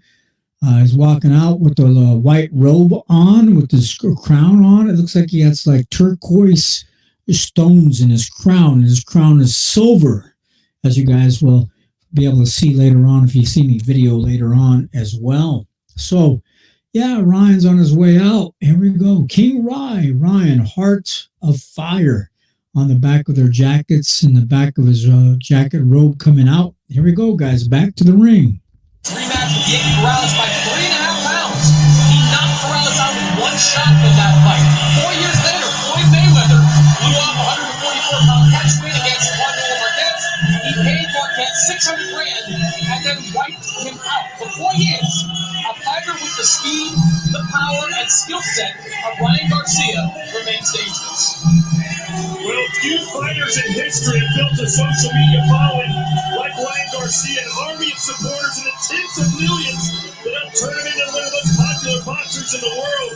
But what helped create Garcia, many believe is now helping to destroy his social media. Okay, guys, as they're walking out right now, as he's coming out really slowly with the team coming up, stepping into the ring right now, Ryan Garcia is just crawling through the ropes, raising his hands in the air. Going like this, pumping the fans up with his right hand, taking off his crown, stepping into the ring, walked up to the ring with his crown on. He's in the ring, going back and forth, warming up, bouncing off the ropes. He's ready to go. Next will be Devin Haney. But what would be crazy if Devin Haney gets knocked out with the right hook, or the opposite hook, a left hook or a right hook. Who knows? Not just a left hook, but a right hook, or even a body shot. Come on, guys. Who knows? But maybe Devin will be able to outbox him for the whole 12 rounds. We'll find out. Here we go. Back to the ring, guys.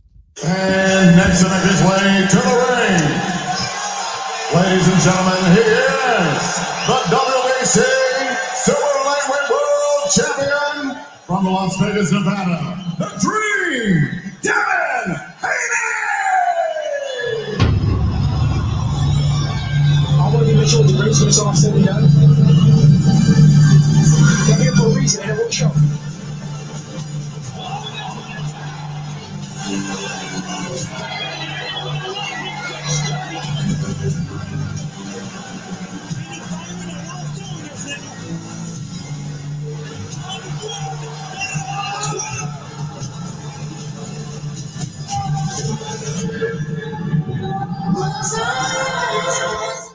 Okay, we'll see what Devin's coming out the ring here.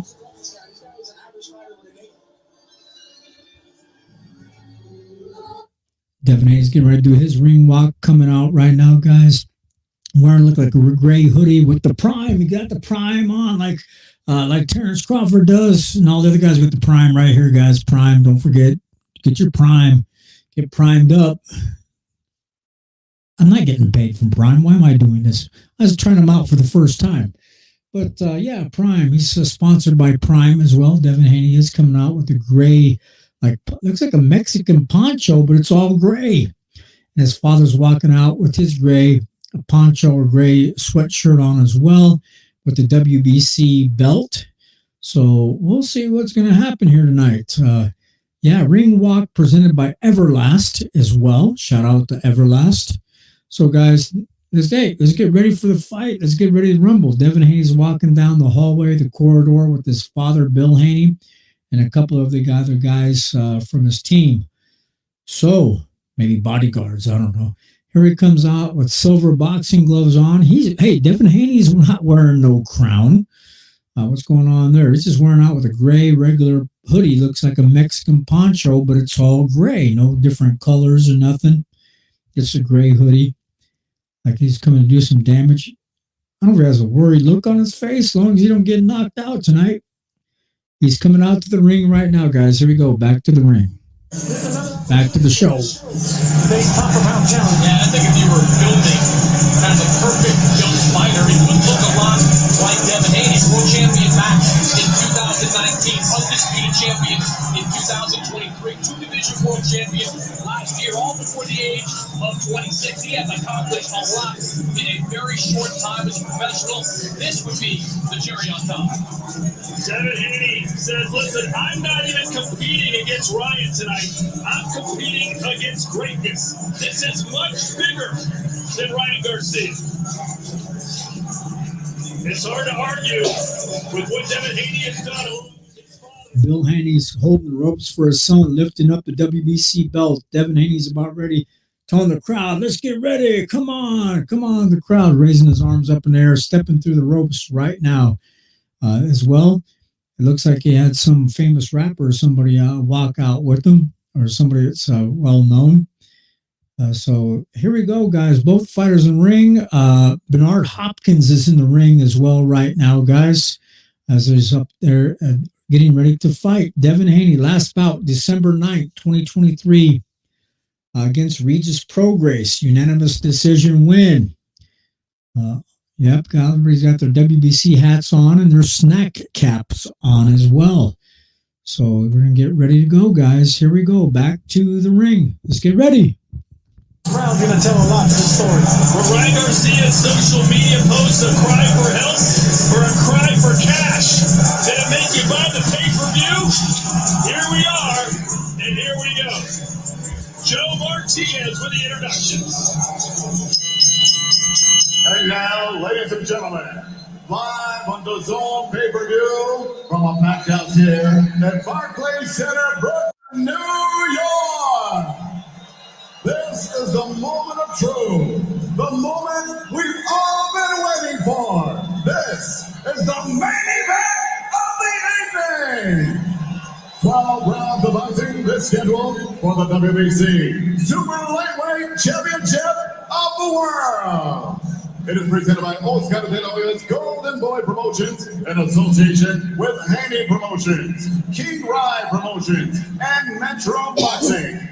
Sponsored by Wild Casino, America's most trusted online casino. Wild Casino, get wild. OnlyFans, where creators earn. And Everlast, the choice of champions and preeminent leader in boxing since 1910.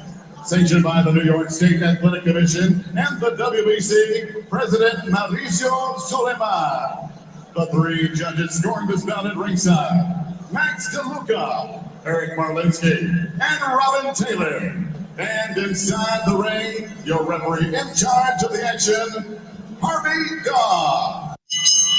And now, ladies and gentlemen, the judges are ready, the fighters are ready, millions of boxing fans around the world are ready.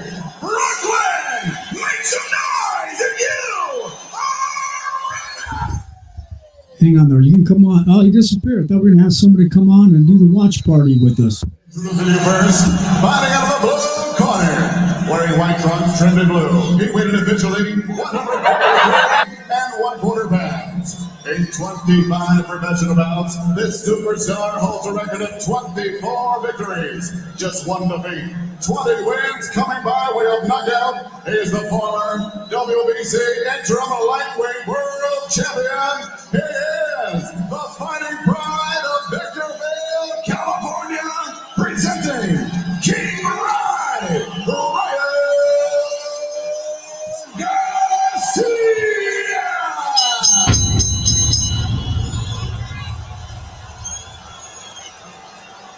And across the ring, his opponent stands in the red corner, wearing gray trunks. He weighed in 140 pounds even. In 31 bouts of the professional, he is perfect. 31 victories, no defeats, 15 wins coming by way of knockout. From Las Vegas, Nevada, he is the former undisputed lightweight world champion, the current reigning, defending, undefeated WBC Super Lightweight Champion of the World. Here is the Dream, Devin Haney.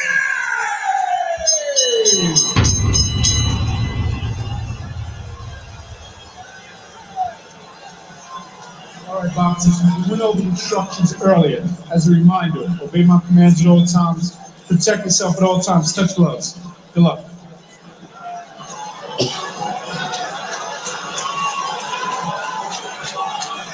Devin Haney, a controlled, patient, nearly flawless fighter, taking on Ryan Garcia, a complicated, freewheeling enigma with lightning-quick hands and one-punch knockout power.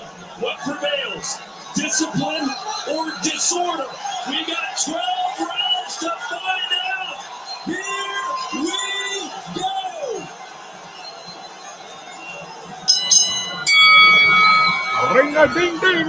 Okay, here we go, guys. First round of the fight. Here we go, guys. They come out at a fast pace. Ryan throws the first jab. It doesn't connect. He just flicks it out there. Okay, it's going to be a technical fight, or is it the speed going to catch? We're going to find out who's going to win this fight and how they're going to win the fight. So here we go. Ryan and Devin are in the ring. Looks like Ryan's cutting the ring off on Devin. Devin's trying to be a little patient. Ryan's being patient. It's going to be a technical fight during the first round. We'll see what happens. Ooh, Ryan's coming out aggressive. He tries to come out swinging there real quick. Ooh, he just caught Devin with a solid right hook. Devin might be hurt a little bit. He's covering up. They're covering up. They just got tangled. Referee separates the two fighters.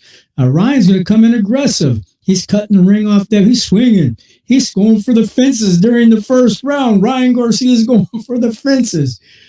He wants to get Devin out of there in a hurry.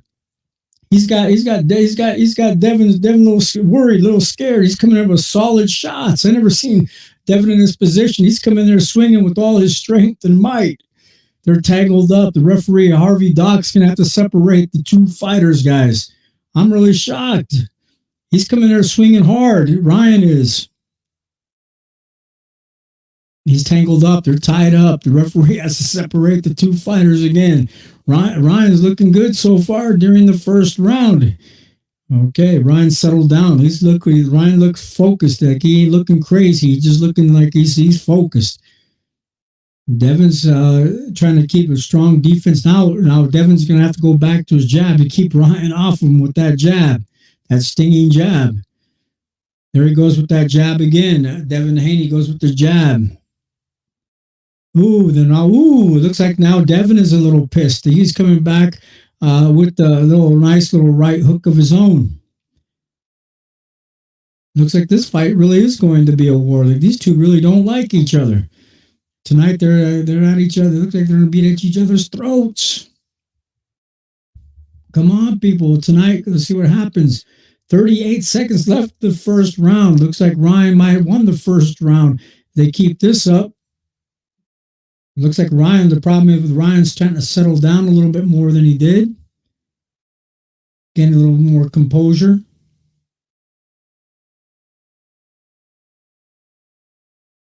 Double jab by Devin Haney.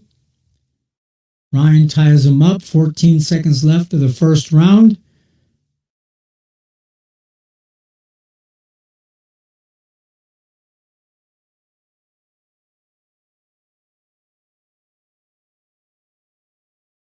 That was the end of the first round. Here we go, guys, to the ring, long as there's no commercials.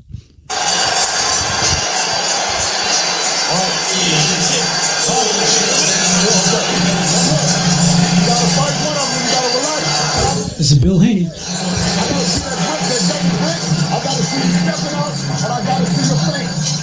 Every section, you gotta play him. And you gotta get them preoccupied with something. Okay? So when we work here, it's your opportunity. Right? But roll up under the hood, baby. Roll up under the hood. Roll up under the hood. All right?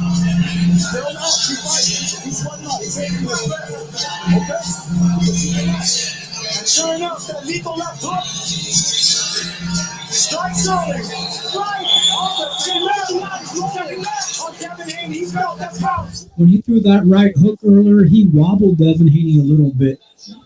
That's exactly like we saw against Francisco Pina back in 2000. Okay, guys, round number 2. Here we go. Round number 2. All right, let's go. There's some bombs being dropped already during that first round. Ryan Garcia kind of hurt Devin a little bit during that first round with that right hook. Referee Harvey Doc separates the two fighters in the second round. Both fighters, Devin is getting more settled. Bill Haney says, hey, is gain control. Gain control of this fight. Let's go back to control. That's what Bill is basically saying to his son.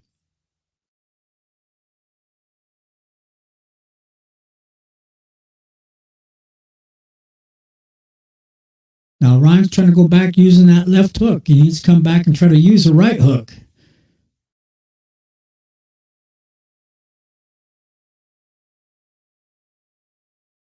They got Garcia 39% power punches landed during the first round, 0 punches for Devin Haney during that first round. But hey, that's only one round, guys. We got 11 more rounds to go. So let's don't get too excited here. Okay, both fighters are being technical here during the second round. Devin got tied up. Harvey Doc's going to have to separate the two fighters. Devin's trying to regain the control with his jab.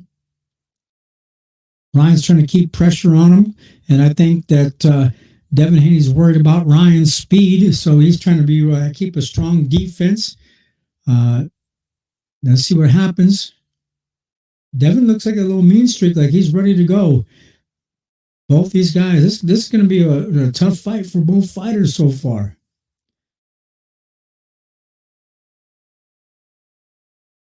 Good defense by Ryan. Nothing major happening, just getting tied up a little bit.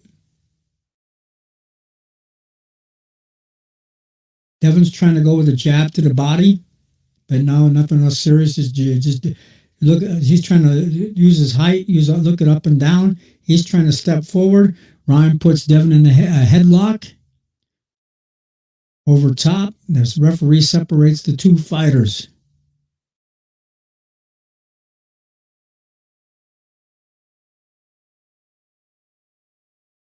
Devin better go back to boxing, using his boxing skills. Don't try to go toe-to-toe or try to go to war with Ryan. Don't try to go to blows with Ryan in the center of the ring, but that's what Ryan wants him to do. So far, that's what's happening. They're going in the center of the ring, face to face. Ryan sticking out his jab hand like this. Both fighters are fighting orthodox so far at this point. That was the end of the second round. Not much happening during the second round. I'd call the second round a draw for both fighters so far here tonight. Thank you for the extra like, guys, for hitting the like button. Here we go, back to the corner. Here we go. Enter Ryan's corner.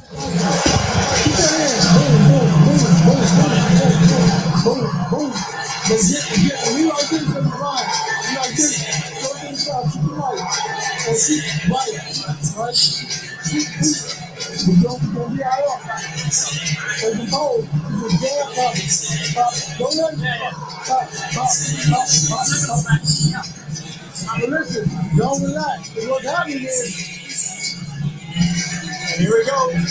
The chess match between two chess masters right here. There's that left hook right on the temple. Every time that punch lands, Haney's not reacting good. Look, there it is right there. Haney landed the right hand, but the left hook overpowered it. Round number 3. Here we go, guys. All right. We're going to see a war. This is some bombs maybe dropped here tonight from both fighters. Ooh, aggressive for Ryan. Ryan tries to throw a right hook. That's what he should be doing. Okay, Devin Haney minus 600. Ryan Garcia plus 400. The bets have changed. Live update. Ooh, Ryan's going to throw some hard shots down low with the left-hand body shot. They tangle back up. Ryan tries to come back with the right hand. This is going to be a serious fight, guys. There's no playing around here. There's no antics right now during this fight. Both of them are taking it deadly serious. Ryan tries to come back with that right hook. Getting kind of wild with it just a little bit. Doing a really good job. Both fighters are doing a good job. Really staying really in a defensive mode. They tie it up as well. They say jabs thrown landed Haney 52%, Garcia 12%. Jabs thrown through round 2. Devin did a little bit better with his jab during round 2. Ryan Garcia must be getting warm for something. I didn't catch that because I was looking at the screen on the stats.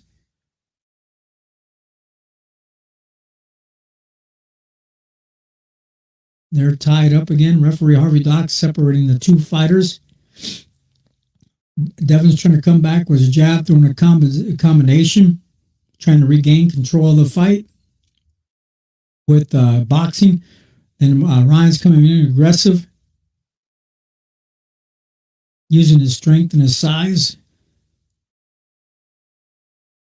Now Devin is getting warned a little bit by the referee.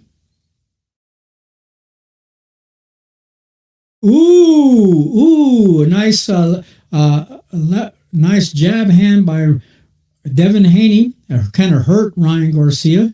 Ryan Garcia just got hurt a little bit, kind of irritated because he got caught with a solid jab in the face, a stiff jab, or a nice little a nice little left hook kind of off that jab, kind of hurt Ryan a little bit. But Ryan gained control, gained composure. He's got Devin Haney in a headlock right now. Referee has to separate the two fighters. So Ryan got hurt a little bit there as well. Ryan's tying Devin Haney up a little bit. He's paying attention to the referee to separate from the two fighters got separated.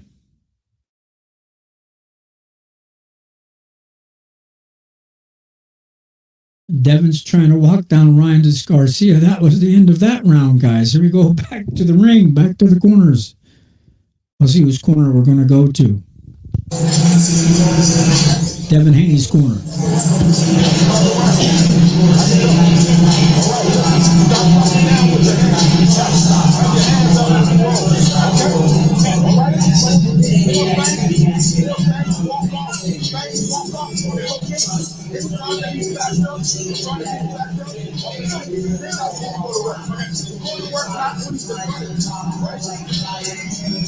Like a cat and mouse game where you can expect that left hand from Haney. Excuse me, from Garcia, but it's that right hand that surprises Devin Haney right now. And here Haney comes right back, right on the tip of the chin. And you're right, Chris, I see what you're saying now. It's not quite a shoulder roll, but he's relying too much on pulling back in that costume right there. He pulls every time he pulls back. You see him drop the fist, he's square, he drops that right hand. All right, guys, round number 4. They're going back at it. They're tied up already. They're irritated with one another. All right, we go. We got a war going on between these two fighters here tonight. They're taking it super serious. Round number 4. So far, I think it's a pretty even fight. Ryan's trying to come forward aggressive. Devin Haney's trying to hold his own. They get tangled up again. Referee Harvey Dock separates the two fighters. Ryan's trying to come in aggressive again, using his jab now.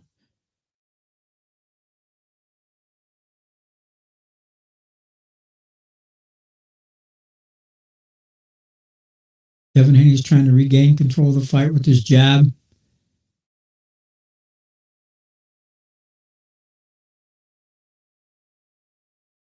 Good jab from Devin Haney. Ryan Garcia ties up. I don't think he's going to try to do anything stupid or any stupid antics. He's taking this boxing match very serious tonight. Ryan Garcia is. Now he's starting to cover up with that shoulder, trying to do the shoulder roll again. But Devin's trying to come over top with the right hand to hit Ryan Garcia. But they tied up in the ring. Some holding. The referee's doing a timeout. He's going to warn both fighters. He's having a little talk saying, cut this holding crap out. He's warning both fighters. Not just one, but both fighters. A nice jab hand by Devin Haney again. Ryan Garcia came back with a 2-punch combination. They're tied up, holding each other again. The only thing is going to be disqualified. Both fighters be qualified for holding. No.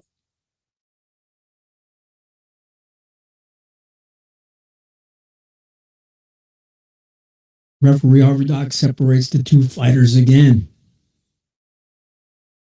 A jab to the body by Devin Haney. Devin Haney tries to come over top.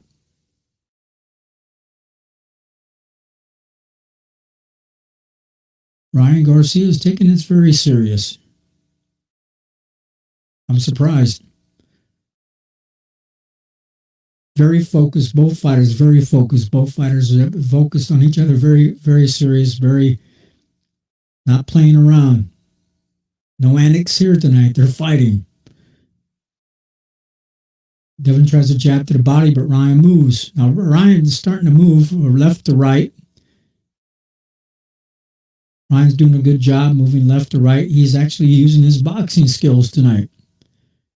and a little bit of movement, but all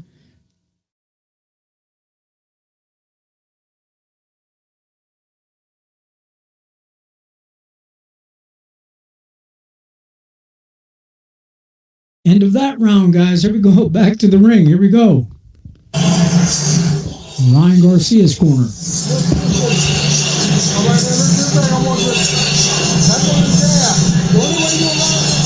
Take you back to December. Oscar Duarte. That was the shoulder roll Ryan deployed in the middle rounds of that fight. Didn't get anything too clean, but it was an odd momentum shift that allowed Duarte to seemingly get back in the fight. No one's really sure why he was doing it. We're seeing a little bit of that tonight. Yeah, but look at how Duarte would, come around the guard to elbow. And that elbow is taking advantage of that rib cage.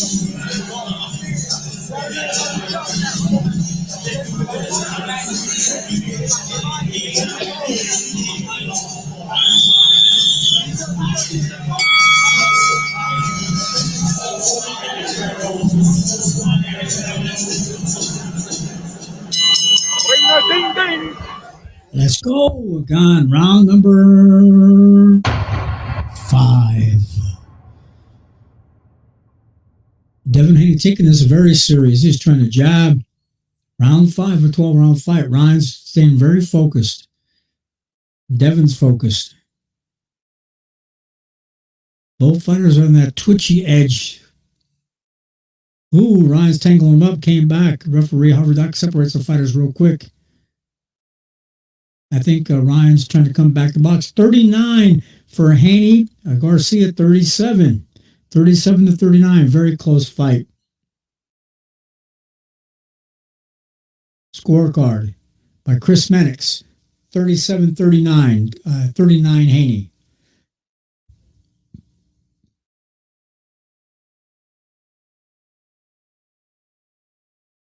Devin Haney now, live update, minus 800. Ryan Garcia, plus 500 on DraftKings.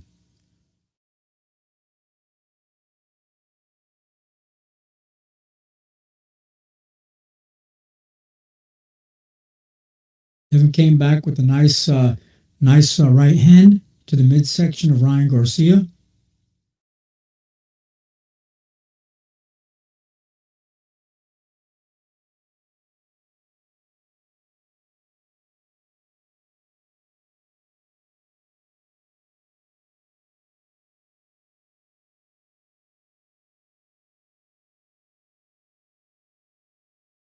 Round 5, guys.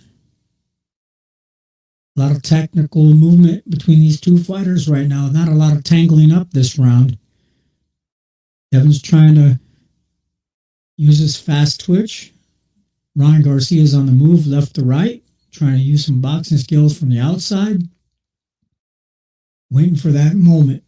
Ooh! He just caught Devin, tangled Devin up. He's caught him with, I think, a right hand and then tangled Devin up. 43 seconds left of the 5th round.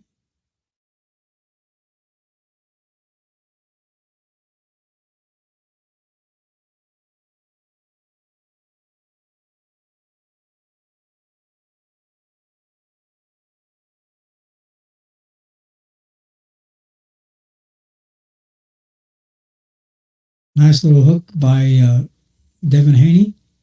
This round's pretty even. Nobody's ahead in this round. Pretty even.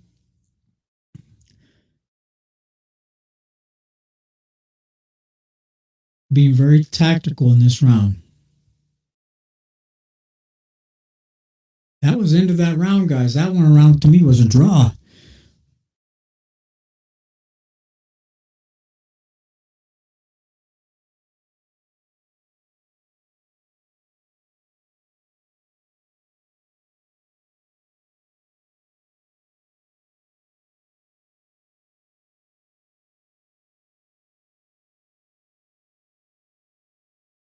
Okay, I got removed from Facebook again tonight, probably for something stupid, but we'll find out later. That's okay. Here we go, back to the ring, guys. I just got maybe kicked off of Facebook, but that's all right. Evander Holyfield.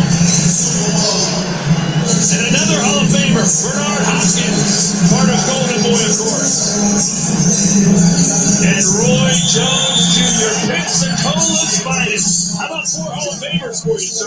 about names. I'm talking about legends there. That's greatness.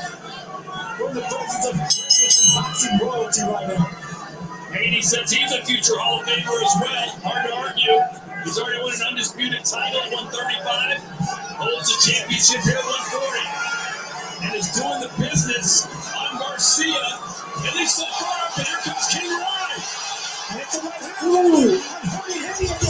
Okay, guys, keep it watching. You hear it. It's going to be a key for Ryan Garcia, and he's proving that right now in this round. Let's go. Time in.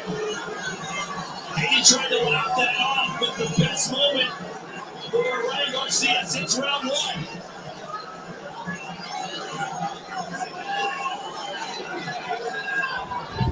Okay, guys, we're back to round number 6. I was getting kicked off of Facebook, so I had to go check it out real quick. Ryan Garcia, I guess, had some upper hand on Devin Haney real quick here. So back at it again. Here we go. Ryan's on the move. Ryan's trying to do the shoulder roll, trying to box, trying to cover. Oh, he just spun out from Devin Haney out of the corner by ducking under Devin Haney's arm.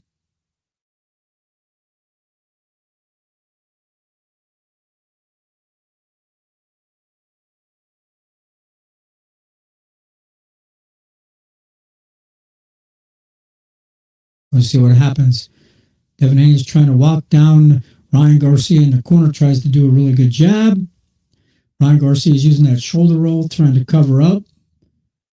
Devin's getting a little irritated, a little frustrated with that shoulder roll.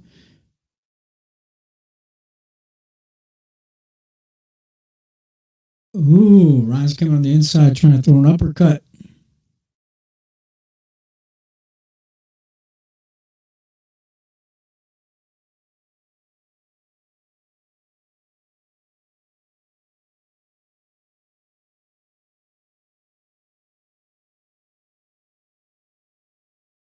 Ryan tries to throw a jab.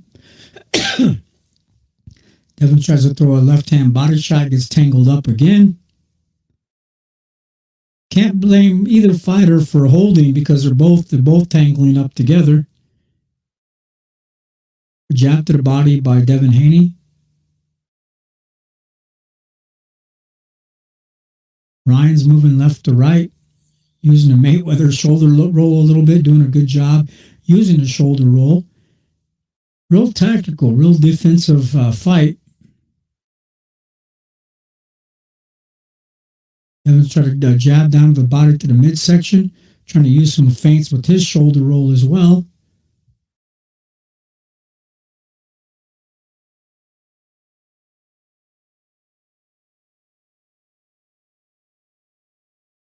That was the end of that round, guys. So we go back to the ring, back to the corner.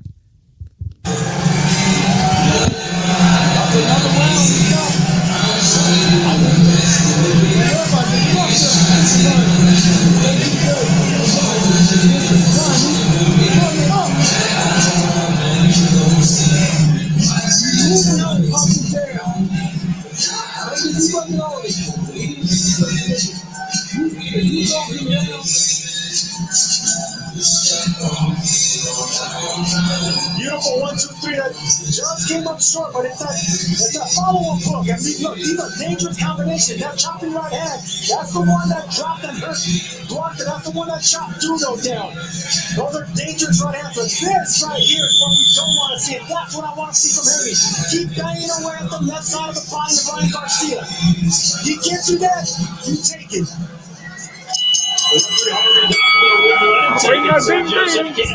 Okay, guys, here we go. Round number 7. What's happening here? Harvey Doc separates 2 fighters in round number 7. Then Devin Haney tries to come over top with his own right hand.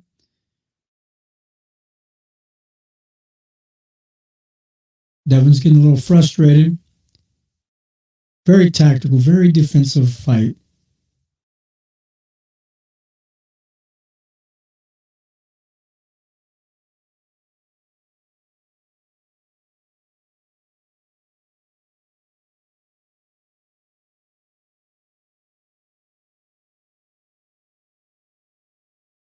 Ooh, Devin just got knocked down as a stoppage. Devin got knocked down on his butt with the hook. Here we go, guys. To the ring, to the ring.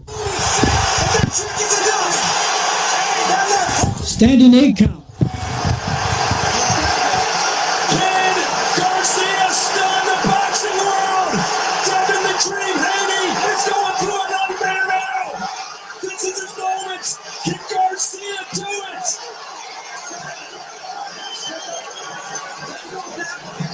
Haney holding on for dear life. Punching in the brain. What a shame. Oh, foolish by Ryan Garcia. And they're taking a point. Didn't even get a warning. Nevertheless, Haney got some precious seconds to try and recover. That may have been a saving grace for Devin Haney. Garcia mate, and he's going to go down again. They're saying no, it's not a knockdown. What's the cameraman do? Get the hell out of the ring, cameraman. Haney's in the corner, taking shots. Haney better take a knee, man. Oh, he got him again. He got him again. And they're not going to call that a knockdown. No, that wasn't a knockdown either. Pushdown, but Sergio's right. If Devin Haney finds himself in trouble, he's going to take a knee. There's way too much time right now. A minute is a lifetime. This round has been completely chaotic. A point deduction for Garcia. A knockdown for Haney. Got him again. And it's not the first right hand that's being landed by Ryan Garcia. It's the second one. Because Haney keeps getting to the same side. Haney's legs are just gone.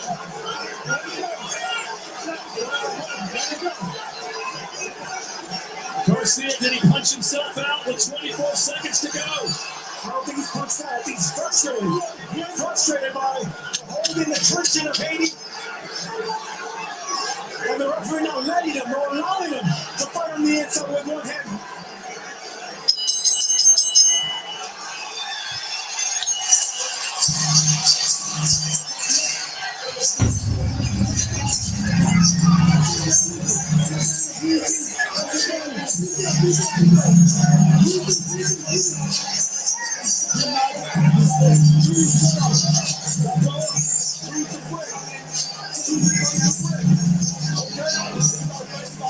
So here's Devin Haney being knocked down for the first time in his career.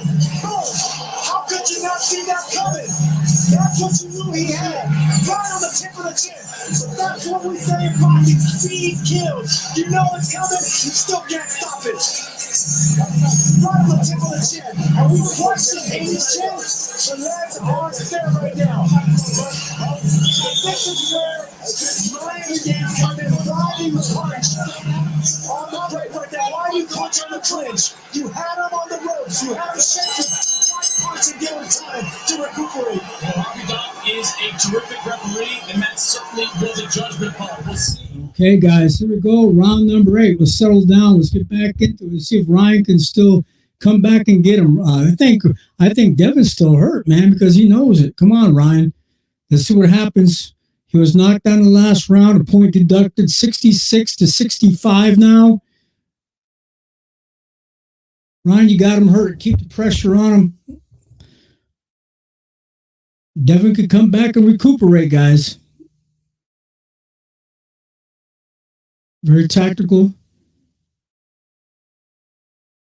I think Devin Haney's shook up. He's being too defensive, too worried. He'd been hurt earlier with that shot.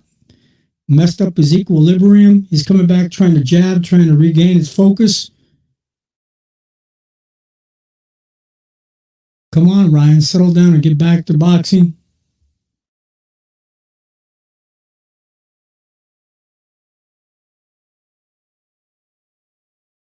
Round number 8, guys. Tying up. 1 minute and 47 seconds to go.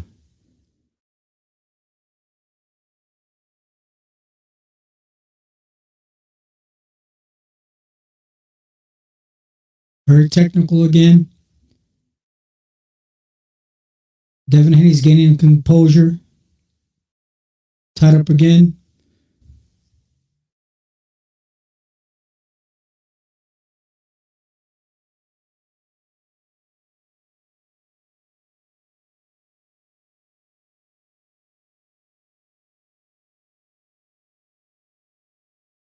Harvey Doc separates the two fighters.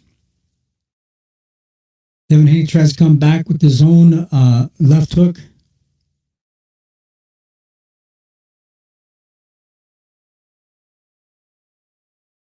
"53 seconds left, 52 seconds left, tied up again." I think Devin Haney is trying to tie up now a little bit. He's gaining composure again. Ryan's just trying to stay focused to be ready. Moving left to right.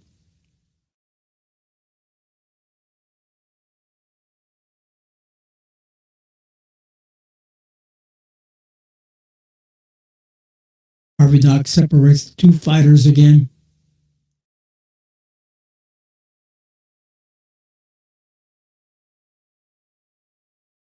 You should have heard the crowd go wild, man. The crowd was going wild with that knockdown.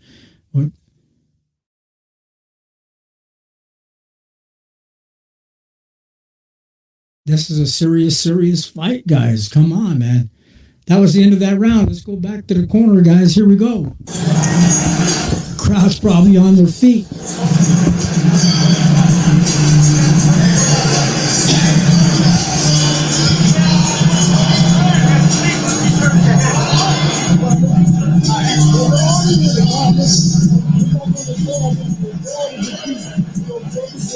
When you walk to it, he backs up.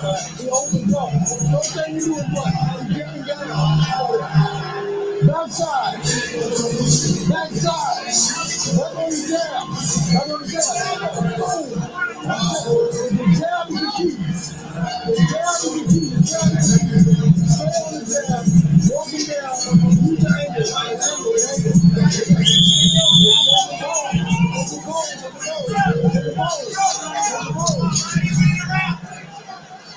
Jab is the key. Is what Derek said. We know that.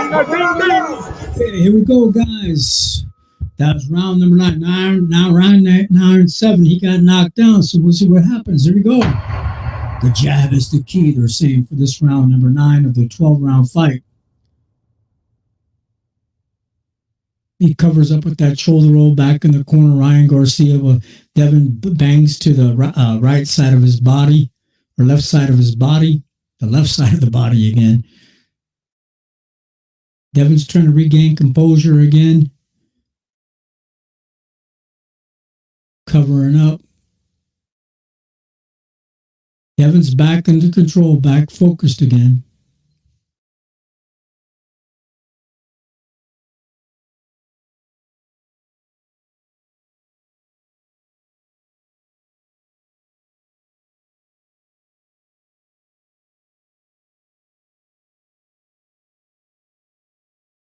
One minute and 58 seconds left.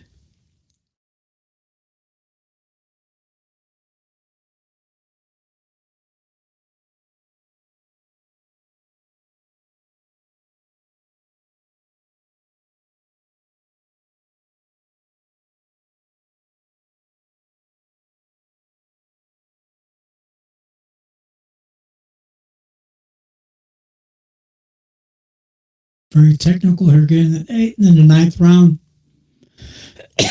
They're tied up back in the corner.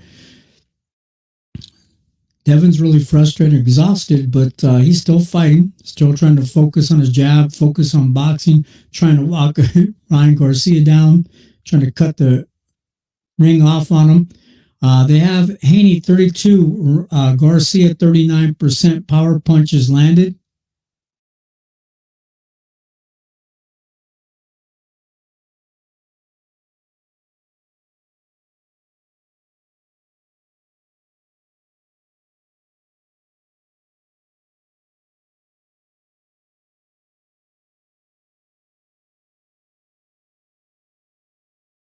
%, for Haney for jabs thrown. Garcia only 17%.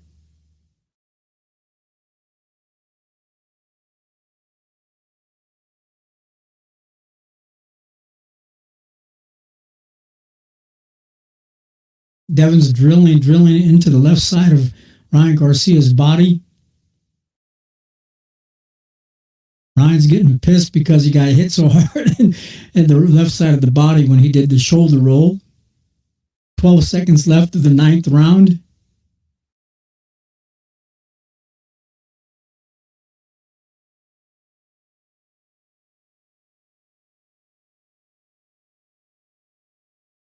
That was the end of the 9th round, guys. We're back to the ring. This is crazy. In New York, if you can make it here, you can make it anywhere, Sergio. But who's going to make it tonight in this barn burner between Devin Haney and Ryan Garcia here at the Barclays Center as we enter round 10?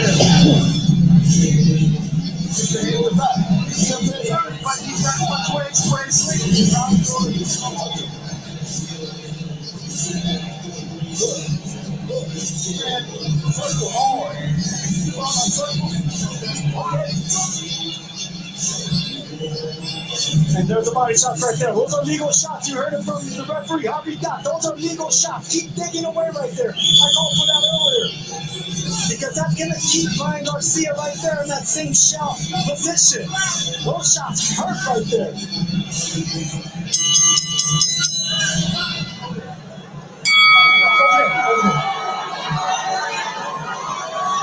Got some ice in the corner. It's cooling down this fight. They called time. They had some ice in the corner. The corner was wet. We're back to this another ring. Here we go, guys. For the 10th round, the championship rounds. We'll see what's happening.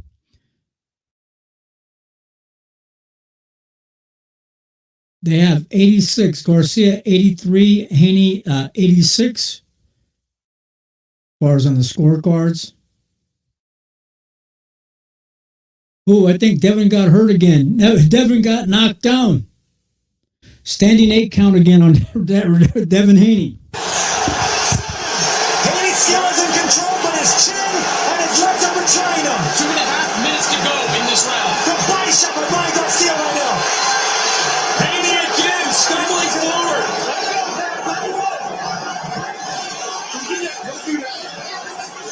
Ryan's got to find a way to not smother his punches, to keep a little bit of distance between himself and Devin.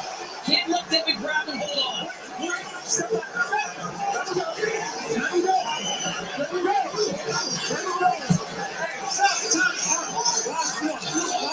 There you go. They're gonna have to take away point. They've already taken one from Ryan Garcia for punching on the break. Well, they're probably going to take one from Haney for holding, excessive holding. I don't want to see any more points taken away. This fight's too competitive. He's turned his back on him.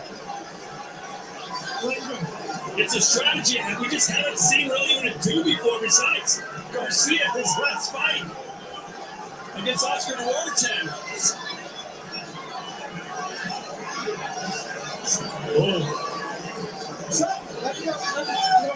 So 2 knockdowns in this fight for Ryan Garcia.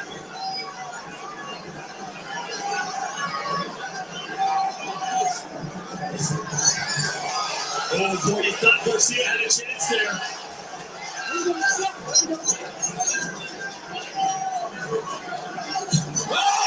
Oh! Now he's trying to finish him with the right. Ryan Garcia is having the fight of his life on the biggest stage possible. Can he do it? How did Devin Haney stay on his feet after taking that shot? No fear, no respect. Ryan Garcia just walking through the front door, doesn't care what's coming back. Too much power, too much speed, too much confidence. And who knows how much those 3 extra pounds are mattering in this fight.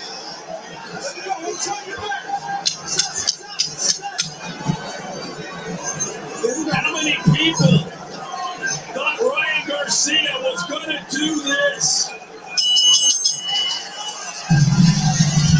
Come on, people. Ryan Garcia, man, the crowd is going wild. Here we go tonight. But Devin was up on the scorecards. Here we go, back to the ring, back to Devin Haney's corner. Here we go, guys. And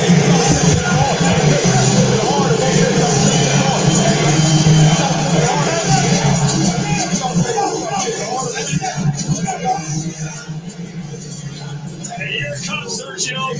Knockdown number 2.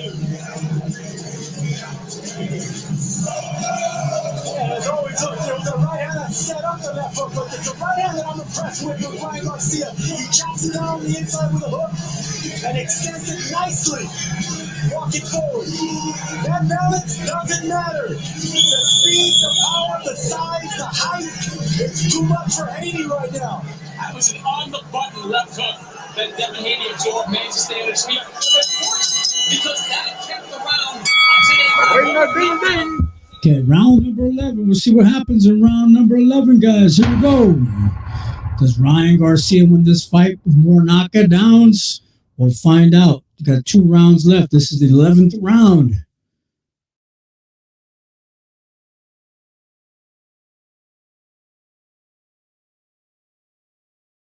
Devin Haney keeps tying Ryan Garcia up.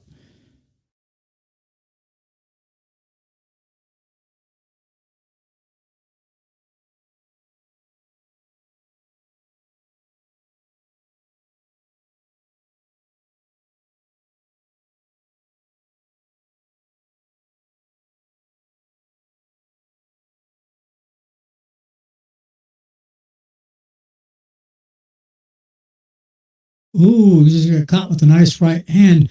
Devin Haney did. Ooh, another left hook. He could be put down, guys. Let's go back to the ring. This is going to get exciting. Garcia's trying to tell his dad stop the fight. You got miles to go before that happens. right here in New York City, Jose Lomachenko did that to the trainer, Richard Comey. Turns out the fight went the distance, but definitely some showmanship there for Ryan. How many people picked Ryan Garcia by decision? You'd be a rich person if that happens. Still have 4.5 minutes left.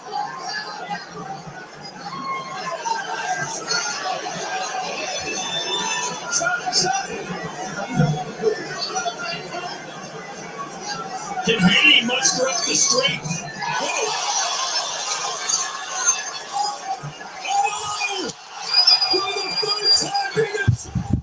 Devin Haney just got knocked down on his ass again. Standing 8 count. Got back up. Ryan looks right over at us and shakes his head. What was supposed to be a crowning moment in Devin Haney's career has turned into a disaster of epic proportions. He's still in it though.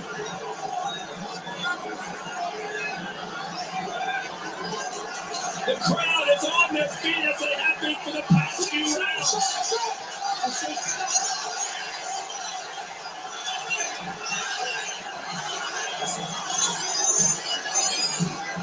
Caught him with an uppercut on the inside. 10 seconds to go.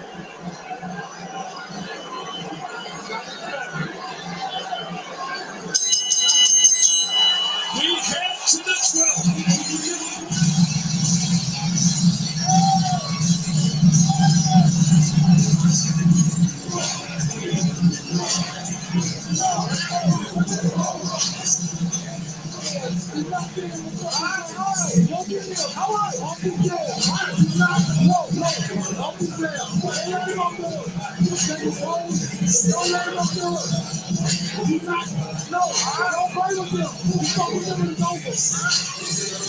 Don't play with him and don't let him off the hook. But it was a hook that did it. Boom! Right there. Money in the bank all day. Every day when it comes to Ryan Garcia, the tip of the chin, the legs are shot. The legs are shot. The confidence is gone on Devin Haney. One more knockdown. This fight's over. You know, you can say that Ryan Garcia is a one-trick pony. When you got the left hand, where the left hand is that good, sometimes that's all you need. Yeah, but it's a right hand that sets it up. See right there, the right uppercut. Okay, we're back, guys. I gotta leave it on to let it play out for you guys. It's too exciting. Here's Chris Mannix's scorecard. 103-102 in favor of Ryan Garcia. Back-to-back 10-8 rounds with the knockdowns and giving Ryan Garcia the lead on my scorecard. Boy, a really close fight. I'm sure many Garcia fans think it should be a wider discrepancy than that. Could it come down to who wins the 12th? And how big will that point deduction play? Garcia was penalized for hitting on the break.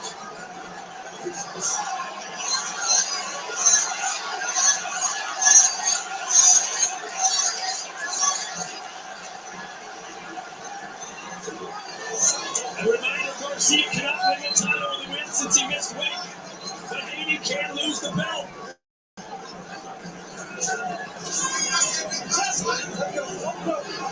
We've never seen Devin Haney have to face this type of adversity. In fact, nothing even remotely close.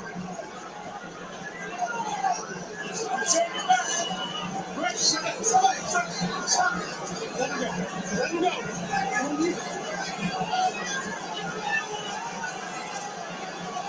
And then throwing a counter in the Big Apple. Will we perhaps see more twists and turns here in the final buck 15?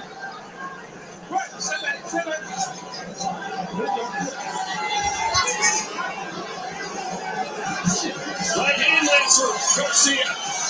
Trying to catch him again. Right hand hasn't missed all day. Just zeroes in. Wherever Devin Haney's head goes, the right hand follows. It's like a radar right hand for Ryan Garcia.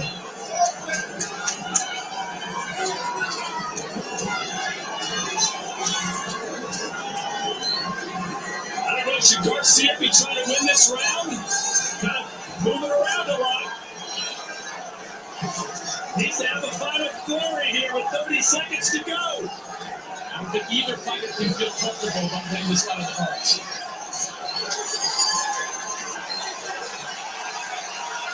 What a fight. What a show. What an event. You know, this was billed as the rubber match between Ryan Garcia and Devin Haney, fight number 7. After this, I want to see 8 and 9.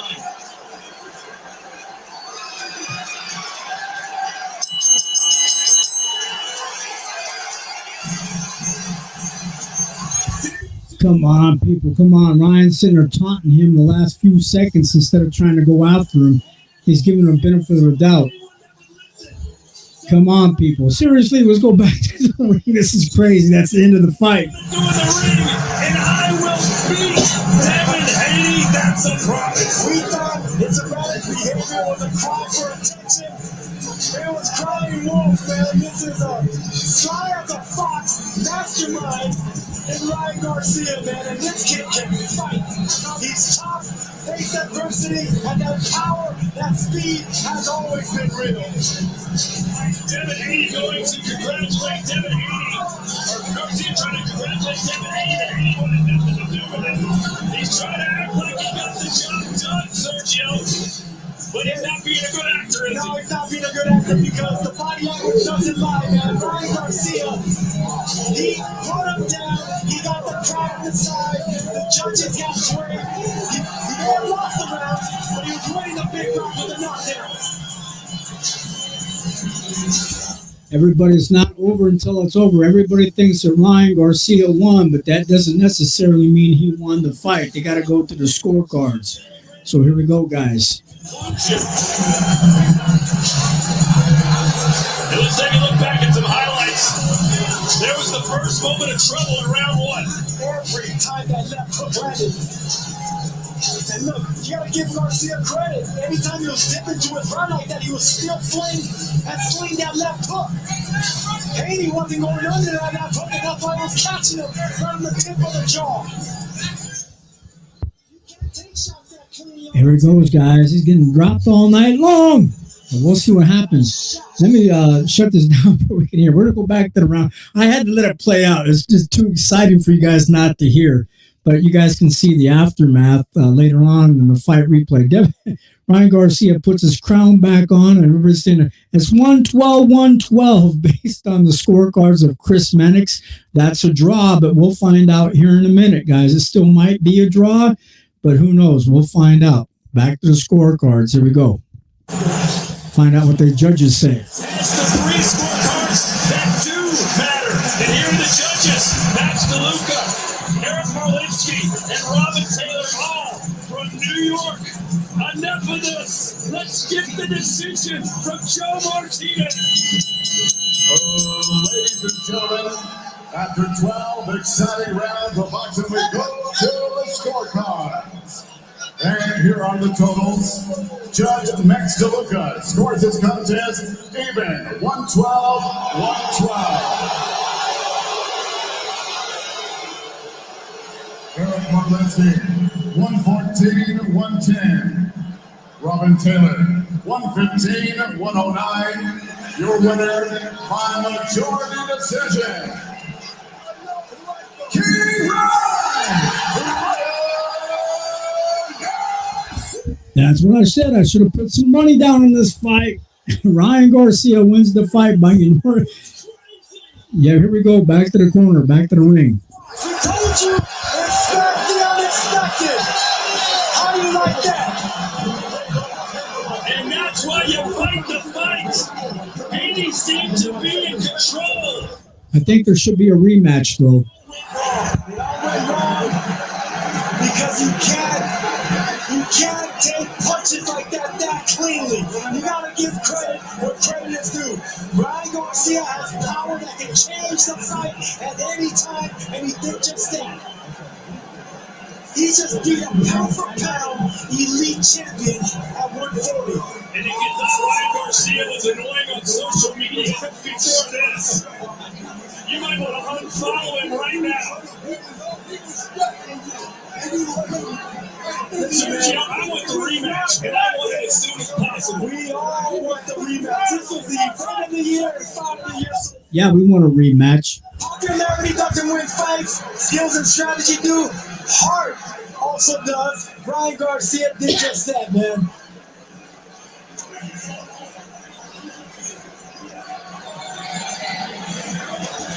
Hell yeah, we want a rematch. I'm letting this play out, guys, so you can hear all the sound of the crowd, all the excitement.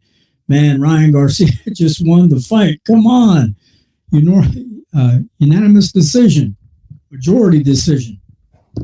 Again, live on DAZN Saturday, May 4th. Let's go to Chris Mannix.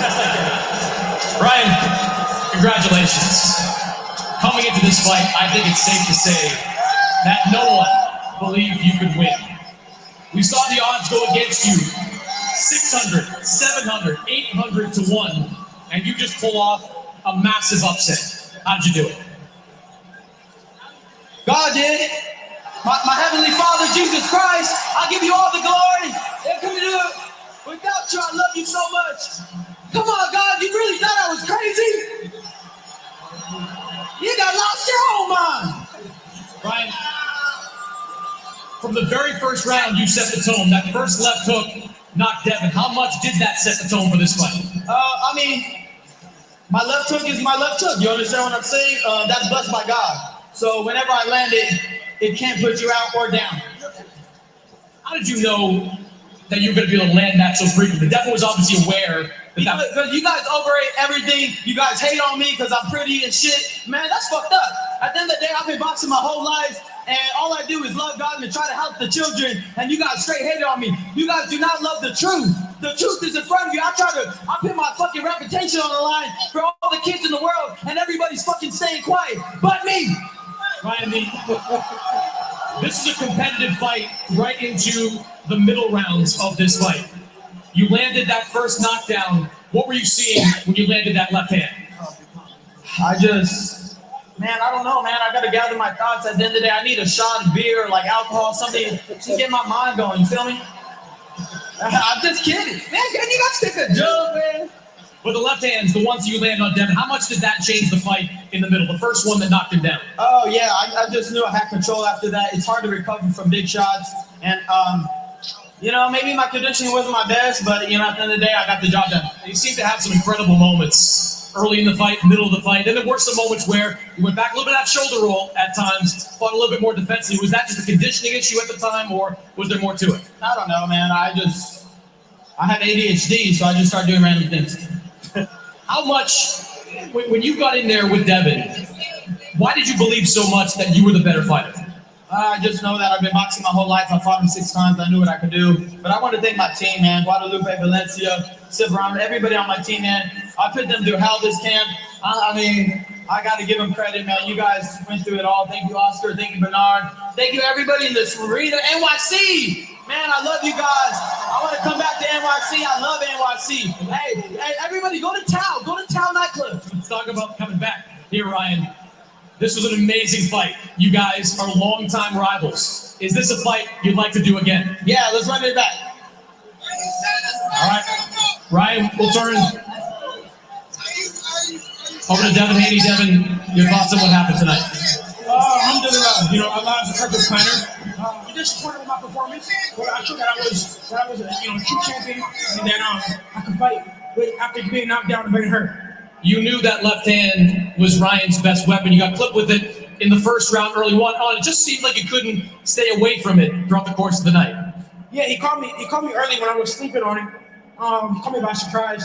I fell asleep on the left hook. We trained for it, but I got in there and I fell asleep. And he caught me with it. When you went down that first time, how hurt were you? How much did that change the course of the fight? I was more surprised than hurt. The first time I wasn't really that hurt. I was more surprised. Like I said, he went in there and he jumped on me just like he knew he would, but I was just sleeping. How much did his style start to affect you? Because when he did slow down, he turned his back on you at times, made things a little bit complicated. Yeah, no, I thought the ref, let him turn his back, let him hold a little too much. But alhamdulillah, Allah is a perfect planner. He makes no mistakes. And we just heard Ryan say, sure, we'll run this fight back. Is a rematch something you'd like to do next? Of course. I thought it was a close fight still. I would love to rematch. I gave him a shot. It's only right he give me a shot back. When Ryan came in a little bit heavy, you said, I'm going to go through with this fight no matter what. Do you have any regrets about that now? No. Like I said, Allah is a perfect planner.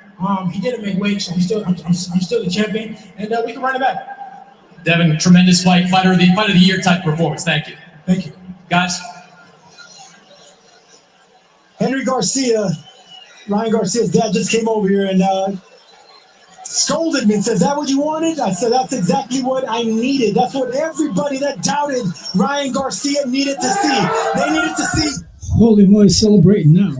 They needed to see him face adversity. He passed all the tests. Oh, hail that young king right there, Ryan Garcia. Hey, listen, heading into this fight, Devin Haney was on many people's top 10 pound for pound list, including our own Chris Mannix. There's now Ryan Garcia jump on that top 10 list.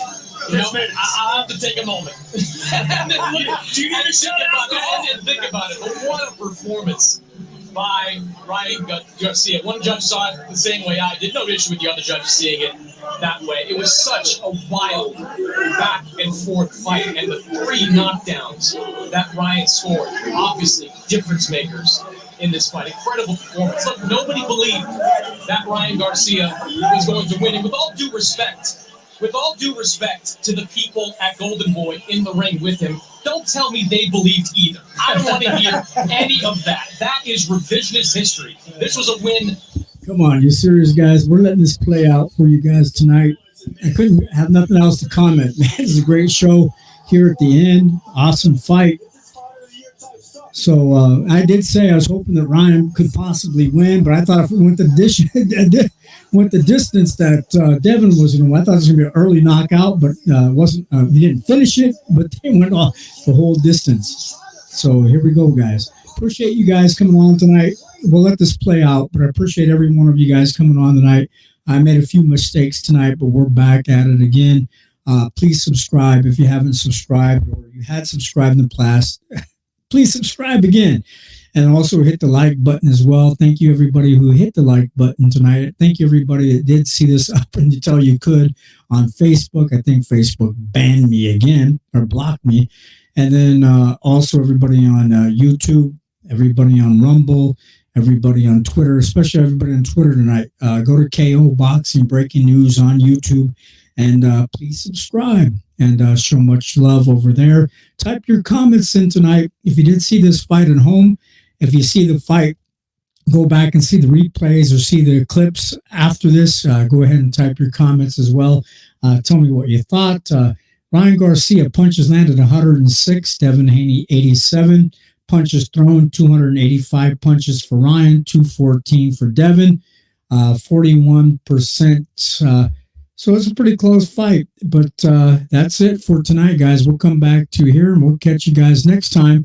But guys, hey, thank you so much again tonight. Say goodnight to this pretty lady here, and we'll catch you guys next time. I need to get some rest. I've been on since 3:30. Guys, subscribe again. I need you guys so bad to subscribe. Appreciate your support tonight and some of your comments. But this was expected. As many people as was watching tonight, appreciate it. That did watch. For the few comments we did have tonight, thank you guys. Everybody say goodnight to this pretty lady here. We'll catch you guys next time. Have a good night, everybody.